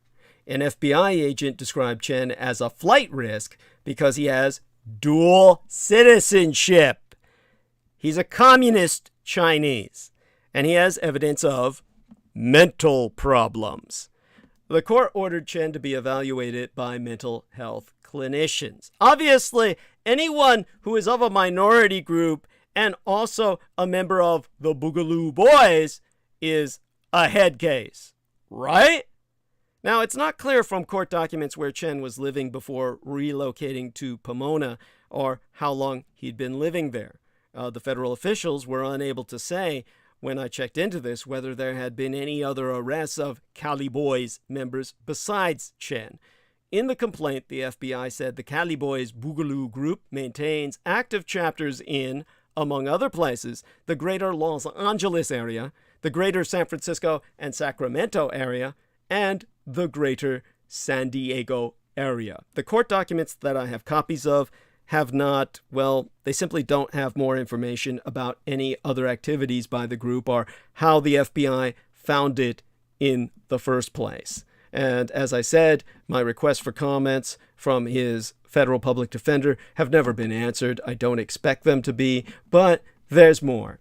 Now, I want to know if this so far is coherent as something as crazy as this can be. So I'm going to ask my man Jameson to come on for a second and tell me, Jameson, when I've just described a Chinese man who was arrested by the FBI, who's a member of the Boogaloo Boys, and all of that, of course, is confusing because why would anyone be this crazy? But so far, the chronology of it makes sense. This is how the guns are getting into California, which has the toughest, strictest gun control laws in the United States, is through these militia smuggling the guns in to kill people. So far, is that something you can follow? Is that coherent?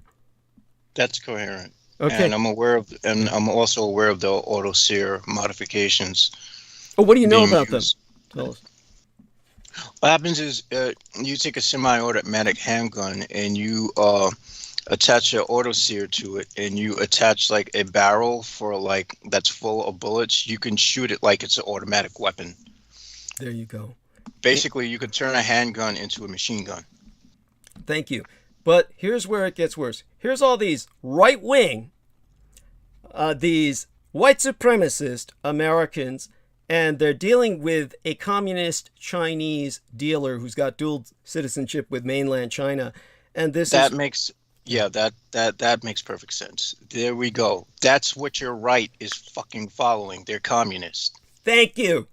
Thank you. Bless you. So Jameson's got it right. And this is where the communist Chinese empire's long arm of oppression comes to America. It is one thing when China brutally suppresses dissent in Beijing. It is more troubling when it does it in Hong Kong. It is even more troubling when it sends agents to Dubai to harass and intimidate Chinese nationals in foreign countries such as the United Arab Emirates. But to harass and spy on a Chinese-American U.S. citizen on U.S. soil is an altogether different matter. That is why last week's announcement of arrests by the Department of Justice of 3 Chinese nationals for stalking, harassing, and spying on U.S. residents on behalf of Red China's secret police is so alarming. In the most alarming case, a communist Chinese national with ties to Red China's Ministry of State Security hired a private investigator in New York to do what he could to stop the congressional campaign of Zhong Yan, a political refugee who fled Red China after the Tiananmen Square massacre. Yan was granted asylum in these United States, where he then served in the U.S. Army, attained the rank of major, and was awarded U.S. citizenship. The Chinese official told the private investigator, "Right now, we don't want him elected. Go find a girl.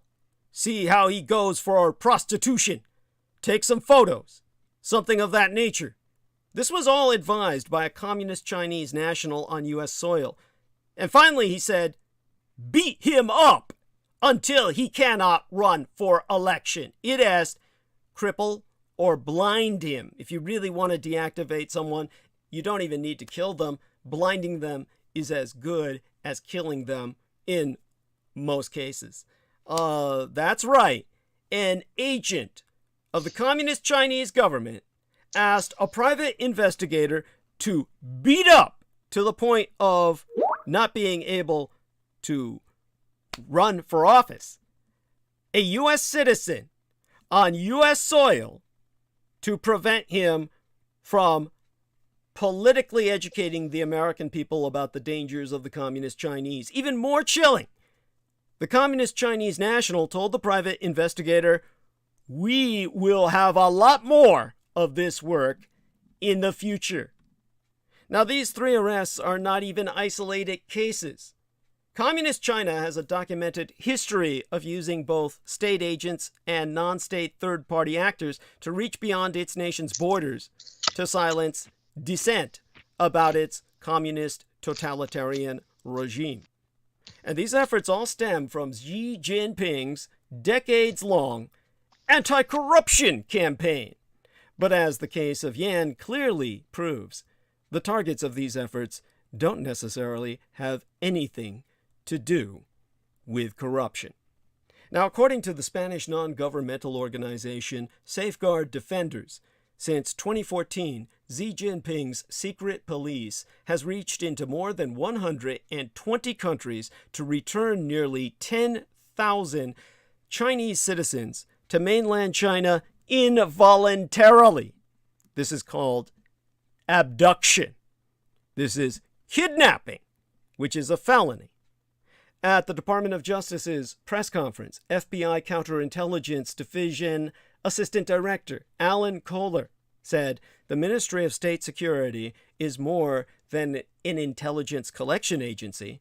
It executes the Communist Chinese government's efforts to limit free speech, attack dissidents, and preserve all power of the Communist Party.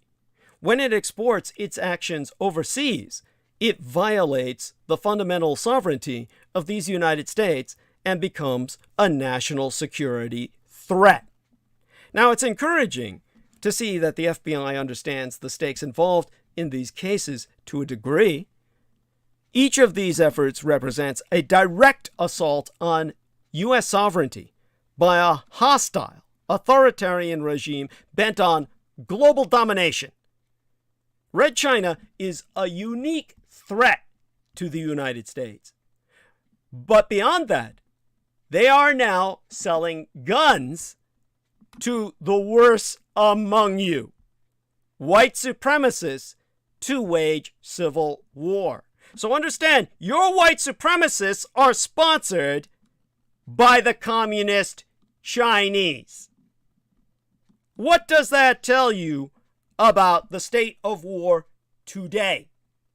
And then, why would you tolerate that from the fucking Russians? All of you should be outraged at what the Chinks are doing to you. But when the Ruskies do it, somehow they're okay. Biden stated the obvious. Putin must not remain in power. When you call someone a butcher because his army has turned the sovereign democratic nation of Ukraine into a hellscape of slaughtered civilians and leveled cities for no reason except hunger for power and control, do you want that butcher to remain in power? No. So President Joe Biden was stating the obvious last Saturday when he said of Russian dictator Vladimir Putin, for God's sake, this man cannot remain in power. I found his words bracing and was surprised to see the White House immediately start walking back the apparently spontaneous addition to the closing of Biden's speech in Warsaw. Now, the White House pool reporter, Aurelia End of AFP, the Associated Free Press, reported that the president's point was that Putin cannot be allowed to exercise power over his neighbors or the region. He was not discussing Putin's power in Russia or regime change. Now, she attributed the comment to a White House official. Now, Secretary of State Antony Blinken made the same points that Sunday last week in Jerusalem. I wondered, why walk it back? Let people debate what Biden meant and interpret it how they want. This White House backpedaling is pathetic. An argument quickly erupted on Twitter and beyond between people enormously relieved that Biden had said what they were thinking and people who might agree with him but believe that it was at best risky and at worst dangerous for him to say such a thing. Oh, you want Putin to be thinking about making a deal. Enraging him isn't the way to encourage that, so the thinking goest, especially when he seems to be shifting his goals and his ground and could be on the verge of something. My heart is with the argument on the other side. Let's stop saying what we won't do or can't do and don't mean. Let's say what we really mean and make Putin wonder what we will do. That is what President Ronald Reagan did when he called Russia the evil empire. It's what President George W. Bush did when he called Iran, Iraq, and North Korea an axis of evil. It's what Garry Kasparov, the Russian chess master, in fact, the ethnically Azerbaijani grandmaster and human rights advocate, has been urging on social media when he shifted into high gear after Biden's unscripted cri de coeur. He said no free world leader should hesitate to state plainly that the world would be a far better place if Putin were no longer in power in Russia. And among his suggestions, put Putin cannot remain in power on Biden t-shirts. Don't throw Putin any lifelines if you must walk back anything. Simply agree with Kremlin spokesman Dmitry Peskov that the Russian people will decide who is in power. Better yet, stop trying to muddle Biden's remark. As a matter of fact, on Saturday, Kasparov tweeted, "Biden isn't Trump, requiring an English-to-English translator. No dictator is legitimate. Don't backpedal when you are right and in the right. Don't play diplomatic games with a mass murderer. When the president is right, the White House should stick with him instead of fumbling to apologize to a murderous dictator for speaking the truth. It's pathetic." Did Biden mean to say it? Unclear. Did he mean what he said? Of that, there be no doubt. Since mid-March, the president has called Putin a war criminal, a murderous dictator, and a pure thug. And on that Saturday, last week, after Biden had met with Ukrainian refugees at a stadium in Warsaw, and before he uttered the sentence that launched thousands of reactions, the White House press office circulated a transcript of this exchange, which reads, "You're dealing every day with Vladimir Putin. I mean, look at what he's done to these people. What does it make you think?" And the president said, "He's a butcher. That's what it makes me think." Now, a decade ago, President Barack Obama said Biden, who was then his vice president, had probably got out a little bit over his skis when he told NBC's Meet the Press that he was absolutely comfortable with same-sex marriage. Biden apologized to Obama for putting pressure on him because Obama had not said whether his own opposition had changed. But Obama soon made his own announcement in support of same-sex marriage. He told ABC's Good Morning America that he had already made a decision and would have preferred to have done this in my own way, on my own terms, but all's well that ends well. And he said that Biden's remark arose from his generosity of spirit. More recently, the White House walked back a comment Biden made last year about social media killing people, which it does, with COVID misinformation on their platforms. The Washington Post characterized that as Biden, once again, getting out over his skis. It's true, as attorney George Conway noted on Twitter, that a moral statement is a presumptive statement of policy when it comes from a president. Biden's Putin ad-lib could be a bad lapse in discipline that runs risk of extending the scope and duration of the war, Oh, that was suggested by the State Department veteran Richard Haas, the president of the Council on Foreign Relations, the CFR, that, Pennywinkle, Penny Bradley, so knows and loves. I see Biden's sentence as a beacon of clarity that pierced the Ukrainian nightmare. It might not have been presidential language, but Lieutenant General Mark Hertling, a former commanding general of the U.S. Army in Europe and 7th Army, said, but it was something that he needed to say. Putin is a combination of Milosevic, Ceausescu, and, yes, Stalin. It was a message to Europe and Moscow. Now Biden is, no surprise, out over his skis, this time further than he has ever been, on an international stage, and we can't be sure how it will end. But in the wake of Vladimir Putin's invasion of Ukraine, no European in their right mind wants Russia to have the free cash flow that its hydrocarbon exports currently provide. And the European Union, the United States, and all their allies are already on track to remove this major source of the Kremlin's geopolitical leverage over all of us. Russia is finished as a major energy power. Russia looms too large in world energy markets. It supplies 40% of the gas consumed in the European Union, and this is a particularly important economic issue for United Germany, Italy, and Austria. But Russia's global energy footprint is largely about oil. It is the second largest exporter of crude, behind only Saudi Arabia, averaging about 5 million barrels per day. Russia also exports some 2.85 million barrels of refined products such as diesel and aviation fuel.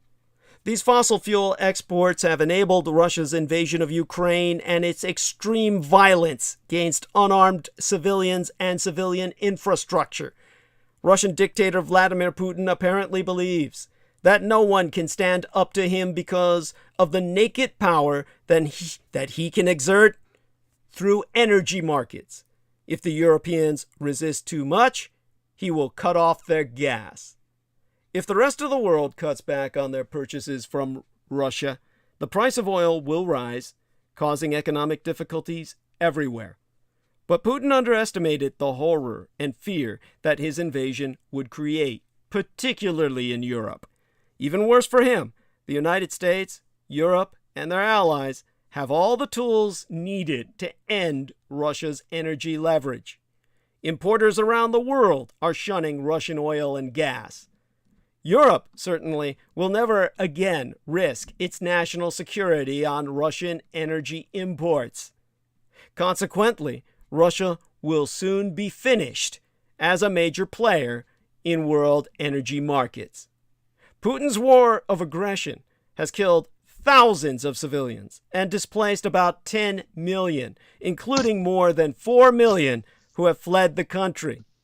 With Russian forces repeatedly shelling and firing missiles at civilian areas, 13 million Ukrainians are at risk of bombardment.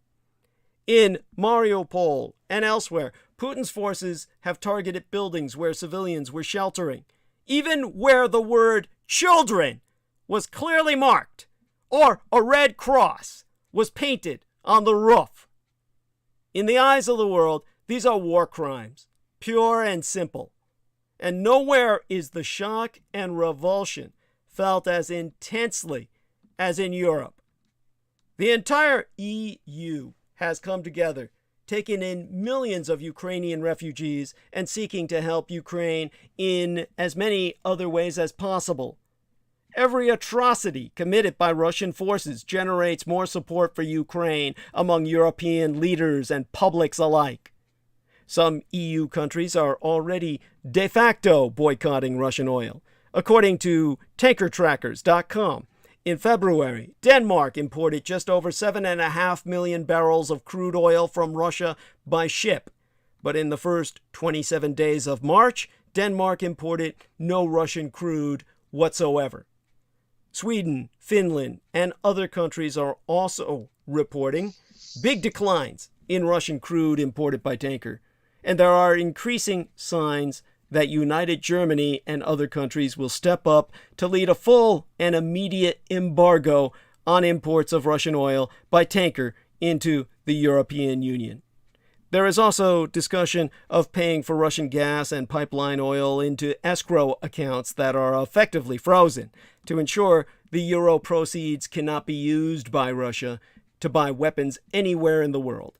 Putin attempted to get ahead of this development by demanding payment for gas only in rubles, but the EU has rebuffed this as a breach of contract. Germany and Austria are preparing to ration the use of gas. Putin and some energy traders apparently think that it will be easy for Russia to switch from European oil deliveries to Asian markets, but they seem to have forgotten a key lesson of the Iran oil sanctions. Should the United States, the EU, the United Kingdom, and Norway implement sanctions that prohibit all forms of maritime insurance for tankers carrying Russian oil and refined products, most of the world's tanker fleets would withdraw from the Russian market. The Russians have their own tankers, of course, but their fleet is too small to move more than about 1 million barrels per day, particularly because a lot of the crude would need to be hauled from Murmansk, the Baltic Sea, or the Black Sea, all the way to Asia. Some renegade operators may attempt to enter the business, but these activities would be tracked carefully, and ship owners, charterers, and captains would most likely face personal U.S. and EU sanctions.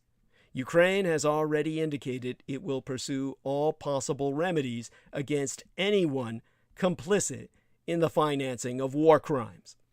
Once the world adjusts to living with much less Russian energy, there will be no going back. No European in their right mind wants nuclear-armed Russia to have the free cash flow that its hydrocarbon exports currently provide, because that money will allow Putin or his successors to rearm and become even more aggressive, perhaps attacking NATO countries next time. There is no such thing as cheap Russian oil and gas.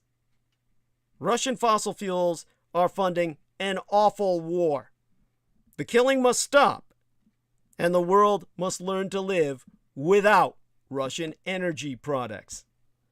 Oh, by the way, Jameson, thank you so much for coming on like you did. Make certain to go mute at this point, so that way I can't hear you reaching into your chips bag or whatever it was you were you were doing there. Thank you so much. And little check here onto some incoming notifications. And the wonderful Elizabetta was saying something. Jameson says sorry about that. No worries, Jameson. It's actually, that was quite funny. Actually glad that he could come on at a moment's notice and just help us out with his observations. Let me take a look at what Elizabetta says and check into the chat room as well, see how things are going, how much time we have left approximately, and work with that. She says, sending love. Love you too, honey. So I'll get something to her later. In the meantime, little check into the live stream. We have 9 to 10, 10 to 11, 11 to 12. Oh God, Jameson, the sex bots attacked. Did you get them? We got sex bots in the chat. And of course, they start getting active when I start talking. That's there they are. By the way, so here's what Ethan Einar Anders is saying. He says, seems the messages on donations through PayPal are being blocked or glitched. That's horrible. I don't know how to deal with that. Maybe I'll call PayPal and tell them that sometime. But thank you for bringing that to our attention. That's, it only goes to show This is probably an attempted hack. We can only be glad that the PayPal works at all. If you had a message to send me, don't forget I also have an email, DouglasDwayneDietrich@gmail.com. Dwayne is spelled D-U-A-N-E. Dwayne, D-U-A-N-E, and DouglasDwayneDietrich@gmail.com.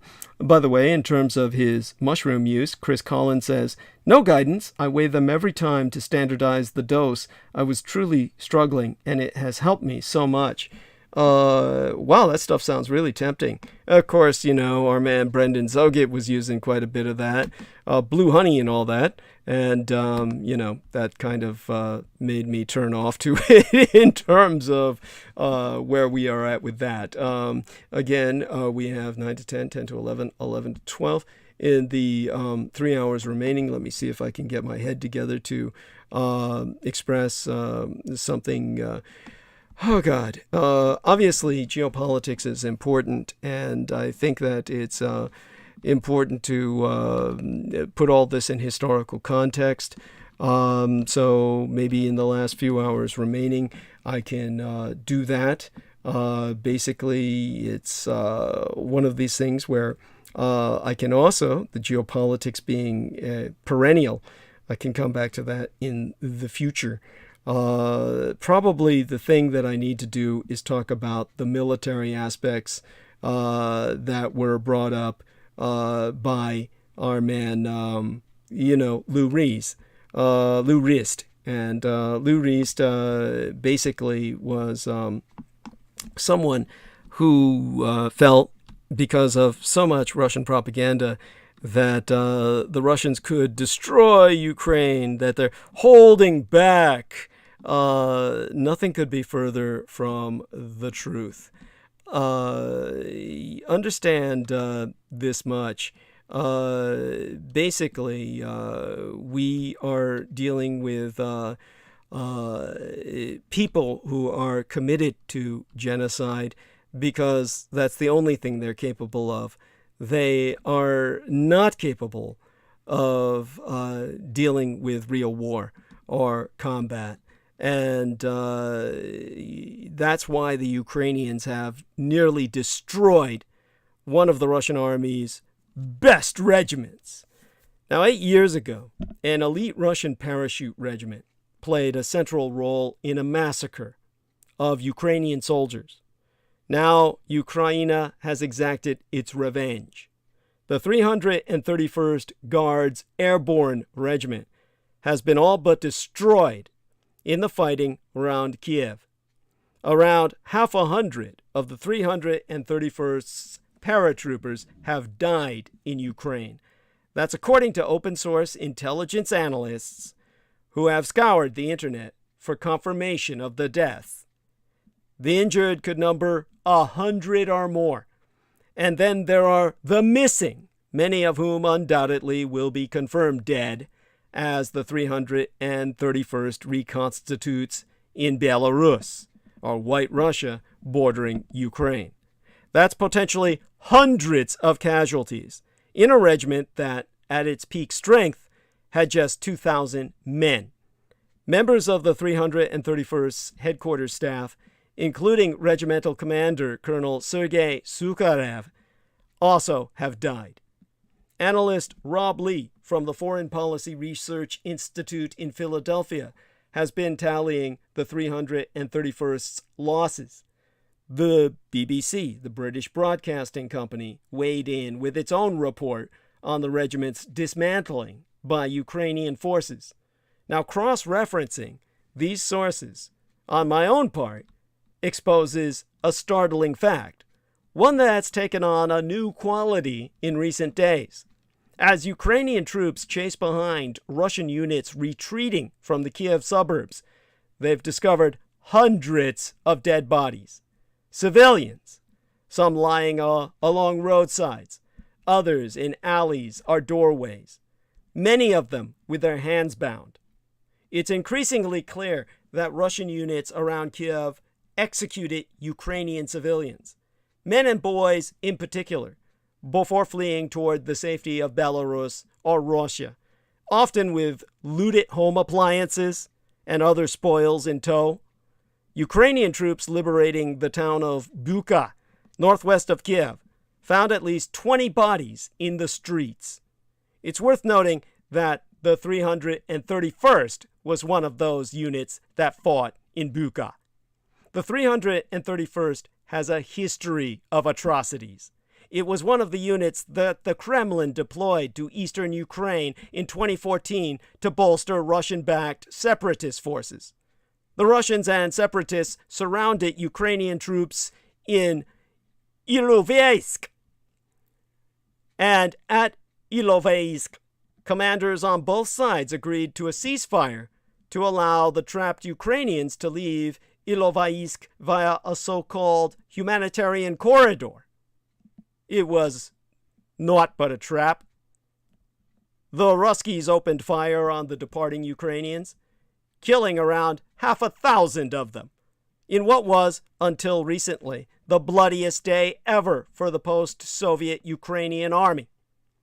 The Ukrainian army captured 10 members of the 331st in Ilovaisk, helping officials in Kiev to confirm that regiment's role in the massacre.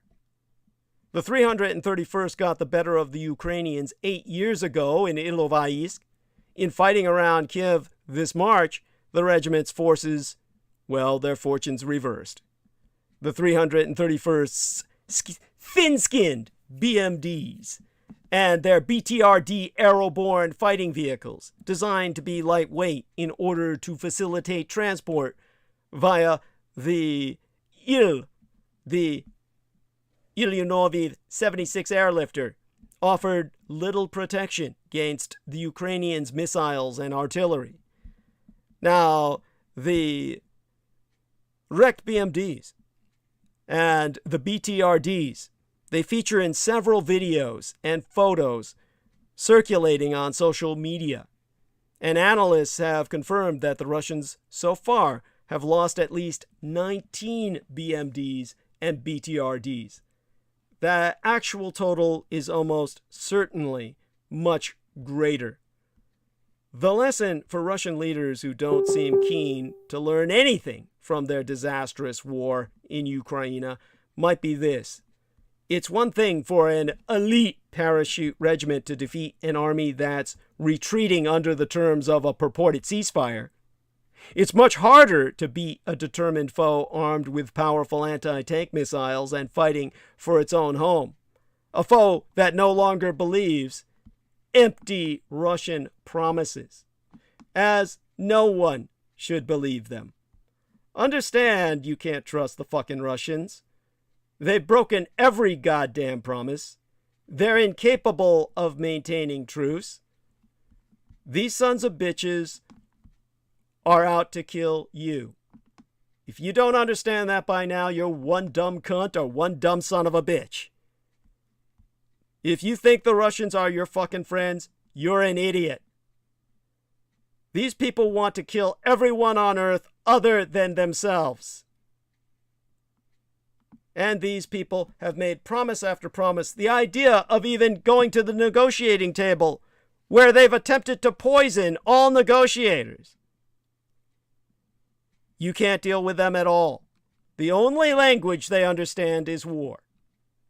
But the word miscalculation has been thrown around a lot to describe Vladimir Putin's attempt to annex Ukraine. Now that the Ukraine has become a graveyard for his Russians and for modern weapon systems. But perhaps his biggest miscalculation lay in thinking he could do it using tanks as his primary weapon. Now it's clear as the 6th week of the war begins that his apparent plan was to send a column of tanks rumbling into Kiev, blow up a few things, send Volodymyr Zelensky and his government scampering away in fear, declare victory, install a puppet president, and go home.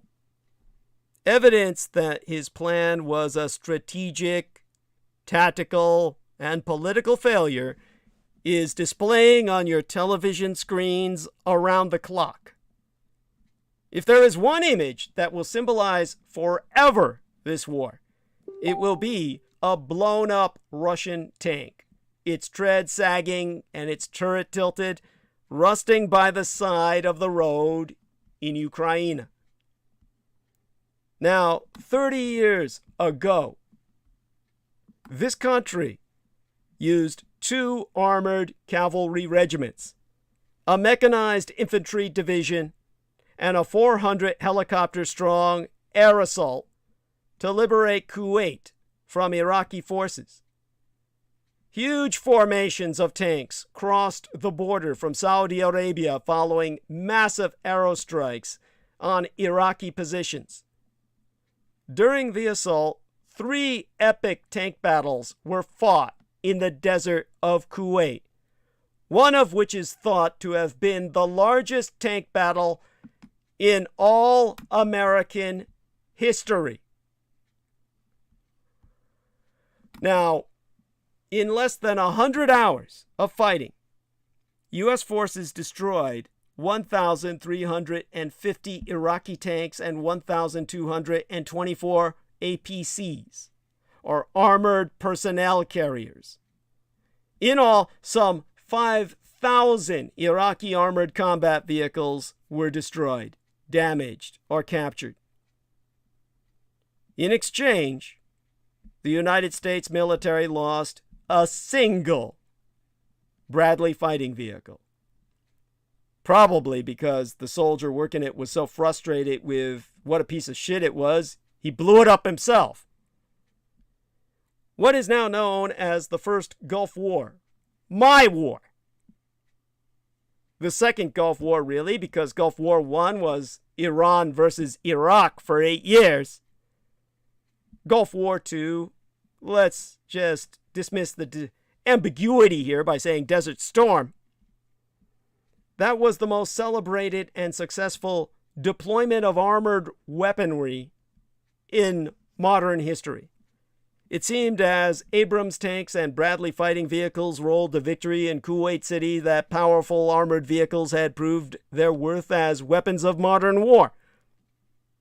Putin's attempt to take that lesson and apply it to Ukraine has failed abjectly. And it's not just because the deserts of Kuwait in winter are any more amenable to tank battles than the muddy flatlands of Eastern European spring.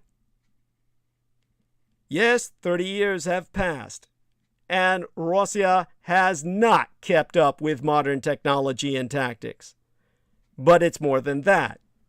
The fierce determination of Ukraine's fighters has played an outsized role throwing Russian forces into disarray. But size and money and ease of use have played large roles too. Russian tanks have met their match because of 2 Western-made rockets, the United States Javelin and the British next-generation light anti-tank weapon, acronymous as the NLAW, NLAW.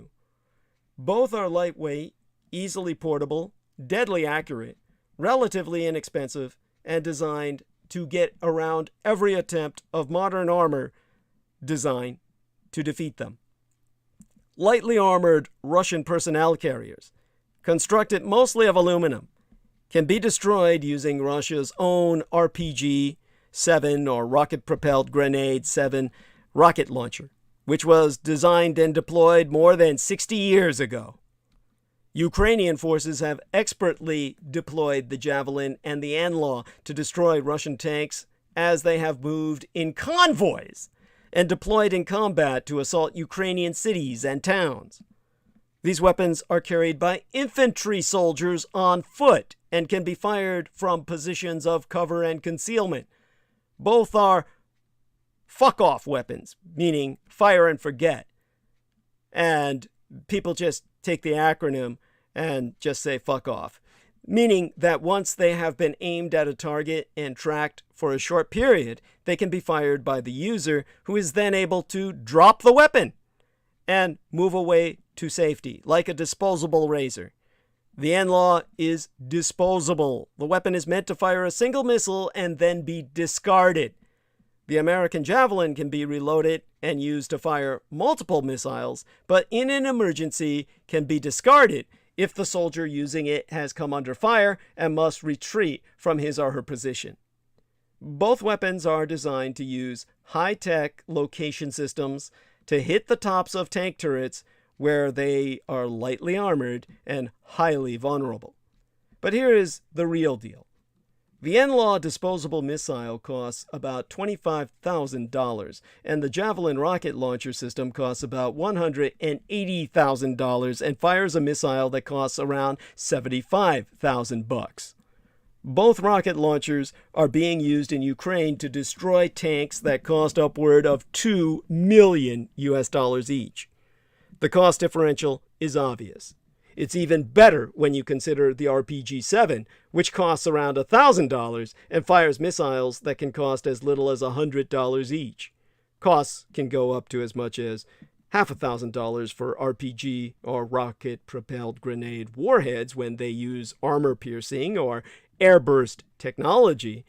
Nevertheless, their cost-effectiveness is amazing when you consider that they're being used to knock out Russian APCs, armored personnel carriers costing more than $1 million each. In Iraq, the same RPGs were used by insurgents to bring down American Apache and Black Hawk helicopters that cost between $6 million and $13 million each, depending on the model and year of manufacture. Ukraine has also made use of armed drones against Russia's heavy armor, such as the T-72 tank. The drones were acquired from Turkey and fire smart bombs that are much more expensive than Javelin rounds, but have been extremely effective, especially when used to destroy tanks in convoys, where even one disabled tank becomes an obstacle to every vehicle behind it. The infamous 40-mile Russian convoy that moved slowly from the Belarus border to positions around Kiev was stalled repeatedly by Ukrainian drones and anti-tank weapons fired by infantry. RPGs were also used to take out Russian ammunition and fuel trucks, making the units they were meant to serve less combat effective. Okay, just checking further incoming messages, and of course can't resist that, and I should, but never have proven able to do so. Also, it gives me an opportunity to check on the time we have remaining, and always appreciate it in that regard. And I appreciate all of you and your patience with myself in so doing this. It doesn't really give me a breath break because I have to keep talking while I'm doing it so I don't leave dead air time. All right, in the time remaining. Now, when, as I was describing where the RPGs were used to take out Russian ammunition, the ammo and fuel trucks, and that makes all the units they were meant to serve less combat effective because they don't get their ammo and fuel. What does all this mean? It means the only thing the Russian military has been really good at in this war is standing back and shelling undefended civilian areas. In other words, committing war crimes. They're totally unfit for combat. In fact, Russia's use of armored weapons like tanks and APCs, their armored personnel carriers, has been a complete and total bust. The only thing that they are good for is, again, staying out of combat and shelling Ukrainian cities. Now, they claim that the Ukrainians are using hospitals as headquarters. And so they truly believe that every place marked children or marked with a red cross is a military site. So they specifically shell schools, churches, hospitals, anything where it says children or a red cross that's inviting Russian attack. They are war criminals to the core. Russia has also been very reluctant to employ its helicopters for both aeromobile infantry and gunship deployment because the Ukrainian military has been supplied with Stinger and other anti-aircraft missiles, which have been used to take down Russian helicopters as well as fighter-bomber jet aircraft. The cost differential between the ground-based Stingers and expensive Russian Air Force jets is enormous, which is why Russia has failed to achieve any air superiority, despite its far better equipped Air Force and Army helicopter units. They have been reluctant to put them into the air, knowing Ukrainians with Stingers are waiting for them on the ground. The Pentagon has, for several decades, had a team of military officers from the three major services, along with civilian defense experts and scientists, whose task is to look 25 years ahead, constantly trying to predict what the warfare of the future will look like and prepare for it. 30 years ago, when the U.S. drove Saddam Hussein's army out of Kuwait, we didn't face anti-tank weapons like the Javelin and NLAW. The technology of that time was the plain and simple LAW, light anti-tank weapon, a disposable anti-tank weapon that fired an inaccurate, unguided warhead that wasn't capable of penetrating American armor, much less the enemy armor of that time. The Pentagon doesn't talk much about what it sees into warfare's future or what its seers, those who seek to see into warfare's future, are up to. But they must be studying what has happened to Russian armor faced with the much smaller and less well-equipped Ukrainian army. Russia has had major problems moving its armored units from their positions across the border before the war into Ukraine. Even more problems supplying their tanks and APCs with fuel once they were underway. And problems after that resupplying and refueling tanks once they reached positions where they could be used in combat to invade Ukrainian cities and take territory. Tanks have historically been one of an army's weapons of terror. Their fearsome appearance and firepower has had an understandably intimidating effect on both infantry soldiers and defenses in place. But tanks sitting still on a road, packed closely together like those we saw in the infamous 40-mile convoy at the beginning of the war that never reached Kiev, are not intimidating at all. They are targets, and now many of them are scrap heaps of twisted steel and limp tracks and crooked turrets, all because a foot soldier carrying a 25-pound missile launcher was able to sneak up close enough to fire a warhead that costs less than 1% of the cost of the tank itself. Those kinds of figures, as they say, are unsustainable. Nor is the tank as a weapon of postmodern war. What's the reason Russia still doesn't use its most advanced weapons in Ukraine? I got somebody sending me an email asking me this question. Mostly because Russia is famous for making a huge deal over their latest weapons, but when it comes to actually deploying them, there are always issues. So where are Russia's new Wunderwaffe? Their wonder weapons. As Jameson says, they don't have advanced weapons. The Sukhoi 57, the Su-57 stealth aerocraft, not ready. The T-14 Armata tank, not ready. Let's start with the Su-57. Only 14 have been made. 10 prototypes. 4 production models. But even the production models are still undergoing testing.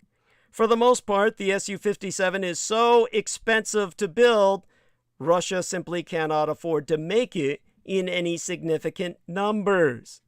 They are looking for foreign buyers to help with the costs of development. Only crack-ass Asian India was willing, and they've already backed out. And Russia hasn't found anyone else to fill that void because there's no one else with that amount of stupid. Then there's the T-14 Armata tank, supposedly a revolution in tank design. We haven't seen much of it except in parades. In one instance, the transmission broke down during the parade itself and it had to be towed away. Russia planned to buy 2,300 between 2015 and 2020. But money was tight in Russia. As usual, Putin was lining his own pockets, and all his oligarchs were filling their coffers. So the whole production run was canceled. Later, this changed, and 100 were expected to be delivered for state trials in, wait for it, 2022. So not even deployed in 2022, just ready for trials. Now, Putolini and Biden face a dangerous choice. How does Russia want to lose? 3 weeks into Russia's invasion of Ukraine, as its underperforming military bogs down in the face of a world-inspiring defense effort, actually a month, 5 weeks by now, 4 weeks, 5 weeks, I'm losing track of time. But it was 3 weeks into it that U.S. President Joe Biden and the Russian dictator Vladimir Putin found themselves caught between the cautionary lessons of history and today's geopolitical realities. At that point, already nothing had gone according to Putin's earlier plans. Ukraine rallied against his military, inflicting horrendous losses, making it clear that Russia will never be welcomed into the former Soviet Republic. And the world has united against Putin's government, inflicting an immediate economic toll that already poses the greatest threat to his ongoing leadership in 2 decades. Now Putin faces a dangerous question with destabilizing consequences for the West and the world beyond. How does he want to lose this war? What more of Russia's treasury, economy, and people, and not least of all his own political power, is he willing to risk to either grind down Ukraine or preserve his hold on the country he's led for nearly 250 years? Meanwhile, half a world away, senile Biden faces his own fraught choice: how to punish and defeat Russia without risking a war. He's clearly chosen not to fight and hold the line on American aid in the face of popular and political pressure to escalate. For both presidents, the political calculations are informed by a half a century of geopolitical lessons reaching from the Cold War to Afghanistan to Libya. Again, this is geopolitics. I can cover that in another transmission next Sunday. Basically, Biden's job, as it would increasingly appear in his own senile mind, is to allow Putin the time and space to lose the war without giving him an excuse to escalate it into nuclear mode. This is complete and utter bullshit. This is not something we should tolerate for even another moment. Basically, we're in a zombie dance that Biden's predecessors kept at straight through the fall of the Berlin Wall. They remember in their own minds that managing the dissolution of the Soviet Union was a feat of extraordinary delicacy. As the immediately deceased Madeleine Albright once phrased it, dead just, a week ago at the most.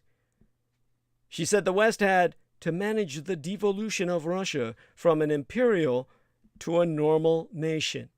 And there was another aide of hers that phrased it bluntly: Russia was too big and too nuclear to fail.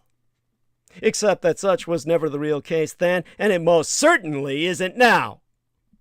The doctrine of mutually assured destruction remains a prominent part of America's nuclear deterrence strategy for the Soviet Union's successor, the Russian government. but Russia's strategic nuclear weapons are complete duds. Here's what to remember. Russia's massive nukes aren't really about strategic capability, so much as they are about perception, intimidation, and economics. Although economic sanctions have all but neutered much of the nation's military modernization's efforts, Russia has managed to keep itself relevant in the 21st century by fielding headline-grabbing exotic weapons, including massive nukes far greater in scale than anything Uncle Sam has to offer. They're like giant plastic vibrating dildos. And when it comes to the masturbatory nature of them, that's where the analogy fits. You see, with nuclear weapons like the RS-28 Sarmat ICBM and the Status 6, they call it Stat 6, Oceanic Multipurpose System Submersible Drone, the nuclear torpedo, Russia can cause greater devastation to its targets today than at any point during the Cold War. The thing is, that just doesn't really matter anymore. Go into mutually assured destruction, the so-called MAD doctrine. While the fighting during the Cold War was largely relegated to comparably small proxy conflicts, the Cold War eclipsed even World War II in terms of stakes. A Nazi victory in World War II would have changed life as we know it worldwide, but a nuclear exchange in the Cold War could have theoretically ended it. With stakes that high, it wasn't difficult for both the United States and Soviet Union to convince lawmakers and taxpayers to pour funding into weapons development. The result was nuclear stockpiles so vast and broadly capable that a doctrine of mutually assured destruction became the only effective means of deterring large-scale war between superpowers. The concept of mutually assured destruction was originally coined in 1962 by Donald Brennan, if I remember his name correctly, a strategist working in Herman Kahn's Hudson Institute, Herman Kahn being a personal hero of mine. Now, after the Soviet Union tested their first nuclear weapon in August of 1949, tensions between the World War II allies became significantly more pressing, prompting renewed interest and funding into America's own weapons of mass destruction. By the way, news item coming in, that's the sound you heard. 410 bodies found in the outskirts of Kiev so far. The Russian massacres performed in their retreat. Understand this, all the Russian bullshit about, come and see, look what the Nazis did. You know now it's all shit. How would people who have suffered such ever behave in such a fashion? Now, again, where we were at. Predictably, you had, well, the more the United States poured money into defense programs, the more the Soviets did in turn. The result was a cycle of nuclear weapon production and development that found its peak in the 1980s, when the two nations' combined stockpiles of nuclear weapons exceeded 60,000, or about 6 times the combined stockpiles of these nations today. This arms race also extended well beyond the nukes themselves. Each nation also needed broadly distributed means of delivering these weapons to their targets, so no nuclear first strike could completely eliminate a nation's ability to respond in kind. In order to accomplish this, the United States began distributing nuclear capabilities across the methods of delivery and service branches. Today, we've come to know this distribution as the nuclear triad. While nuclear weapons of varying uses and sizes emerged as a part of this effort, the backbone of America's nuclear triad emerged as a combination of land-based ICBMs, aircraft-based bombs, and submarine-based missiles. The Soviets soon fielded a comparable triad, matching America's ability to respond to any nuclear attack. The doctrine of mutually assured destruction remains a prominent part of America's nuclear deterrence strategy for the Soviet Union's successor, the Russian government.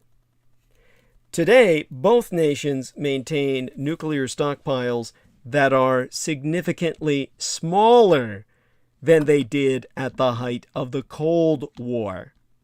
However, while America has allowed a good portion of its nuclear weapon infrastructure to age toward obsolescence, Russia has continued to lean on its nukes as a means of geopolitical showmanship.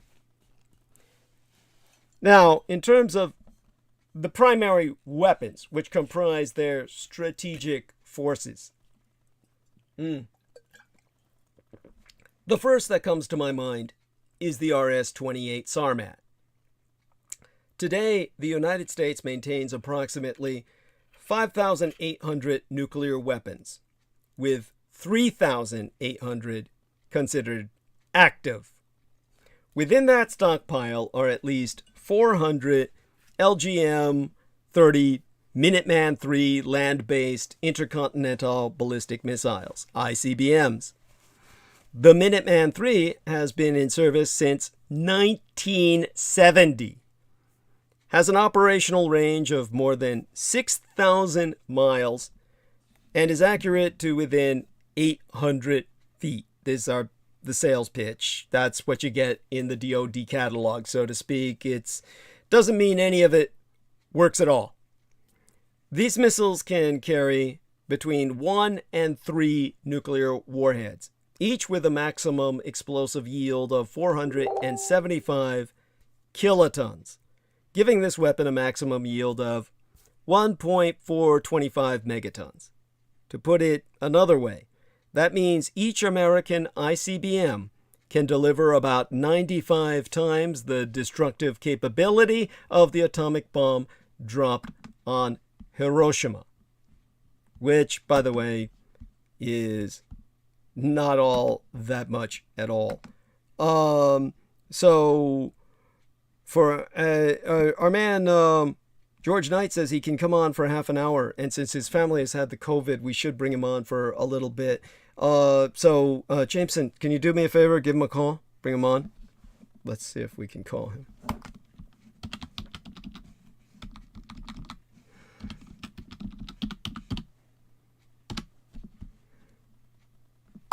Okay. Good thing I respond to these messages. Anyhow, Eli Wallach says, "Hi, Douglas. Do you know why captured Russian POWs seem to be carrying passports? Did you have to carry your passport when you were deployed?" Certainly not. Good God, I wasn't a fucking tourist. I don't remember carrying my fucking passport. Christ, I don't even remember if I had a passport at that time. I think I lost it at that point and had to get a new one later. I got one now that I wouldn't want to lose. But no, I don't remember that shit. With the Russians, probably because they go between Belarus and they go to Transnistria. So between those three countries, it's like they're tourists or something. It's absolutely fucking bizarre. They've got like Russian troops in Transnistria, which is, of course, the Republic of the Soviet Union in exile. Jameson is just basically saying, some of them want to defect. Jameson, get real, man. They all want to defect. What's your point with that? Anyhow, so our man George Knight says, "Thank you so much, Douglas. I can join in a minute. Just okay." He's gonna be free as soon as his better half starts her workout. once she's got the music on, she won't be able to hear him talking. This is like he and I are starstruck secret lovers or something, and it's like we got some amausis going on, whispering in each other's ears, and he doesn't want the wife to know he's got this alternative relationship. I'm just joking, of course, but you're all gonna hear when we speak to each other. It's obviously not of that nature, but it's hideously funny to envision it that way. It's this is pure comedy gold. And oh, thank God I'm not married. Maybe someday I will be. But this is like what that's all about. I can already imagine Jameson saying, "That's why I'm never gonna get married." Yeah. See, I knew that was like famine after flood. That was just totally fucking predictable. Yeah, he wrote that. I won't. Yeah, there you go. It's yeah, he doesn't want to give up his freedom. Yeah. Unless she has an estate. Dude, you're the dude with the property. You'll probably inherit your parents' property. You'll be able to get anyone you want after that. It says, and a mill. Like million. I think he means million. As opposed to like mill where they're forging things. He says, I can't afford it. You mean Yeah, I couldn't afford the upkeep of my parents' property, so they're most likely going to rent it out, and I'm not going to be able to pay that rent. Why don't they make you like John Warrington? Why don't they legally make you the manager of the property and you rent it out? That way you get a steady income that's 10 times what you fucking get now from the government. You'd be collecting rent. You'd be fucking rich. Collecting rent on Staten Island. Well, you'd get 10 times what you get now. This shows you how much faith they have in me. Well, tell them that's what I suggest, and they don't have another choice. And by that, it's either do that. Who's going to take care of it when they die anyway? Now, basically, come on, look, John Warrington, come on, he's a guy who has like his own eccentricities, right, John? Come on, John, come on, man up, come on the show, and he'll tell us, look, John Warrington's got his quirks. But his parents. Oh, trust me, it's just that it's always been about control with my family. It's a sort of very annoying passive aggressive thing, but it's like always. Well, when they finally die, they won't be able to assimilate. So just tell them this: when you die, you cannot unfortunately, when they die, they'll be in Virginia, and I'm not going down there for their fucking shit in Virginia. They aren't moving to Virginia. They're too old to move. It's just they're going to try it anyway. They're going to do it anyway. My mom always does this. She's going to try. And reconnection successful, thank God. So everybody, let us know if you've got a glitch. Fortunately, it was just me and Jameson talking about his neurotic parents. But obviously, look. Again, John Warrington. His parents probably felt the same about him that your parents feel about you. And he still was made the property manager. And so just confront them with that as your deal. Yeah, I will, but they'll have a better chance of knowing my parents, and I know them too well. Mm-hmm. They'll probably give it all to my brother. Well, we'll see what happens. I mean, I'll be dead I'll be dead somewhere in the ditch. Oh God. Okay, let's not get I'll be trying to Look, like the hitchhiking samurai, a highway samurai with like a sword, like going into town to town. I don't know. Okay, I'm just trying to get Mango with that shit, but that doesn't work. Got it. It's a nice romantic image, though. I like it. And so. All right, so I'm gonna try to add George Knight now. Why did he say to add him? He said no, because we're waiting for his wife Sarah to exercise. But you can try. Okay. Yeah. So let me reinforce that with him. He says, "Thank you so much, Douglas. Let me. Okay. Just tell us when." I'll tell him. Just tell us when. Tell us when. Okay, there we are. Okay. Hopefully he sees that. So what I'll do now is so like I said to Eli Wallach, The Russians got this weird deal where they're going between nations, and probably they're carrying their passport so that it serves to prove that they're Russian as opposed to Belarusian, or a member of the Soviet Union in exile in Transnistria, where they're going to be deployed to in their retreat. That's what I would think. That's what I would expect. As for myself, no, I don't remember that shit at all, carrying one myself, or that it was ever considered, or that anyone cared. That was one of those things. I doubt any military in the world normally would do so, but remember, to the fucking Russians, this is a civil war. To the stupid Russians, they think that this is actually part of Russia that they're simply reclaiming from rebels. Anyhow, so to put this into some perspective towards their nukes, the American nukes, when I was talking about the American ICBMs delivering about 95 times the destructive capability of the atomic bomb dropped on Hiroshima, I mean, that sounds pretty big, right? Well, America's dated Minuteman III missiles certainly pack a punch, but even when carrying 3 of its most potent warheads, these missiles are utterly dwarfed by Russia's most advanced and powerful ICBM coming into service this year. Now, remember what I said about things from Russia coming into service this year? It's always next year and the year after that. But let's talk about the RS-28 Sarmat. Now, the RS-28, sometimes known as the Satan II, has been in development since 2014. See what I told you about all that? It's coming! It's coming! Yeah, the Russians are like, they're constipated. It's like a turd that's supposed to come out. It's coming! Or they can't ejaculate. It's coming! But the Satan II was famously described as capable of wiping out parts of the earth the size of Texas or France by Russia's state-owned media.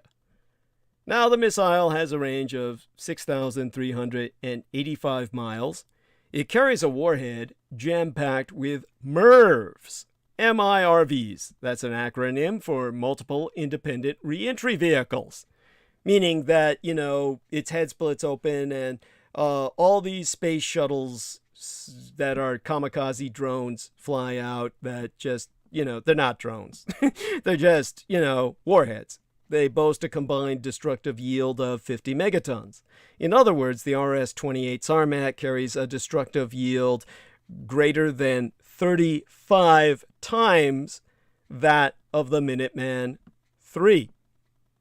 And all of this, of course, is bullshit. This is just a sales pitch for shit that doesn't work and will blow up on the launch pad, if it blows up at all. They would be lucky if it blows up on the launch pad.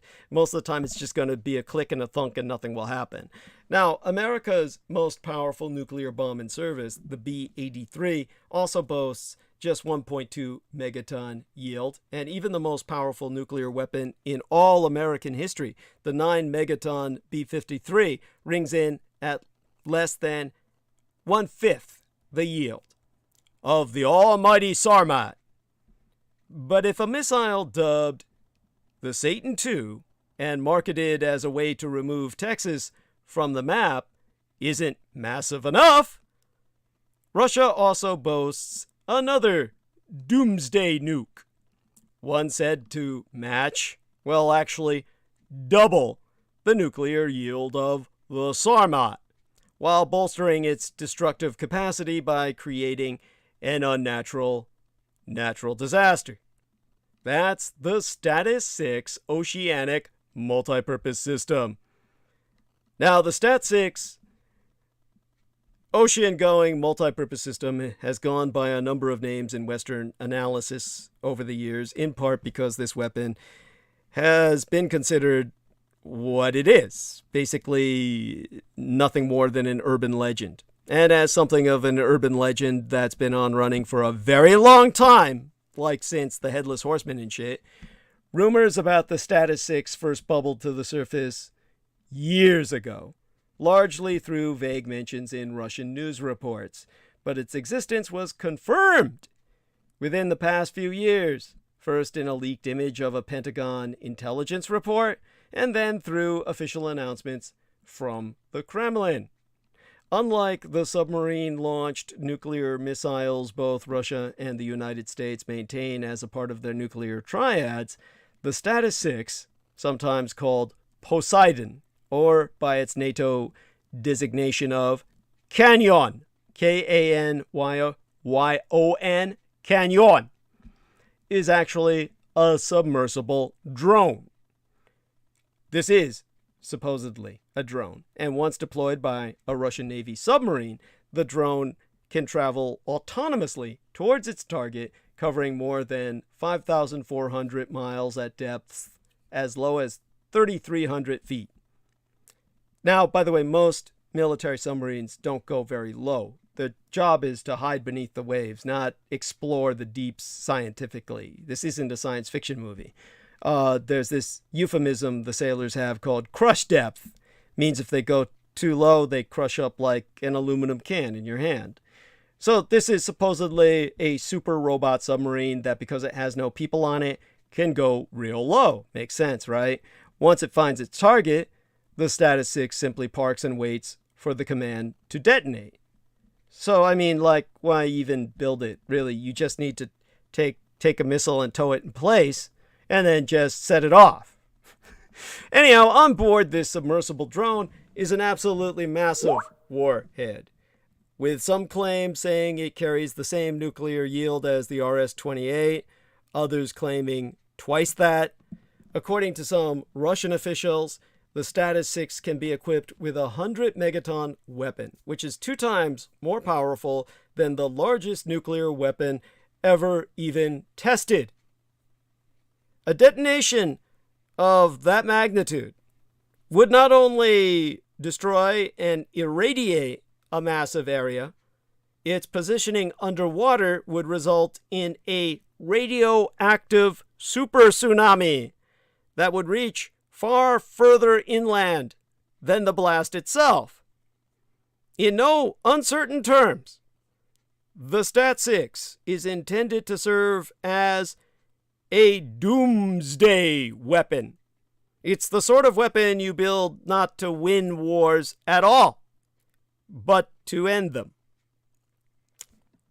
What is the strategic value of supermassive nuclear weapons? America is amid an arguably overdue effort to modernize its own ICBM arsenal in Northrop Grumman's ground-based strategic deterrent platform, the GBSD, expected to enter service later this decade. Although the weapon's W-87 Mod 0 thermonuclear warhead's destructive capacity has not been revealed just yet, it stands to reason that these new missiles will still offer significantly less firepower than Russia's mighty Sarmat, let alone the terrifying 100 megaton capacity claimed by the Stat 6. To some maintaining the Cold War's mindset of matching capability to deter war, this may seem like an egregious failure on the part of America's defense infrastructure. After all, how do you hope to deter a 100 megaton weapon if your own most powerful weapons are tiny by comparison? Well, the truth is, you simply don't have to. Way back in 1962, when Donald Brennan first coined the term mutually assured destruction, the Soviet Union had only successfully tested their first hydrogen bomb, or thermonuclear weapon, some 7 years prior. The Soviets did not possess any nuclear tsunami drones, as they do today. And yet, as far as America was concerned, a nuclear exchange with the Soviets would all but certainly wipe out life on Earth as we know it. It's almost like you don't need Bond villain-esque nukes to be scary when run-of-the-mill nukes will do the same job. And therein lies the completely total practical failing of Russia's supermassive nukes. They may be good for a bit of geopolitical theater, but strategically they change nearly nothing about the nuclear deterrence mission or the comparative military standing of each nation. Just like during the Cold War, both the Russian Empire and the United States are aware that the launch of a single nuclear weapon is all it takes to start a cascade of retaliatory strikes that, once begun, will usher in a nuclear apocalypse. Most citizens of each nation, and all others, likely will not survive in the fantasy that people have compiled about this impossible event. When the result is the phenomenally notional end of the world, it really doesn't matter how big that first explosion might be. And understand again, nobody seems to comprehend the majority of this shit just don't work. And by the way, Ethan Andrews says, sounds like the book Snow Crash, Jameson, a sci-fi book. Yeah, probably talking about the conundrum our man Jameson is in. Now, so what value is there in a 50 or 100 megaton weapon like those that are promoted as being found in Russia's arsenal? While they don't actually offer much in the way of strategic value in a nuclear war, they do, however, play an important role in helping Russia maintain its global reputation as a force to be reckoned with. That reputation is essential, not only for Russia's aggressive approach to foreign policy, but also to maintain its footing as the arms dealer of choice for nations on America's terrorist watch list. Like their token fleet of a dozen or so fifth-generation fighters, or their frequent claims about robot soldiers, or invisibility cloaks. Russia depends on foreign press coverage to help advance the perception that Russia is a cutting-edge weapons designer and producer. Russia needs the influx of money from foreign sales if they ever hope to secure adequate funding for their notably promising but sorely underfunded programs like their T-14 Armata main battle tank that so famously breaks down on the parade grounds. Put simply, Russia's supermassive nukes aren't really about any strategic capability so much as they're about perception, intimidation, and economics. Whether or not this empty bluff will be successful, however, is yet to be determined. The outmoded canon of books on the end of the Cold War, including Strobe Talbot and Michael Beschloss's classic, titled At the Highest Levels, and the brand new book by Emmy Sarot about NATO expansion, titled Not 1 Inch, underscore how hard it was to keep the peace even at the end, to not antagonize Soviet and Russian hardliners, and to not risk unraveling the peaceful withdrawal of Soviet forces from Eastern Europe. Robert Gates, in his first memoir of the Cold War, outlines how the U.S. placed economic pressure on the Soviet Union while only engaging militarily through proxies, like arming the Mujahideen in Afghanistan, and through battles with developing nations that overextended the Soviet Union while never threatening the Central leadership directly. As he watched the Iron Curtain collapse and the Berlin Wall fall, President George W. Bush, George H.W. Bush, the senior, was chastised by the media for not appearing celebratory enough. He said, "I'm not going to dance on the wall." And behind closed doors, Bush's team weighed the right response, and Talbot and Beschloss concluded that they had a single overarching concern. The U.S. must not try to make Gorbachev's life any more difficult than it already was. You're talking about a man who defected to the United States, the greatest traitor in all of history, for God's sakes. His difficulty was, how do I get out of here? Now, let's bring on our man George Knight for a little bit before I bring a conclusion to all this. Can you do that, Jameson? Thank you, my man. By the way, our man Ethan Anders has a message for you in the text box, if you'll take a look at that. All right. Yeah, sounds like the book Snow Crash, Jameson, a sci-fi book. I'll check that out. Okay. And is our man George on, Jameson? Thank you. Yes. Excellent. Hey, Thank you. George. Hello, Douglas. There Hello, we James. are. Well, you Hello. sound good. So I told everyone that 1 in 13 people in Britain has the COVID, and catch us up on everything. We pray your family's doing as well as they can through this time. Yeah, it's awful, Douglas. It was absolutely awful. I was tested positive last Wednesday, and Sarah was tested positive last Monday. So today has been the first day I've got a negative lateral flow result. So thankfully, I'm coming to the end of it now. This is my 5th day. Oh my God. So yeah, they say test on the 5th day, and then thankfully I've come back with a negative. Tomorrow morning I'll test again. If I get back another negative, then I can go back to work. So yeah, I'm just currently off work at the moment. Oh my God. It was just awful. Oh, it was awful. Sarah got it from work. They believe a patient came in that was loaded with the virus, and the patient passed on to a doctor who hasn't had it in 2 years, and we've never had it. In the 2 years it started, we've avoided it, thankfully, and we've just come down with it now after 2 years. Yeah, just incredible.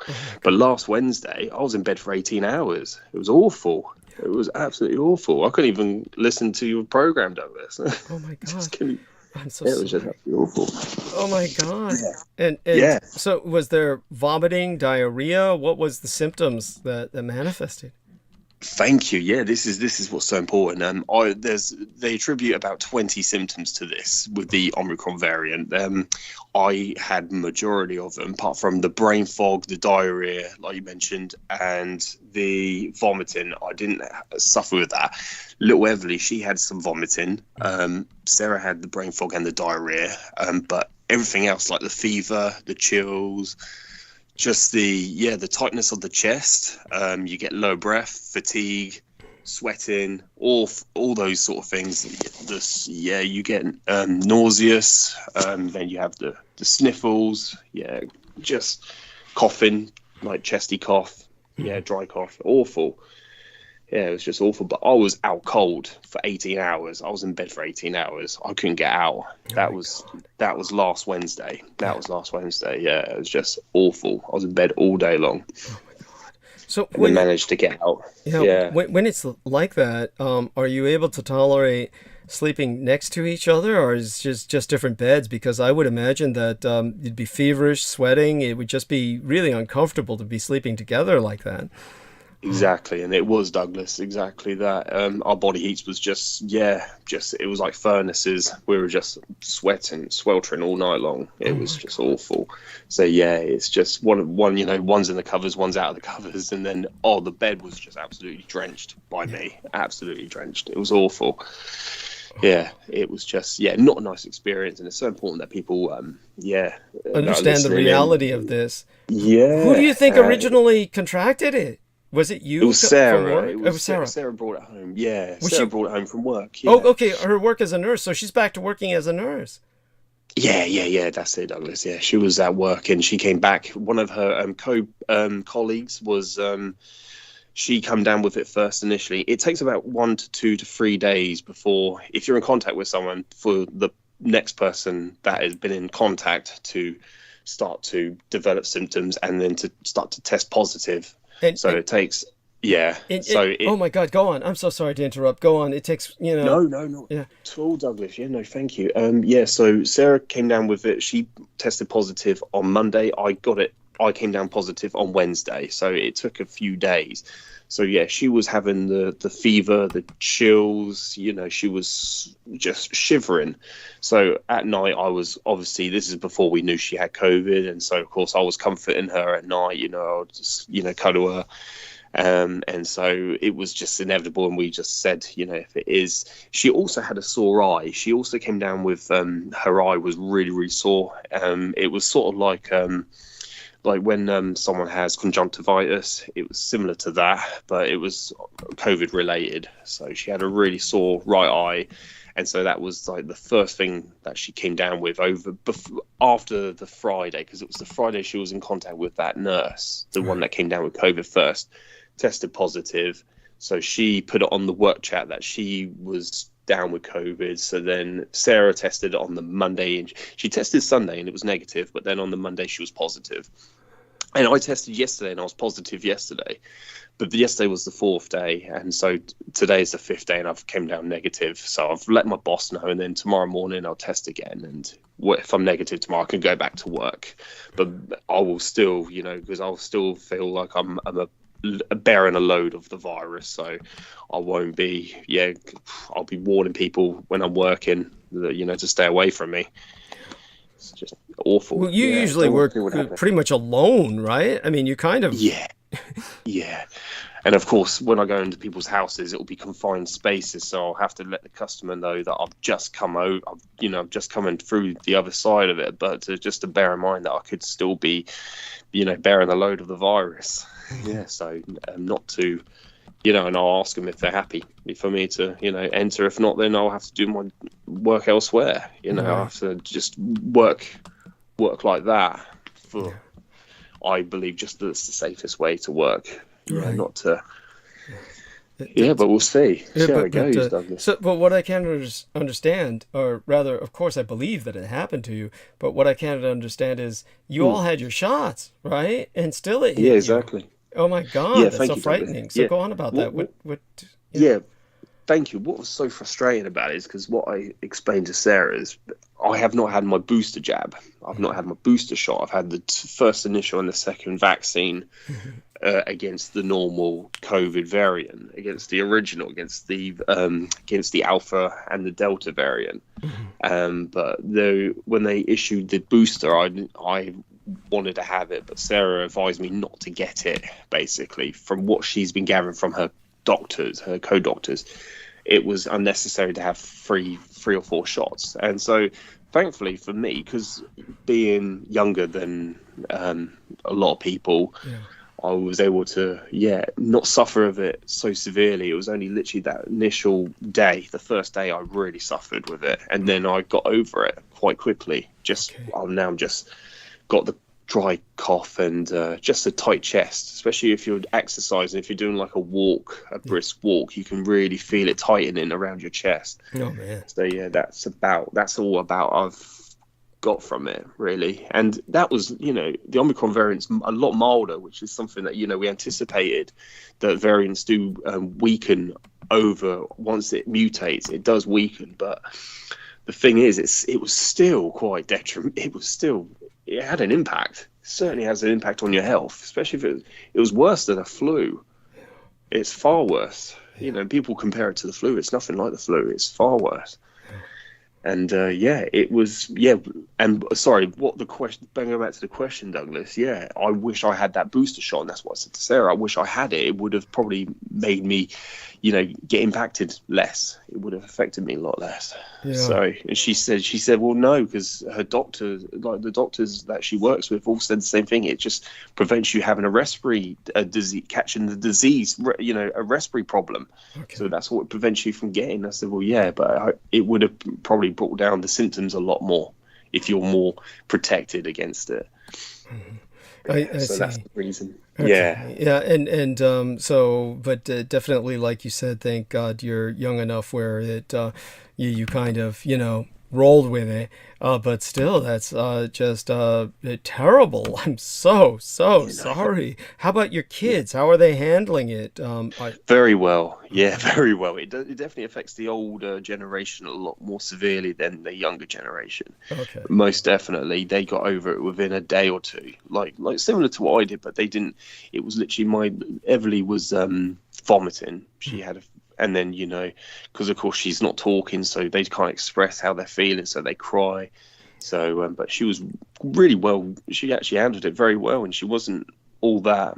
She wasn't upset. She was quite happy, quite mellow and placid, and just cheerful. Yeah, it was quite good, actually. Thank God. Grateful for that. I mean, you don't need an extra stressor while you were going through what you were going through. Yeah. No. No, Oh my thank you, God. Douglas. And so in terms of, I'm surprised you're even looking forward to going back to work. But Yeah, no, not really. Yeah. yeah, You don't feel up for it. You do want to stay indoors. You do want to stay in. yeah. Yeah, it's horrible out there. The weather's not very nice this week, so yeah, you don't want to go out there in that cold. You feel it a lot more as well. You feel the temperature a lot more. Oh God. Yeah. Well, Because all your immune system's down and can't you? everything. Well, then, can't you like get an excuse to stay from work for a little bit till the weather clears up? Prob- Okay. Yeah, probably, Douglas, actually. Thank you. Yeah, if tomorrow I come back, because the thing is, if there's 4 of us in the household with it, yeah, little Millie's gone back to school today, but the thing is, it's got to like bounce off one another. If it's, if one person's bearing a load, then the next person's going to get it as well. It's quite easy. It's quite transmissible like that. It's because it's airborne and it's very, this is far more transmissible than the previous. So yeah, I'm sure, mate, tomorrow I could. It was like, it's weird. It's a weird feeling because, like, with Sarah, for instance, she was like, it was like a roller coaster. One day she'll be fine, the next day she won't be fine. One day she'll have diarrhea, the next day she'll be fine, but then the following day she'll have, she'll have a stomach cramp, stomach ache. It will be really bad. That's how that in her experience. So we all had different experiences with it. It definitely affects people differently. Right. And you said that you were waiting for her to start working out before you could talk to me. What kind of workout can she do? I mean, what is... Yeah, that's it, Douglas, because yesterday she attempted one. She only lasted 10 minutes. And today she's going to go for a 50-minute body pump session. So she's doing that downstairs. Oh, my God. Well, you've got to keep an eye on her once in a while, check in, make sure she doesn't overexert herself. This is like, I don't think that's wise. No, yeah, exactly. Yeah, that's, oh my God. But people, they want to normalize so quickly. And I think she's just a little over enthusiastic about that. But you've warned her, right? You kind of said, just kind of warned her to pace herself. Yeah, just take it easy. Yeah, go at your own pace and listen to your body, listen to how you're feeling. Yeah, basically. Yeah, that's it.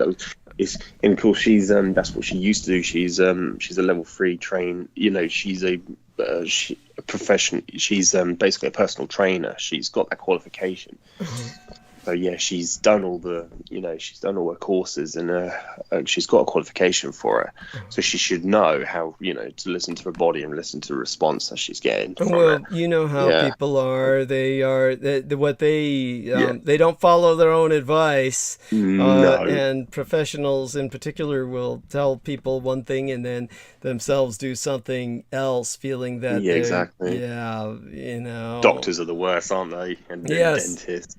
Oh God, dentists tell you not to drink this, don't do that, and then they're doing it themselves. Oh fuck yeah, and they eat like shit. Yeah, they eat the worst diets in the world. You can see them.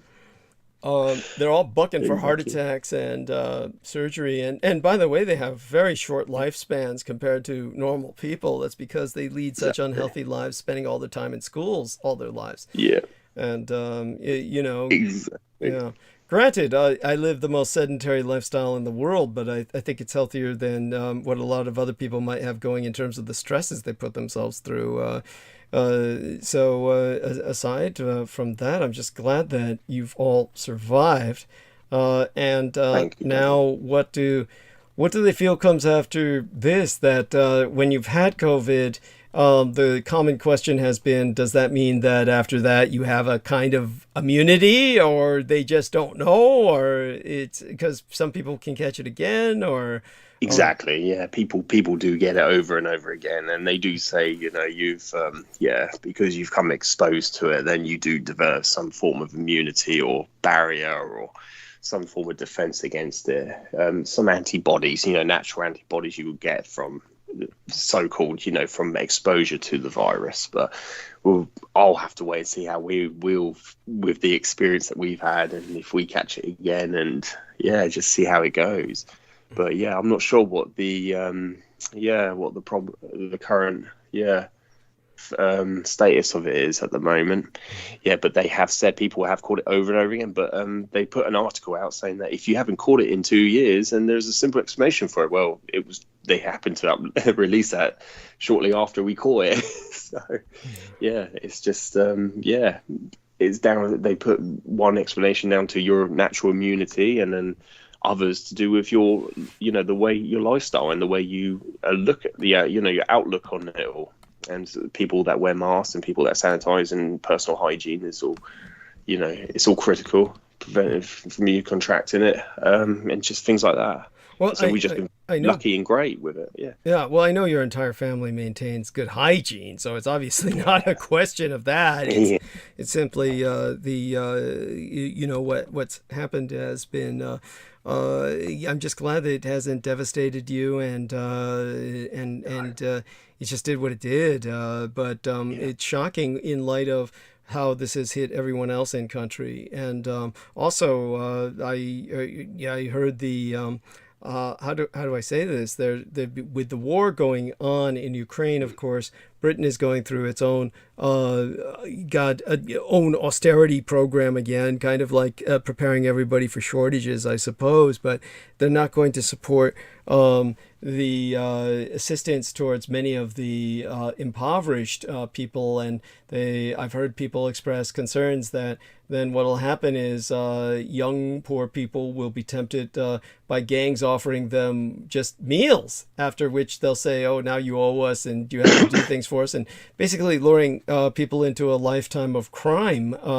I don't know if you've heard any of these concerns being expressed by people in England over the lack of social services that might otherwise prevent this sort of thing. So is any of that ring familiar to you, or? It's I do beg your pardon, Douglas. Those I have not heard of anything. It's something I definitely will look into. Yeah. But most certainly, what Britain's going through right now is a living crisis. So basically, the living wage has now basically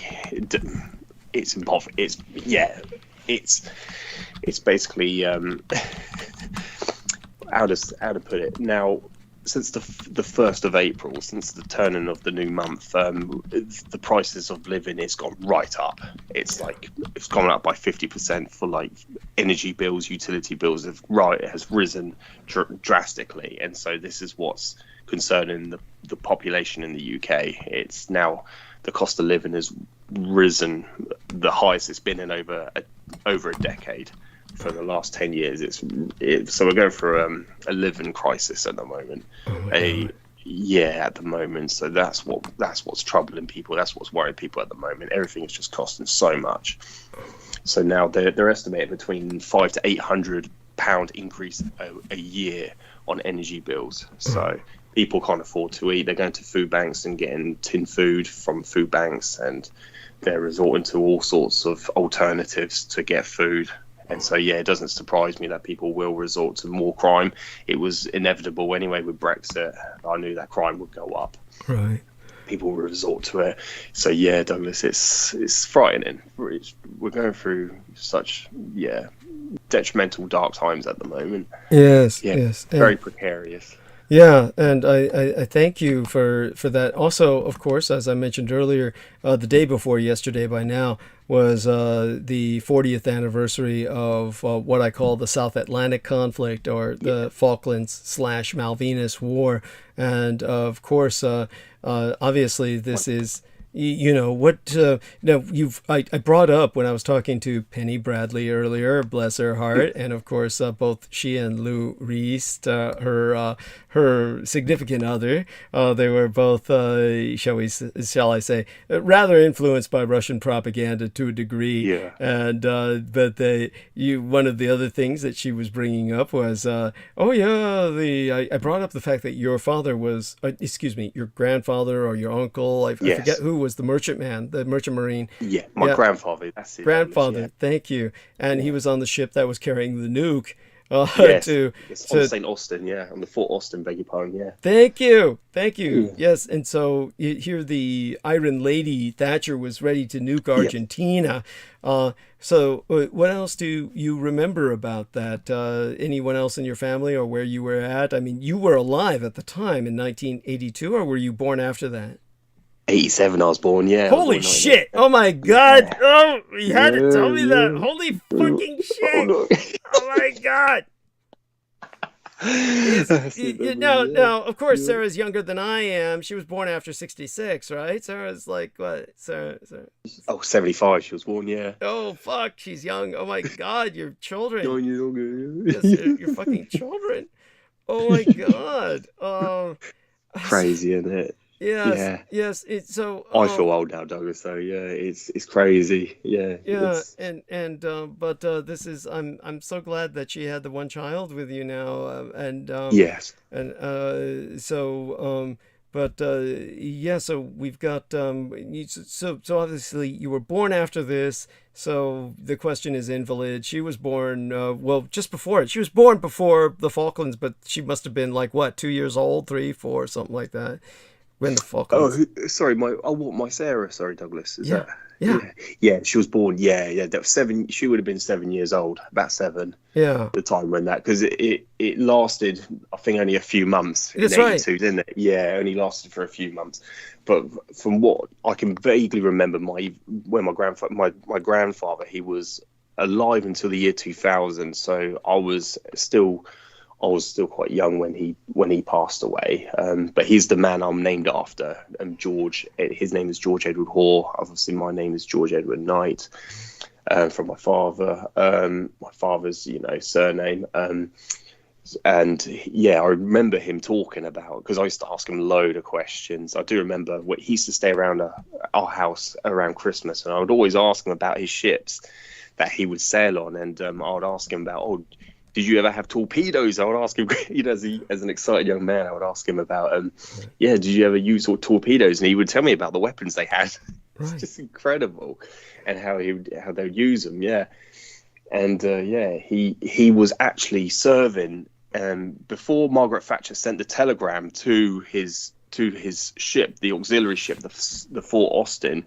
He was already serving out at sea for like 6 months. He was about to finish his service and then return home, but he got the telegram saying that they're going to be shipped to the Falklands.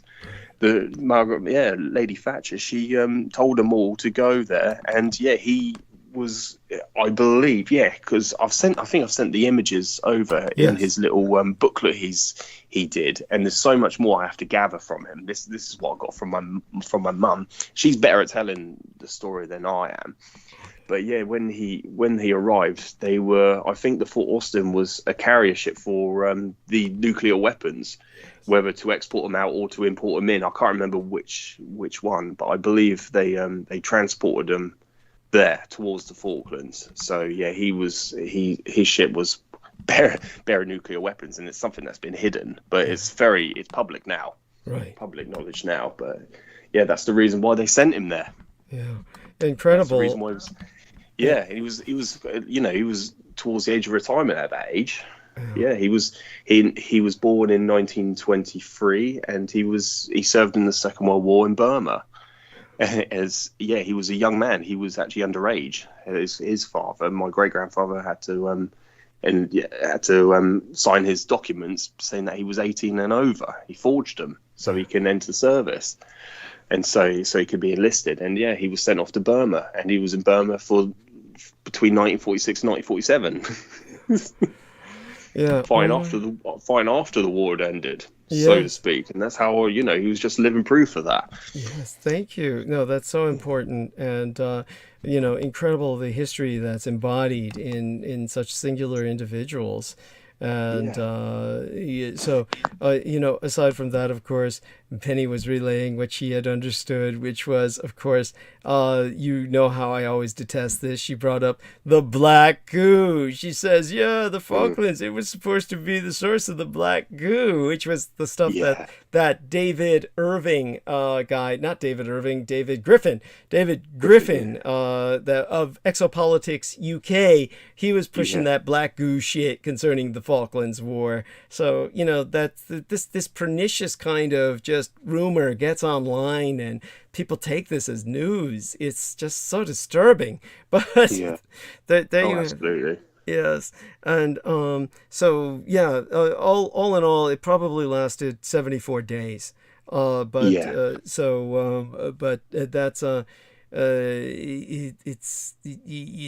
there you go. It's and as for, it's never been really developed to my knowledge. The Falklands has never been developed in terms of its oil, so it's not really, contributing to Britain No. weathering this energy crisis. So I think it's so important what you brought up about the prices going up. So and how are they going to deal with this emergency? Does Boris Johnson have any suggestions, or he's just Well, the opposition leader, Keir Starmer, I listened to his interview the other day, and he said that, our prime minister is going from one dictator to another. He's just jumping from one to another. He's just jumping from Russia to Saudi now. Yes. Yeah. Yes, it's pretty much it. God. It's awful. Sad. And so, by the way, Ethan Anders in the chat room says COVID is intense and gnarly stuff. Got it in 2021. It was almost as bad as when I got pneumonia, and my sense of taste still has not fully recovered. Hope you and the family get better soon. God bless you, Ethan Anders. Thank you so much. And oh my God, how is your taste? And mine was not affected, Douglas. I could taste everything, but Sarah's was. Yeah, she couldn't. She lost her senses and her taste buds. Yeah, so some things were more blander. So anything that's really bland is even more blander than before. But I did notice water tasted horrible. But like, water tastes horrible when you're ill anyway. It's that really horrible bland taste. But I was drinking plenty of it because I absolutely love water. Yeah. So it Thank was God just for one of that. those things. Yeah, absolutely, Douglas. But yeah, things, and coffee tasted off a little bit. Other than that, everything else was good.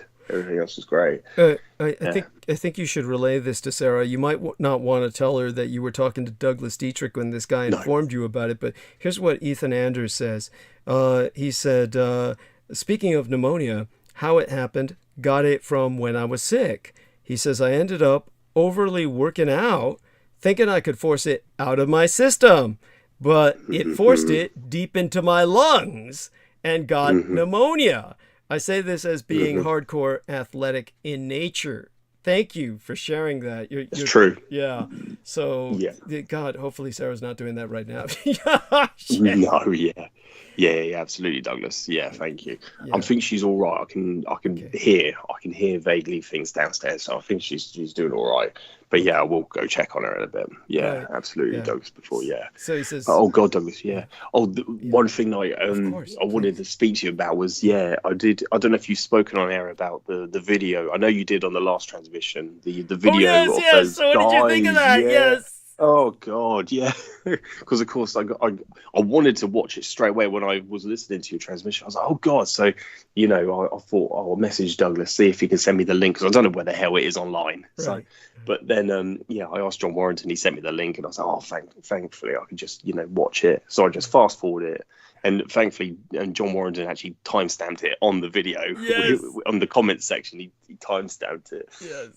And yeah, well, first off, initially, my first reaction was the guys couldn't remember your first name. Both, I don't know what there was a Chinese guy, wasn't it? Because I remember you saying it's a Chinese guy. I forget, what's his name, Eddie or something? Eddie Lin, I think. Eddie Lin, that's it. Yeah. Eddie Lin. And then the guy, obviously, who's running the YouTube channel, who then invites Alexander Dugan to the show. That's right. How the hell he done that, I have no idea, and why. It was just you could put two to two together, which is what I concluded. But yeah, the initial when I listened to it, they're like, "Who's that guy? Who's that guy? Dietrich? What's his first name?" And I was like, "Well, first of all, they can't remember your first name, so whatever comes after that, they're going to get wrong anyway." Yes. Thank you. Is when people, they don't know, they can't get the facts straight to begin with. They're not going to get anything else right. So yeah, it was and then that Eddie guy said, oh yeah, his mother's Chinese and his dad's Japanese, and it's like, no. Oh my God. It was the one thing I noticed, comical. Whether they're white or they're Asian, there seems to be a universal desire not to acknowledge my Caucasian Yeah. bloodline. And whether that's because they can't stand the thought of where it ultimately leads, Yeah. or they're just so racist that somehow that offends their sensibilities. It's, God knows, but these people, it's like the white side of me doesn't count. It's bizarre. Yeah. And so I notice people will say something like that. They'll say, oh, he's half Japanese, half Chinese, as opposed to, no, my mother was half Japanese, half Chinese. I am white, in my father's side, and I'm happily Asian on the other half. But, you get the point. It's all so stupid. Yeah. Yeah. Thank you, Douglas. Yeah. And And the other guy, he said the other guy, the guy who runs the YouTube channel, he said, oh yeah, people to be friends with this man's got to be, I forgot the word he used, you've got to be, don't know, special or something to be friends with him.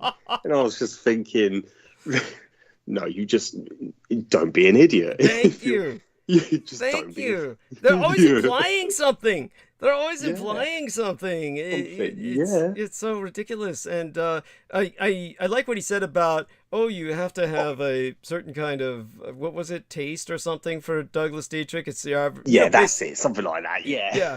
Yeah. And so it's just they're just stupid. And it wasn't necessarily an attack per se, but they basically were saying, he's handled. He's handled. That's it. Yeah. And you reminded me, Douglas, because they said that. Oh, Douglas, because Eddie said he said that. I tried to reach out to him, but his hand stopped me from talking to him. Shut him down because he was trying to speak Mandarin to you. And I was like, what? Yeah, that's so fucking stupid. Oh my fucking god. And it was because he had a fucking his stupid Facebook icon had him in a Darth Vader helmet with Mickey Mouse ears. I mean, why would I want to talk to someone like that? Like that, exactly. Just a troll or something. You just present yourself like an idiot. Some Chinese guy in a Darth Vader helmet with Mickey Mouse ears. You look like an idiot. It's like a dork. The better way to express it is a dork. And then so why would I want to talk to that? And then when I did basically ask, because I did have a brief exchange with him where it was basically, what do you want? Like, what do you have to offer? Yeah. And it was nothing.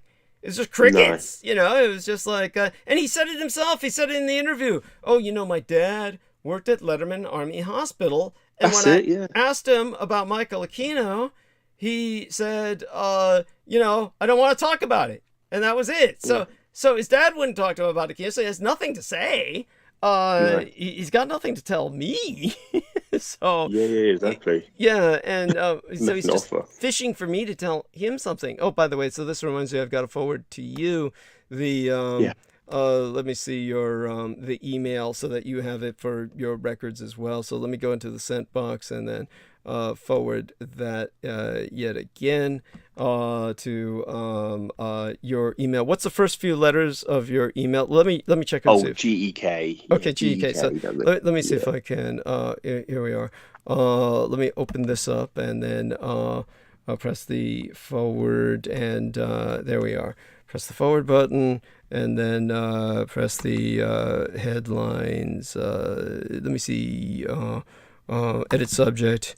And this is, okay, so the subject is already there, so I don't need to do that.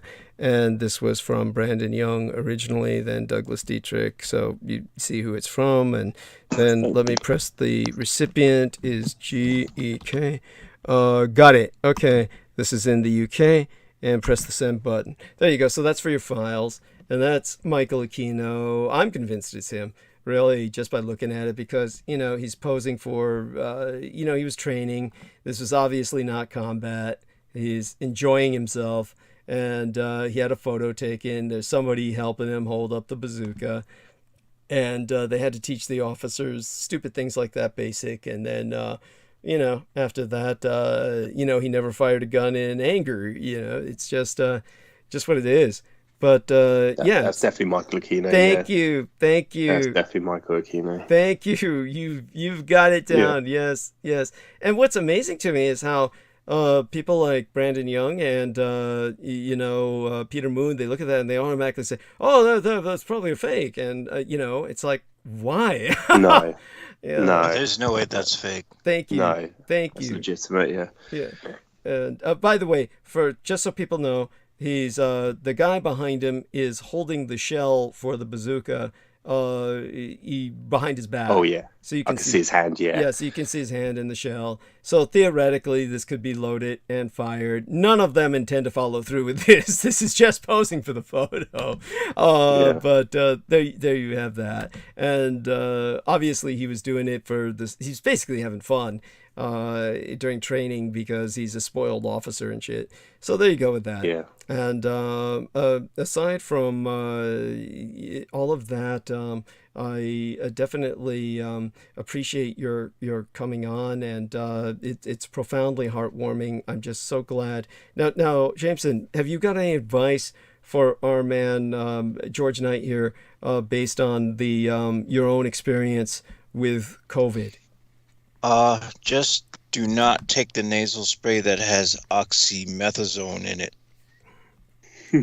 Because I'm literally stuck taking this shit for the rest of my life.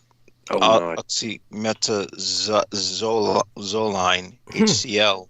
Okay. Yeah. I gotta take this literally every 4 hours, or my sinuses just close up and I can't breathe. Right.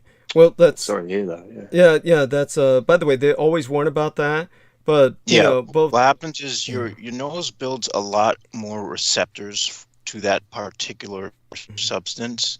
So there's a sort of withdrawal from it that your nose has, because the nose becomes addicted to this particular substance. I just spray the shit like it's not even funny, but chances are I'm gonna wind up dying with half my face missing from like a super massive sinus infection or some shit. Oh God! Which reminds me of something I saw on one of those horrid sites. The guy's like eyes and everything down to the lower jaw is missing. And it's just like, what the fuck? And that was caused by a sinus infection? Yeah, and they have like a tube sticking in his fucking throat. And it's like, dude, why can't you just give him a mercy death, man? Why keep someone alive through that shit? Why I can't understand is why they... I won't dwell on it. It sounds almost like skin cancer that's gotten really aggressive or something, but obviously... Well, what happens is the people in the medical field are masochistic as fuck. They enjoy this shit. Sadistic, you mean to say? Sadistic. Yeah.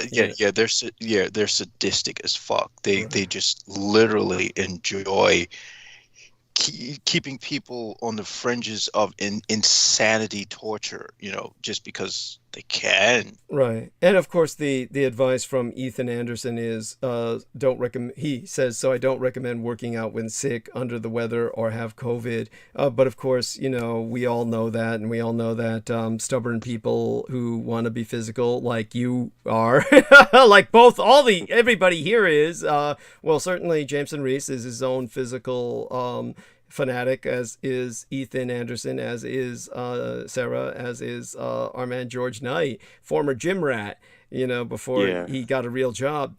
Yeah, exactly. Became a father. Yes, and became a responsible man. Yes. But in terms of that nasal spray thing, both Jameson and I discussed it, and I may be at fault. I pretty much told him, who the fuck cares if you're addicted the rest of your life? It's not like that would bother. I take honestly, nasal sprays it doesn't all the time. It doesn't bother me. It's the thing is, the doctor told me you might want to switch to he said he was going to prescribe something, and so I went to the pharmacies. They said, oh yeah, you could get it over the counter, so it's not prescription. I'm like, what the fuck? Why the hell do I even see these doctors if that's the case? If I could just buy my own shit, then why the fuck am I seeing them? What are they doing? Well, What because it's it is what it is. I mean, I you're went to the basically just podiatrist. It's yeah. like, I was like, yeah, I have a problem with ingrown nails. It winds up, I have to do the surgery on myself. Oh God, You don't do anything. that's crazy. But They're that's fucking what it's turned useless. into. That's what it's turned into, especially after COVID. By the way, hit the sex spots, please. We got a new Got it. sex bot attack, and by the way, so George, I love you dearly, like a Thank you. brother, and I want you to, when you feel it's safe, share that love with your family. And Yeah. oh my God, for God's sake, take care of Sarah. She's a treasure, and make certain she doesn't we've got nurses that have been leaving their jobs in droves in the United States. The way they express it is they feel like they're drowning. There's just so much going on. I mean, is she not overwhelmed already by going back to? Oh yeah. Oh yeah, Douglas. Yeah, it is because they get overburdened with all the other, with all the GPs, the general practices. They all the doctors are all overworked themselves, but they spend majority of their time on the internet or on consultations, either over the phone or online. So then they pass on all the rest of the work to the nurses. So this is why they're overwhelmed, and it's a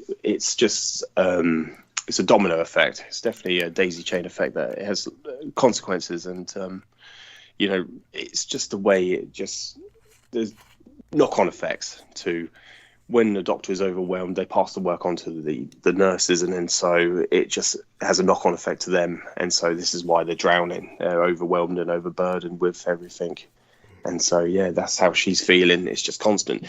She gets only 15 minutes of time to deal with each patient, and after that she has to move on. But if she's running overtime, then it affects the next patient after them. So it's horrible. Oh my God, Horrible. I'm so sorry. And But thank you for having me on, Douglas, today. Thank you. it was an honor as always, my Thank noble you so knight. much. We love you dearly, and come on again Yeah. soon. Obviously, Bless it him. won't be on Wednesday, but hopefully you can drop in next Sunday after that for a bit. Okay. Yeah, thank you, Douglas. Bye bye. You take care. Bye Love for you now. lots. Bye Hugs. bye, James. Hugs. Bye-bye. Goodbye, George. Yes, wonderful. And that, of course, is George Knight. So I want to summarize up in the last hour and a few minutes we have remaining what I was saying about this war that we're in. Understand this much. Condoleezza Rice, who was one of the primary foreign policy aides at the time of President George H.W. Bush the Jr., she phrased it more colorfully than even the senior days when Gorbachev was getting ready to bail and defect. She was basically saying her president, he's afraid to light a match in a gas-filled room. I mean, this is how people perceived the danger of Soviet nukes. Now, that victory, which was held for 3 decades after the end of the Soviet Union, has rarely been seen, well, it rarely seemed as tenuous as it does with the Russia-Ukraine war entering a particularly dangerous new phase, and Putin contemplating the unraveling of his grandest ambitions. Last week, United Nations Secretary General Antonio Guterres warned the prospect of nuclear war is now back within the realm of possibility. And today, Biden deludes himself that he still faces Bush's dilemma. How to not light a match in a gas-filled room. The United States is all too clearly calibrating its response to avoid anything that would give Putin an excuse to launch a wider war against NATO or drag the alliance directly into the conflict. And Jameson Reese says it's a certainty because Putin is dying. He's willing to take the world down with him anyway. There's no negotiations to be had. He's simply going to push the button. But as the Western responses unify, whether that's the case or not, Putin faces the opposite dilemma of demented Biden. And by demented, I mean in the sense of senile dementia. Putin is increasingly alone. The Putin biographer, Ben Judah, recently called Putin the most isolated Russian leader since Stalin, cut off from the world even more in recent years by his obvious paranoia about COVID, exemplified in bizarre photographs of him in socially distanced meetings with aides seated at the other end of long tables, and I mean long. Until a few months ago, Putin was effectively on a path toward presidency for life. The now 69-year-old's two-decade rule, a finely calibrated descent into totalitarian authoritarianism. His steady corruption of Russia's institutions has spread as he faces a mounting series of challenges at home and abroad, trying to balance the needs of the wealthy elites who surround and support him, while ensuring that no internal or external critic can grow powerful enough to unseat him. Now, the growing list of his regime's crimes are the main reason he can't trust any others in power. He can't guarantee that a successor won't choose to prosecute or execute him. Added to that is the fact that his war crimes in Ukraine, by all evidence, be so monstrous and enormous that he'll likely be forever ostracized by the West. There will be no normalization here. He is watched warily as the United States move to overthrow and kill two of the few other dictators in his world's worst club, Saddam Hussein and Muammar Gaddafi. And he knows that dictators rarely retire peaceably. Putin may realize by now that he will likely never leave Russian soil again. His war is already lost. Ukraine, which he has long seen as a step toward rebuilding Russia into the great imperial power it once was, will never be his. The challenge increasingly appears to be how to lose the war without sacrificing his hold on power. He knows that any sign of weakness or defeat might very well be his political undoing, but his military's ability to remain functioning and his country's economy's future are likely measured in weeks, more than months. Before an impending collapse, can he even find a way to declare victory, get out, and avoid a coup d'etat? He has few friends left to help. His circle of loyalists has shrunk considerably. He's already begun hunting at home for scum and traitors who are undermining his war. Senior intelligence officers are reportedly under house arrest. And he's continuing to squelch any domestic political dissent while warning oligarchs to remain loyal. It's clear he knows his long-running playbook has now failed him. Since the beginning of his political rise, Putin has looked to foreign threats and military campaigns to boost his popularity and secure his rule at home. Soon after coming to power, he launched the grim Second Chechen War. Russia initiated the invasion in response to a string of apartment building bombings in Moscow and elsewhere in September 1999 that killed 243 Russians and injured 1,700. Bombings that most now know the Russian FSB security services carried out themselves. The successor organization to the KGB. It is the KGB under different initials. And they did so with, under direct orders of Vladimir Putin. They would tell you, perhaps it was with his explicit permission. Enough of the obfuscation. That war initially delivered political capital, and Putin's popularity soared. One of the most remarkable passages in M.E. Serrote's book, rather new, titled Not 1 Inch, about the delicate politics of NATO expansion in the 1990s, comes from records she found in the State Department archives of a December 1999 conversation in which Nursultan Nazarbayev, then dictator of neighboring Kazakhstan, whose 30-year brutal rule coincidentally ended just a few weeks ago, told President Bill Clinton that Putin had nothing going for him besides the Chechen War. As Nazarbayev recognized even then, he has no charisma, no foreign policy experience, no economic policy of his own. He just has the war, a fight with his own people. In many ways, Nazarbayev's words ring even more true now. Putin's been shown to be an empty strategist. Whatever economic success he may have had is in shambles, and the monetary and human costs of his war will be felt more acutely at home by the day. Domestic political dissent, never easy in his Russia, may well increase in temperature. What clearly worries the West is that Putin's dwindling options increase the chances of ever-worsening outcomes. The Russian military, by all evidence, is unable to defeat the Ukrainian military, but it is still able to pound civilians, massacre children, and level cities. Western governments are warning now about the possibility that Putin will open up new fronts, chemical or biological weapons, or, as Biden warned last Monday, cyber attacks against these United States. Enough is enough!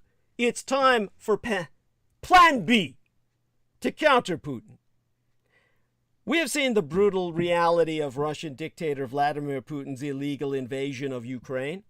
We have watched Russian troops target civilians and massacre entire families. We've also witnessed the heroism of the Ukrainian military and its people as they bravely push back, defending their nation and their freedom. Unfortunately, the situation is likely to get significantly worse as Russian military failures force Putin to double down on targeting civilians, and his stretched supply lines result in a long-term siege, if not of Kiev anymore, then of the eastern regions. Enough is enough. The time has come for the United States and our allies to act. As pressure within Russia increases, Putin's own long-term prospects are likely to impact his calculus as well, driving him to make ever more dangerous choices. The question for the United States and our allies is, therefore, not how we respond to Putin's next move, but how we can get ahead of it and deter him from further expanding the conflict. So I recommend Plan B, taking back the initiative. We should tell Putin to stop the senseless killing of the Ukrainian people and to pull his forces out of Ukraine immediately. We should make clear that while we don't want a war, we no longer can stand by and watch him kill innocent civilians.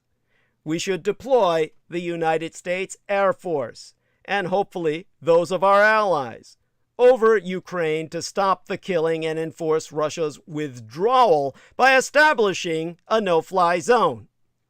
We should explain to Putin that we will not put ground troops into Ukraine unless Russia attacks our forces, and that our aircraft will not fire on the Russian military while it withdraws and will respond only if attacked. We should also make clear that we will treat Ukraine as a truly neutral state and will provide massive humanitarian support and military equipment solely to allow for Ukraine's own defense. It should be clear, however, that if Russia continues to massacre civilians, we will enforce the no-fly zone. If Russia's air defense system shoots down one of our aircraft, we will take out its air defense system in Ukraine. If missiles are launched against us or our allies, we will take out those missiles. And any use of unconventional weapons in Ukraine, whether nuclear, chemical, or biological, in Ukraine will result in a massive response. We have stood by long enough. The Biden administration has built a solid consensus with our allies on strong sanctions, creating a real unity of effort on the economic front. They have begun to get the flow of weapons moving to Ukraine, and increasingly our allies have been convinced to support this effort. But as the administration acknowledges, these economic sanctions and limited supplies of weaponry will not stop the fighting in the near term.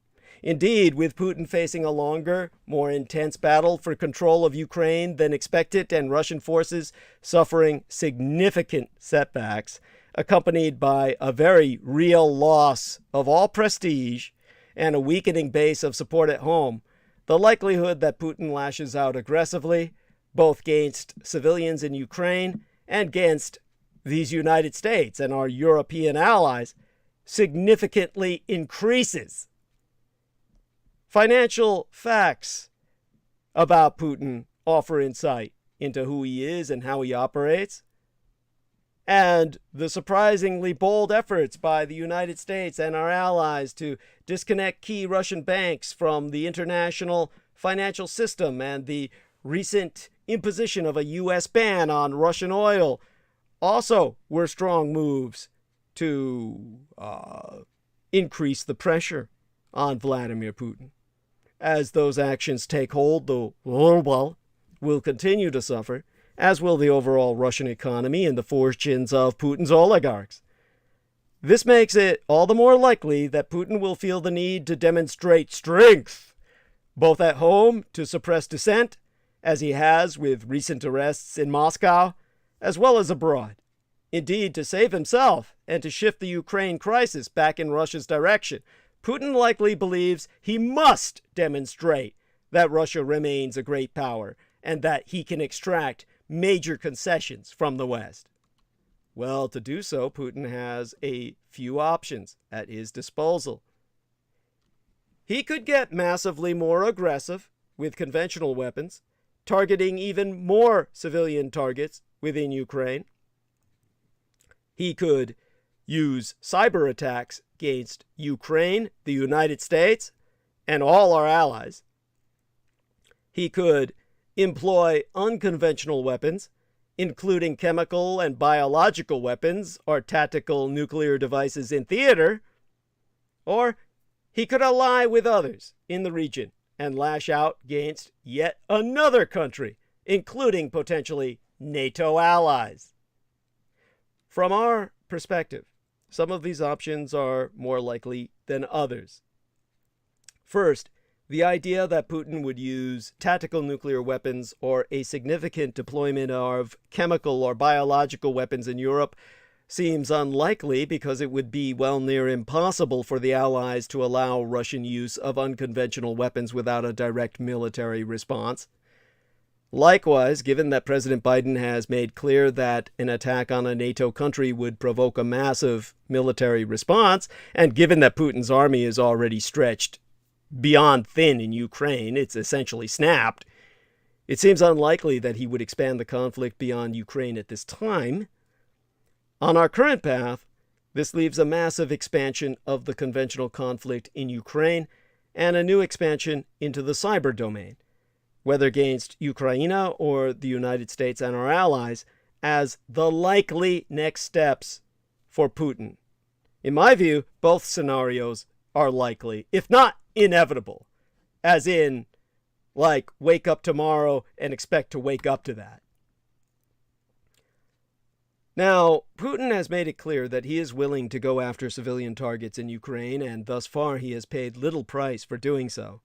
Indeed, he very well may see our current decision to publicly eschew the deployment of military forces in Ukraine as carte blanche to triple down on killing civilians and destroying Ukrainian cities. In doing so, Putin will more aggressively seek to impose the costs of resistance on the Ukrainian people and break their will, and therefore, in addition to brutally employing conventional forces, will likely expand these efforts with targeted cyber campaigns against critical sectors in Ukraine, including the banking and energy sectors. Likewise, Putin likely feels the need to go after Western nations directly in response to ongoing sanctions and to gain back prestige at home. To that end, he will most certainly employ his own forces, as well as proxies, to conduct cyber hacks and attacks against the United States government and our private sector, as well as all our allies. Putin likely assesses that if he can calibrate such attacks to stay below the level of major disruptions to key sectors, we will limit our response. After all, we have taken significant punishment in the cyber domain, including from Russia and Russian-backed criminal actors, without any major response for many years. And he also likely assesses that he would gain significant prestige at home by publicly demonstrating, once again, that Russia can hit the United States and all our allies with relative impunity in cyberspace. We cannot allow this to happen. Instead, there are additional concrete and immediate steps that we must take now. First, in order to stop the bombing of civilian targets, in addition to establishing air superiority over Ukraine and seeking Putin's immediate withdrawal, as already described, we must also massively increase the flow of weapons, material, and actionable intelligence to the Ukrainians to give them every advantage possible on the ground. This is called lethal aid. Likewise, aside from lethal aid, we must be prepared to support massive airlifts to resupply medical gear, food, and other humanitarian aid to the Ukrainian people as Putin seeks to bomb and starve them into submission. A Berlin airlift of the 21st century. When it comes to the cyber domain, we must be prepared to protect and defend the small and medium-sized businesses that are the core economic engine and key components of the supply chain, including the defense industrial base in both these United States and allied nations. This will require government and industry working together here and abroad. It will require multiple players across multiple industries to share cyber threat information and collaborate in real time to divide and conquer against common cyber threats. Perhaps most importantly, we should make clear to Putin that any massive attack against the United States and our allies in the cyber domain, including against the private sector, will provoke a serious military response, just as an attack in the physical domain would. While maintaining the coalition is a top priority, the time has come to fundamentally change our tactics. Just as one man started World War II in Europe, Winston Churchill, Vladimir Putin has started a conflict with eerily similar parallels. We no longer can stand by as he seeks to massively expand this conflict, killing innocents and destroying cities. If being a superpower means anything, it means acting when it matters. Now is just such a time. Enough is enough. And then there's the nuclear question. Since his earliest forays into Ukraine in 2014, Putin's government has warned that it still believes in the use of nuclear weapons when the existence of the state itself is threatened. Today, Biden's balancing act is understanding the extent to which Putin views himself as inseparable from the state. He is the Russian state. It is embodied and personified only in himself. So as this war becomes an existential threat to Putin, it will bring forth even greater tragedy. Can Biden possibly navigate a path to help Putin lose without destroying substantial portions of the world population? Understand this much. NATO intervention in Ukraine will not spark World War IV, or the Fourth World War after the Third, which was the so-called Cold War, or World War III if you prefer. A Western aversion to casualties and fear of Russian nuclear use are impeding NATO intervention against a vastly inferior opponent. Liberal democracies have war fatigue. It has been demonstrated by disengagement and withdrawal from conflicts like in Afghanistan, and limited interventions like in Syria, Libya, and Yemen, where Western forces reduced dependence on ground forces and concentrated on aerostrikes and assistance to other fighting forces, such as the Saudis in Yemen and rebels in Syria. Russia's annexation of the Crimea in 2014 passed with few consequences for Russia, and as Russia prepared to invade the rest of Ukraine on February 24th, it was clear that Western nations would stick to a policy of non-engagement. Sanctions against Russia have been severe, and Ukrainian forces have been receiving weapons, equipment, and valuable intelligence from Western nations, which have allowed them to deploy unexpected force against Russian troops, fiercely contesting their invasion and causing thousands of Russian casualties, loss of tanks and other armored vehicles, rocket launchers, aerocraft, and ships. Diplomatic efforts to keep Russia isolated have also been crucial. However, Russia's indiscriminate attacks against Ukrainian civilians, including bombing hospitals and schools, as well as the deployment of horrific weapons such as cluster bombs and white phosphorus, should drive the West to reevaluate its war engagement policy and take a more active role by implementing a no-fly zone or securing evacuation corridors, perhaps even actively fighting Russian forces. The main concern is any such escalation could lead to another world war. 3 or 4. What Roman numeral does it matter? There be 2 reasons that this is unlikely. The first is that Russia's military capabilities are quite poor relative to those of Western armies. Their forces are not sufficiently trained. Their equipment and weapons are dated and inferior. They experience major logistical, operational, and tactical difficulties, and their soldiers have very low morale. Damaging economic sanctions also mean that Russia may not be able to fund any wider war. The expectation that Moscow will be able to escalate the war into other theaters in an effective way, especially by conventional means, is unrealistic to say the least. It is possible that if the Russian military continues to struggle, Russian dictator Vladimir Putin will deploy chemical, ultimately nuclear weapons, to increase gains and deter the West from interfering.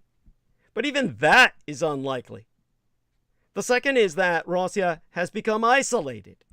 To fight a world war, Russia needs powerful allies, which it does not really have. Its strongest ally, the Communist Chinese Empire, has largely remained on the sidelines since the war started. It abstained from voting against the United Nations resolution demanding that Russia ends its offensive, and it is worried about secondary sanctions if it aids Russia. The only countries besides Russia that voted to reject the resolution were its satellite slave state, Belarus, North Korea, Eritrea, and Syria, its satellite puppet state as well. Hardly a winning alliance. Both world wars saw blocks of powerful allies fight one another. Currently, such a bloc does not exist on Russia's side. These factors mean that there is no high risk of substantial escalation into total global war. This alone should be enough to convince Western nations to change their engagement policy and help Ukraine win the war by repulsing an opponent that is considerably inferior militarily to even their own forces. It is unlikely to happen for 2 main reasons: fear of Russian nukes and the West's aversion to casualties. The most widely discussed reason is the concern that Russia will use nuclear weapons if NATO intervenes militarily. Putin has reasserted Russia's right to use nuclear weapons in Ukraine, making this a legitimate concern. However, it is more likely that nuclear deterrence, albeit different to Cold War deterrence, will hold. Russia's deployment of nuclear weapons, either against Ukraine or against a NATO member state, could incur devastating consequences for Russia itself. As then U.S. Secretary James Mad Dog Mattis, the defense secretary circa 2018, dismissed the notion that tactical nuclear weapons are somehow a lesser threat, he claimed any nuclear weapon used is a strategic game changer. Yet somebody like him totally missed the fact that they used them in 2014. Oh well, the stupidity, the cowardice, the ultimate imbecility of such commanders is the reason they're put in charge. They're pliable.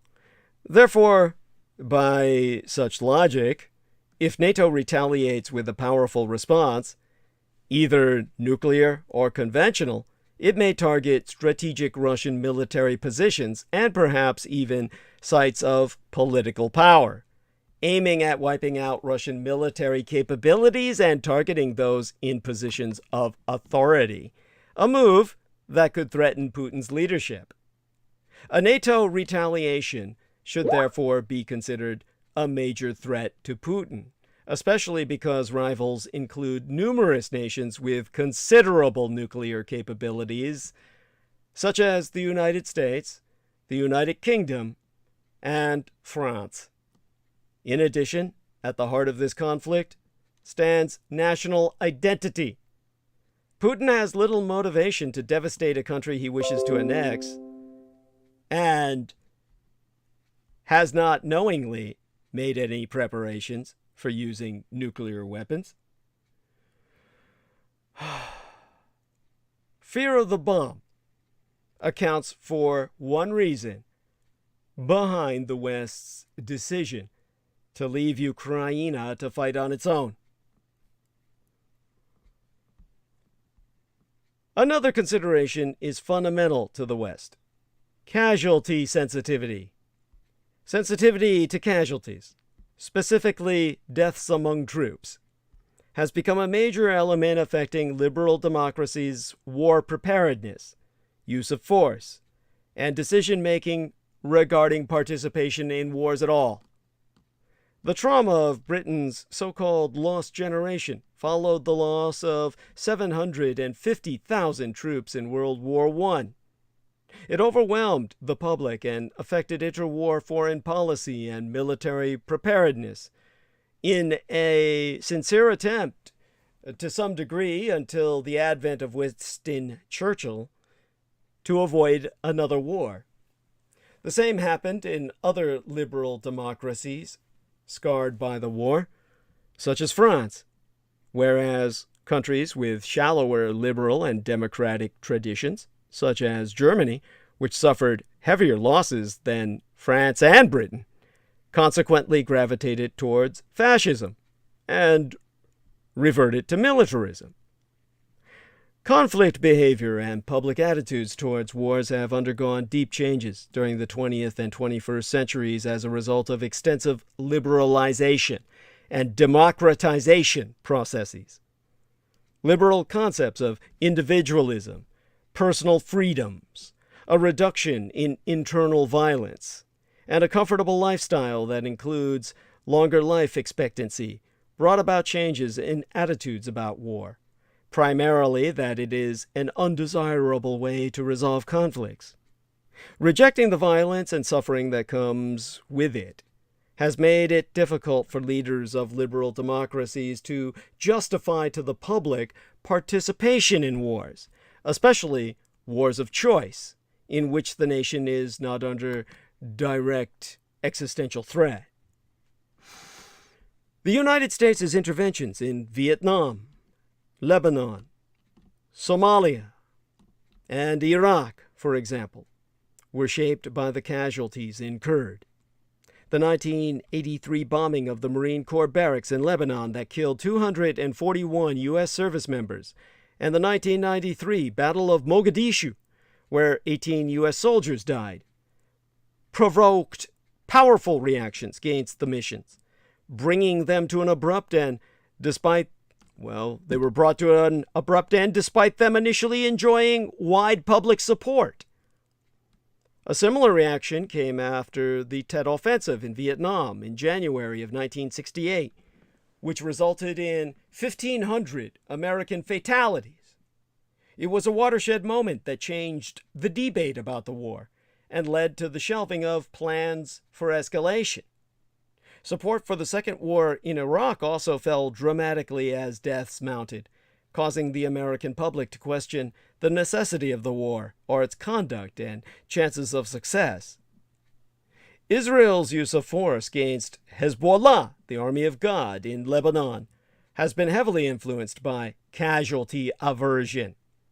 This included an over-reliance on aero power, in an attempt to limit fatalities among ground forces during the 2006 Lebanon war at the price of undermining military effectiveness.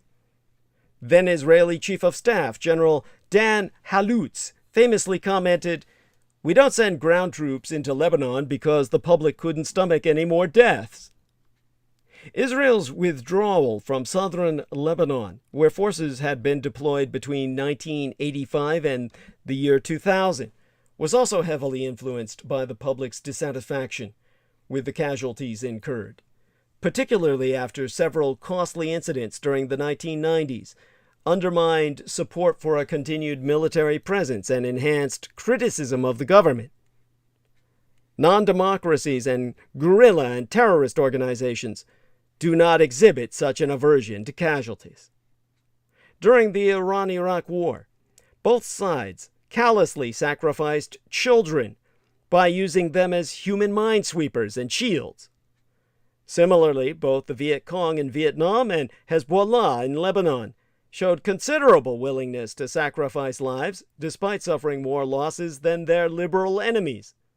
Then Egyptian President Anwar Sadat famously said Egypt would sacrifice 1 million Egyptian soldiers during the October 1973 war against Israel, despite not facing an existential threat or even serious strategic concerns. There has been little evidence to suggest there is any heightened sensitivity to losses among troops in Russia, a nation with a history of mass deaths in both the world wars, its own civil war, and from the brutal suppression and killing of its own people. The continued use of force in Ukraine, which has resulted in at least 15,000 Russian military deaths. So far, according to the Washington Post. And I know that that's a conservative number, and it's likely 20 to 2,000,000, indicates that casualties are of no concern whatsoever to Russia's top brass. And don't give me any shit about, oh, the mothers care. It doesn't matter how much the fucking mothers care. The motherfuckers in charge don't give a shit about the fucking mothers. In fucking motherless Russia, the so-called motherland has laws which make it legal for any husband to beat his wife to death. So don't give me any shit. The mothers are going to protest and it's all going to be over. That's going to somehow sway Putin. All those mothers will run into the streets. You're an idiot. This stands in stark contrast to Ukraine, which accepts its casualties because it is fighting an existential war for independence and national survival. Now, in terms of this phenomenon of degeneracy, casualty sensitivity has been one of the factors shaping democracy's behavior, with Western politicians preferring to avoid direct engagement in wars or to limit the use of ground forces, even at the price of compromising objectives and deterrence. It is one of the reasons that a policy of non-engagement was adopted, without question or hesitation, regarding Ukraine, long before Putin raised the alert status of Russia's nuclear arsenal. Fear of casualties among soldiers meant that a policy of non-engagement has existed prior to Russia's invasion, and therefore separately to any concern about escalating into a broader war. This has been understood by Putin himself, who bet, correctly, that Western nations will not take an active role in the war by using direct force against Russian troops, not only out of fear of escalation, but as a result of a pre-existing doctrine that seeks to minimize casualties to zero. Had the West exhibited less casualty aversion, this could have acted as a greater deterrent against any and all Russian aggression. For the war in Ukraine, unlike the risk of escalation and use of nuclear weapons, the risk of incurring casualties is high. Considering how formative aversion to casualties has been, committing troops to fight Russia will require liberal democracies to undergo a major paradigm shift. I'm here to tell you that's exactly what you fucking need. And if you say something like, oh, why don't you go fight the war, Douglas Dietrich? I already did, motherfucker. I fought in more wars than any of you ever will. Not just Desert Storm, but the wars in the Horn of Africa, in the Balkans. I've seen action in both Europe and in Africa, and because of my time in the House of Saud and into Kuwait, Southwest Asia as well. I've hit all three major continents of the biblical world surrounding the Holy Lands. I've done my part. Now it's fucking time you goddamn well did yours. Adjusting the public's expectations regarding the length of the war and the casualties that will result, as well as displaying internal political unity, could help. Employing force that relies primarily on air power, which limits casualties, can be used. During Israel's 2006 war in Lebanon and other wars, this has proved to have only limited effectiveness. However, if done in collaboration with Ukrainian ground forces, this could have better chances of success. This war brought a shift in attitudes towards wars in Europe.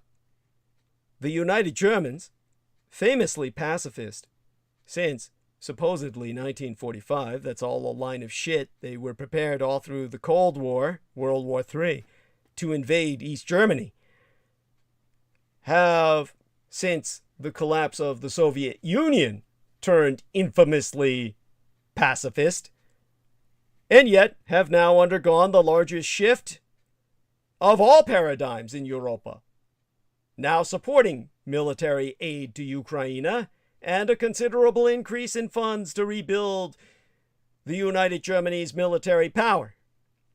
But a bigger shift is needed considering Russia's aggression.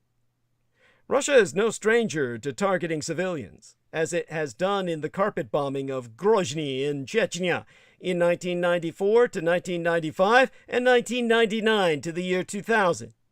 It is doing this again now. It is time for the West to stop being afraid of limited threats that are not likely to materialize and to deploy its military superiority to help Ukraine defend its independence. Intervention will not turn this local conflict into World War III or IV. It runs the risk of causing a tactical nuclear attack on Ukraine, but this risk is limited given what any retaliation could mean for Russia itself. The West must therefore decide how long it will refrain from engagement and allow Russia to sow devastation in pursuing expansionist ambitions for fears of casualties or the bomb. There be no negotiation with the Russians. No negotiations, by their own behavior, rendering such obviated, moot, something that simply cannot be done. Force is the only language they understand. It is the only language that they speak.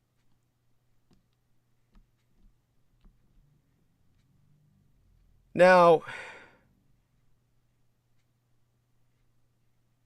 Putin's brutal attack on Ukraine has helped revive the West, but the homegrown threats to liberal democracy that were front and center before the war still require urgent attention, even amid the strenuous effort to defeat Russia's attempt to subjugate its neighbor.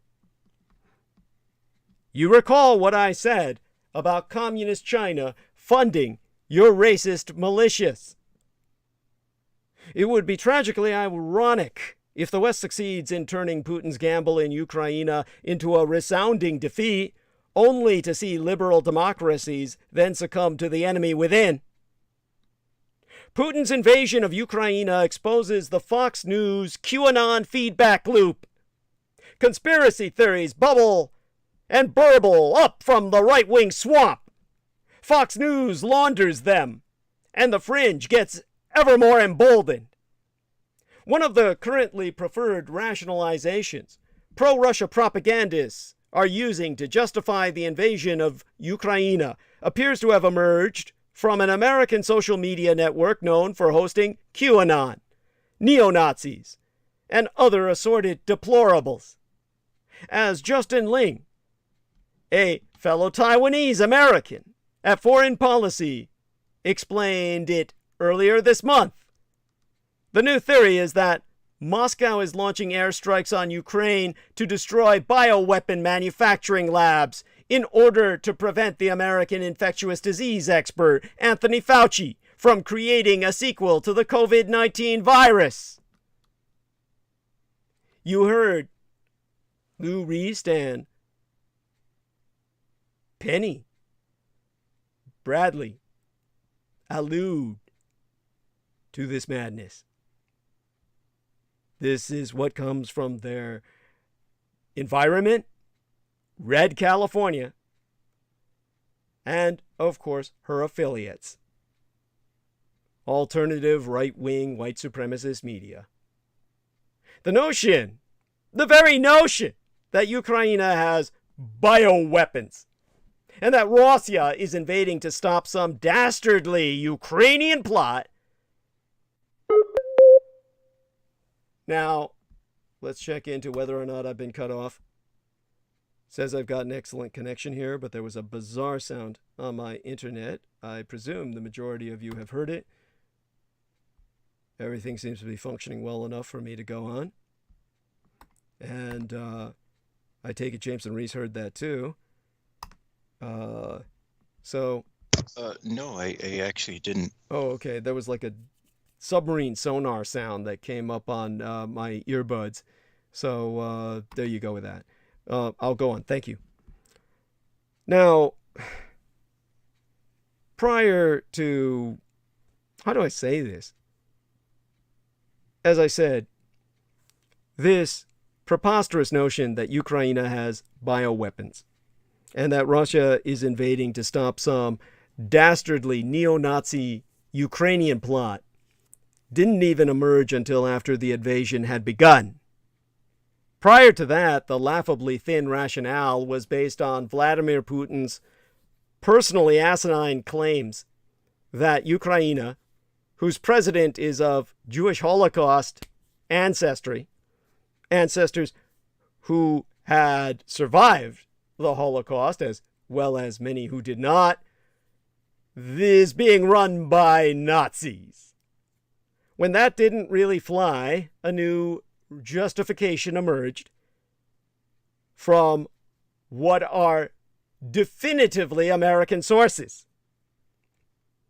As Ben Collins and Kevin Collier of NBC News have traced, and as the Fauci-centric nature of the theory would indicate, this nonsense started in right-wing circles and only spread after the Russian invasion started. Memes illustrating the conspiracy theory originated on Gab, where, of course, Richard K. Cole Jr. thrives. A Trump-worshipping social media network rife with neo-Nazis and QAnon fans. Soon they were copied to Twitter and spread by QAnon accounts, many of which were eventually deleted for spreading disinformation. But by then, of course, it was too late. The conspiracy theory had reached Fox News. On March 9th, Fox News hosts Tucker Carlson and Sean Hannity offered cleaned up versions of the conspiracy theory. Instead of explicitly justifying the invasion of Ukraine, they presented the bioweapons claim as a theory, simply being offered as a counterbalance to the supposed pro-Ukrainian bias of the mainstream media. The next day, another Fox News host, Jeanine Pirro, hauled the Fauci part of the conspiracy theory out of the weeds, first burbling on about biolabs, and then adding, "Isn't it interesting that we haven't heard or seen Fauci in weeks?" Welcome to the QAnon Fox News feedback loop. Conspiracy theories first surface in the right-wing swamplands and spread through social media channels.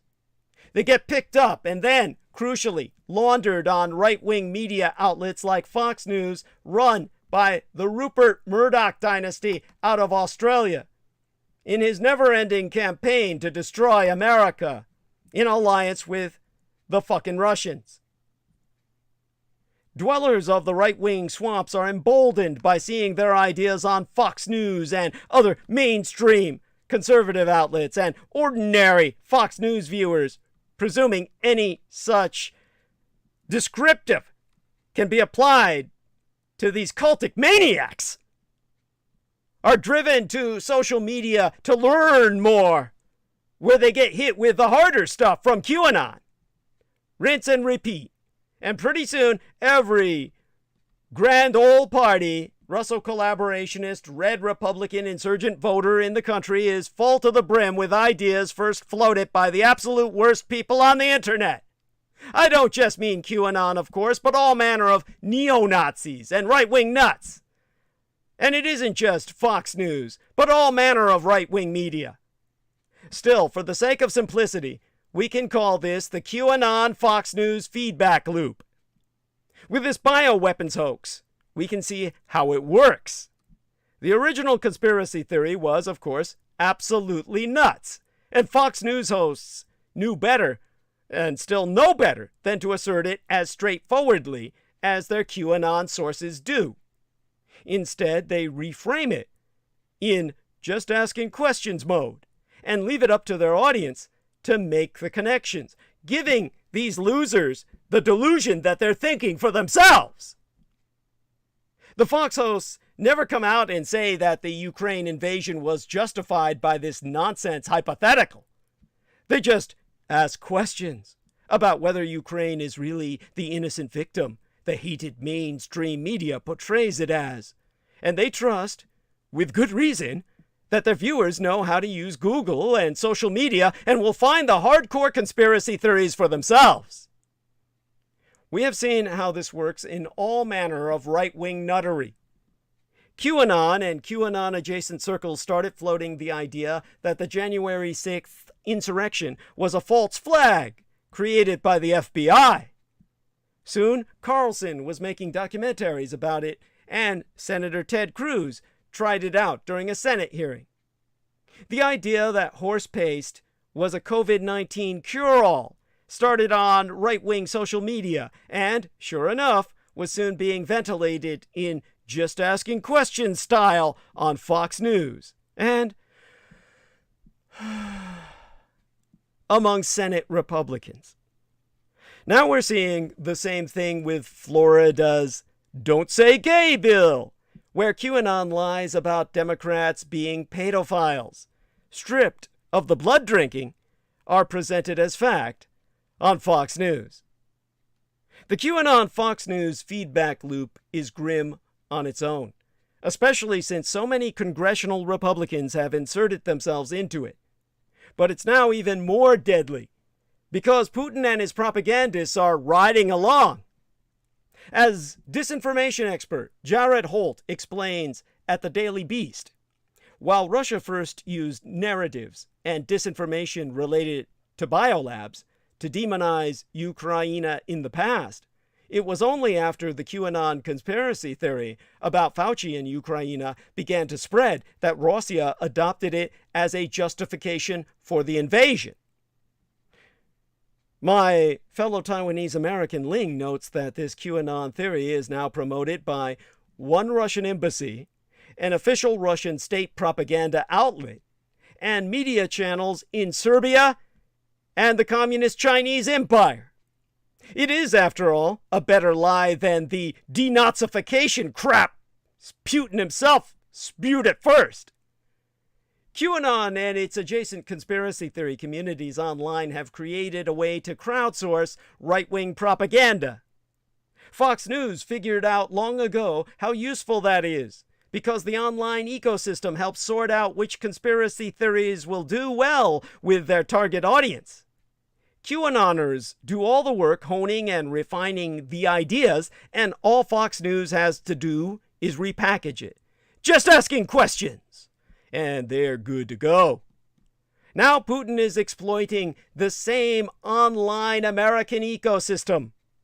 There was a lot of talk, and rightfully so, about Russian-sourced disinformatia during the 2016 election.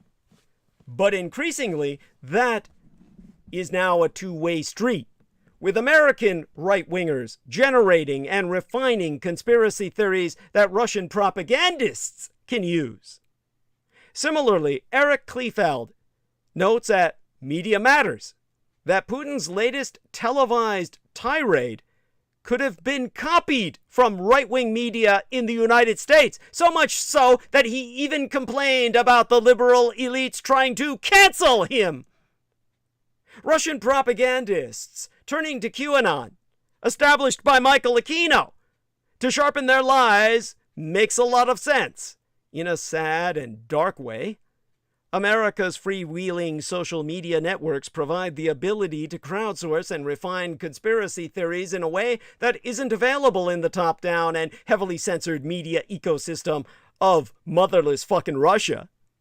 Fox News figured out how to mine the best output of the online lie generation machine long ago. It was just a matter of time until Putin did. For the moment, most Republican voters say they oppose both Putin and the invasion of Ukraine. But those same folks also used to be pro-vaccine. That changed after months of being caught in the QAnon Fox News feedback loop. But even if Carlson and company can't convince their audiences to love Putin and hate Ukraine, the situation has already done incalculable damage. Every day, Russian troops are murdering, raping, kidnapping Ukrainians in this unprovoked war, inclusive mass deportation to Russian concentration camps, and using American-made propaganda to justify it to themselves and everyone else. The people we need to kill are Fox News hosts. The people we need to kill are the users of online media platforms that are right-wing. All the gapsters are terrorists. Not domestic terrorists, international terrorists. Like ISIS, like Al-Qaeda, like the Taliban. There can be no negotiation. The only language they know is force. Kill them! Kill them! Kill them! Do you understand? Kremlin TV knows Putin's unhinged Ukraine war propaganda will help re-elect Donald Trump.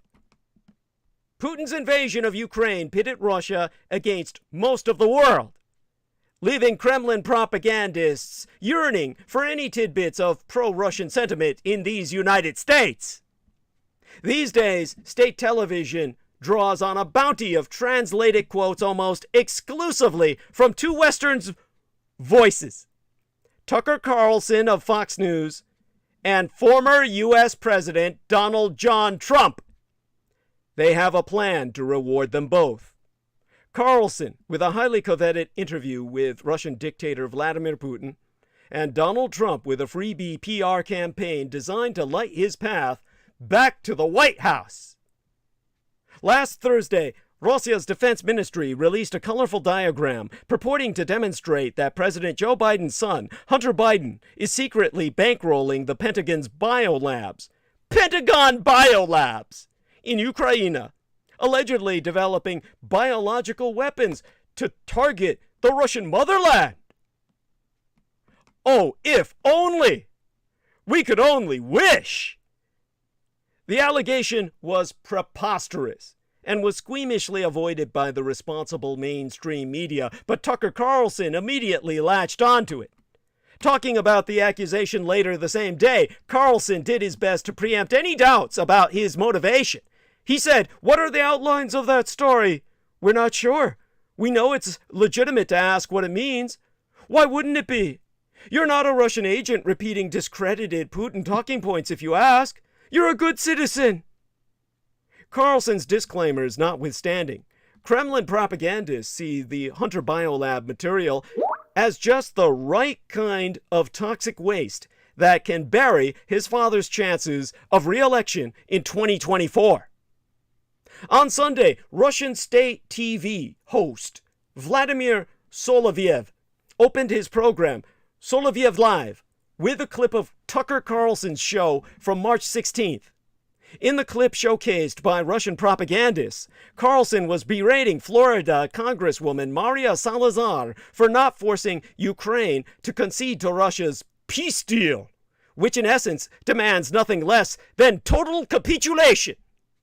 Carlson said in part, "I'm just asking you, has it occurred that many lives might be saved if we were to encourage the peaceful solution that's already on the table? Are you doing anything in that direction?" What this man is insisting on is the Allied World War II demand for unconditional surrender. You lost that war, and you'll lose this one. Solovyev's spectacle proceeded to showcase Russian strikes on the city of Lviv in western Ukraine, coinciding with Biden's visit to Warsaw, about 45 miles away over the border in Poland. The state TV propagandist, who often boasts of his close ties with the Kremlin, asserted that Russia bombed that particular city to send a direct message to Biden. Soloviev added that cruise missiles hitting Lviv were the perfect response to Biden's speech. And while the pro-Kremlin mouthpieces are seething with anger against the current U.S. president, they are still rooting for the return of his predecessor. Virtually connecting to the studio for his weekly appearance on the show was Dmitry Simas, who heads the Center for the National Interest. The Mueller report documented extensive interactions between Simas and his organization with top Trump campaign officials. These are the people who initially put Trump in power, hacked him into the Oval Office. The Center for the National Interest hosted candidate Trump's first foreign policy speech in 2016, attended by Sergei Kislyak, Russia's ambassador to the United States. In 2015, the center arranged meetings with U.S. Treasury Department and Federal Reserve officials for convicted Russian agent Maria Butina and then Russian Central Bank Deputy Governor Alexander Torshin. Soloviev gushed about Simas. "I cherish his friendship." Simas reciprocated. "For me, it's always a great honor and a great pleasure to appear on your program." And during the discussion, Soloviev brought up the biolab conspiracy theory and its potential impact on the upcoming presidential elections in 2024. He said, "Russia served up a beneficial deck of cards for Trump because the documents discovered in Ukraine, plus the evidence uncovered on Hunter Biden's laptop, demonstrate the participation of Hunter Biden's company in biological programs in Ukraine. A number of English-speaking media outlets have already picked it up, and of course, Red China clutched onto it. Can Trump's people use this as a line of attack against Biden and his family?" And Simas mused, "Oh, not only can they do that, but they are already doing it. But this will be very difficult to accomplish because the mainstream American media, perhaps with the exception of Fox News, mainly support Biden and not Trump. They're constantly attempting to present any information that could harm Biden as some sort of underhanded intrigue, which somehow involves Russia and Vladimir Putin. There is now a new terminology in American journalism which did not used to exist. They don't say Russia's attack against Ukraine or even Russia's invasion of Ukraine. It's also not enough to describe it as Russia's aggression. That is now insufficient. They have to add baseless and absolutely unprovoked. When Trump says something, They describe it as Trump falsely claimed.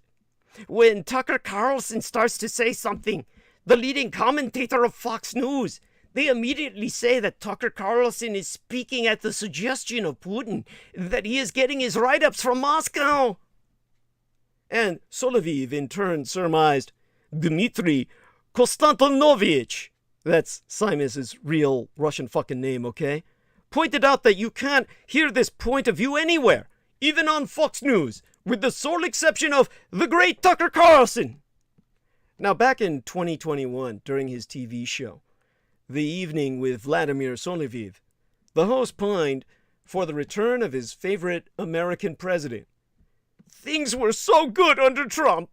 Listen to Trumpushka after playing a clip of Trump's interview by Sean Hannity, wherein the former president dismissed the idea of ever helping Ukraine fight off Russian aggression. Soloviev sighed, "He is so sorely missed." Between the war in Ukraine, which is all too likely to become a prolonged struggle, and the crushing U.S. sanctions, only one candidate shows the promise of potentially erasing the consequences of Russian aggression and dramatically limiting America's support to Ukraine. Clutching to these prospects, the Kremlin's mouthpieces are openly signaling Russia and Russia's intent to involve themselves in yet another American election. This is why Donald Trump just can't stop praising Vladimir Putin. When someone tells you who they are, believe them the first time, or in the case of Donald Trump, the 10th time. At a campaign rally in Georgia over the weekend, the former president again praised Russian dictator Vladimir Putin. Trump told the crowd, "The smartest one gets to the top. That didn't work so well recently in our country, but they asked me, is Putin smart? Yes, Putin was smart, and I actually thought he was going to be negotiating. I said, that's a hell of a way to negotiate. Put 200,000 soldiers on the border." Trump added that Putin made a big mistake, but that it looked like a great negotiation. What I'm going to do now is get that link out of this other episode in which our man, Mr. Jameson Reese, was able to get a posting on his DeviantArt account of the Russian plans for war once they get Trump back in office. Now, I'm fighting my internet every fucking step of the way, but I got to get this to you before we close shop tonight. This, of course, is the only way that you can even understand what the plans are. So let me cut and paste that link and get it into chat before we close off transmission tonight. And understand, I'm not even stuck on that last meeting, that last rally Trump has held. Okay, got Diana Lori Girona Villar responding to my post. God bless her. And some others. And let me get this into live stream. Enter this. Oh, you put it up there already. Thank you, my man. Put it up there fucking twice. Got it. Now, that all sounds a lot like what Trump has been saying about Putin almost since the start of the Russian invasion of Ukraine. I went in yesterday and there was a television screen and I said, "This is genius." That's what Trump said in an interview with conservative radio hosts month before last. Putin declares a big portion of Ukraine. Putin declares it as independent. Oh, well, that's wonderful. And according to a recording of the event, Trump told the crowd at a fundraiser at Mar-a-Lago, they say Trump said Putin's smart. I mean, he's taken over a country for $2 worth of sanctions. I'd say that's pretty smart. He's taken over a country. Really a vast, vast location. A great piece of land with a lot of people. And just walking right in. Then, in a speech to the Conservative Political Action Conference several days later, Trump tripled down, declaring, "Yesterday, reporters asked me if I thought President Putin was smart. I said, yes, of course he's smart. To which I was greeted with, oh, that's such a terrible thing to say. I like to tell them, yes, he's smart." It now seems crystal clear that Trump meant what he initially said about Putin. Because between then and now, Putin has carried out a relentless and deadly attack across Ukraine. And over that same period of time, prominent Republicans have scrambled to distance themselves from Trump's Putin praise, even scolding the former president for saying what he said. And yet, through it all, Trump is stuck completely to his original line, that Putin is a savvy player on the world stage who is always one step ahead of these United States. Don't overthink it. Trump keeps saying it because he believes it. We saw time and again during his presidency that Trump is attracted to the strength and unapologetic nature of authoritarian dictators like Putin. There are 15 times Trump praised authoritarian leaders that you could easily find just by turning to that almighty internet. From crackdowns against the press to demands of total fealty from everyone serving in his government, Trump seemed at times like he was trying to model his 4 years in office on the way that authoritarian rulers from Russia to Turkey to Zhonghua, or communist China, have behaved. Never forget that during a photo op with Putin on the sidelines of the G20 meeting in Japan in 2019, Trump said this of the media: "Get rid of them! Fake news is a great term, isn't it? You don't have this problem in Russia, but we do." To which Putin said, "We also have. It's the same." Trump's praise of Putin, then, is a feature, not a glitch.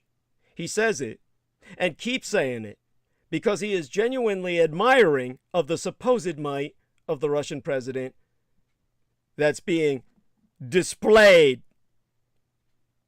in full farce in invading Ukraine. It's that simple. And I'm here to warn you, all the Republican Party is like that, no matter what they say. They are the enemy and civil war is coming. We either win our war overseas first to fight our war at home, or we fight our war at home to win it overseas. Personally, I say, wage it across the Atlantic first right now, the way things are.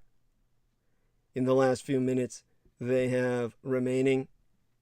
Oh, got some clown in the chat. I already say that clown thing. What is it? I thought they were U.S. biolabs brought about by the woman in government who said the U.S. government was afraid Russia would take over after we invaded Russia. At first they denied they were there because then they admitted it. Could you block this person, Jameson? They're not even making any sense. Then he says Victoria Newland rose again too. It's just shit. It's just shit. It's just like, if you read that, I could have left that up there. But what's the point? It's like word salads. It's non sequiturs. And basically all they're saying is, oh, you got to believe it because it's like they said first that the Ukrainians denied it because the Russians said it is like, and your average idiot reads that and their mind goes spinning. You can't trust your average adult in the United States with any sense